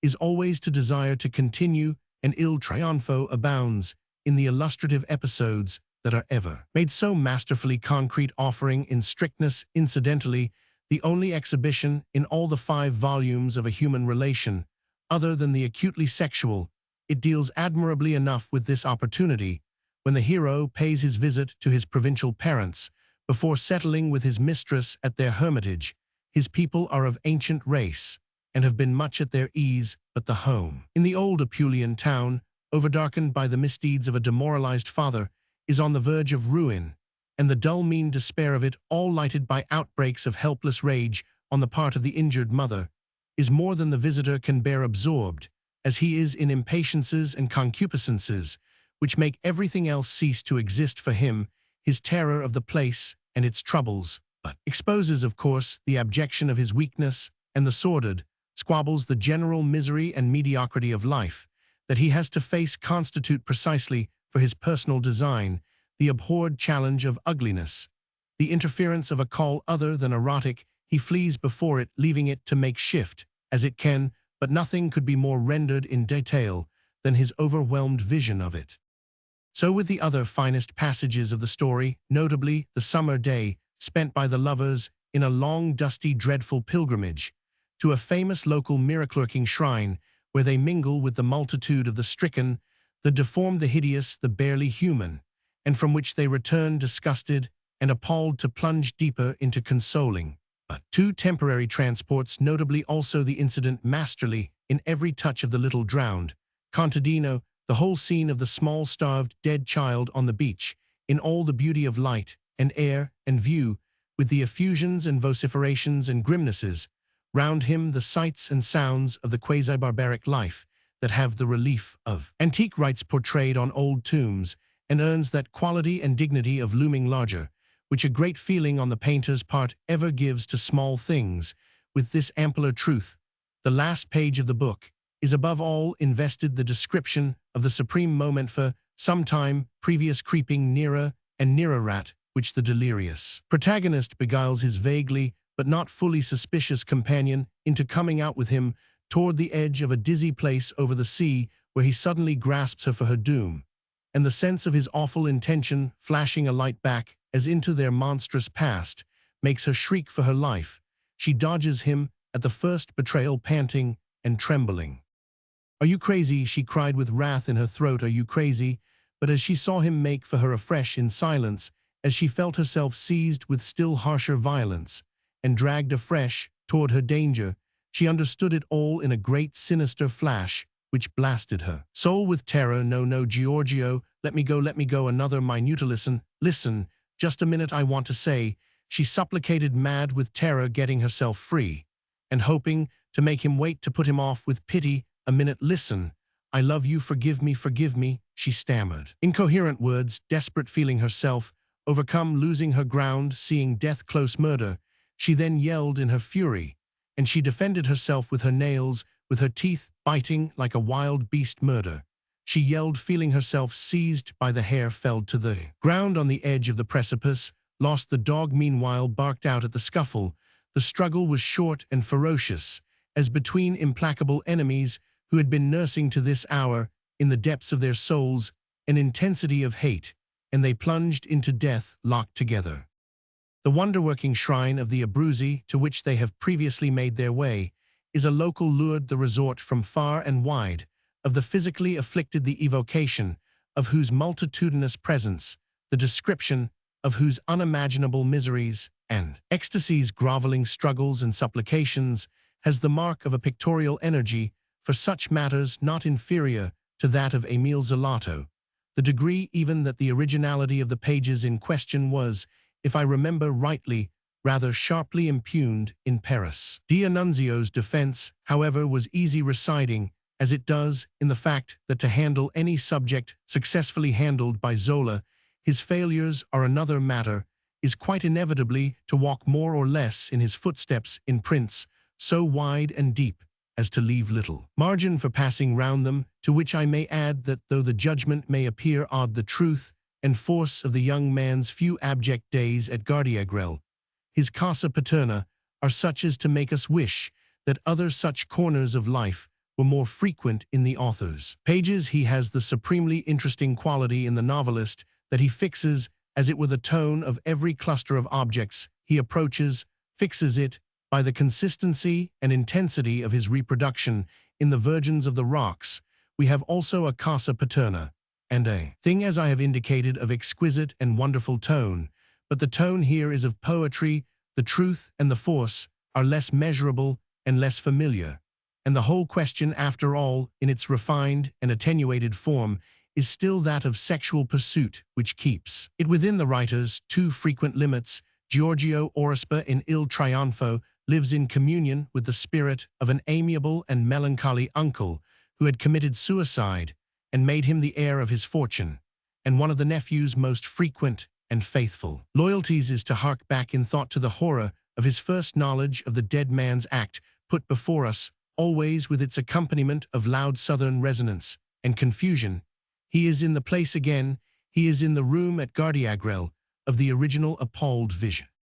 He heard in the stillness of the air, and of his arrested soul, the small shrill of an insect in the wainscot, and the little fact sufficed to dissipate for the moment the extreme violence of his nervous tension, as the puncture of a needle suffices to empty a swollen bladder. Every particular of the terrible day came back to his memory. The news abruptly brought to Torretta di Sarsa toward 3 in the afternoon by a panting messenger who stammered and whimpered, the ride on horseback at lightning speed under the canicular sky and up the torrid slopes, and during the rush the sudden faintnesses that turned him dizzy in his saddle, then the house at home filled with sobs, filled with a noise of doors slamming in the general scare, filled with the strumming of his own arteries,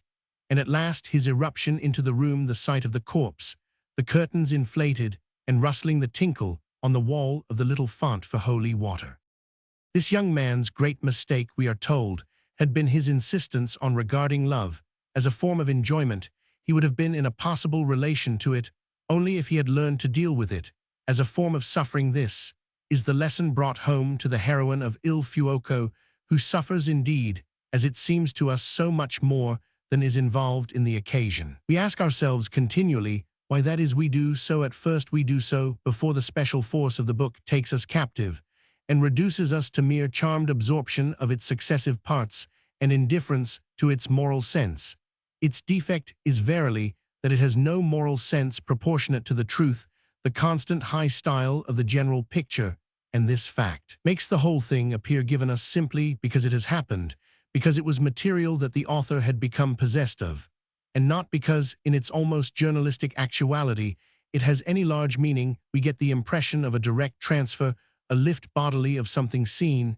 and known, something not really produced by the chemical process of art. The crucible or retort from which things emerge for a new function, their meaning here at any rate extracted with difficulty, would seem to be that there is an inevitable leak of ease and peace when a mistress happens to be considerably older than her lover. But even this interesting, yet not unfamiliar truth loses itself in the great poetic, pathetic, psychologic ceremonial. That matters little indeed, as I say, while we read the two sensibilities concerned bloom in all the Venetian glow, like wondrous waterplants, throwing out branches and flowers, of which we admire the fantastic growth, even while we remain botanically speaking. Bewildered, they are other sensibilities than those with which we ourselves have community. One of the main reasons of their appearing, so I shall presently explain, and besides, they are isolated, sequestrated, according to D'Annunzio's constant view of such cases, for an exclusive and intensified and arid development. The mistress has abnormally none of the protection, the alternative life, the saving sanity of other interests, ties, employments, while the hero, a young poet and dramatist with an immense consciousness of genius and fame, has for the time at least only those poor contacts with existence that the last intimacies of his contact with his friends, person her pur corpo non più giovane, as he so frequently repeats, represent. For him it is not for us, however, to contest the relation. It is in the penetrating way again, in which the relation is rendered, that the writer has his triumph, the way above all, in which the world-weary, interesting, sensitive woman, with her infinite intelligence, yet with her longing for some happiness, still among all her experiments, untasted, and her genius at the same time for familiar misery, is marked, featured, individualized for us, and with the strangest art in the world, one of those mysteries of which great talents alone have the trick at once ennobled with beauty and desecrated by a process that we somehow feel to be that of exposure to spring from some violation of a privilege. Do with me, says the Foscarina, on a certain occasion, whatever you will, and she smiled in her offered abjection. She belonged to him like the thing one holds in one's fist, like the ring on one's finger, like a glove, like a garment, like a word that may be spoken, or not, like a draught that may be drunk or poured. On the ground there are some lines describing an hour in which she has made him feel as never before the incalculable capacity of the heart of man, and it seemed to him, as he heard the beating of his own heart, and divined the violence of the other beside him, that he had in his ears the loud repercussion of the hammer on the hard anvil where human destiny is forged. More than ever here, the pitch of the personal drama is taken up by everything else, in the scene, everything else being in fact but the immediate presence of Venice, her old faded color and old vague harmonies, played with constantly, as we might play with some rosy fretted, faintly-sounding seashell. It would take time to say what we play with in the Silverton Virgins of the Rocks, the history of a visit paid by a transcendent young man, always pretty much the same young Manto, an illustrious family whose fortunes have tragically shrunken with the expulsion of the Bourbons from the Kingdom of Naples, and the three last lovely daughters of whose house are beginning to wither on the stem, undiscovered, unsought, in a dilapidated old palace, an old garden of neglected pomp, a place of fountains and colonnades, marble steps and statues, all circled with hard, bright, sun-scorched volcanic scenery. They are tacitly candidates for the honor of the hero's hand, and the subject of the little tale, which deals with scarce more than a few summer days, is the manner of their presenting themselves for his admiration, and his choice. I decidedly name this exquisite composition as my preferred of the series, for if its tone is thoroughly romantic, the romance is yet of the happiest kind, the kind that consists in the imaginative development of observable things, things present significant related to us, and not in a weak false fumble for the remote and the disconnected. It is indeed the romantic mind itself that makes the picture, and there could be no better case of the absolute artistic vision. The mere facts are soon said the main fact, above all of the feeble remnant of an exhausted race, waiting in impotence to see itself cease to be. The father has nothing personal left, but the ruins of his fine presence and of his old superstitions. A handful of silver dust the mother mad, and under supervision stalks about with the delusion of imperial greatness. There is a wonderful page on her parading through the gardens in her rococo palanquin, like a Byzantine empress, attended by sordid keepers, while the others are hushed into pity, and all the two sons hereditarily tainted are virtually imbecile. The three daughters candidly considered are what we should regard in our Anglo-Saxon world as but the stuff of rather particularly dreary and shabby, quite unutterably idle old maids. Nothing within the picture occurs, nothing is done, or more acutely than usual, than everywhere suffered it, is all mere affair of the rich impression, the complexity of images projected upon the quintessential spirit of the hero, whose own report is what we have an affair of the quality of observation, sentiment, and eloquence brought to bear. It is not too much to say even that the whole thing is in the largest sense, but a theme for style of substance, as well as of form within this compass. It blooms and quivers and shimmers with light, becomes a wonderful little walled garden of romance. The young man has a passage of extreme but respectful tenderness with each of the sisters in turn, and the general cumulative effect is scarcely impaired by the fact that nothing comes of any of these relations. Too little comes of anything, I think, for any very marked human analogy, inasmuch as if it is interesting to be puzzled to a certain extent by what an action placed before us is designed to show or to signify, so we require for this refined amusement at least the sense that some general idea is represented. We must feel it present. Therefore, if making out nothing very distinct in La Virginie, but the pictorial idea, and yet cleaving to the preference I have expressed, I let the anomaly pass as a tribute extorted by literary art, I may seem to imply that a book may have a great interest without showing a perfect sense. The truth is undoubtedly that I am in some degree beguiled and bribed by the particularly intense expression given in these pages to the author's aesthetic faith. If he is so supremely a case, it is because this production has so much to say for it, and says it with such a pride of confidence, with an assurance and an elegance that fairly make it the last conceivable word of such a profession. The observations recorded have their origin in the narrator's passionate reaction against the vulgarity of the day. All the writer's young men react, but Cantelmo in the volume before us reacts with the finest contempt. He is like his brothers, a raffined conservative, believing really so far as we understand it only in the virtue of race, and in the grand manner the blighted virgins with all that surrounds them are an affirmation of the grand manner that is of the shame and scandal of what in an odious age it has been reduced to. It consists indeed of a number of different things, which I may not pretend to have completely fitted together, but which are with other elements the sense of the supremacy of beauty, the supremacy of style, and last, not least of the personal, will manifested for the most part as a cold insolence of attitude, not manifested as anything much more edifying. What it really appears to come to is that the will is a sort of romantic ornament, the application of which for life in the present and the future remains awkwardly vague, though we are always to remember that it has been splendidly forged in the past. The will, in short, is beauty, is style, is elegance, is art, especially in members of great families and possessors of large fortunes. That of the hero of La Virginie has been handed down to him direct, as by a series of testamentary provisions from a splendid young ancestor for whose memory and whose portrait he has a worship, a warrior and virtuoso of the Renaissance, the model of his spirit. He represents for me the mysterious meaning of the power of style, not violable by anyone, and least of all ever by myself, in my own person and elsewhere.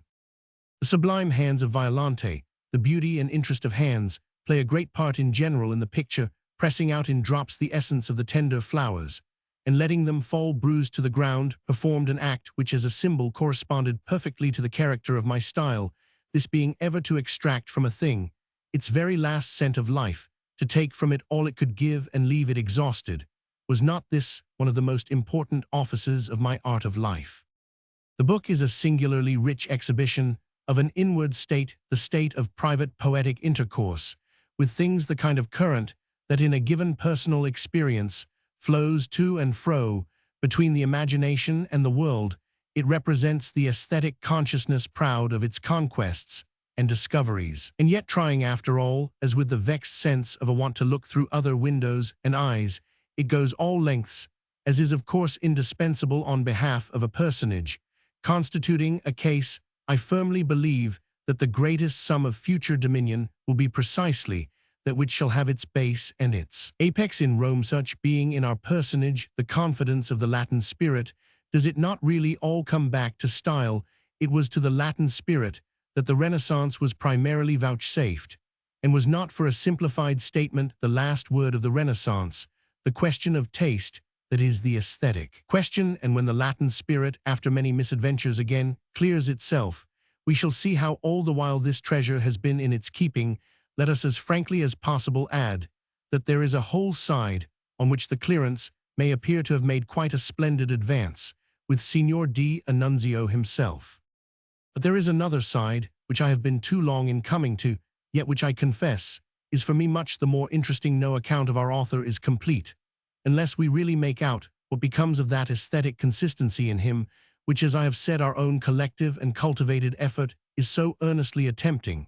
and yet so pathetically, if not so grotesquely missing. We are struck unmistakably early in our acquaintance with these productions by the fact that their total beauty somehow extraordinarily fails to march with their beauty of parts, and that something is all the while at work undermining that bulwark against ugliness, which it is their obvious theory of their own office to throw up the disparity troubles, and haunts us just in proportion as we admire, and our uneasy wonderment over the source of the weakness fails to spoil our pleasure, only because such questions have so lively an interest for the critic. We feel ourselves somehow in presence of a singular incessant leak in the effect of distinction so artfully and copiously produced, and we apply our test up and down in the manner of the inquiring person who with a tin implement and a small flame searches our premises for an escape of gas the bad smell has as it were to be accounted for,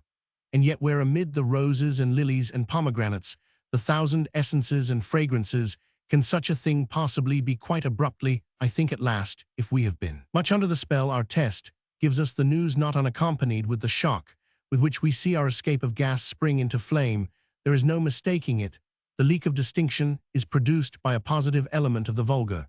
and that the vulgar should flourish in an air so charged, intellectually speaking, with the aristocratic element, becomes for us straightway the greatest of oddities, and at the same time, critically speaking, one of the most interesting things conceivable.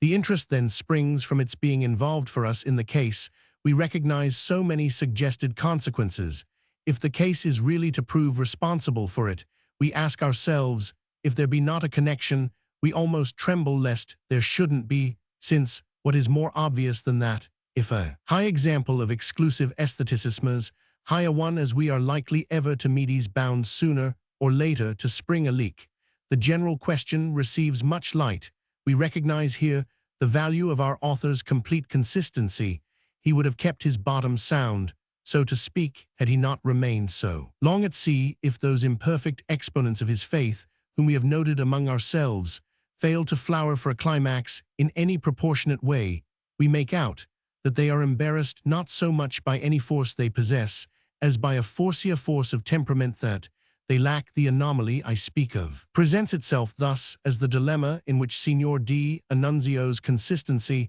has inexorably landed him, and the disfigurement breaks out strikingly enough in the very forefront of his picture, at the point where he has most lavished his color. It is where he has most trusted and depended that he is most betrayed. The traitor sharing certainly his tent and his confidence. What is it that in the interest of beauty he most elaborately builds on, if not on the love affairs of his heroes and heroines, if not on his exhibition of the free play, the sincere play, the play closely studied and frankly represented, of the sexual relation? It is round this exercise for him that expressible, demonstrable, communicable beauty prevailingly clusters a view, indeed, as to which we all generously go with him, subject to the reserve, for each of us, of our own expression and demonstration.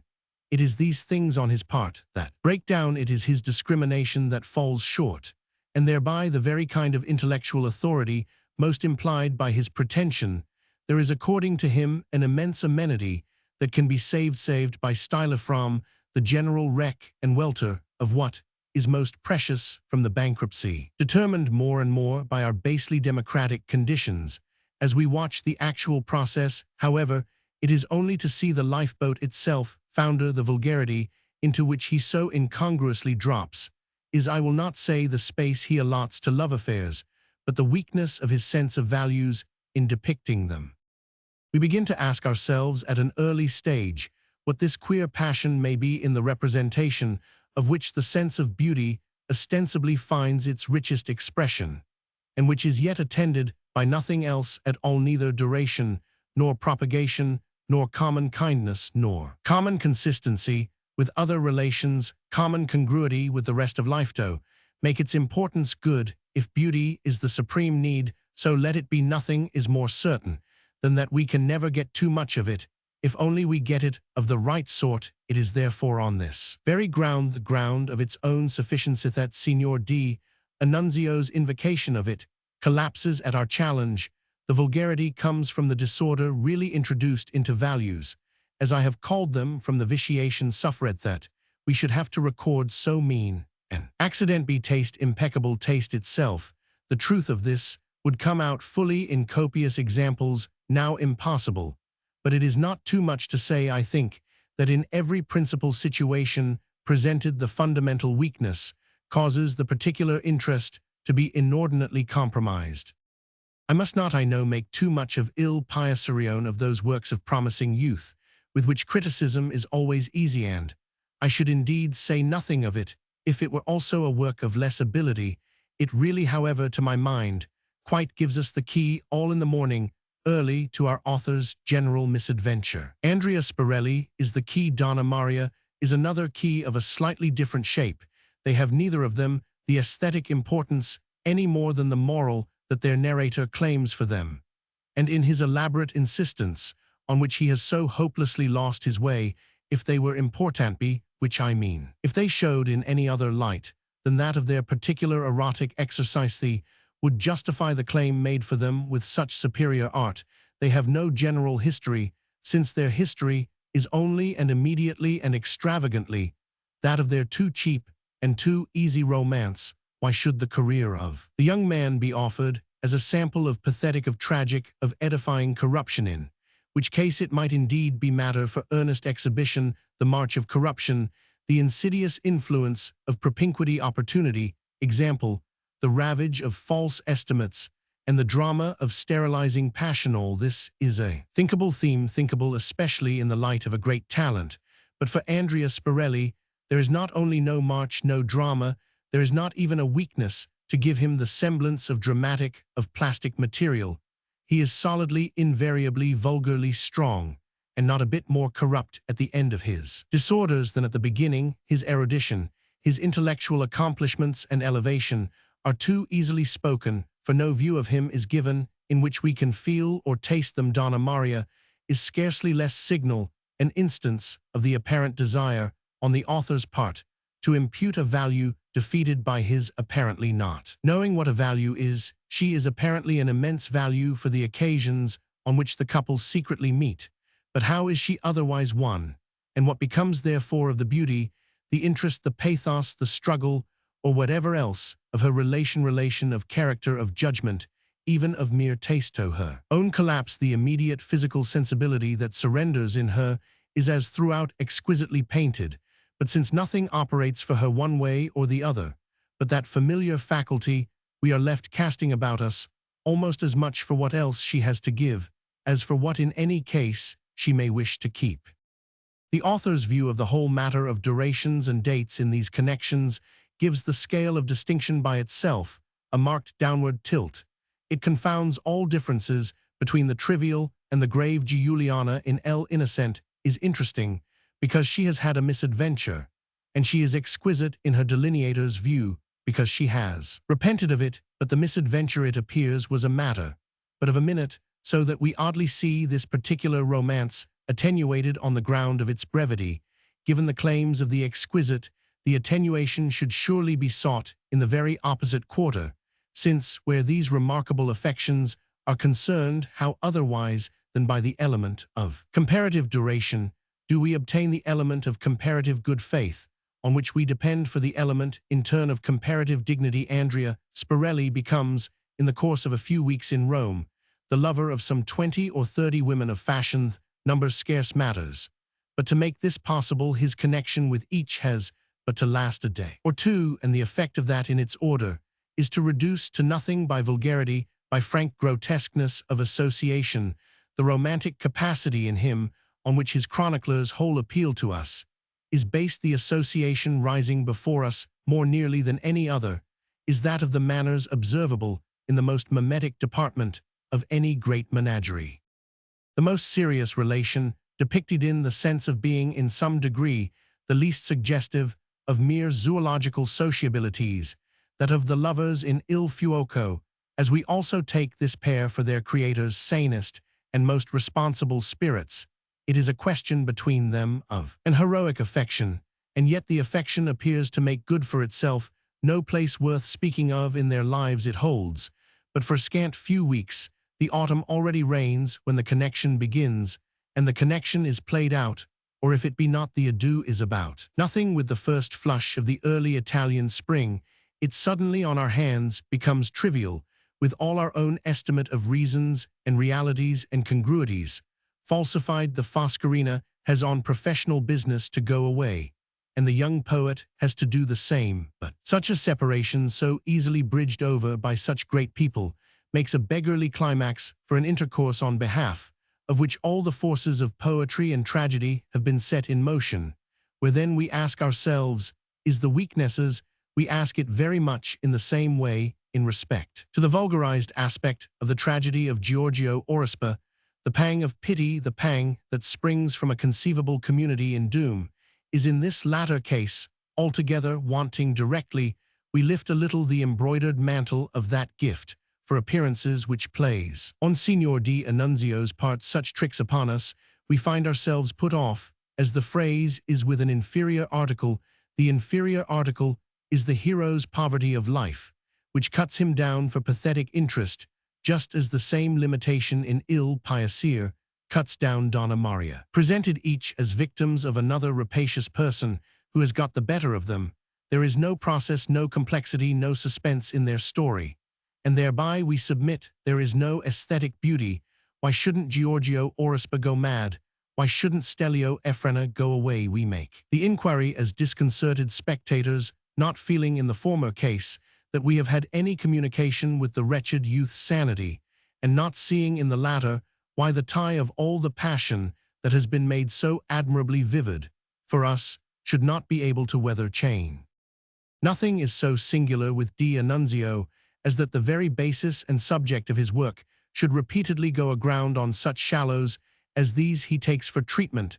a situation that is substantially non-eth, most fundamental this of his values, and all the more compromising that his immense art of producing illusions still leaves it exposed. The idea in each case is superficially specious, but where it breaks down is what makes all the difference. Il Piacere would have meant what it seems to try to mean only if a provision had been made in it for some adequate inwardness on the part either of the nature disintegrated or of the other nature to which this poisoned contact proves fatal. El innocent of the group comes nearest to justifying its idea, and I leave it unchallenged, though its meaning surely would have been written larger if the attitude of the wife toward her misbegotten child had been in face of the husband's a little less that of the dumb detached animal suffering in her simplicity. As a picture of such suffering, the pain of the mere dumb animal, the work is indeed magnificent, only its connections are poor with the higher dramatic, the higher poetic complexity of things. I can only repeat that to make the triumph of death a fruitful thing, we should have been able to measure the triumph by its frustration of some conceivable opportunity, at least for life. There is a moment at which we hope for something of this kind, the moment at which the young man pays his visit to his family, who have grievous need of him, and toward whom we look to see some one side or other of his fine sensibility turn. But nothing comes of that for the simple reason that the personage is already dead, that nothing exists in him but the established fear of life. He turns his back on everything but a special sensation, and so completely shuts the door on the elements of contrast and curiosity. Death really triumphs in the matter, but over the physical terror of the inordinate woman, a pang perfectly communicated to us, but too small a surface to bear the weight laid on it, which accordingly affects us as that of a pyramid turned over on its point. It is throughout one of D'Annunzio's strongest marks that he treats love as a matter not to be mixed with life, in the larger sense of the word at alles, a matter all of whose other connections are dropped, a sort of secret game that can go on only if each of the parties has nothing to do even on any other terms with anyone else.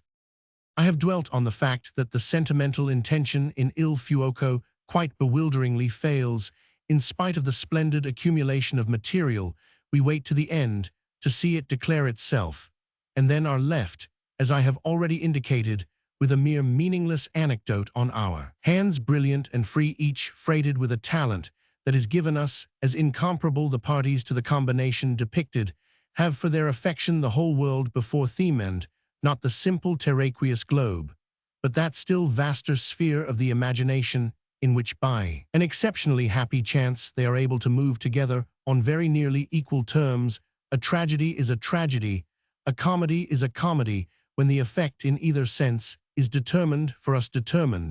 by the interference of some element that starts a complication or precipitates an action, as in Il Fuoco. Nothing whatever interferes, nothing certainly that need weigh with the high spirits represented. We ask why such precious revelations are made us, for nothing admirably made in themselves, they yet strike us as, aesthetically speaking, almost cruelly wasted.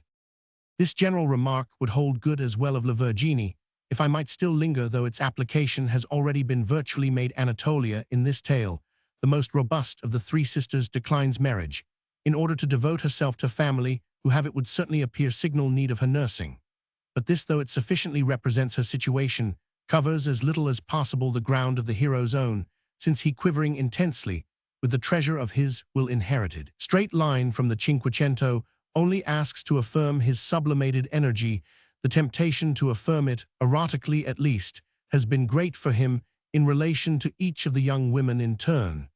But it is for Anatolia that his admiration and affection most increase in volume, and it is accordingly for her sake that, with the wonderful moral force behind him, kept as in a Florentine casket, we most look to see him justified. He has a fine image, and when has the author not fine image to illustrate the constant readiness of this possession? The young woman says something that inspires him, whereupon, as a sudden light playing over the dusky wall of a room, causes the motionless sword in a trophy to shine, so her word drew a great flash from my suspended volonte. There was a virtue in her, the narrator adds, which could have produced portentous fruit. Her substance might have nourished a superhuman germ, in spite of which it never succeeds in becoming so much as a question that his affection for her shall act, that this grand imagination in him shall operate, that he himself is, in virtue of such things, exactly the person to come to her aid, and to combine with her in devotion. The talk about the volonte is amusing much in the same way as the complacency of a primitive man, unacquainted with the uses of things, who becomes possessed by some accident of one of the toys of civilization, a watch or a motor car, and yet artistically, and for our author, the will has an application, since without it he could have done no rare vivid work.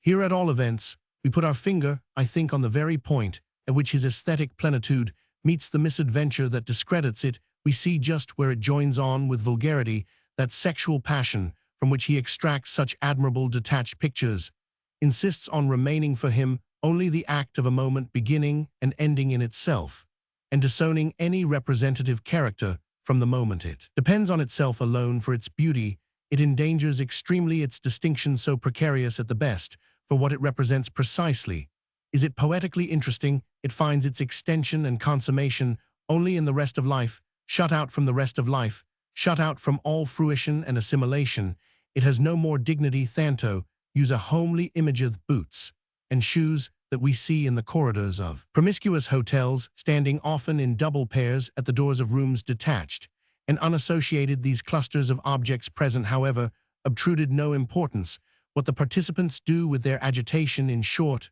or even what it does with them, that is the stuff of poetry,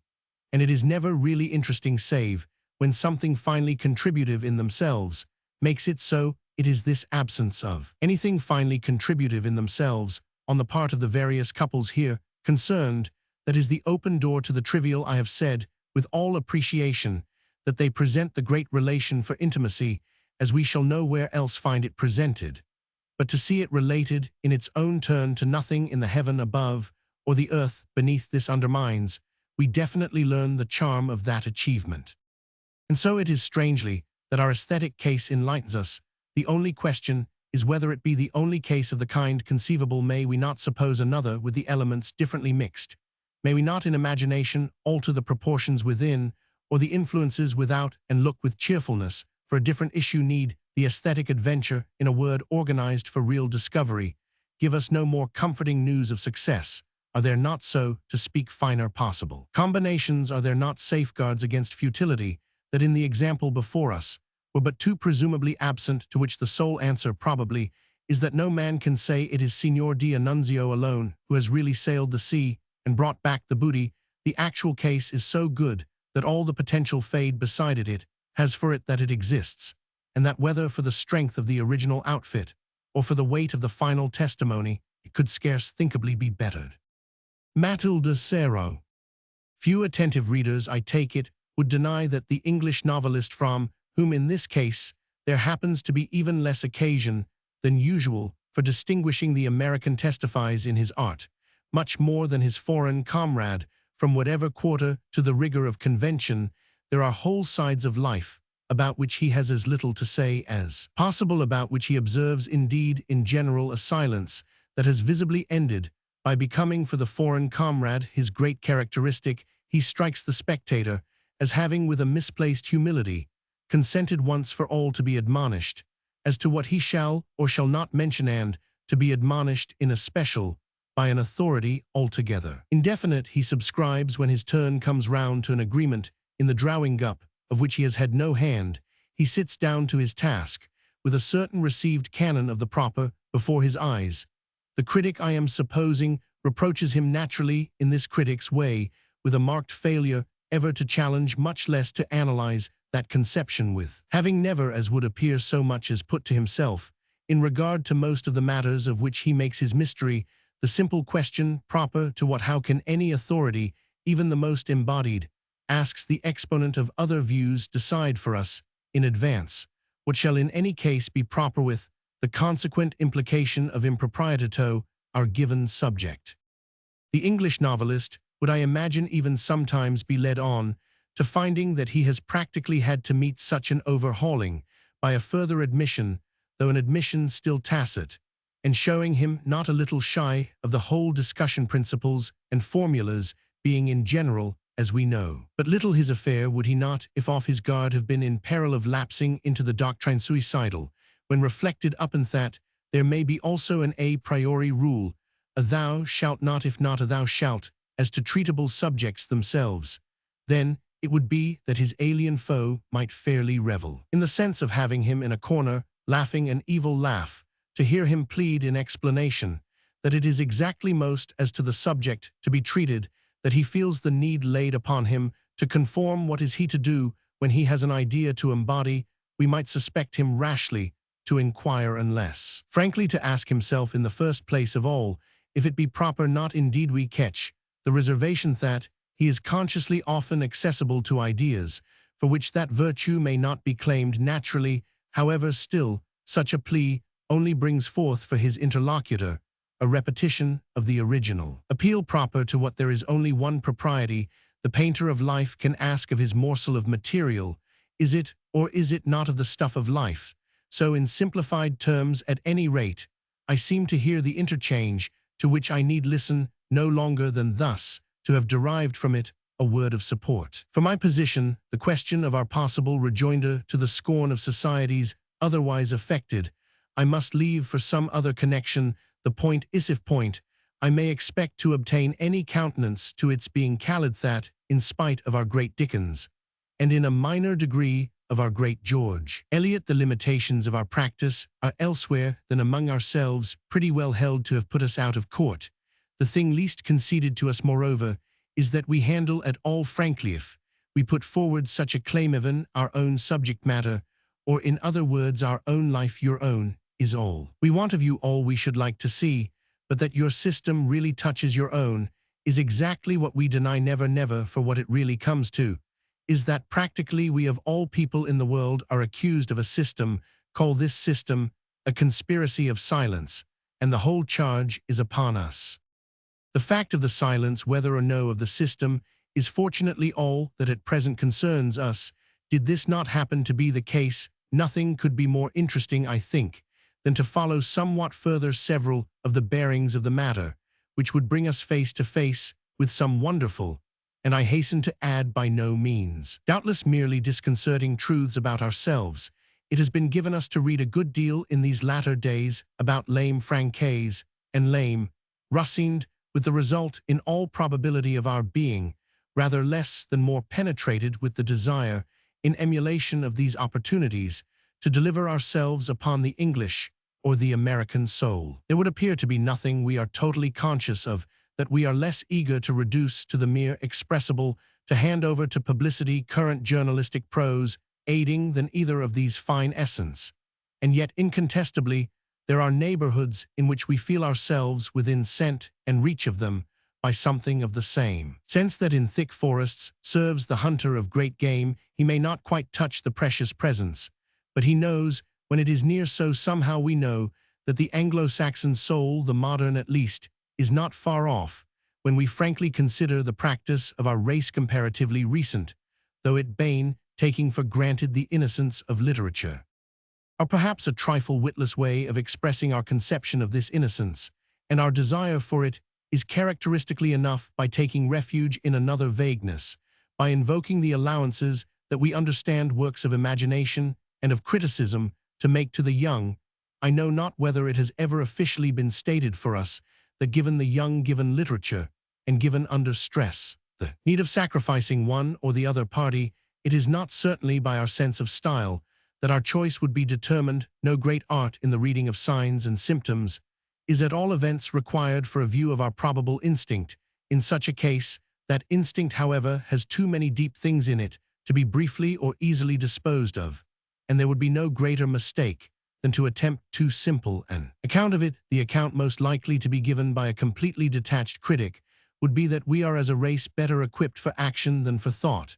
and that to let the art of expression go by the board is through that very fact to point to the limits of what we mostly have to express. If we accept such a report, we shall do so, I think, rather from a strong than from a weak sense of what may easily be made of it. But I glance at these things only as at objects almost too flooded with light, and come back after my parenthesis to what more immediately concerns me, the plain reflection that if the elements of compromise are compromise with 50 of the facts of life, the common feature of the novel of English speech, so it is mainly indebted for this character to the sex, comparatively without a feeling for logic.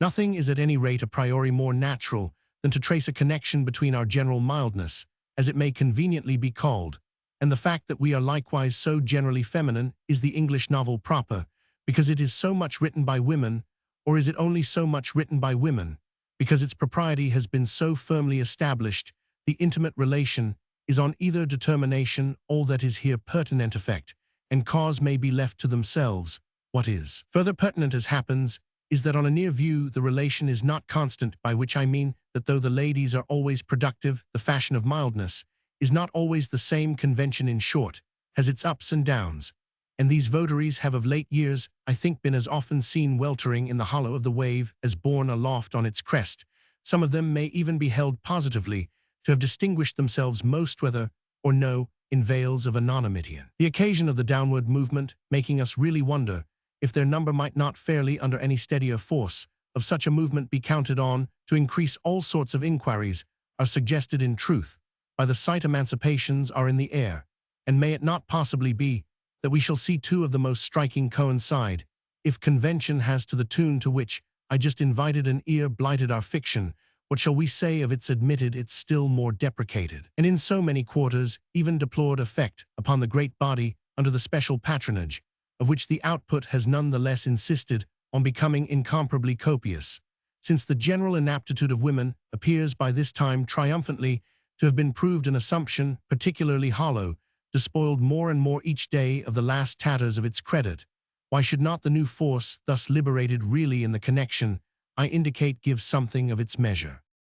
It is at any rate keeping within bounds to say that the novel will surely not become less free in proportion. As the condition of women becomes more easy, it is more or less, in deference to their constant concern with it, that we have seen it among ourselves pick its steps so carefully. But there are indications that the future may reserve us the surprise of having to thank the very class whose supposed sensibilities have most oppressed us for teaching it not only a longer stride, but a healthy indifference to an occasional splash. It is, for instance, only of quite recent years that the type of fiction commonly identified as the sexual has achieved for purposes of reference, so far as notices in newspapers may be held to constitute referentia salients, variously estimated. Now therefore, though it is early to say that all imaginative work from the female hand is subject to this description, there is assuredly none markedly so subject that is not from the female hand. The female mind has in fact throughout the competition carried off the prize in the familiar game known to us all from childhood's hour of playing at grown-up, finding thus its opportunity, with no small acuteness, in the more and more marked tendency of the mind of the other gender to revert alike in the grave and the gay to those simplicities which there would appear to be some warrant for pronouncing puerile. It is the ladies, in a word, who have lately done most to remind us of man's relations with himself, that is, with woman, his relations with the pistol, the pirate, the police, the wild, and the tame beastair, not these prevailingly what the gentlemen have given us, and does not the difference sufficiently point my moral? Let me, however, not seem to have gone too far afield to seek it, for my reflections general perhaps, to excess closely connect themselves with a subject to which they are quite ready to yield in interest. I have lately been giving a happy extension to an old acquaintance, dating from early in the 80s, with the striking romantic work of Matilde Serrault, a writer who, apart from other successes, has the excellent effect, the sign of the stronger few, that the end of her story is for her reader never the end of her work. On thus recently returning to her, I have found in her something much more to my present purpose than the mere appearance of power and ease, if she is interesting largely, because she is, in the light of her extraordinary Neapolitan temperament, a vivid painter, and a rich register of sensations and impressions. She is still more so as an exceptionally compact and suggestive case, a case exempt from interference, and presenting itself with a beautiful unconsciousness. She has had the good fortune, if it be after all not the ill to develop in an air in which convention in our invidious sense has had as little to say to her as possible,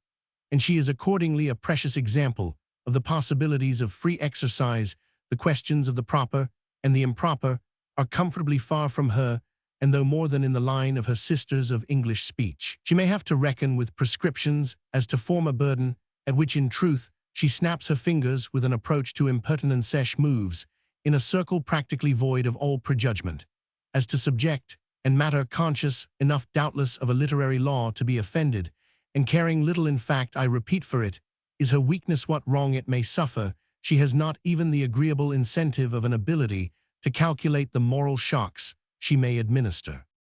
Practically chartered, then, she is further happy, since they both minister to ease in two substantial facts. She is a daughter of the veritable South, and a product of the contemporary newspaper, a Neapolitan by birth, and a journalist by circumstance, by marriage, and in some degree doubtless also by inclination. She strikes for us from the first the note of facility and spontaneity, and the note of initiation and practice concerned through her husband in the conduct of a Neapolitan morning paper of a large circulation and a radical color. She has, as I infer, produced her novels and tales mainly in such snatches of time and of inspiration as have been left her by urgent day-to-day journalism. They distinctly betray throughout the conditions of their birth, so little are they to the literary sense children of maturity and leisure. On the question of style in a foreign writer, it takes many contributive lights to make us sure of our ground, but I feel myself on the safe side in conceiving that this lady, full of perception and vibration, can not only not figure as a purist, but must be supposed throughout, in spite of an explosive eloquence, to pretend but little to distinction of form, which for an Italian is a much graver predicament than for one of our shapeless selves,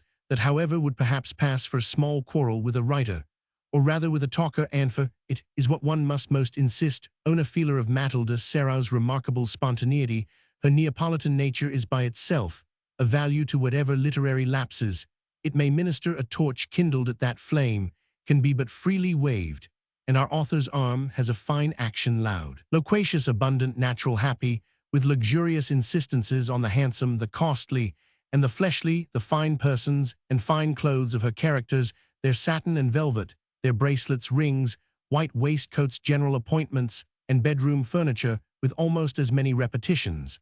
And as free a tongue, in short, as Juliet's nurse, she reflects at every turn the wonderful mixture that surrounds her: the beauty, the misery, the history, the light and noise and dust, the prolonged paganism, and the renewed reactions, the great style of the distant and the past, and the generally compromised state of the immediate. And the near these things were all in the germ, for the reader of her earlier Novelists have since only gathered volume and assurance so, that I well remember the impression made on me when the book was new. My copy, apparently of the first edition, bears the date of 1885 by the rare energy, the immense disinvoltura of La Conquista di Roma.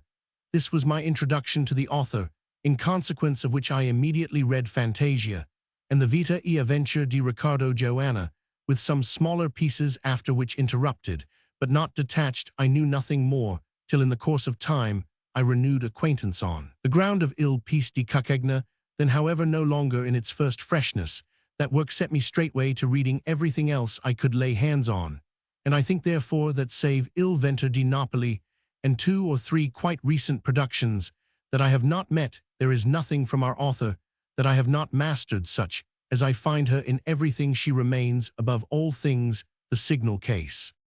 If however she appears, as I am bound to note, not to have kept the full promise of her early energy, this is because it has suited her to move less in the direction where so much might have awaited hero Riccardo Joanna and La Conquista,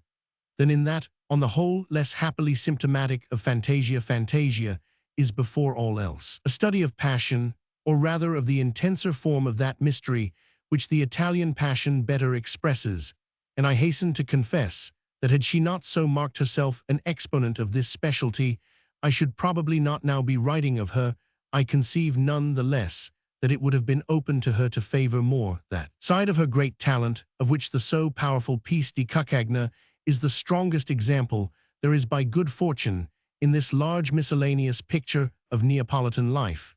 no passion save that of the observer curiously and pityingly intent upon it, that of the artist resolute at any cost to embrace and reproduce it. Admirably, easily, convincingly objective, the thing is a sustained panorama, a chronicle of manners finding its unity in one recurrent note, that of the consuming Lotterhunger, which constitutes the joy, the curse, the obsession, and the ruin, according to Matilda Serra, of her fellow citizens. Her works are thus divided by a somewhat unequal line, those on one side of which the critic is tempted to accuse her of having not altogether happily sacrificed to those on the other, when she, for the most part, invokes, under the name of passion, the main explanation of the mortal lot. It is to follow the windings of this clue in the upper walks of life, to haunt the aristocracy, to embrace the world of fashion, to overflow with clothes, jewels, and promiscuous intercourse, all to the proportionate eclipse of her strong, full vision of the more usually vulgar. La Conquista is the story of a young deputy who comes up to the chamber from the Basilicata with a touching candor of ambition and a perilous ignorance of the pitfalls of capitals. His dream is to conquer Rome, but it is by Rome, naturally, that he is conquered. He alights on his political twig with a flutter of wings, but has reckoned in his innocence without the strong taste in so many quarters for sport, and it is with a charge of shot in his breast and a drag of his pinions in the dust that he takes his way back to mediocrity, obscurity, and the parent nest. It is from the ladysses, was indeed even from the first to be expected with Serra that he receives his doom. Passion is in these pages already at the door, and soon arrives. Passion rapidly enough passes its sponge over everything not itself.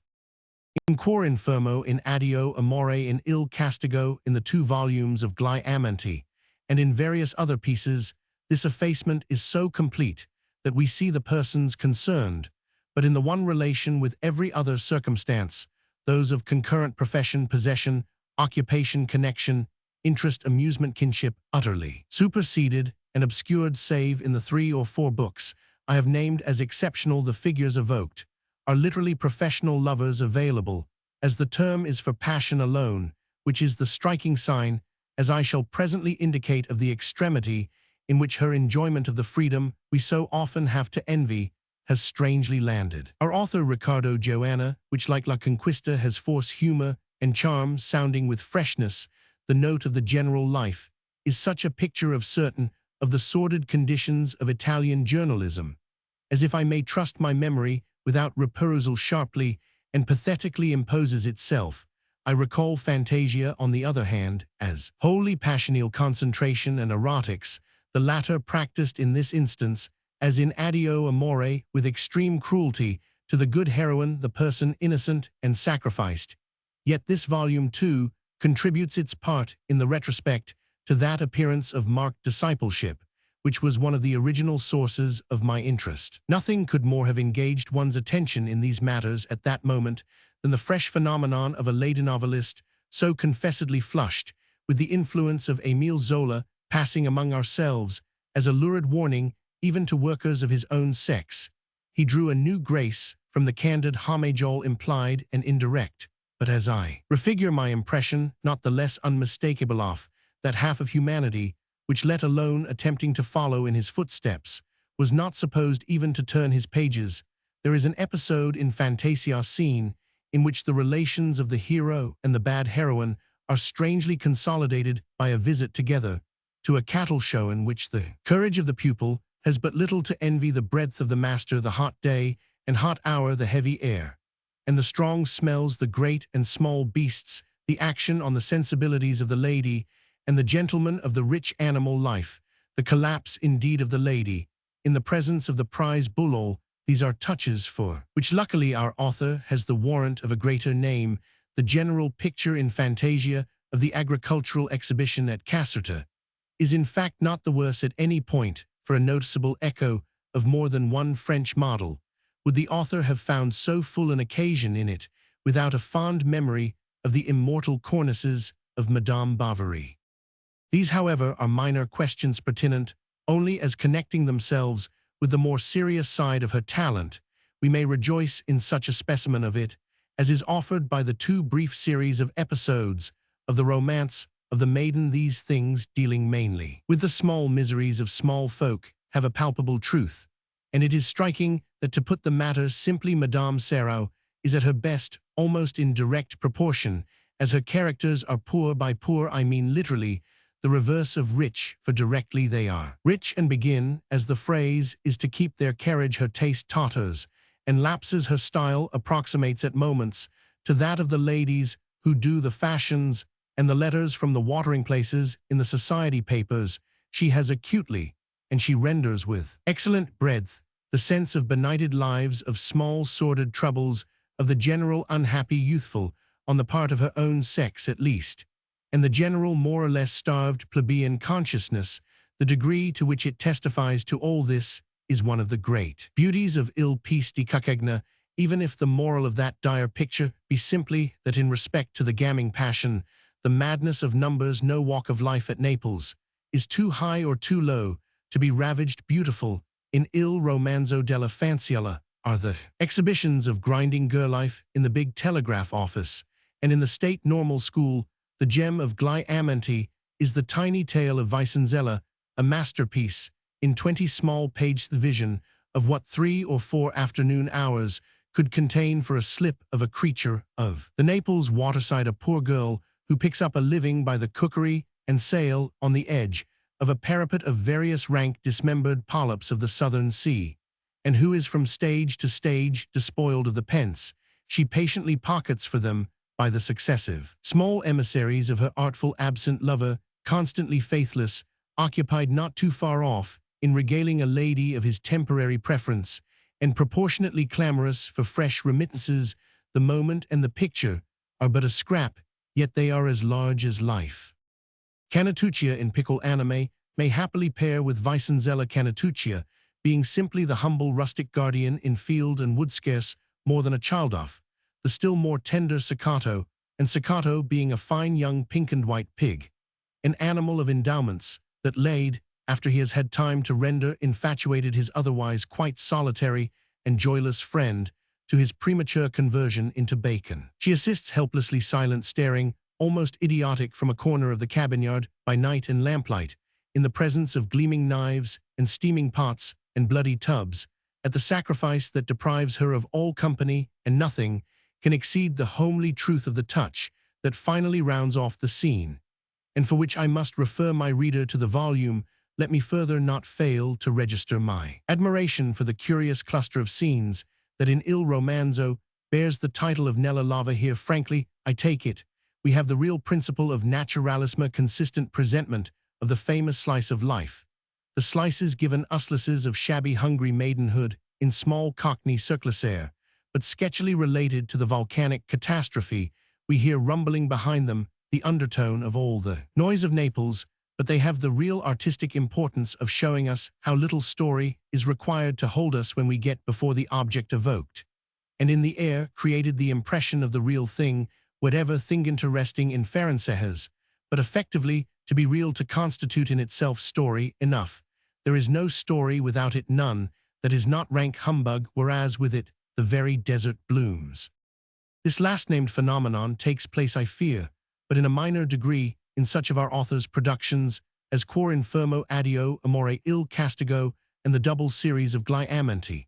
and for a reason that I the more promptly indicate, as it not only explains, I think, the comparative inanity of these pictures, but does more than anything else to reward our inquiry. The very first reflection suggested by Serrao's novels of passion is that they perfectly meet our speculation as to what might with a little time become of our own fiction, were our particular conventions suspended. We see so what on its actual lines does what has become of it, and are so sated with the vision that a little consideration of the latent other chance will surely but refresh us the effect. Then we discover of the undertaking to give passion its whole place is that by the operation of a singular law no place speedily appears to be left for anything else. And the effect of that in turn is greatly to modify first the truth of things, and second, with small delay, what may be left them of their beauty. We find ourselves wondering, after a little, whether there may not really be more truth in the world, misrepresented according to our own familiar fashion, than in such a world as that of Madame Serrao's exuberant victims of Venus. It is not only that if Venus herself is notoriously beautiful, her altar, as happens, is by no means always proportionately august. It is also that we draw in the long run small comfort from the virtual suppression by any painter of whatever skill, and the skill of this particular one fails to rise to the height of every relation in life, but that over which Venus presides in fior di passion, and the several others of a like connection that I have named. The suppression is really complete. The common humanities and sociabilities are wholly absent from the picture.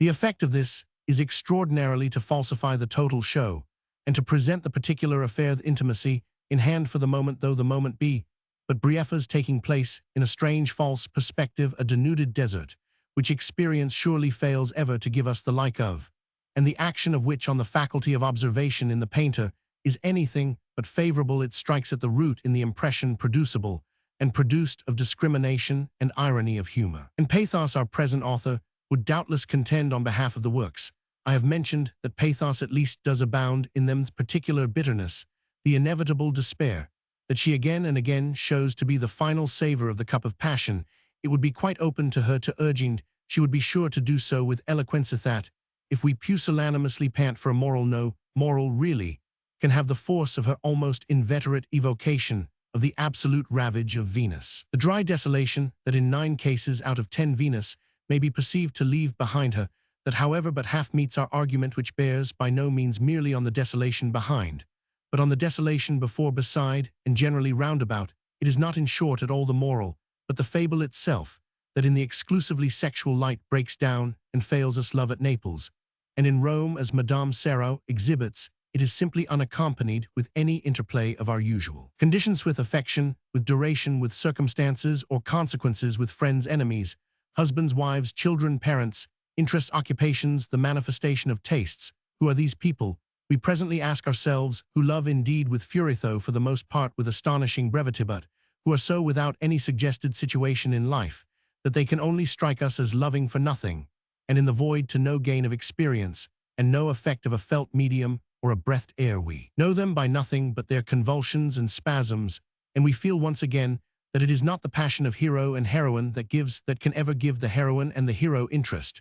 but that it is they themselves with the ground they stand on, and the objects enclosing them who give interest to their passion. This element touches us just in proportion, as we see it mixed with other things, with all the things with which it has to reckon and struggle. There is moreover another reflection with which the pathetic in this connection has to count, even though it undermine not a little the whole of the tragic effect of the agitations of passion. Is it, ruthlessly speaking, certain that the effect most consonant for the spectator with truth is half as tragic as it is something else? Should not the moral be sought in the very different quarter, where the muse of comedy rather would have the last word? The ambiguity and the difficulty are, it strikes me, of a new growth,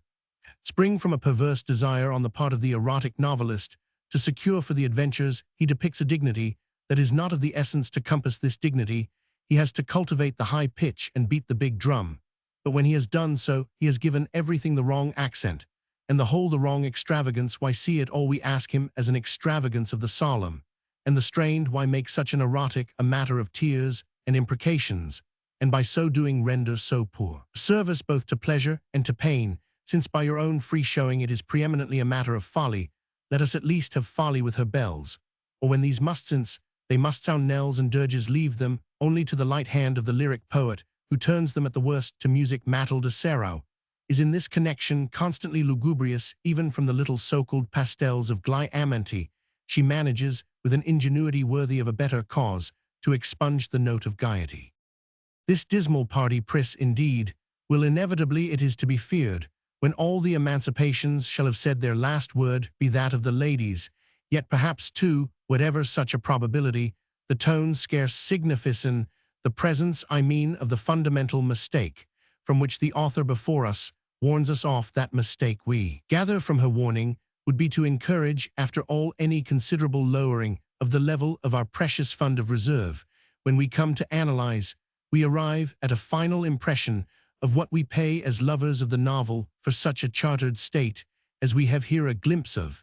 and we find it to be an exposure on the intervention, at least of such a literary temperament as the one before us, to a new kind of vulgarity. We have surely, as it is kind enough, the absence of the convention throws the writer back on tact, taste, delicacy, discretion, subjecting these principles to a strain from which the happy office of its presence is in a considerable degree, and for performers of the mere usual endowment to relieve him when we have not a very fine sense. The convention appears in a manner to have it on our behalf, and how frequent today, in the hurrying herd of brothers and sisters of the pen, is a fine sense off any side of their affair. Do we not approach the truth in divining that only an eminent individual here and there may be trusted for it? Here for the case is our very lessoness, this robust and wonderful Serao, who is yet not to be trusted at all. Does not the dim religious light with which we surround its shrine do more on the whole for the poetry of passion than the flood of flaring gas with which in her pages and at her touch it is drenched? Does it not shrink as a subject under treatment from such expert recognitions and easy discussions, from its so pitiless reduction to the category of the familiar? It issues from the ordeal with the aspect with which it might escape from a noisy family party or alight from a crowded omnibus. It is at the category of the familiar that vulgarity begins. There may be a cool virtue, therefore, even for art, and an appreciable distinction, even for truth, in the grace of hanging back, and the choice of standing off in that shade of the superficial which we best defend by simply practicing it. In season, a feeling revives at last after a timed intermission that we may not immediately be quite assured enough to name, but which gradually clearing up soon defines itself almost as a yearning. We turn round in obedience to it unmistakably. We turn round again to the opposite pole,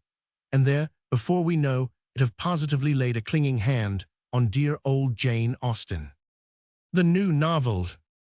We feel it not to be the paradox it may at the first blush seem that the state of the novel in England at the present time is virtually very much the state of criticism itself, and this moreover at the risk perhaps of some added appearance of perverse remark, by the very reason that we see criticism so much in abeyance, so far as we miss it altogether. How and why does its state matter, and why and how can it or should it, as an absent force, enjoy a relation to that constant renewal of our supply of fiction, which is a present one so far as a force at all? The relation is this, in the fewest words, that no equal outpouring of matter into the mold of literature, or what roughly passes for such, has been noted to live its life and maintain its flood, its level at least of quantity and mass, in such free and easy independence of critical attention. It constitutes a condition and a perversity on the part of this element to remain irresponsive before an appeal so vociferous at least,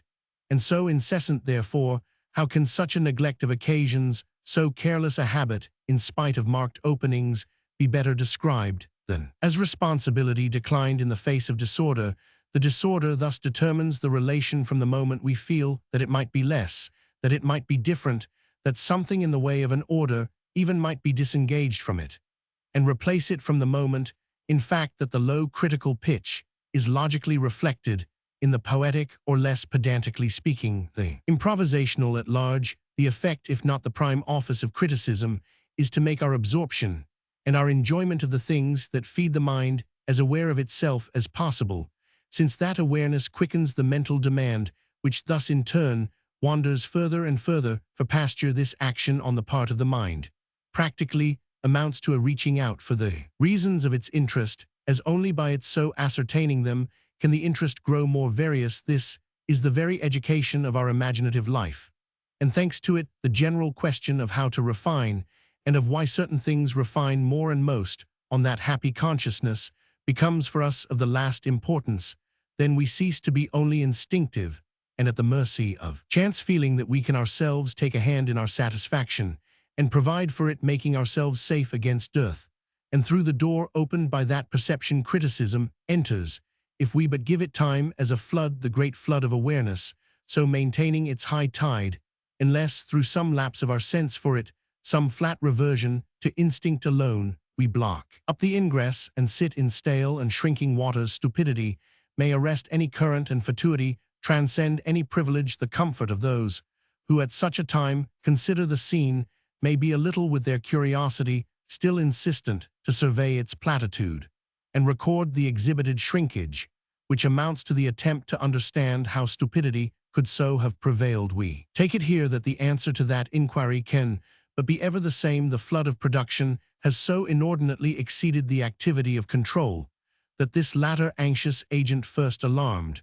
but then indifferent, has been forced backward out of the gate, leaving the contents of the reservoir to boil and evaporate. It is verily on the wrong side of the gate that we just now seem to see criticism stand, for never was the reservoir so bubblingly and noisily full, at least by the superficial measure of life. We have caught the odd accident in the very fact of its occurrence. We have seen the torrent swell by extravagant, cheap contribution. The huge increase of affluence, turbid and unstrained beyond number, are the ways in which the democratic example, once gathering momentum, sets its mark on societies and seasons that stand in its course nowhere. Is that example written larger to our perception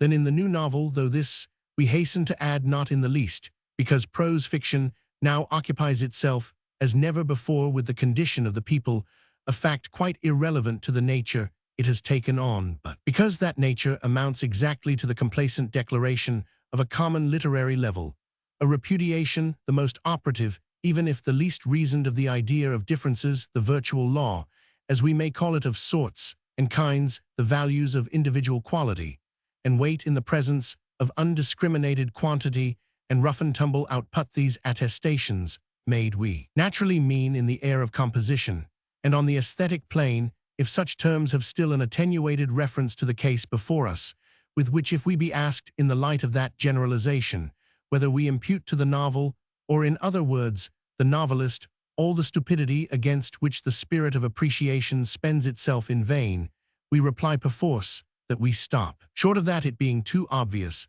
that of an exhibition so sterilized, so void of all force and suggestion, there would be nothing whatever to say. Our contention is exactly that in spite of all vain aspects, it does yet present an interest, and that here and there seem written on it likelihoods of its presenting still moral ways on condition of its consenting to that intimate education, which is precisely what democratized movements look most askance at. It strikes us as not too much to say that our actual view of the practice of fiction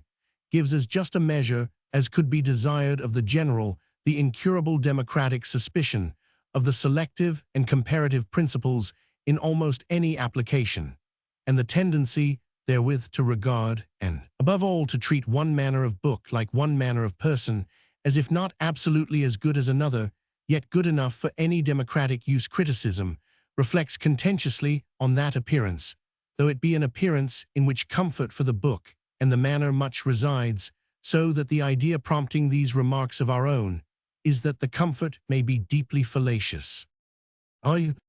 Still not to let go of our imputation of interest, to some part at least of what is happening in the world of production in this kind, we may say that non-selective and non-comparative practice appears bent on showing us all it can do, and how far or to what appointed shores, what waiting havens and inviting inlets the current that is mainly made a current by looseness, by want of observable direction, shall succeed in carrying it. We respond to any sign of an intelligent view or even of a lively instinct, which is why we give the appearance so noted the benefit of every presumption as to its life and health. It may be that the dim sense is livelier than the presentable reason, but even that is no graceless fact for us, especially when the keenness of young curiosity and energy is betrayed in its pace, and betrayed for that matter in no small abundance and variety. The new, or at least the young novel, is up and doing clearly with the best faith and the highest spirits in the world,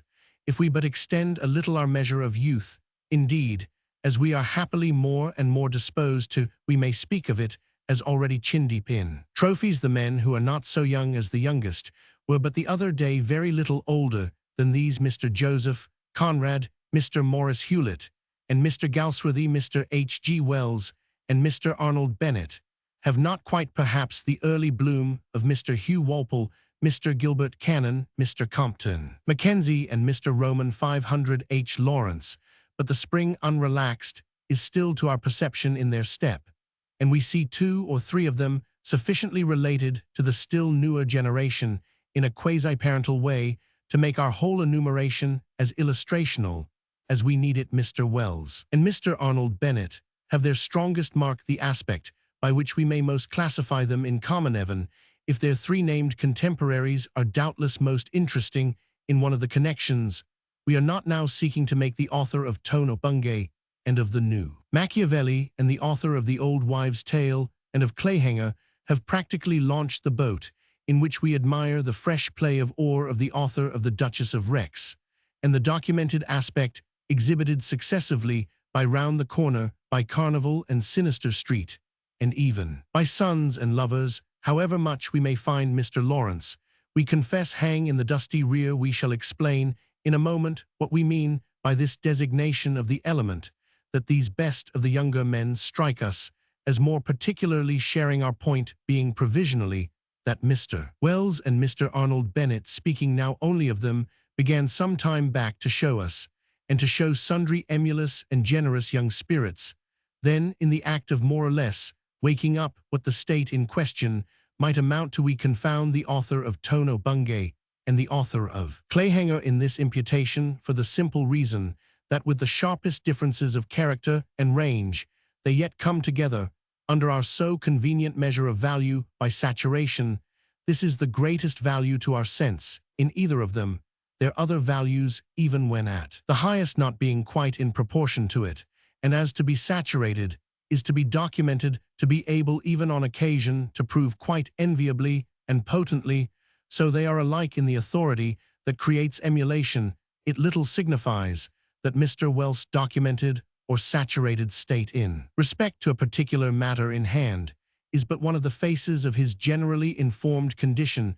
of his extraordinary mass of gathered and assimilated knowledge, a miscellaneous collection more remarkable surely than any teller of mere tales, with the possible exception of Balzac has been able to draw upon, whereas Mr. Arnold Bennett's corresponding provision affects us, as though singularly copious, special, exclusive, and artfully economic. This distinction avails nothing against that happy fact of the handiest possession by Mr. Wells of immeasurably more concrete material amenable for straight and vivid reference, convertible into apt illustration, then we should know where to look for other examples of the author of the new Machiavelli knows, somehow to our mystified and dazzled apprehension, because he writes, and because that act constitutes for him the need on occasion, a most desperate of absorbing knowledge at the pores, the chronicler of the Five Towns, writing so much more discernibly on the other hand, because he knows and conscious of no need more desperate than that particular circle of civilization may satisfy. Our argument is that each is ideally immersed in his own body of reference, and that immersion in any such degree, and to the effect of any such variety, intensity, and plausibility, is really among us a new feature of the novelist's range of resource. We have seen him, we have even seen her otherwise auspiciously endowed, seen him observant, impassioned, inspired, and in virtue of these things, often very charming, very interesting, very triumphant, visibly qualified for the highest distinction before the fact, and visibly crowned by the same after it. We have seen him with great imagination and a great sense of life. We have seen him even with a great sense of expression and a considerable sense of art, so that we have only to reascend the stream of our comparatively recent literature to meet him serene and immortal, browbound with the bay and erect on his particular pedestal. We have only to do that, but have only also while we do it to recognize that meantime other things still than these various apotheoses have taken place, and that to the increase of our recreation, and even if our limited space condemns us to put the matter a trifle clumsily, a change has come over our general receptive sensibility, not less than over our productive tradition in these connections. We admit overstatement is easy and overemphasis tempting. We confess furthermore to a frank desire to enrich the case, the historic, with all the meaning we can stuff into it. So viewed accordingly, it gives us the new to repeat our expression as an appetite for a closer notation, a sharper specification of the signs of life, of consciousness, of the human scene, and the human subject in general, than the 3 or 4 generations before us had been at all moved to insist on. They had insisted, indeed, these generations, we see, as we look back to them, on almost nothing. Whatever what was to come to them had come in enormous affluence and freshness at its best, and to our continued appreciation, as well as to the honor of their sweet susceptibility, because again and again the great miracle of genius took place, while they gaped in their social and sentimental sky for ourselves. That miracle has not been markedly renewed, but it has none the less happened that by hook and by crook the case for appreciation remains interesting. The great thing that saves it under the drawback we have named is no doubt that we have simply always, for appreciation, learned a little to insist, and that we thus get back on one hand something of what we have lost on the other. We are unable, of course, with whatever habit of presumption engendered, to insist upon genius, so that who shall describe the measure of success? We still achieve as not virtually the search for freshness, and above all for closeness, in quite a different direction to this nearer view of commoner things. Mr. Wells say, and Mr. Arnold Bennett, and in their degree under the infection, communicated Mr. Roman 500 H. Lawrence, and Mr. Gilbert Cannon, and Mr. Compton Mackenzie, and Mr. Hugh Walpole, strike us as having all gathered themselves up with a movement never yet undertaken on our literary scene and beyond anything else, with an instinctive divination of what had most waved their predecessors off it. What had this lion in the path been? We make them out, as after a fashion, asking themselves, what had it been from far back and straight down through all the Victorian time, but the fond superstition that the key of the situation of each and every situation that could turn up for the novelist was the sentimental key which might fit into no door or window opening on closeness or on freshness at all. Was it not for all the world as if even the brightest practitioners of the past, those we now distinguish as saved for glory in spite of themselves, had been as sentimental as they could, or to give the trick another name as romantic, and thereby as shamelessly dodged in order not to be close and fresh, not to be authentic, as that takes trouble, takes talent, and you can be sentimental, you can be romantic, you can be dodgy, alas, not a bit less on the footing of genius than on the footing of mediocrity or even of imbecility. Was it not as if the sentimental had been more and more noted as but another name for the romantic, if not indeed the romantic as but another name for the sentimental, and as if these things, whether separate or united, had been in the same degree recognized as unamenable, or at any rate unfavorable to any consistent fineness of notation, once the tide of the copious, as a condition of the thorough, had fairly set in. So to express it briefly, the possibility of hugging the shore of the real as it had not among us been hugged, and of pushing inland as far as a keel might float, wherever the least opening seemed to smile, dawned upon a few votaries, and gathered further confidence with exercise, who could say, of course, that Jane Austen had not been close, just as who could ask if Anthony Trollope had not been copious, just as who could not say that it all depended on what was meant by these terms. The demonstration of what was meant, it presently appeared, could come, but little by little, quite as if each tentative adventurer had rather anxiously to learn for himself what might be meanthies failing at least the leap into the arena of some great demonstrative, some sudden athletic and epoch-making authority, who could pretend that Dickens was anything but romantic, and even more romantic in his humor, if possible, than in pathos, or in queer perfunctory practice of the plot, who could pretend that Jane Austen didn't leave much more untold than told about the aspects and manners even of the confined circle in which her muse revolved. Why shouldn't it be argued against her that where her testimony complacently ends, the pressure of appetite within us presumes exactly to begin? Who could pretend that the reality of Trollope didn't owe much of its abundance to the diluted, the quite extravagantly watered strain, no less than to the heavy hand in which it continued to be ladled out? Who of the younger persuasion would not have been ready to cite as one of the liveliest opportunities for the critic eager to see representation searching such a claim for the close as Thackeray's sighing and protesting look-in at the acquaintance between Arthur Pendennis and Fanny Bolton, the daughter of the Temple laundress? Amid the purlieus of that settlement, the sentimental habit and the spirit of romance, it was unmistakably chargeable, stood out to see as far as possible the moment the shore appeared to offer the least difficulty to hugging, and the Victorian age bristled with perfect occasions for our catching them in the act of this showy retreat. All revolutions have been prepared in spite of their often striking us as sudden, and so it was doubtless that when scarce longer ago than the other day Mr. Arnold Bennett had the fortune to lay his hand on a general scene, and a cluster of agents deficient to a peculiar degree in properties that might interfere with a desirable density of illustration, deficient, that is, in such connections as might carry imagination off to some sport on its own account, we recognized at once a set of conditions auspicious to the newer kind of appeal. Let us confess that we were at the same time doubtless to master no better way of describing these conditions than by the remark that they were for some reason beautifully inherent in them, susceptible at once of being entirely known and of seeming detectably thick. Reduction to exploitable knowledge is apt to mean for many a case of the human complexity reduction to comparative thinness, and nothing was thereby at the first blush to interest us more than the fact that the air and the very smell of packed actuality in the subject matter of such things as the author's two longest works was clearly but another name for his personal competence in that matter. The fullness and firmness of his embrace of it, this was a fresh and beguiling impression that the state of inordinate possession on the chronicler's part, the mere state as such, and as an energy directly displayed, was the interest. Neither more nor less was the sense, and the meaning, and the picture, and the drama, all so sufficiently constituting them that it scarce mattered what they were in themselves, of what they were in themselves, their being in Mr. Bennet as Mr. Bennet, to such tune harbored them, represented their one conceivable account, not to mention, as reinforcing this, our own great comfort and relief, when certain high questions and wonderments about them, or about our mystified relation to them, began one after another to come up.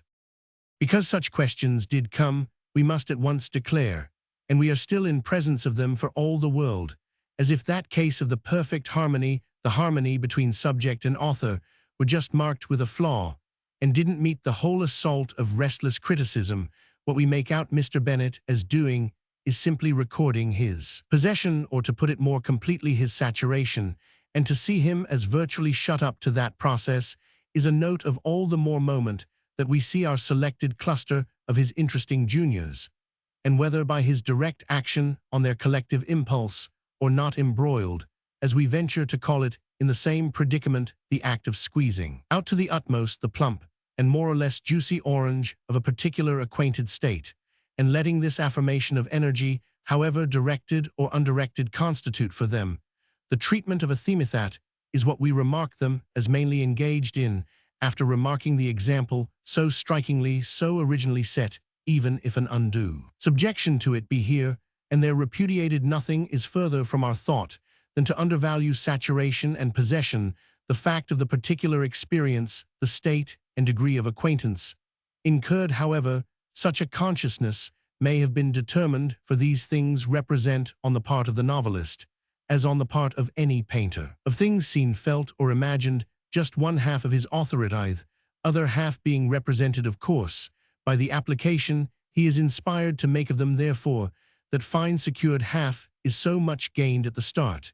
and the fact of its brightly being there may really by itself project upon the course so much color and form as to make us on occasion, under the genial force, almost not miss the answer to the question of application, when the author of Clayhanger has put down upon the table, in dense, unconfused array, every fact required, every fact in any way invocable, to make the life of the Five Towns press upon us,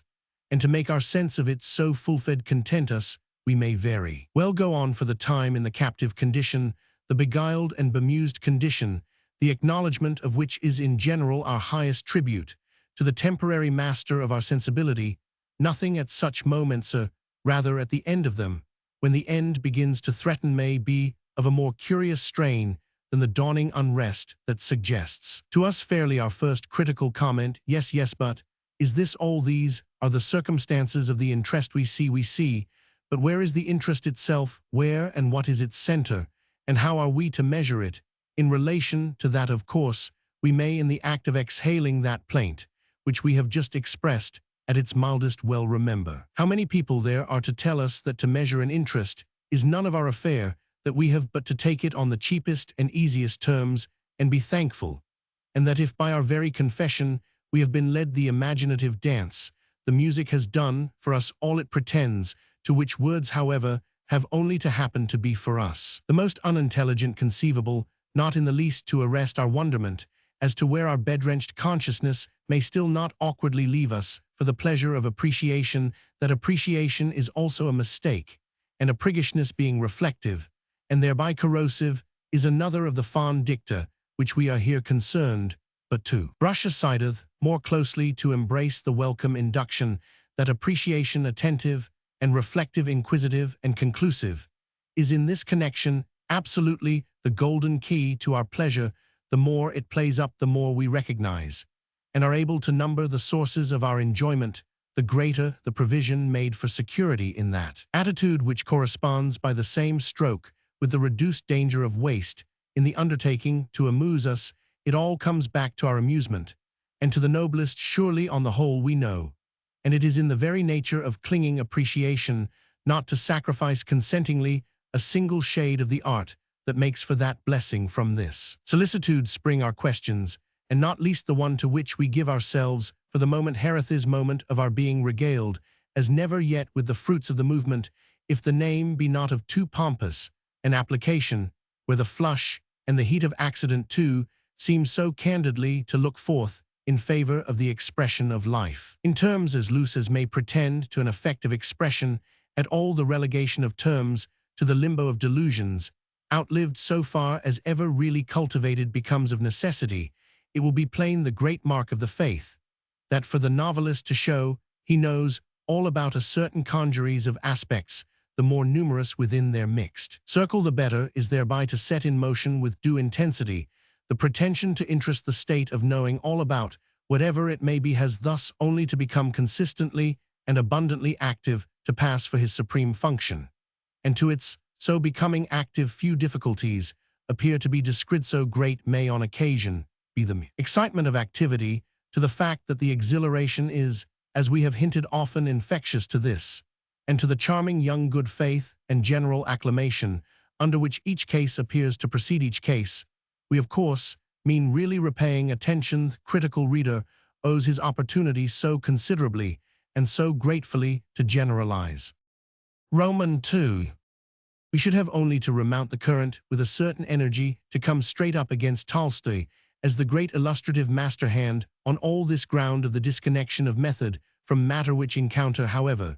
would take us much too far, so that we must for the present but hang off from it, with the remark that of all great painters of the social picture, it was given that epic genius most to serve admirably as a rash adventurer and a caution, and execrably pestilentially as a model in this strange union of relations. He stands alone from no other great projector of the human image, and the human idea is so much truth to be extracted under an equal leakage of its value. All the proportions in him are so much the largest, that the drop of attention to our nearer cases might by its violence leave little of that principle alive, which fact need not disguise from us none the less, that as Mr. H.G. Wells and Mr. Arnold Bennett, to return to them briefly again, derived by multiplied, if diluted transmissions from the great Russian, from whose all but equal companion Turgenev, we recognize no derivatives at all, so observing the distances, we may profitably detect an unexhausted influence in our minor,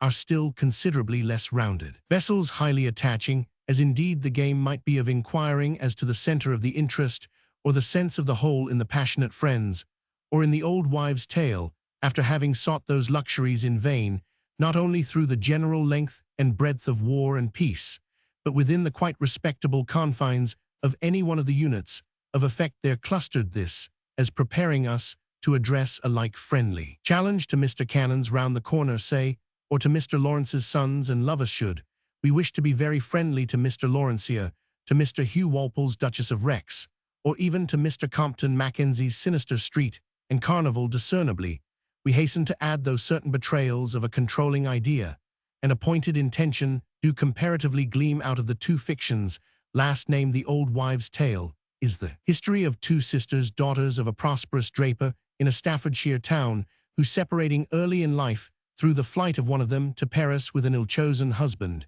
and the confirmed and prolonged local pitch of the career of the other, are reunited late in life by the return of the fugitive after much Parisian experience, and by her pacified acceptance of the conditions of her birthplace. The divided current flows together again, and the chronicle closes with the simple drying up, determined by the death of the sisters, that is, all the canvas is covered, ever so closely and vividly covered, by the exhibition of innumerable small facts and aspects, at which we assist with the most comfortable sense of their substantial truth. The sisters, and more particularly the less adventurous, are at home in their author's mind. They sit and move at their ease in the square chamber of his attention, to a degree beyond which the production of that ideal harmony between creature and creator could scarcely go, and all by an art of demonstration so familiar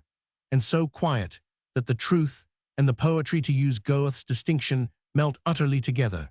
and we see no difference between the subject of the show and the showman's feeling, let alone the showman's manner. About it, this felt identity of the elements, because we at least consciously feel, becomes in the novel we refer to, and not less in Clayhanger, which our words equally describe, a source for us of abject confidence, confidence truly so abject in the solidity of every appearance that it may be said to represent our whole relation to the work, and completely to exhaust our reaction upon it. Clayhanger, of the two fictions, even the more densely loaded with all the evidence in what we should call the case presented, did we but learn meanwhile for what case, or for a case of what to take it, inscribes the annals, the private, more particularly of a provincial printer, in a considerable way of business, beginning with his early boyhood, and going on to the complications of his maturities, not exhausted with our present possession of the record. Inasmuch as by the author's announcement there is more of the catalogue to come, this most monumental of Mr. Arnold Bennett's recitals, taking it with its supplement of Hilda Lesway's already before us, is so describable through its being a monument exactly not to an idea, a pursued and captured meaning, or in short to anything whatever, but just simply of the quarried and gathered material. It happens to contain the stones and bricks and rubble and cement and promiscuous constituents of every sort that have been heaped in it, and thanks to which it quite massively piles itself up our perusal and our enjoyment, are our watching of the growth of the pile and of the capacity industry energy with which the operation is directed a huge, and in its way a varied aggregation without traceable lines, divinable direction, effect of composition, the number of its pieces, the great dump of its material together, with the fact that here and there in the miscellany, as with the value of bits of marble or porphyry fine elements shine out, it keeps us standing and waiting to the end and, largely, just because it keeps us wondering, we surely wonder more what it may all propose to mean than any equal appearance of preparation, to relieve us of that strain any so founded and grounded a postponement of the disclosure of a sense in store, has for a long time called upon us to do in a like connection. A great thing it is assuredly, that while we wait and wonder, we are amused were it not for that truly our situation would be thankless enough, we may ask ourselves, as has already been noted, why on such ambiguous terms we should consent to be, and why the practice doesn't at a given moment break down. And our answer brings us back to that manna-fingered grasp of the orange, that the author squeezes this particular orange, is of the largest and most rotund, and his trust in the consequent flow is of its nature communicative. Such is the case always and most naturally with that air in a person who is something who, at the very least, has much to tell us we like so to be affected by it. We meet it halfway and lend ourselves sinking in up to the chin only indeed beyond doubt. We even then feel our head emerge for judgment and articulate question. And it is from that position that we remind ourselves how the real reward of our patience is still to cometh reward attending not at all the immediate sense of immersion, but reserved for the aftersense, which is a very different matter, whether in the form of a glow or of a chill. If Mr. Bennet's tight rotundity then is of the handsomest size, and his manipulation of it so firm, what are we to say of Mr. Wells, who, a novelist very much as Lord Bacon was a philosopher, affects us as taking all knowledge for his province, and as inspiring in us, to the very highest degree, the confidence enjoyed by himself enjoyed, we feel with a breadth with which it has been given no one of his fellow craftsmen to enjoy anything. If confidence alone could lead utterly captive, we should all be huddled in a bunch at Mr. Wells' heels, which is indeed where we are abjectly gathered, so far as that force does operate it, is literally Mr. Wells' own mind, and the experience of his own mind, incessant, and extraordinarily various, extraordinarily reflective, even with all sorts of conditions made of. Whatever he may expose it to, that forms the reservoir tapped by him, that constitutes his provision of grounds of interest. It is by our thinking in his power to name to us, as a preliminary, more of these grounds than all his contemporaries put together,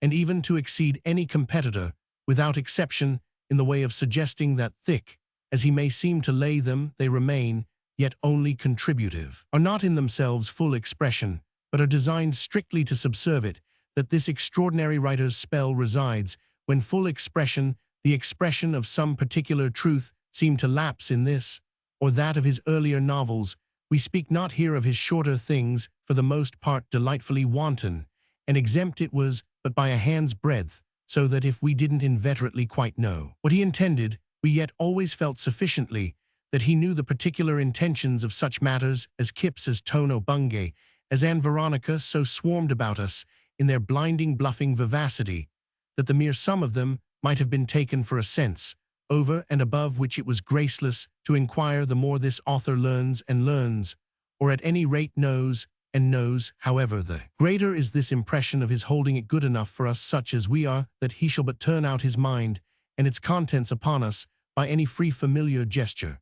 and as from a high window forever open an entertainment, as copious surely as any occasion should demand, at least, till we have more intelligibly expressed our title to a better such things as the new Machiavelli marriage, the passionate friends are so very much more attestations of the presence of material than attestations of an interest in the use of it, that we ask ourselves again and again why so fondly neglected a state of leakage comes not to be fatal to any provision of quantity, or even to stores more specially selected for the ordeal than Mr. Wells always strike us, as being is not the pang of witnessed waste, in fact great, just in proportion as we are touched by our author's fine offhandedness, as to the value of the stores, about which he can, for the time, make us believe what he will, so that, to take an example susceptible of brief statement, we wince at a certain quite peculiarly gratuitous sacrifice to the casual in marriage very much, as at seeing some fine and indispensable little part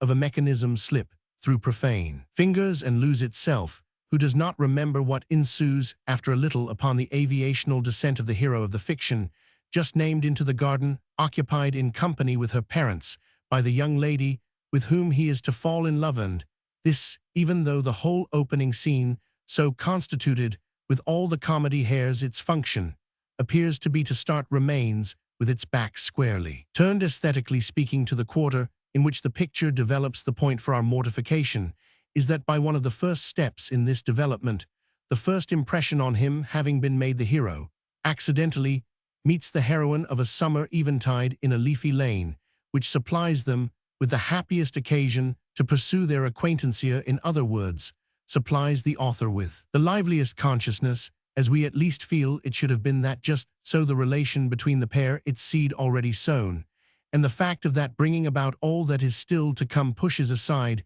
whatever veil and steps forth into life to show it step forth and affirm itself as a relation. What is this but the interesting function of the whole passage, on the performance of which what follows is to hang? And yet who can say that when the ostensible sequence is presented, and our young lady encountered again by her stirred swain under cover of night in a favoring wood, is at once encompassed by his arms, and pressed to his lips and heart for celebration thus of their third meeting, we do not assist at a well-nigh heart-breaking miscarriage of effect? We see effect invoked in vain, simply stand-off, unconcerned effect, not having been at all consulted in advance. She is not to be secured on such terms, and her presence would so have redounded, perfectly punctual creature, as she is on a made appointment, and a clear understanding to the advantage of all concerned. The bearing of the young man's act is all in our having begun to conceive it as possible, begun even to desire it in the light of what has preceded. Therefore, if the participants have not been shown us as on the way to it, nor the question of it made beautifully to tremble for us in the air, its happiest connections fail, and we but stare at it, mystified. The instance is undoubtedly trifling, but in the infinite complex of such things resides, for a work of art, the shy virtue, shy at least till wooed forth of the whole susceptibility. The case of Mr. Wells might take us much further. Such remarks as there would be to make, say, on such a question as the due understanding on the part of the passionate friends, not as associated persons, but as a composed picture of what that composition is specifically about, and where for treatment of this interest it undertakes to find its center, all of which we are willing, however, to grant, falls away before the large assurance and incorrigible levity with which this adventurer carries his lapses. Far more of an adventurer as he is than any other of the company. The composition, as we have called it, heaven saving the mark, is simply at any and every moment about Mr. Wells' general adventure, which is quite enough while it preserves, as we trust it will long continue to do, its present robust pitch.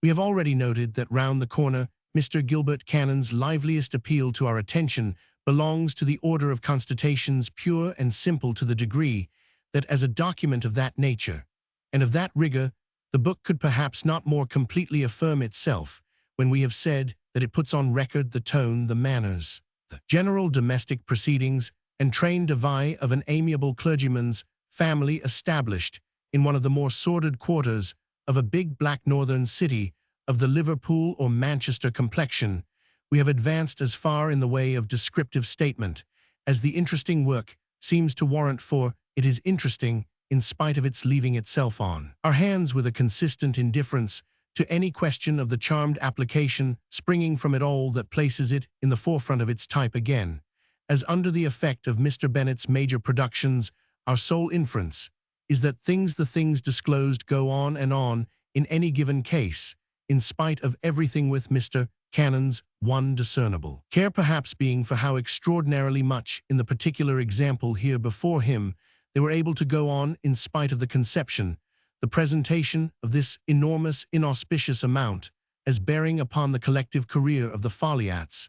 is, we think, as near as the author comes at any point to betraying an awareness of a subject, yet again, though so little encouraged or backed, a subject, after a fashion, makes itself even as it has made itself in The Old Wives' Tale, and in Clayhanger, in Sons and Lovers, whereas we have hinted any assistance rendered us for a view of one most comfortably enjoys its absence. And in Mr. Hugh Walpole's newest novel, where we wander scarcely less with our hand in no guiding grasp, but where the author's good disposition, as we feel it, to provide us with what we lack, if he only knew how constitutes in itself such a pleading liberality, we seem to see him in this spirit lay again and again a flowered carpet for our steps, if we do not include Mr. Compton Mackenzie to the same extent in our generalization. It is really because we note a difference in him, a difference in favor of his care for the application preoccupations seem at work in Sinister Street, and withal in Carnival, the brush, of which we in other quarters scarce even suspect,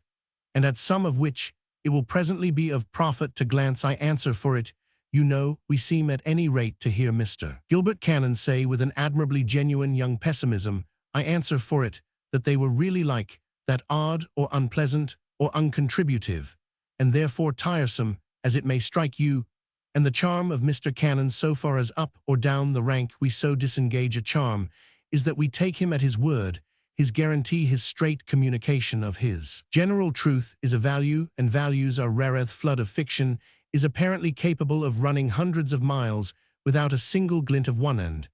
Thus, in default of satisfaction, we get stopgaps, and are thankful often under a genial touch to get even so much. The value indeed is crude, it would be quadrupled, were it only wrought and shaped, yet it has still the rude dignity that it counts to us for experience, or at least for what we call, under our present pitch of sensibility, force of impression. The experience we feel is ever something to conclude upon, while the impression is content to wait, say, in the spirit, in which we must accept this younger bustle, if we accept it at all, the spirit of its serving as a rather presumptuous lesson to us, in patience, while we wait again, we are amused not in the least also, to repeat up to the notch of our conception of amusement, which draws upon still other forms and sources, but none the less for the wonder, the intensity, the actuality, the probity of the vision. This is much as in Clayhanger and in Hilda Lessways, where independently of the effect, so considerably rendered of the long lapse of time, always in this type of recital, a source of amusement in itself, and certainly of the noblest, we get such an admirably substantial thing as the collective image of the Orgreaves, the local family in whose ample lap the amenities and the humanities so easily sit for Mr. Bennet's evocation and his protagonist's recognition, and the manner of the presentation of whom, with the function and relation of the picture at large, strikes such a note of felicity, achieves such a simulation of sense, as the author should never again be excused for treating, that is, for neglecting, as beyond his range here. Figures signally the interesting case of a compositional function absolutely performed by mere multiplication. The flow of the facts the Orgreaves in Clayhanger are thereby what we make out, but for life, for general life only, and yet with their office, under any general or inferential meaning, entirely unmarked, come doubtless as near squaring aesthetically with the famous formula of the slice of life as any example that could be adduced, happening moreover, as they probably do, to owe this distinction to their coincidence, at once with reality and charma, fact, aesthetically curious and delightful, for we attribute the bold stroke, they represent much more to Mr. Arnold Bennett's aesthetic instinct than to anything like a calculation of his bearings, and more to his thoroughly acquainted state, as we may again put it, than to all other causes together, which strikingly enough shows how much complexity of interest may be simulated by mere presentation of material, mere squeezing of the orange, when the material happens to be handsome or the orange to be sweet. Roman 3. The orange of our persistent simile is in Mr. Hugh Walpole's hands very remarkably sweet a quality we recognize in it, even while reduced to observing that the squeeze pure and simple, the fond, the lingering, the reiterated squeeze constitutes, as yet his main perception of method, he enjoys in a high degree the consciousness of saturation, and is on such serene and happy terms with it as almost make of critical interference in so bright an air, an assault on personal felicity full of material, is thus the author of the Duchess of Rex, and of a material which we should describe as the consciousness of youth, were we not rather disposed to call it a peculiar strain of the extreme unconsciousness. Mr. Walpole offers us indeed a rare and interesting case who see about the field none other like it the case of a positive identity between the spirit, not to say the time of life or stage of experience of the aspiring artist, and the field itself of his vision. The Duchess of Rex reeks with youth, and the love of youth, and the confidence of youth, taking on, with a charming exuberance, the fondest costume, or disguise that of an adventurous and voracious felt interest in life, in London, in society, in character, in Portland Place, in the Oxford Circus, in the afternoon teatable, in the Torrid, whether in 50 other immediate things, as to which its passion and its curiosity are of the sincerest. The wonderful thing is that these latter forces operate in their way, without yet being disengaged and hand-free disengaged, that is, from their state of being young with its billowy mufflings and other soft obstructions, the state of being present, being involved, and aware close up, against the whole mass of possibilities, being, in short, intoxicated with the mixed liquors of suggestion. In the fumes of this acute situation, Mr. Walpole's subject matter is bathed, the situation being all the while so much more his own, and that of a juvenility reacting in the presence of everything for all it is worth,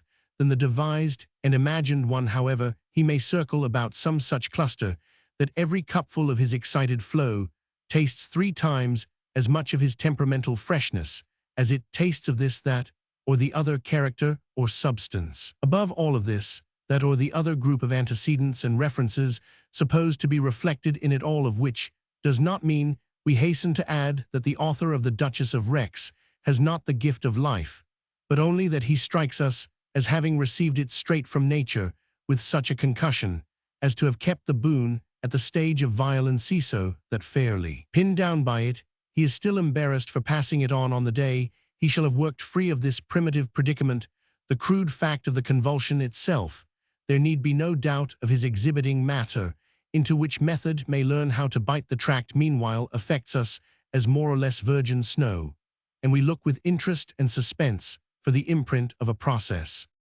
If those remarks represent all the while further that the performances we have glanced at with others besides lead our attention on, we hear ourselves the more naturally asked what it is then that we expect or want, confessing, as we do, that we have been in a manner interested, even though from case to case in a varying degree, and that Thackeray, Turgenev, Balzac, Dickens, Anatole France, no matter, who cannot do more than interest. Let us therefore concede to the last point that small mercies are better than none, that there are latent within the critic numberless liabilities to being squared, the extent to which he may on occasion betray his price, and so great a preference for being pleased over not being, that you may again and again see him assist with avidity at the attempt of the slice of life to butter itself, thick its explanation that it is a slice of life, and pretends to be nothing else, figures for us, say, while we watch the jam superadded to the butter, for since the jam on this system descends upon our desert in its form of manna from quite another heaven than the heaven of method, the mere demonstration of its agreeable presence is alone sufficient to hint at our more than one chance of being supernaturally fed. The happy-go-lucky fashion of it is indeed not, then we grant an objection so long as we do take in refreshment, the meal may be of the last informality, and yet produce in the event no small sense of repletion. The slice of life devoured, the butter, and the jam duly appreciated, we are ready, no doubt, on another day, to trust ourselves afresh to the desert. We break camp, that is, and face toward a further stretch of it, all in the faith that we shall be once more provided, for we take the risk, we enjoy more or less, the assistance more or less. We put it for the vision of a possible arrest, of the miracle or failure of our supply never wholly leaves us. The phenomenon is too uncanny. The happy-go-lucky, as we know it in general, never has been trustable to the end. The absence of the last true touch in the preparation of its viands becomes, with each renewal of the adventure, a more sensible fact. By the last true touch we mean, of course, the touch of the hand of selection, the principle of selection having been involved at the worst or the least one would suppose in any approach whatever to the loaf of life, with the irrepency of a slice, there being no question of a slice, upon which the further question of where and how to cut it does not wait. The office of method, the idea of choice and comparison, have occupied the ground from the first. This makes clear to a moment's reflection that there can be no such thing as an amorphous slice, and that any waving aside of inquiry as to the sense and value of a chunk of matter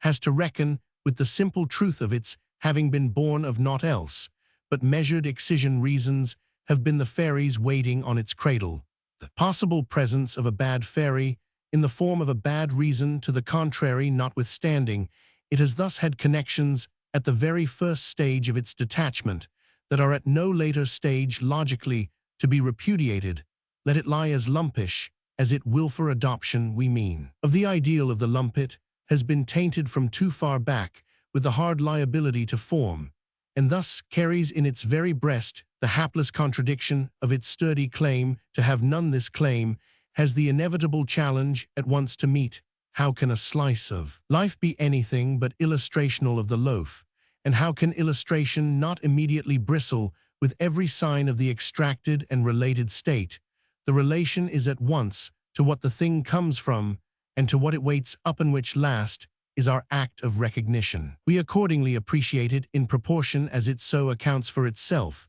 The quantity and the intensity of its reference are the measure of our knowledge of it. This is exactly why illustration breaks down when reference, otherwise application, runs short, and why, before any assemblage of figures or aspects, otherwise of samples and specimens, the question of what these are extensively samples and specimens of declines not to beset us. We otherwise, again, we look ever for the supreme reference that shall avert the bankruptcy of sense.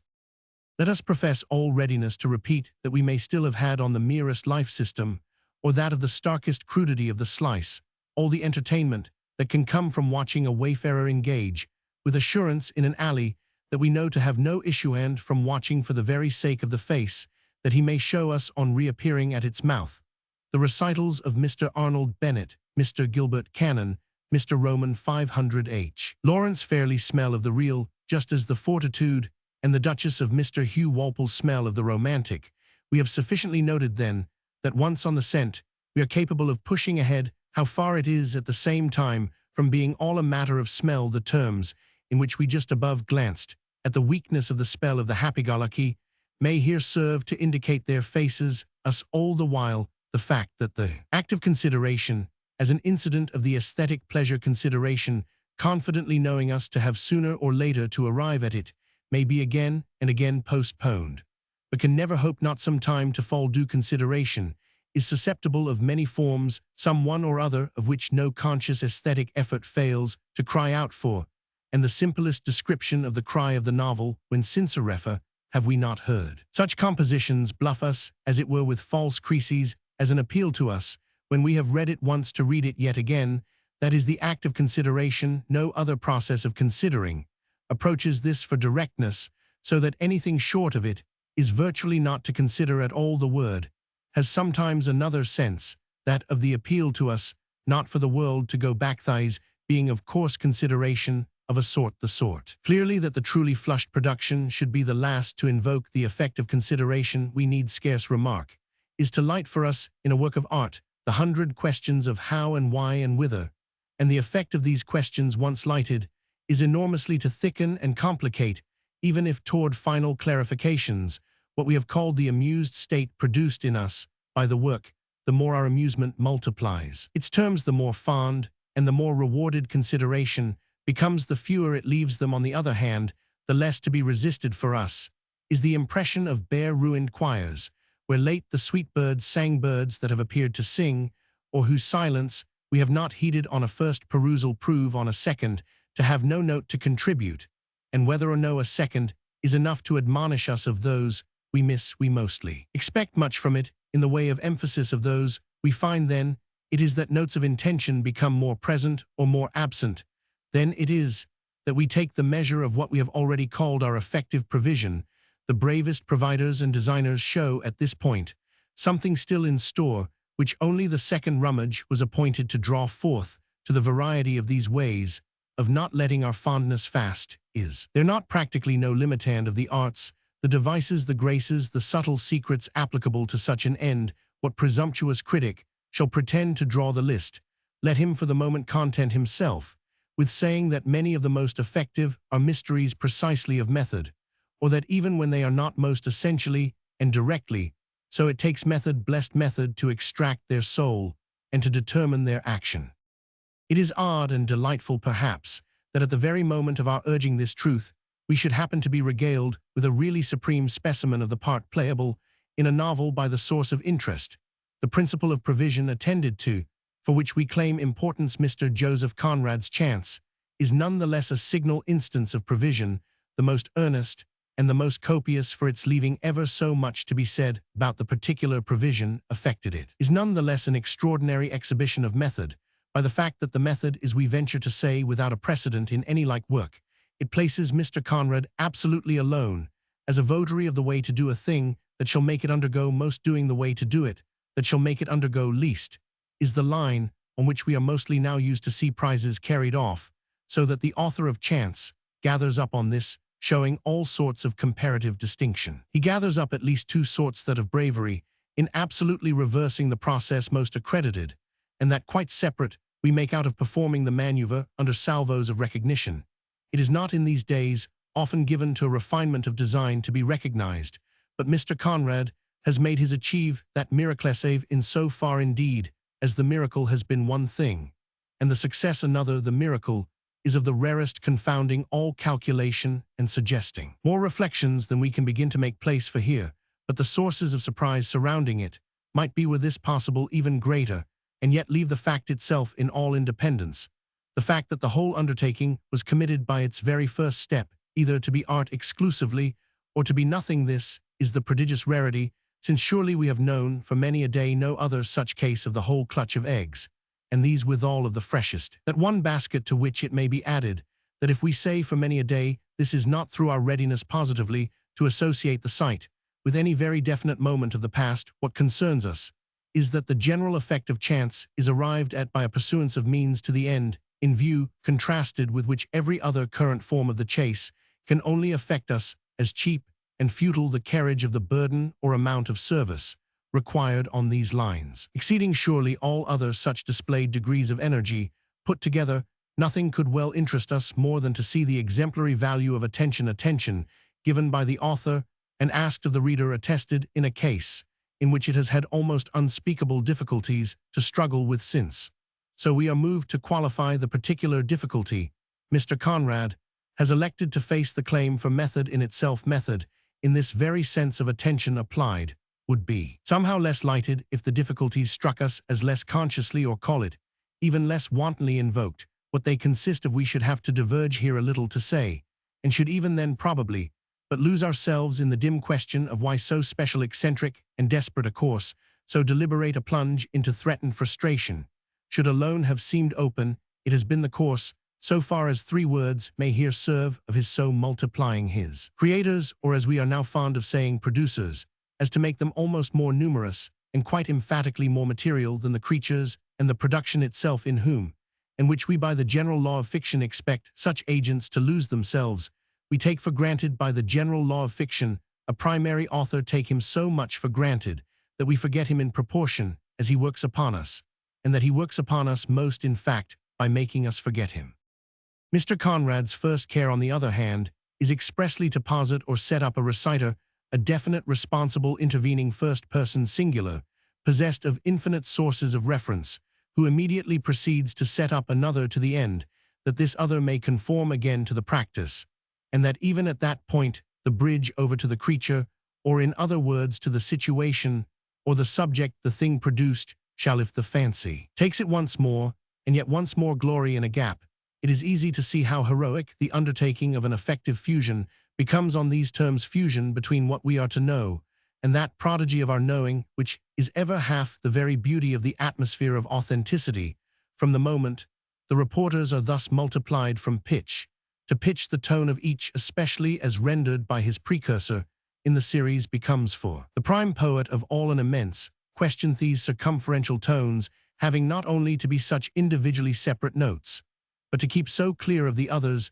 the central, the numerous and various voices of the agents, proper those expressive of the action itself, and in whom the objectivity resides, we usually escape the worst of this difficulty of a tone, about the tone of our characters, our projected performers, by keeping it single, keeping it down, and thereby comparatively impersonal, or as we may say inscrutable, which is what a creative force in its blessed fatuity likes to be, but the omniscience remaining indeed nameless, though constantly active, which sets Marlowe's omniscience in motion from the very first page, insisting on a reciprocity with it throughout this original omniscience, invites consideration of itself only in a degree less than that in which Marlowe's own invites it, and Marlowe's own is a prolonged hovering flight of the subjective over the outstretched ground of the case exposed. We make out this ground, but through the shadow cast by the flight clarify it, though the real author visibly reminds himself again and again that he must all the more that as if by some tremendous forecast of future applied science, the upper aeroplane causes another, as we have said, to depend from it, and that one still another, these dropping shadow after shadow to the no small menace of intrinsic color and form, and whatever upon the passive expanse, what shall we most call Mr. Conrad's method, accordingly, but his attempt to clarify quond memoridon, as he has been, we perceive, at the end of 50 pages of chance, by such a danger of steeping his matter in perfect eventual obscuration, as we recall no other artists consenting to, with an equal grace. This grace which presently comes over us as the sign of the whole business is Mr. Conrad's gallantry itself, and the shortest account of the rest of the connection for our present purpose is that his gallantry is thus his success. It literally strikes us that his volume sets in motion more than anything else a drama in which his own system and his combined eccentricities of recital represent the protagonist in face of powers leagued against it, and of which the denouement gives us the system fighting in triumph, though with its back desperately to the wall, and laying the powers piled up at its feet. This frankly has been our spectacle, our suspense, and our thrill, with the one flaw on the roundness of it all, the fact that the predicament was not imposed, rather than invoked, was not the effect of a challenge from without, but that of a mystic impulse from within. Of an exquisite refinement, at all events, are the critical questions opened up in the attempt, the question in particular of by what it exactly is that the experiment is crowned, pronouncing it crowned, and the case saved by sheer gallantry, as we did above, is perhaps to fall just short of the conclusion we might reach were we to push further chance, is an example of objectivity, most precious of aims, not only menaced, but definitely compromised, whereby we are in presence of something really of the strangest, a general and diffused lapse of authenticity, which an inordinate number of common readers, since it always takes this and these to account encouragingly for editionshave, not only condoned, but have emphatically commended. They can have done this, but through the bribe of some authenticity other, in kind no doubt, and seeming to them equally great, if not greater, which gives back by the left hand what the right has, with however dissimulated a grace, taken away. What Mr. Conrad's left hand gives back, then, is simply Mr. Conrad himself. We asked above what would become by such a form of practice of indispensable fusion, or to call it by another name, of the fine process by which our impatient material, at a given moment, shakes off the humiliation of the handled, the fumbled state, puts its head in the air, and to its own beautiful illusory consciousness, at least, simply runs its race. Such an amount of handling and fumbling and repointing has it on the system of the multiplied putter into marble to shake off, and yet behold the sense of discomfort, as the show here works out, has been conjured away. The fusion has taken place, or at any rate a fusion, only it has been transferred in wondrous fashion to an unexpected, and on the whole more limited plane of operation. It has succeeded in getting effected, so to speak, not on the ground, but in the air, not between our writer's idea and his machinery, but between the different parts of his genius itself. His genius is what is left over from the other, the compromised and compromising quantitist Marlowes, and their determinant inventors and interlocutors. The Powells, the Franklins, the Fines, the telltale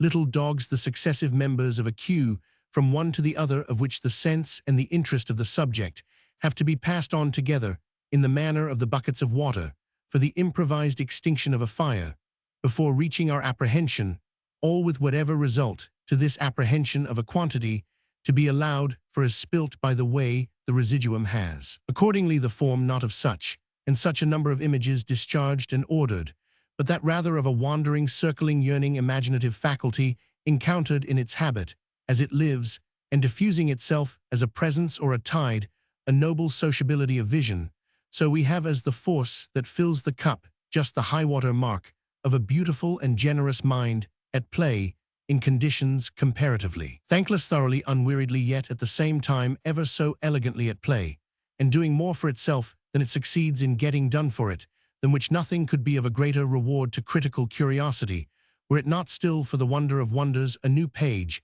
in the record altoge the fact that these things are apparently what the common reader has seen and understood great, then, would seem to be after all the common reader. Roman 4.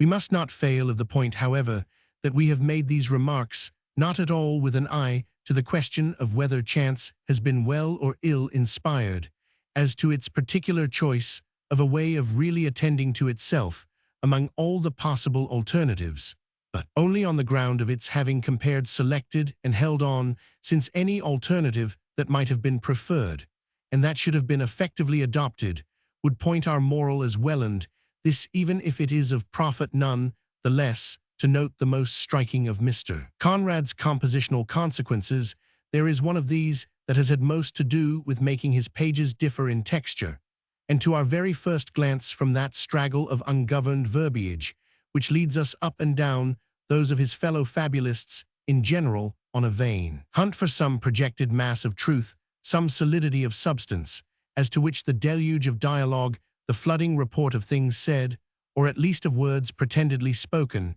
shall have learned the art of being merely illustrational, what first springs from any form of real attention, no matter which we on a comparison so made quickly perceive to be a practical challenge of the preposterous pretension of this most fatuous of the luxuries of looseness, to acquit itself with authority of the structural and compositional office, infinitely valid and vivid as illustration. It altogether depends for dignity and sense upon our state of possession of its historic preliminaries, its promoting conditions, its supporting ground, that is, upon our waiting occupancy of the chamber it proposes to light, and which, when no other source of effect is more indicated, it doubtless inimitably fills with life, then its relation to what encloses and confines, and in its sovereign interest, finally compresses it, offering it constituted aspects, surfaces, presences, faces, and figures of the matter we are either generally or acutely concerned with to play over and hang upon. Then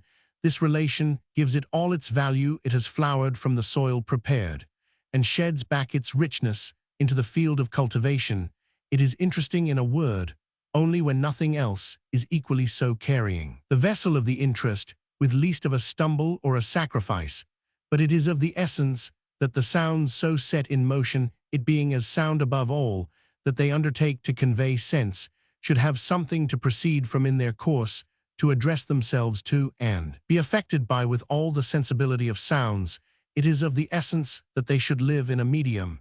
and in a medium only, since it takes a medium to give them an identity, the intenser the better, and that the medium should subserve them by enjoying in a like degree the luxury of an existence. We need of course scarce expressly note that the play, as distinguished from the novel, lives exclusively on the spoken word, not on the report of the things said, but directly and audibly on that very thing that it thrives by its law, on the exercise under which the novel hopelessly collapses when the attempt is made disproportionately to impose it. There is no danger for the play of the cart before the horse, no disaster involved in it, that form being all horse, and the interest itself mounted and astride, and not as that of the novel dependent in the first instance on wheels. The order in which the drama simply says things gives it all its form, while the story told, and the picture painted as the novel at the pass, we have brought it to embraces them reports of an infinite diversity of matters, gathers together,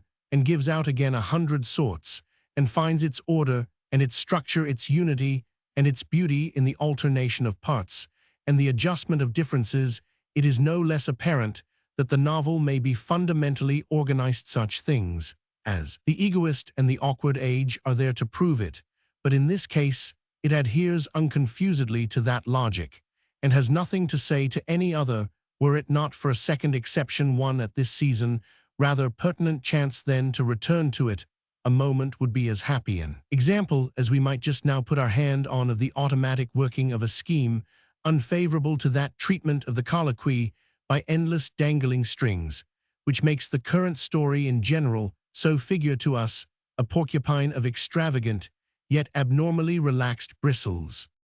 The exception we speak of would be Mrs. Wharton's Custom of the Country, in which, as in this lady's other fictions, we recognize the happy fact of an abuse of no one of the resources it enjoys at the expense of the others, the whole series offering as general an example of dialogue flowering, and not weeding illustrational, and not itself starved of illustration, or starved of referability and association, which is the same thing as meets the eye in any glance that leaves Mr. Wells at Mr. Wells, best-inspired hour, out of our own account. The truth is, however, that Mrs. Wharton is herself here out of our account, even as we have easily recognized Mr. Galsworthy and Mr. Morris Hewlett to be these three authors, with whatever differences between them, remaining essentially votaries of selection and intention,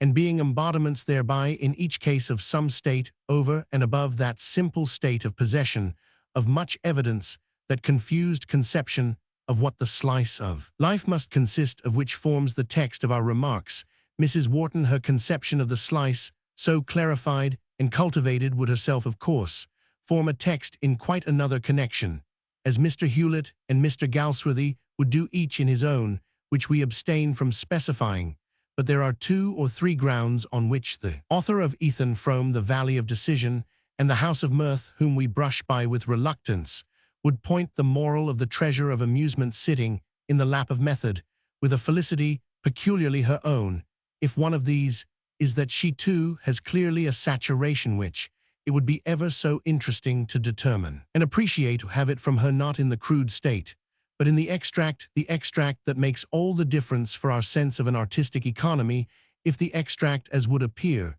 is the result of an artistic economy, as the latter is its logical motive, so we find it associated in Mrs. Wharton with such appeals to our interest, for instance, as the fact that absolutely sole among our students of this form, she even encourages her expression to flower into some sharp image or figure of her thought, when that will make the thought more finely touch us. Her step, without straying, encounters the living analogy, which she gathers in, passing without awkwardness of pause, and which the page then carries on its breast as a trophy plucked by a happy adventurous dash, a token of spirit and temper, as well as a proof of vision. We note it as one of the kinds of proof of vision that most fail us in that comparative desert of the inselective, where our imagination has itself to hunt out or cull down, often among strange witnessed flounderings or sandstorms, such analogies as may mercifully put the thing. Mrs. Wharton not only owes to her cultivated art of putting it the distinction enjoyed when some ideal of expression has the whole of the case once made its concern in charge, but might further act for us were we to follow up her exhibition as lighting not a little that question of tone, the author's own intrinsic, as to which we have just seen Mr. Conrad's late production, rather tend to darken counsel. The Custom of the Country is an eminent instance of the sort of tonic value most opposed to that baffled relation between the subject matter and its emergence, which we find constituted by the circumvallations of chance. Mrs. Wharton's reaction, in presence of the aspects of life, hitherto, it would seem, mainly exposed to her, is for the most part the ironicto which we gather that these particular aspects have so much ministered, that were we to pursue the quest we might recognize in them precisely the saturation as to which we a moment ago reserved our judgment. The Custom of the Country is at any rate consistently, almost scientifically satiric, as indeed the satiric light was doubtless the only one in which the elements engaged could at all be focused together. But this happens directly to the profit of something that, as we read, becomes more and more one with the principle of authority at work. The light that gathers is a dry light of great intensity,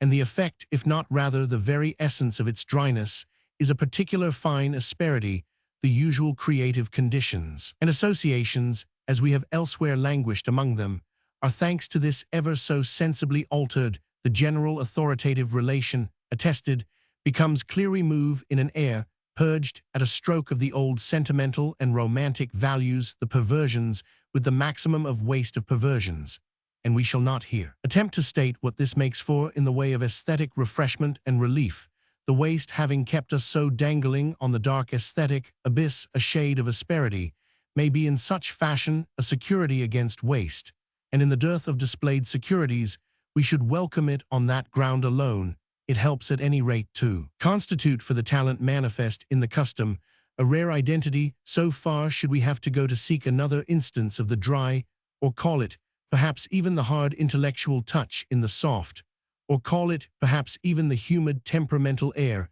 in other words of the masculine conclusion, tending so to crown the feminine observation. If we mentioned Mr. Compton Mackenzie at the beginning of these reflections, only to leave him waiting for some further appreciation, this is exactly because his case to the most interesting effect is no simple one like 2 or 3 of our others, but on the contrary mystifying enough almost to stand by itself. What would be this striking young writer's state of acquaintance and possession, and should we find it on our recognition of it, to be all he is content to pitch forth, without discriminations or determinants, without motives or lights, do Carnival and Sinister Street proceed from the theory of the slice, or from the conception of the extract flasked, and find the chemical process superseding the mechanical? Mr. Compton Mackenzie's literary aspect, though decidedly that of youth or that of experience, a great deal of young experience in its freshness, offers the attraction of a complexity defiant of the prompt conclusion. Really charms us by giving us something to wonder about. We literally find it not easy to say if there may not lurk in Carnival, for example, a selective sense, more apprehensible to a push of inquiry than its overflooded surface, a real invitation to wade, and upon which everything within the author's appears poured out, would at first lead us to suspect the question comes up in like fashion as to the distinctly more developed successor of that work, before which we in fact find questions multiply to a positive quickening of critical pleasure. We ask ourselves what Sinister Street may mean as a whole in spite of our sense of being brushed from the first by 100 subordinate purposes, the succession and alternation of which seem to make after a fashion a plan, and which though full of occasional design, yet fail to gather themselves for application, or to converge to an idea. Any idea will serve ever that has held up its candle to composition, and it is perhaps because composition proposes itself under Mr. Compton Mackenzie's energy on a scale well-nigh of the most prodigious, that we must wait to see whither it tends. The question of what he may here mean on the whole, as we just said, is doubtless admonished to stand back till we be possessed of the whole. This interesting volume is but a first committed up to its eyes to continuity, and with an announced sequel to follow. The recital exhibits at the point we have reached the intimate experience of a boy at school, and in his holidays, the amplification of which is to come with his terms and their breaks at a university, and the record will probably form a more squared and extended picture of life, equally conditioned by the extremity of youth, than we shall know where else to look. For youth clearly has been Mr. Mackenzie's saturation, as it has been Mr. Hugh Walpole's, but we see this not as a subject. Youth in itself is no specific subject any more than age is but as matter for a subject, and as requiring a motive to redeem it from the merely passive state of the slice. We are sure throughout both Sinister Street and Carnival of breathing the air of the extract, as we contentiously call it, only in certain of the rounded episodes strung on the loose cord as so many vivid beads, each of its chosen hue, and the series of which, even with differences of price between them, we take for a lively gauge of performance to come. These episodes would be easy to cite. They are handsomely numerous,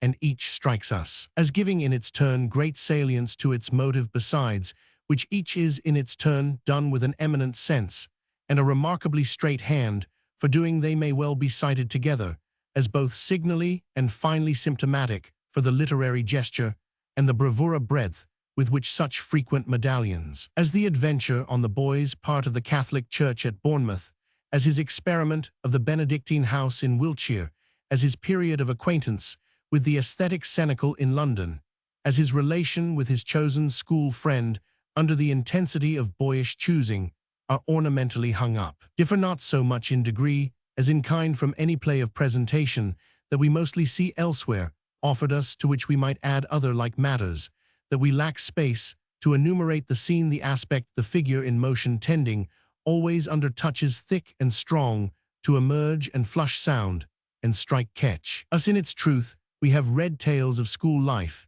in which the boys more or less swarmed and sounded, but from which the masters have practically been quite absent, to the great weakening of any picture of the boyish consciousness, on which the magisterial fact is so heavily projected, if that is less true for some boys than for others. The point of Michael Fane is that for him it is truest the types of masters have in Sinister Street,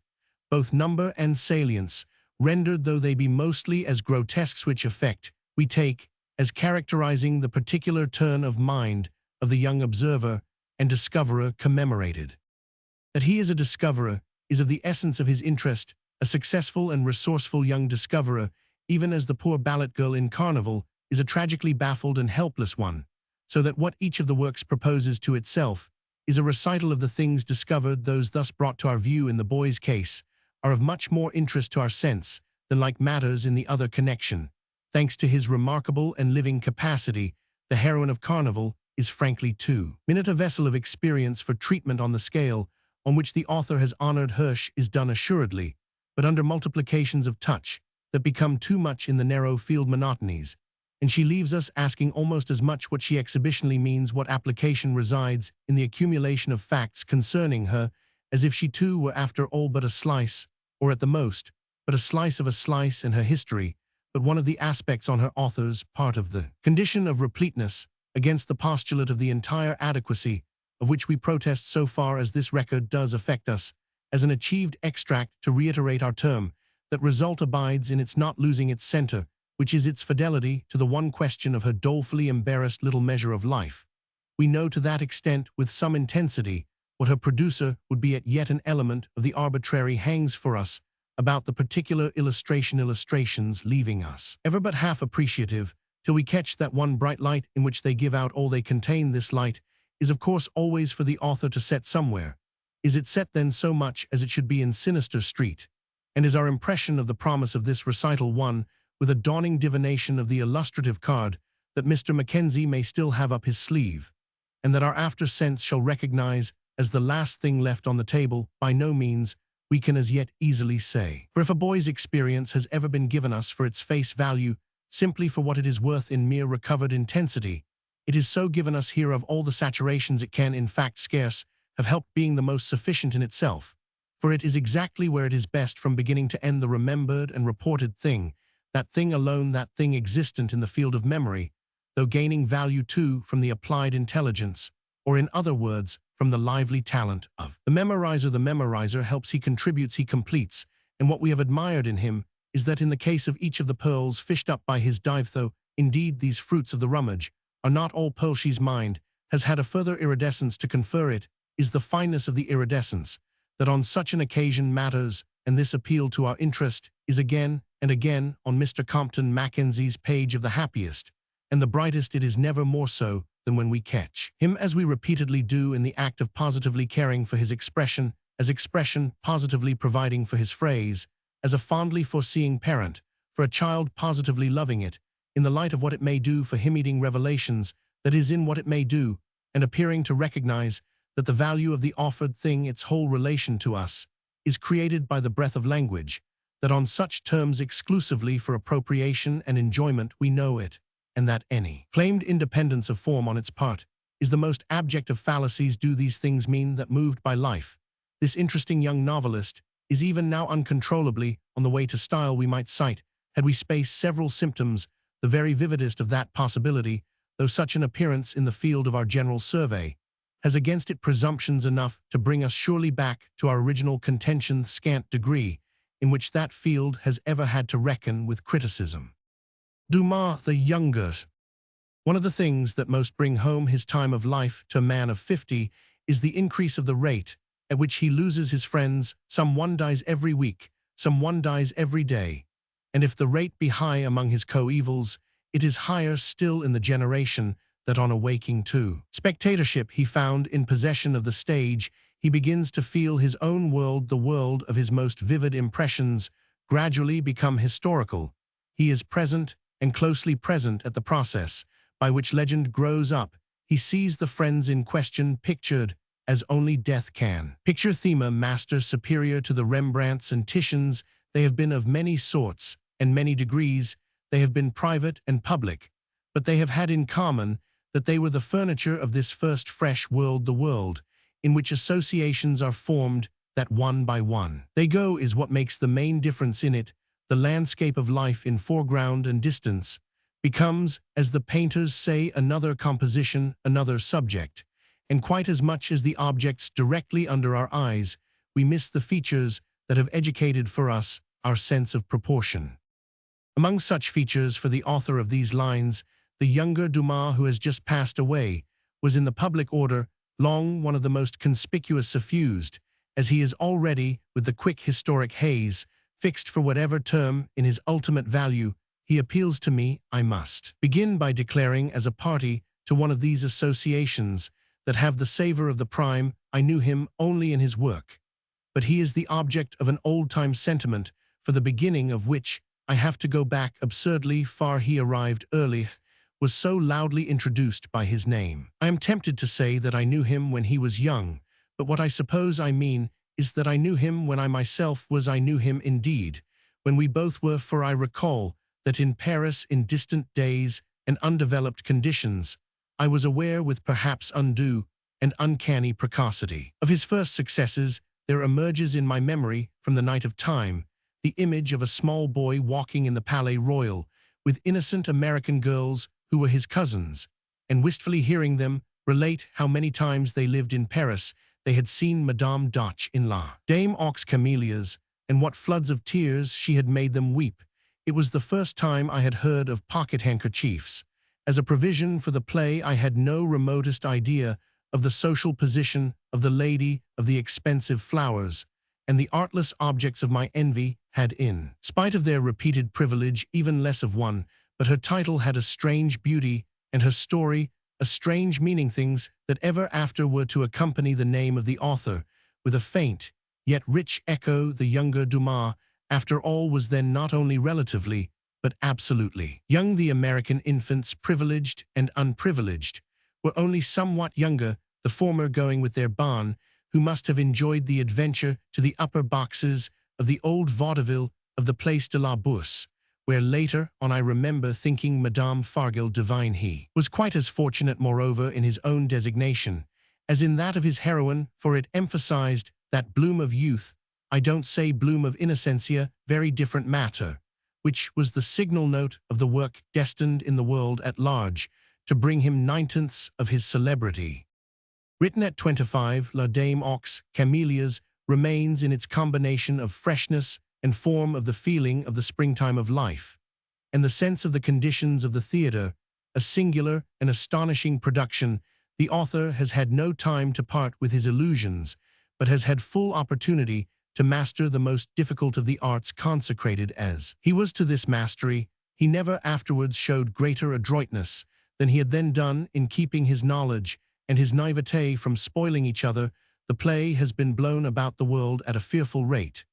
but it has never lost its happy juvenility, a charm that nothing can vulgarize. It is all champagne and tears, fresh perversity, fresh credulity, fresh passion, fresh pain. We have each seen it, both well done and ill done, and perhaps more particularly the latter in strange places, in barbarous tongues, with Marguerite Gautier fat and Armand Duval old. I remember ages ago in Boston a version in which this young lady and this young gentleman were represented as engaged, that indeed, for all I know, may still be the form in which the piece most enjoys favor with the Anglo-Saxon public. Nothing makes any difference. It carries with it an April air. Some tender young man and some coughing young woman have only to speak the lines to give it a great place among the love stories of the world. I recollect coming out of the gymnase one night when Madame Pearson had been the Marguerite was very long since seen, giving myself up on the boulevard to a fine critical sense of what in such a composition was flimsy,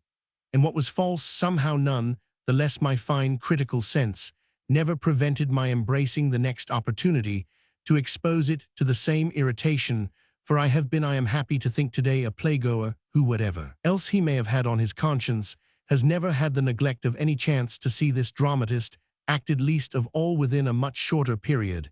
Has it undermined one's kindness to have had occasion to admire, in connection with the piece, such an artist, for instance, as Eleonora Duse, We have seen Madame Douce this year or two in her tattered translation, with few advantages with meager accessories, and with one side of the character of the heroine scarcely touched at all so little indeed, that the Italian version joins hands with the American, and the relation of Marguerite and Armand seems to present itself as a question of the consecrated, even if not approved union, for this interesting actress. However, the most beautiful thing is always the great thing, and her performance, if seen on a fortunate evening, lives in the mind as a fine vindication of the play. I am not sure, indeed, that it is the very performance Dumas intended, but he lived long enough to have forgotten perhaps what that performance was. He might, on some sides, I think, have accepted Madame Douce's as a reminder.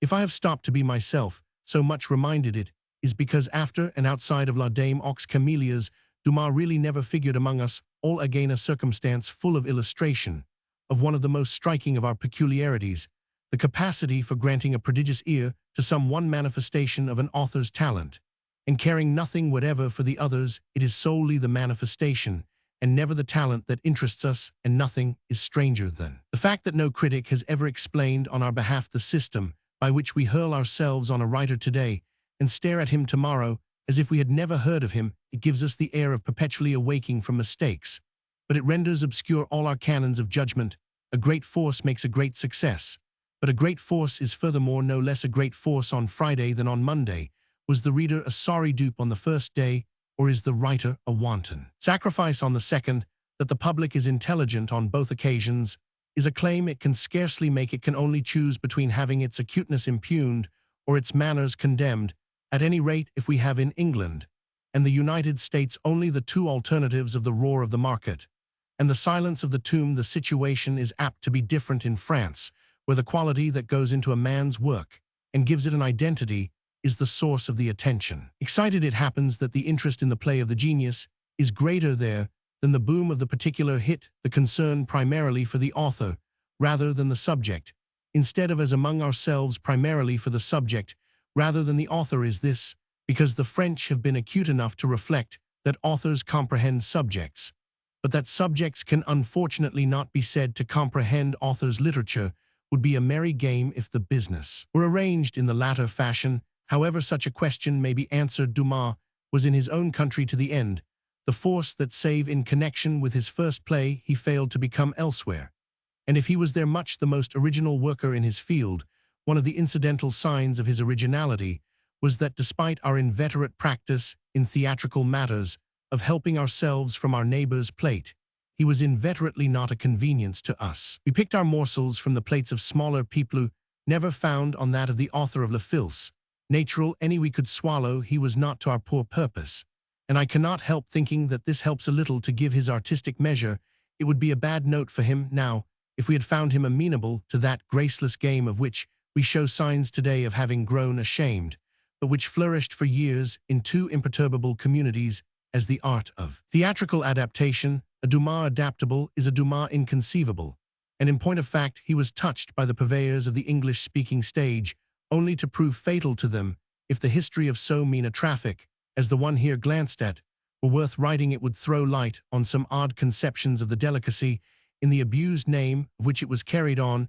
It is all to the honor of our author's seriousness that he was in such conditions so unmanageable, though one must of course hasten to add that this seriousness was not the only reason of it. There were several others not undiscoverable, and the effect of the whole combination was, in view of the brilliant fortune of his productions at home, and the eager foraging of English and American speculators to place him on a footing all his own, he was of active interest among us only to individual observers, simply as one of the most devoted of whom I trace these few pages of commemoration.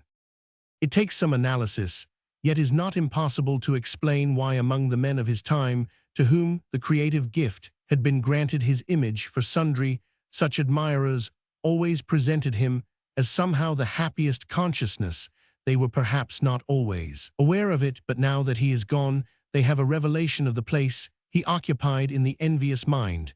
This envy flowed doubtless, to begin with, from the sense of his extraordinarily firm grasp of his hard refractory art. The grasp that had put him into possession of it without fumblings or gropings made him canter away on the back of it the moment he had touched the stirrup. He had the air through all his career of a man riding a dangerous horse. Without ever being thrown, everyone else had a fall alone, never really quitted the saddle, never produced a play that was not to stay to be revived. And in the case of his comparative failures, enjoy some sort of revenge, even to that of traveling in the repertory of great actresses round the globe. Such travels, moreover, much as they may please his shade, are far from having been the only felicities of his long career. The others strike me as so numerous that I scarcely indeed know where to begin to reckon them, greatly even if oddly auspicious. For instance, was just his stark sonship to his prodigious father, his having been launched with that momentum into the particular world in which he was to live.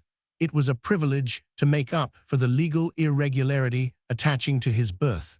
We think of it really almost to wonder that it didn't lift him on a still higher wave. His limitations, which one encounters with a sort of violence, were not to be overlooked. It expresses them in some degree to say that he was bricked up in his hard Pyrrhonism, but it is also incontestable that some of them were much concerned in producing his firm and easy equilibrium. We understand, however, the trap they set for him when we reflect that a certain omniscience, a great breadth of horizon, may well have seemed to him to be transmitted in his blood from such a boundless fountain of life. What mattered to him the fact of a reach of reference that stopped at the banlieue, when experience had sat at his cradle in the shape, not at all of a fairy godmother, but of an immediate progenitor who was at once fabulous and familiar. He had been encompassed by all history in being held in such arms. It was an entrance into possession of more matters than he could even guess what to do with. The profit was all the greater as the son had the luxury of differing actively from the father, as well as that of actively admiring, and in a splendid sense, on all the becoming sides, those of stature, strength, and health, vividly reproducing him. He had in relation to his special gift, his mastery of the dramatic form, a faculty of imagination, as contracted as that of the author of Monte Cristo, was boundless, but his moral sense, on the other hand, as distinguished from that of his parent, was of the liveliest, was indeed of the most special and curious kind. The moral sense of the parent was to be found only in his good humor, and his good health. Moral sense of a musketeer in love, this lack of adventurous vision of the long flight, and the joy of motion, was in the younger genius quite one of the conditions of his strength and luck, of his fine assurance, his sharp edge, his high emphasis, his state, untroubled above all by things not within his too irregularly conditioned ken. The things close about him were the things he saw. There were alternatives, differences, opposites, of which he lacked so much as the suspicion. Nothing contributes more to the prompt fortune of an artist than some such positive and exclusive temper, the courage of his convictions, as we usually call it, the power to neglect something thoroughly, to abound aggressively in his own sense, and express without reserve his own saturation. The saturation of the author of Le Demi-Monde was never far to seek. He was as native to Paris as a nectarine to a south wall. He would have fared ill if he had not had a great gift, and Paris had not been a great city.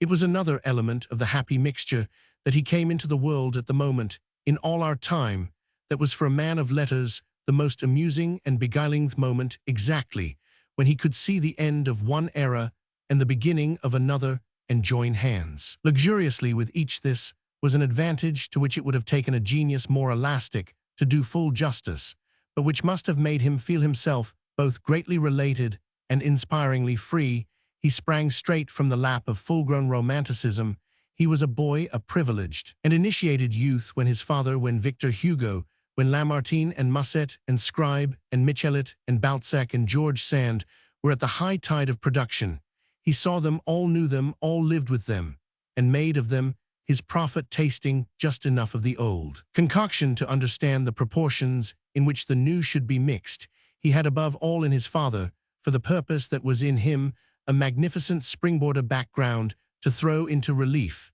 as a ruddy sunset seems to make a young tree doubly bristle, a profile of another type. If it was not indispensable, it was at any rate quite poetic justice that the successor to the name should be in his conditions the great casuist of the theater. He had seen the end of an age of imagination. He had seen all that could be done and shown in the way of mere illustration of the passions. That the passions are always with us is a fact he had not the smallest pretension to shut his eyes. Tarthy were to constitute the almost exclusive subject of his study, but he was to study them not for the pleasure, the picture, the poetry they offer. He was to study them in the interest of something quite outside of them, about which the author of Antony and Kean, about which Victor Hugo and Musset Scribe and Balzac, and even George Sand had almost nothing to say. He was to study them from the point of view of the idea of the right and the wrong of duty and conduct, and he was to this end to spend his artistic life with them and give a new turn to the theater. He was in short to become, on the basis of a determined observation of the manners of his time and country, a professional moralist. There can scarcely be a better illustration of differences of national habit and attitude than the fact that while among his own people, this is the character as an operative force borne by the author of Le Demi-Monde, and Les Idées de Madame Aubrey, so among a couple of others, in the proportion in which his reputation there has emerged from the vague, his most definite identity is that of a mere painter of indecent people and indecent doings. There are, as I have hinted, several reasons for the circumstance already noted, the failure of the attempt to domesticate him on the English-speaking stage, but one states the case fairly, I think, in saying that what accounts for half of it is our passion in the presence of a work of art for confounding the object, as the philosophers have it with the subject, for losing sight of the idea in the vehicle of the intention. In the fable, Dumas is a dramatist, as to whom 9 playgoers out of 10 would precipitately exclaim, "Ah, but you know isn't he dreadfully immoral?" Such are the lions in the path of reputation, such the fate in an alien air of a master, whose main reproach in his native clime is the importunity and the rigor of his lesson. The real difference, I take it, is that whereas we like to be good, the French like to be better, we like to be moral, they like to moralize. This helps us to understand the number of our innocent writers, innocent even of reflection, a practice of course essentially indelicate inasmuch as it speedily brings us face to face with scandal, and even with evil. It accounts doubtless also for the number of writers on the further side of the Channel who have made the journey once for all, and to whom in the dangerous quarter they have reached it appears of the very nature of scandal and evil to be inquired about. The whole undertaking of such a writer as Dumas is, according to his light, to carry a particular and aesthetic form of investigation as far as it will stretch to study and study thoroughly the bad cases. These bad cases were precisely what our managers and adapters, our spectators and critics, would have nothing to do with. It defines, indeed, the separation that they should have been in the light in which he presented them, precisely what made them for his own public exceptionally edifying. One of his great contentions is, for instance, that seduced girls should under all circumstances be married by somebody or other, failing the seducer. This is a contention that, as we feel, barely concerns us, shut up as we are in the antecedent conviction that they should under no circumstances be seduced. He meets all the cases that, as we see him, we feel to have been spread out before him, meets them successively, systematically, at once, with a great earnestness and a great wit. He is exuberantly sincere. His good faith sometimes obscures his humor, but nothing obscures his good faith. So he gives us in their order the unworthy brides who must be denounced, the prenuptial children who must be adopted, the natural sons who must be avenged, the wavering ladies who must be saved, the credulous fiancés who must be enlightened, the profligate wives who must be shot, the merely blemished ones who must be forgiven, the too vindictive ones who must be humored, the venal young men who must be exposed, the unfaithful husbands who must be frightened, the frivolous fathers who must be pulled up, and the earnest sons who must pull them to enjoy his manner of dealing with such material. We must grant him in every connection his full premise, that of the importunity of the phenomenon, the ubiquity of the general plight, the plight in which people are left by an insufficient control of their passions. We must grant him, in fact, for his didactic and dramatic purpose, a great many things. These things, taken together and added to some others, constitute the luxurious terms on which I have spoken of him as appearing to the alien admirer to have practiced his complicated art. When we speak of the passions in general, we really mean for the most part the first of the number, the most imperious in its action, and the most interesting in its consequences, the passion that unites and divides the sexes. It is the passion, at any rate, to which Dumas, as dramatist and pamphleteer, mainly devoted himself. His plays, his prefaces, his manifestos, his few tales, roll exclusively on the special relation of the man to the woman and the woman to the man, and on the dangers of various sorts, even that of ridicule with which this relation surrounds each party. This element of danger is what I have called the general plight, For when our author considers the sexes as united and divided, it is with the predominance of the division that he is principally struck. It is not an unfair account of him to say that life presented itself to him almost wholly as a fierce battle between the woman and the man. He sides now with one and now with the other. The former combatant in her own country, however, was far from pronouncing him sympathetic. His subject, at all events, is what we of English race call the sexes, and what they in France call the sex. To talk of love is to talk, as we have it of men and women. To talk of love is as the French have it to parler femmes. From every play of our authors we receive the impression that to parler femmes is its essential and innermost purpose. It is not assuredly singular that a novelist, a dramatist, should talk of love, or even should talk of nothing else. What, in addition to his adroitness and his penetration, makes the position special for Dumas is that he talks of it, and in the form of address most associated with pure diversion altogether, from the anxious point of view of the legislator and the citizen.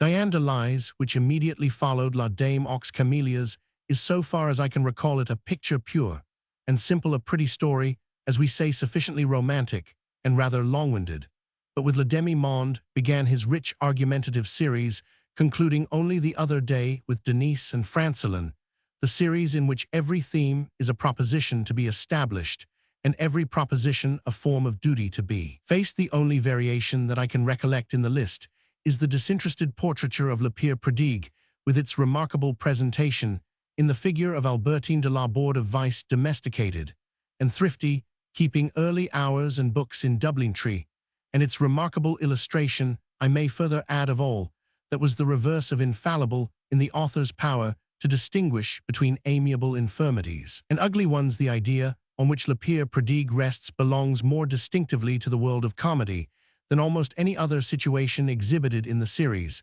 But what are we to say of the selection for comic effect of a fable of which the principal feature is a son's not unfounded suspicion of the attitude of his own father to his own wife? The father is the image of a nature profusely frivolous, but we scent something more frivolous still in the way his frivolity is disposed of. At the time the play was produced, the spectator thought himself warranted in recognizing in this picture the personal character, certainly not the personal genius, of the elder Dumas. If the spectator was so warranted, that only helps, I think, to make Le Pere Prodigue a stumbling block for the critic. Make it, I mean, an exhibition of the author off his guard, and a fact to be taken into account in an estimate of his moral reach. A moral reach, for the rest, at all events, never impugned by any obliquity in facing that conception of the duty imposed which it is the main source of the writer's interest in the figured circumstances that they may be held to impose it, and which he was apt to set forth more dogmatically, or at least more excitedly, in an occasional and polemical pamphlet. These pamphlets, I may parenthetically say, strike me as definitely compromising to his character as artist. What shines in them most is the appetite for a discussion, or rather the appetite for a conclusion, and the passion for a simplified and vindictive justice. But I have never found it easy to forgive a writer who, in possession of a form capable of all sorts of splendid application, puts on this resource the slight of using substitutes for it at will, as if it is good but for parts of the cause. If it is good for anything, it is good for the whole demonstration, and if it is not good for the whole demonstration, it is good for nothing that he is concerned with. If the picture of life doesn't cover the ground, what in the world can cover it? The fault can only be the painter's woe in the aesthetic line. To any example that requires the escort of precept, it is like a guest arriving to dine, accompanied by constables. Our author's prefaces and treatises show a mistrust of disinterested art. He would have declared probably that his art was not disinterested, to which our reply would be that it had then no right to put us off the scent and prepare deceptions for us by coming within an ace of being as good as if it were. The merits of the play, that is, of the picture, in these Hansard, sometimes singularly independent of the lesson conveyed. The merits of the lesson conveyed are in other cases much more incontestable than those of the picture, than the production of the air of life, or the happiest observance of the conditions of the drama. The conclusion, the prescription of Denise, strikes me, to give an instance, as singularly fine. But the subject belongs none the less to the hapless order of those that fail to profit by the dramatic form, though they have sacrificed the highest advantages of the literary A. Play even the best pays so tremendously by what it essentially cannot do for the comparatively little it practically can, that a mistake in the arithmetic of this positive side speedily produces a wide deviation, in other words the spectator, and still more the reader sees such a theme as that of Denise, which may be described as the evolution of a view presented most in accordance with its nature, when the attempt is not made to present it in accordance with the nature of the theater.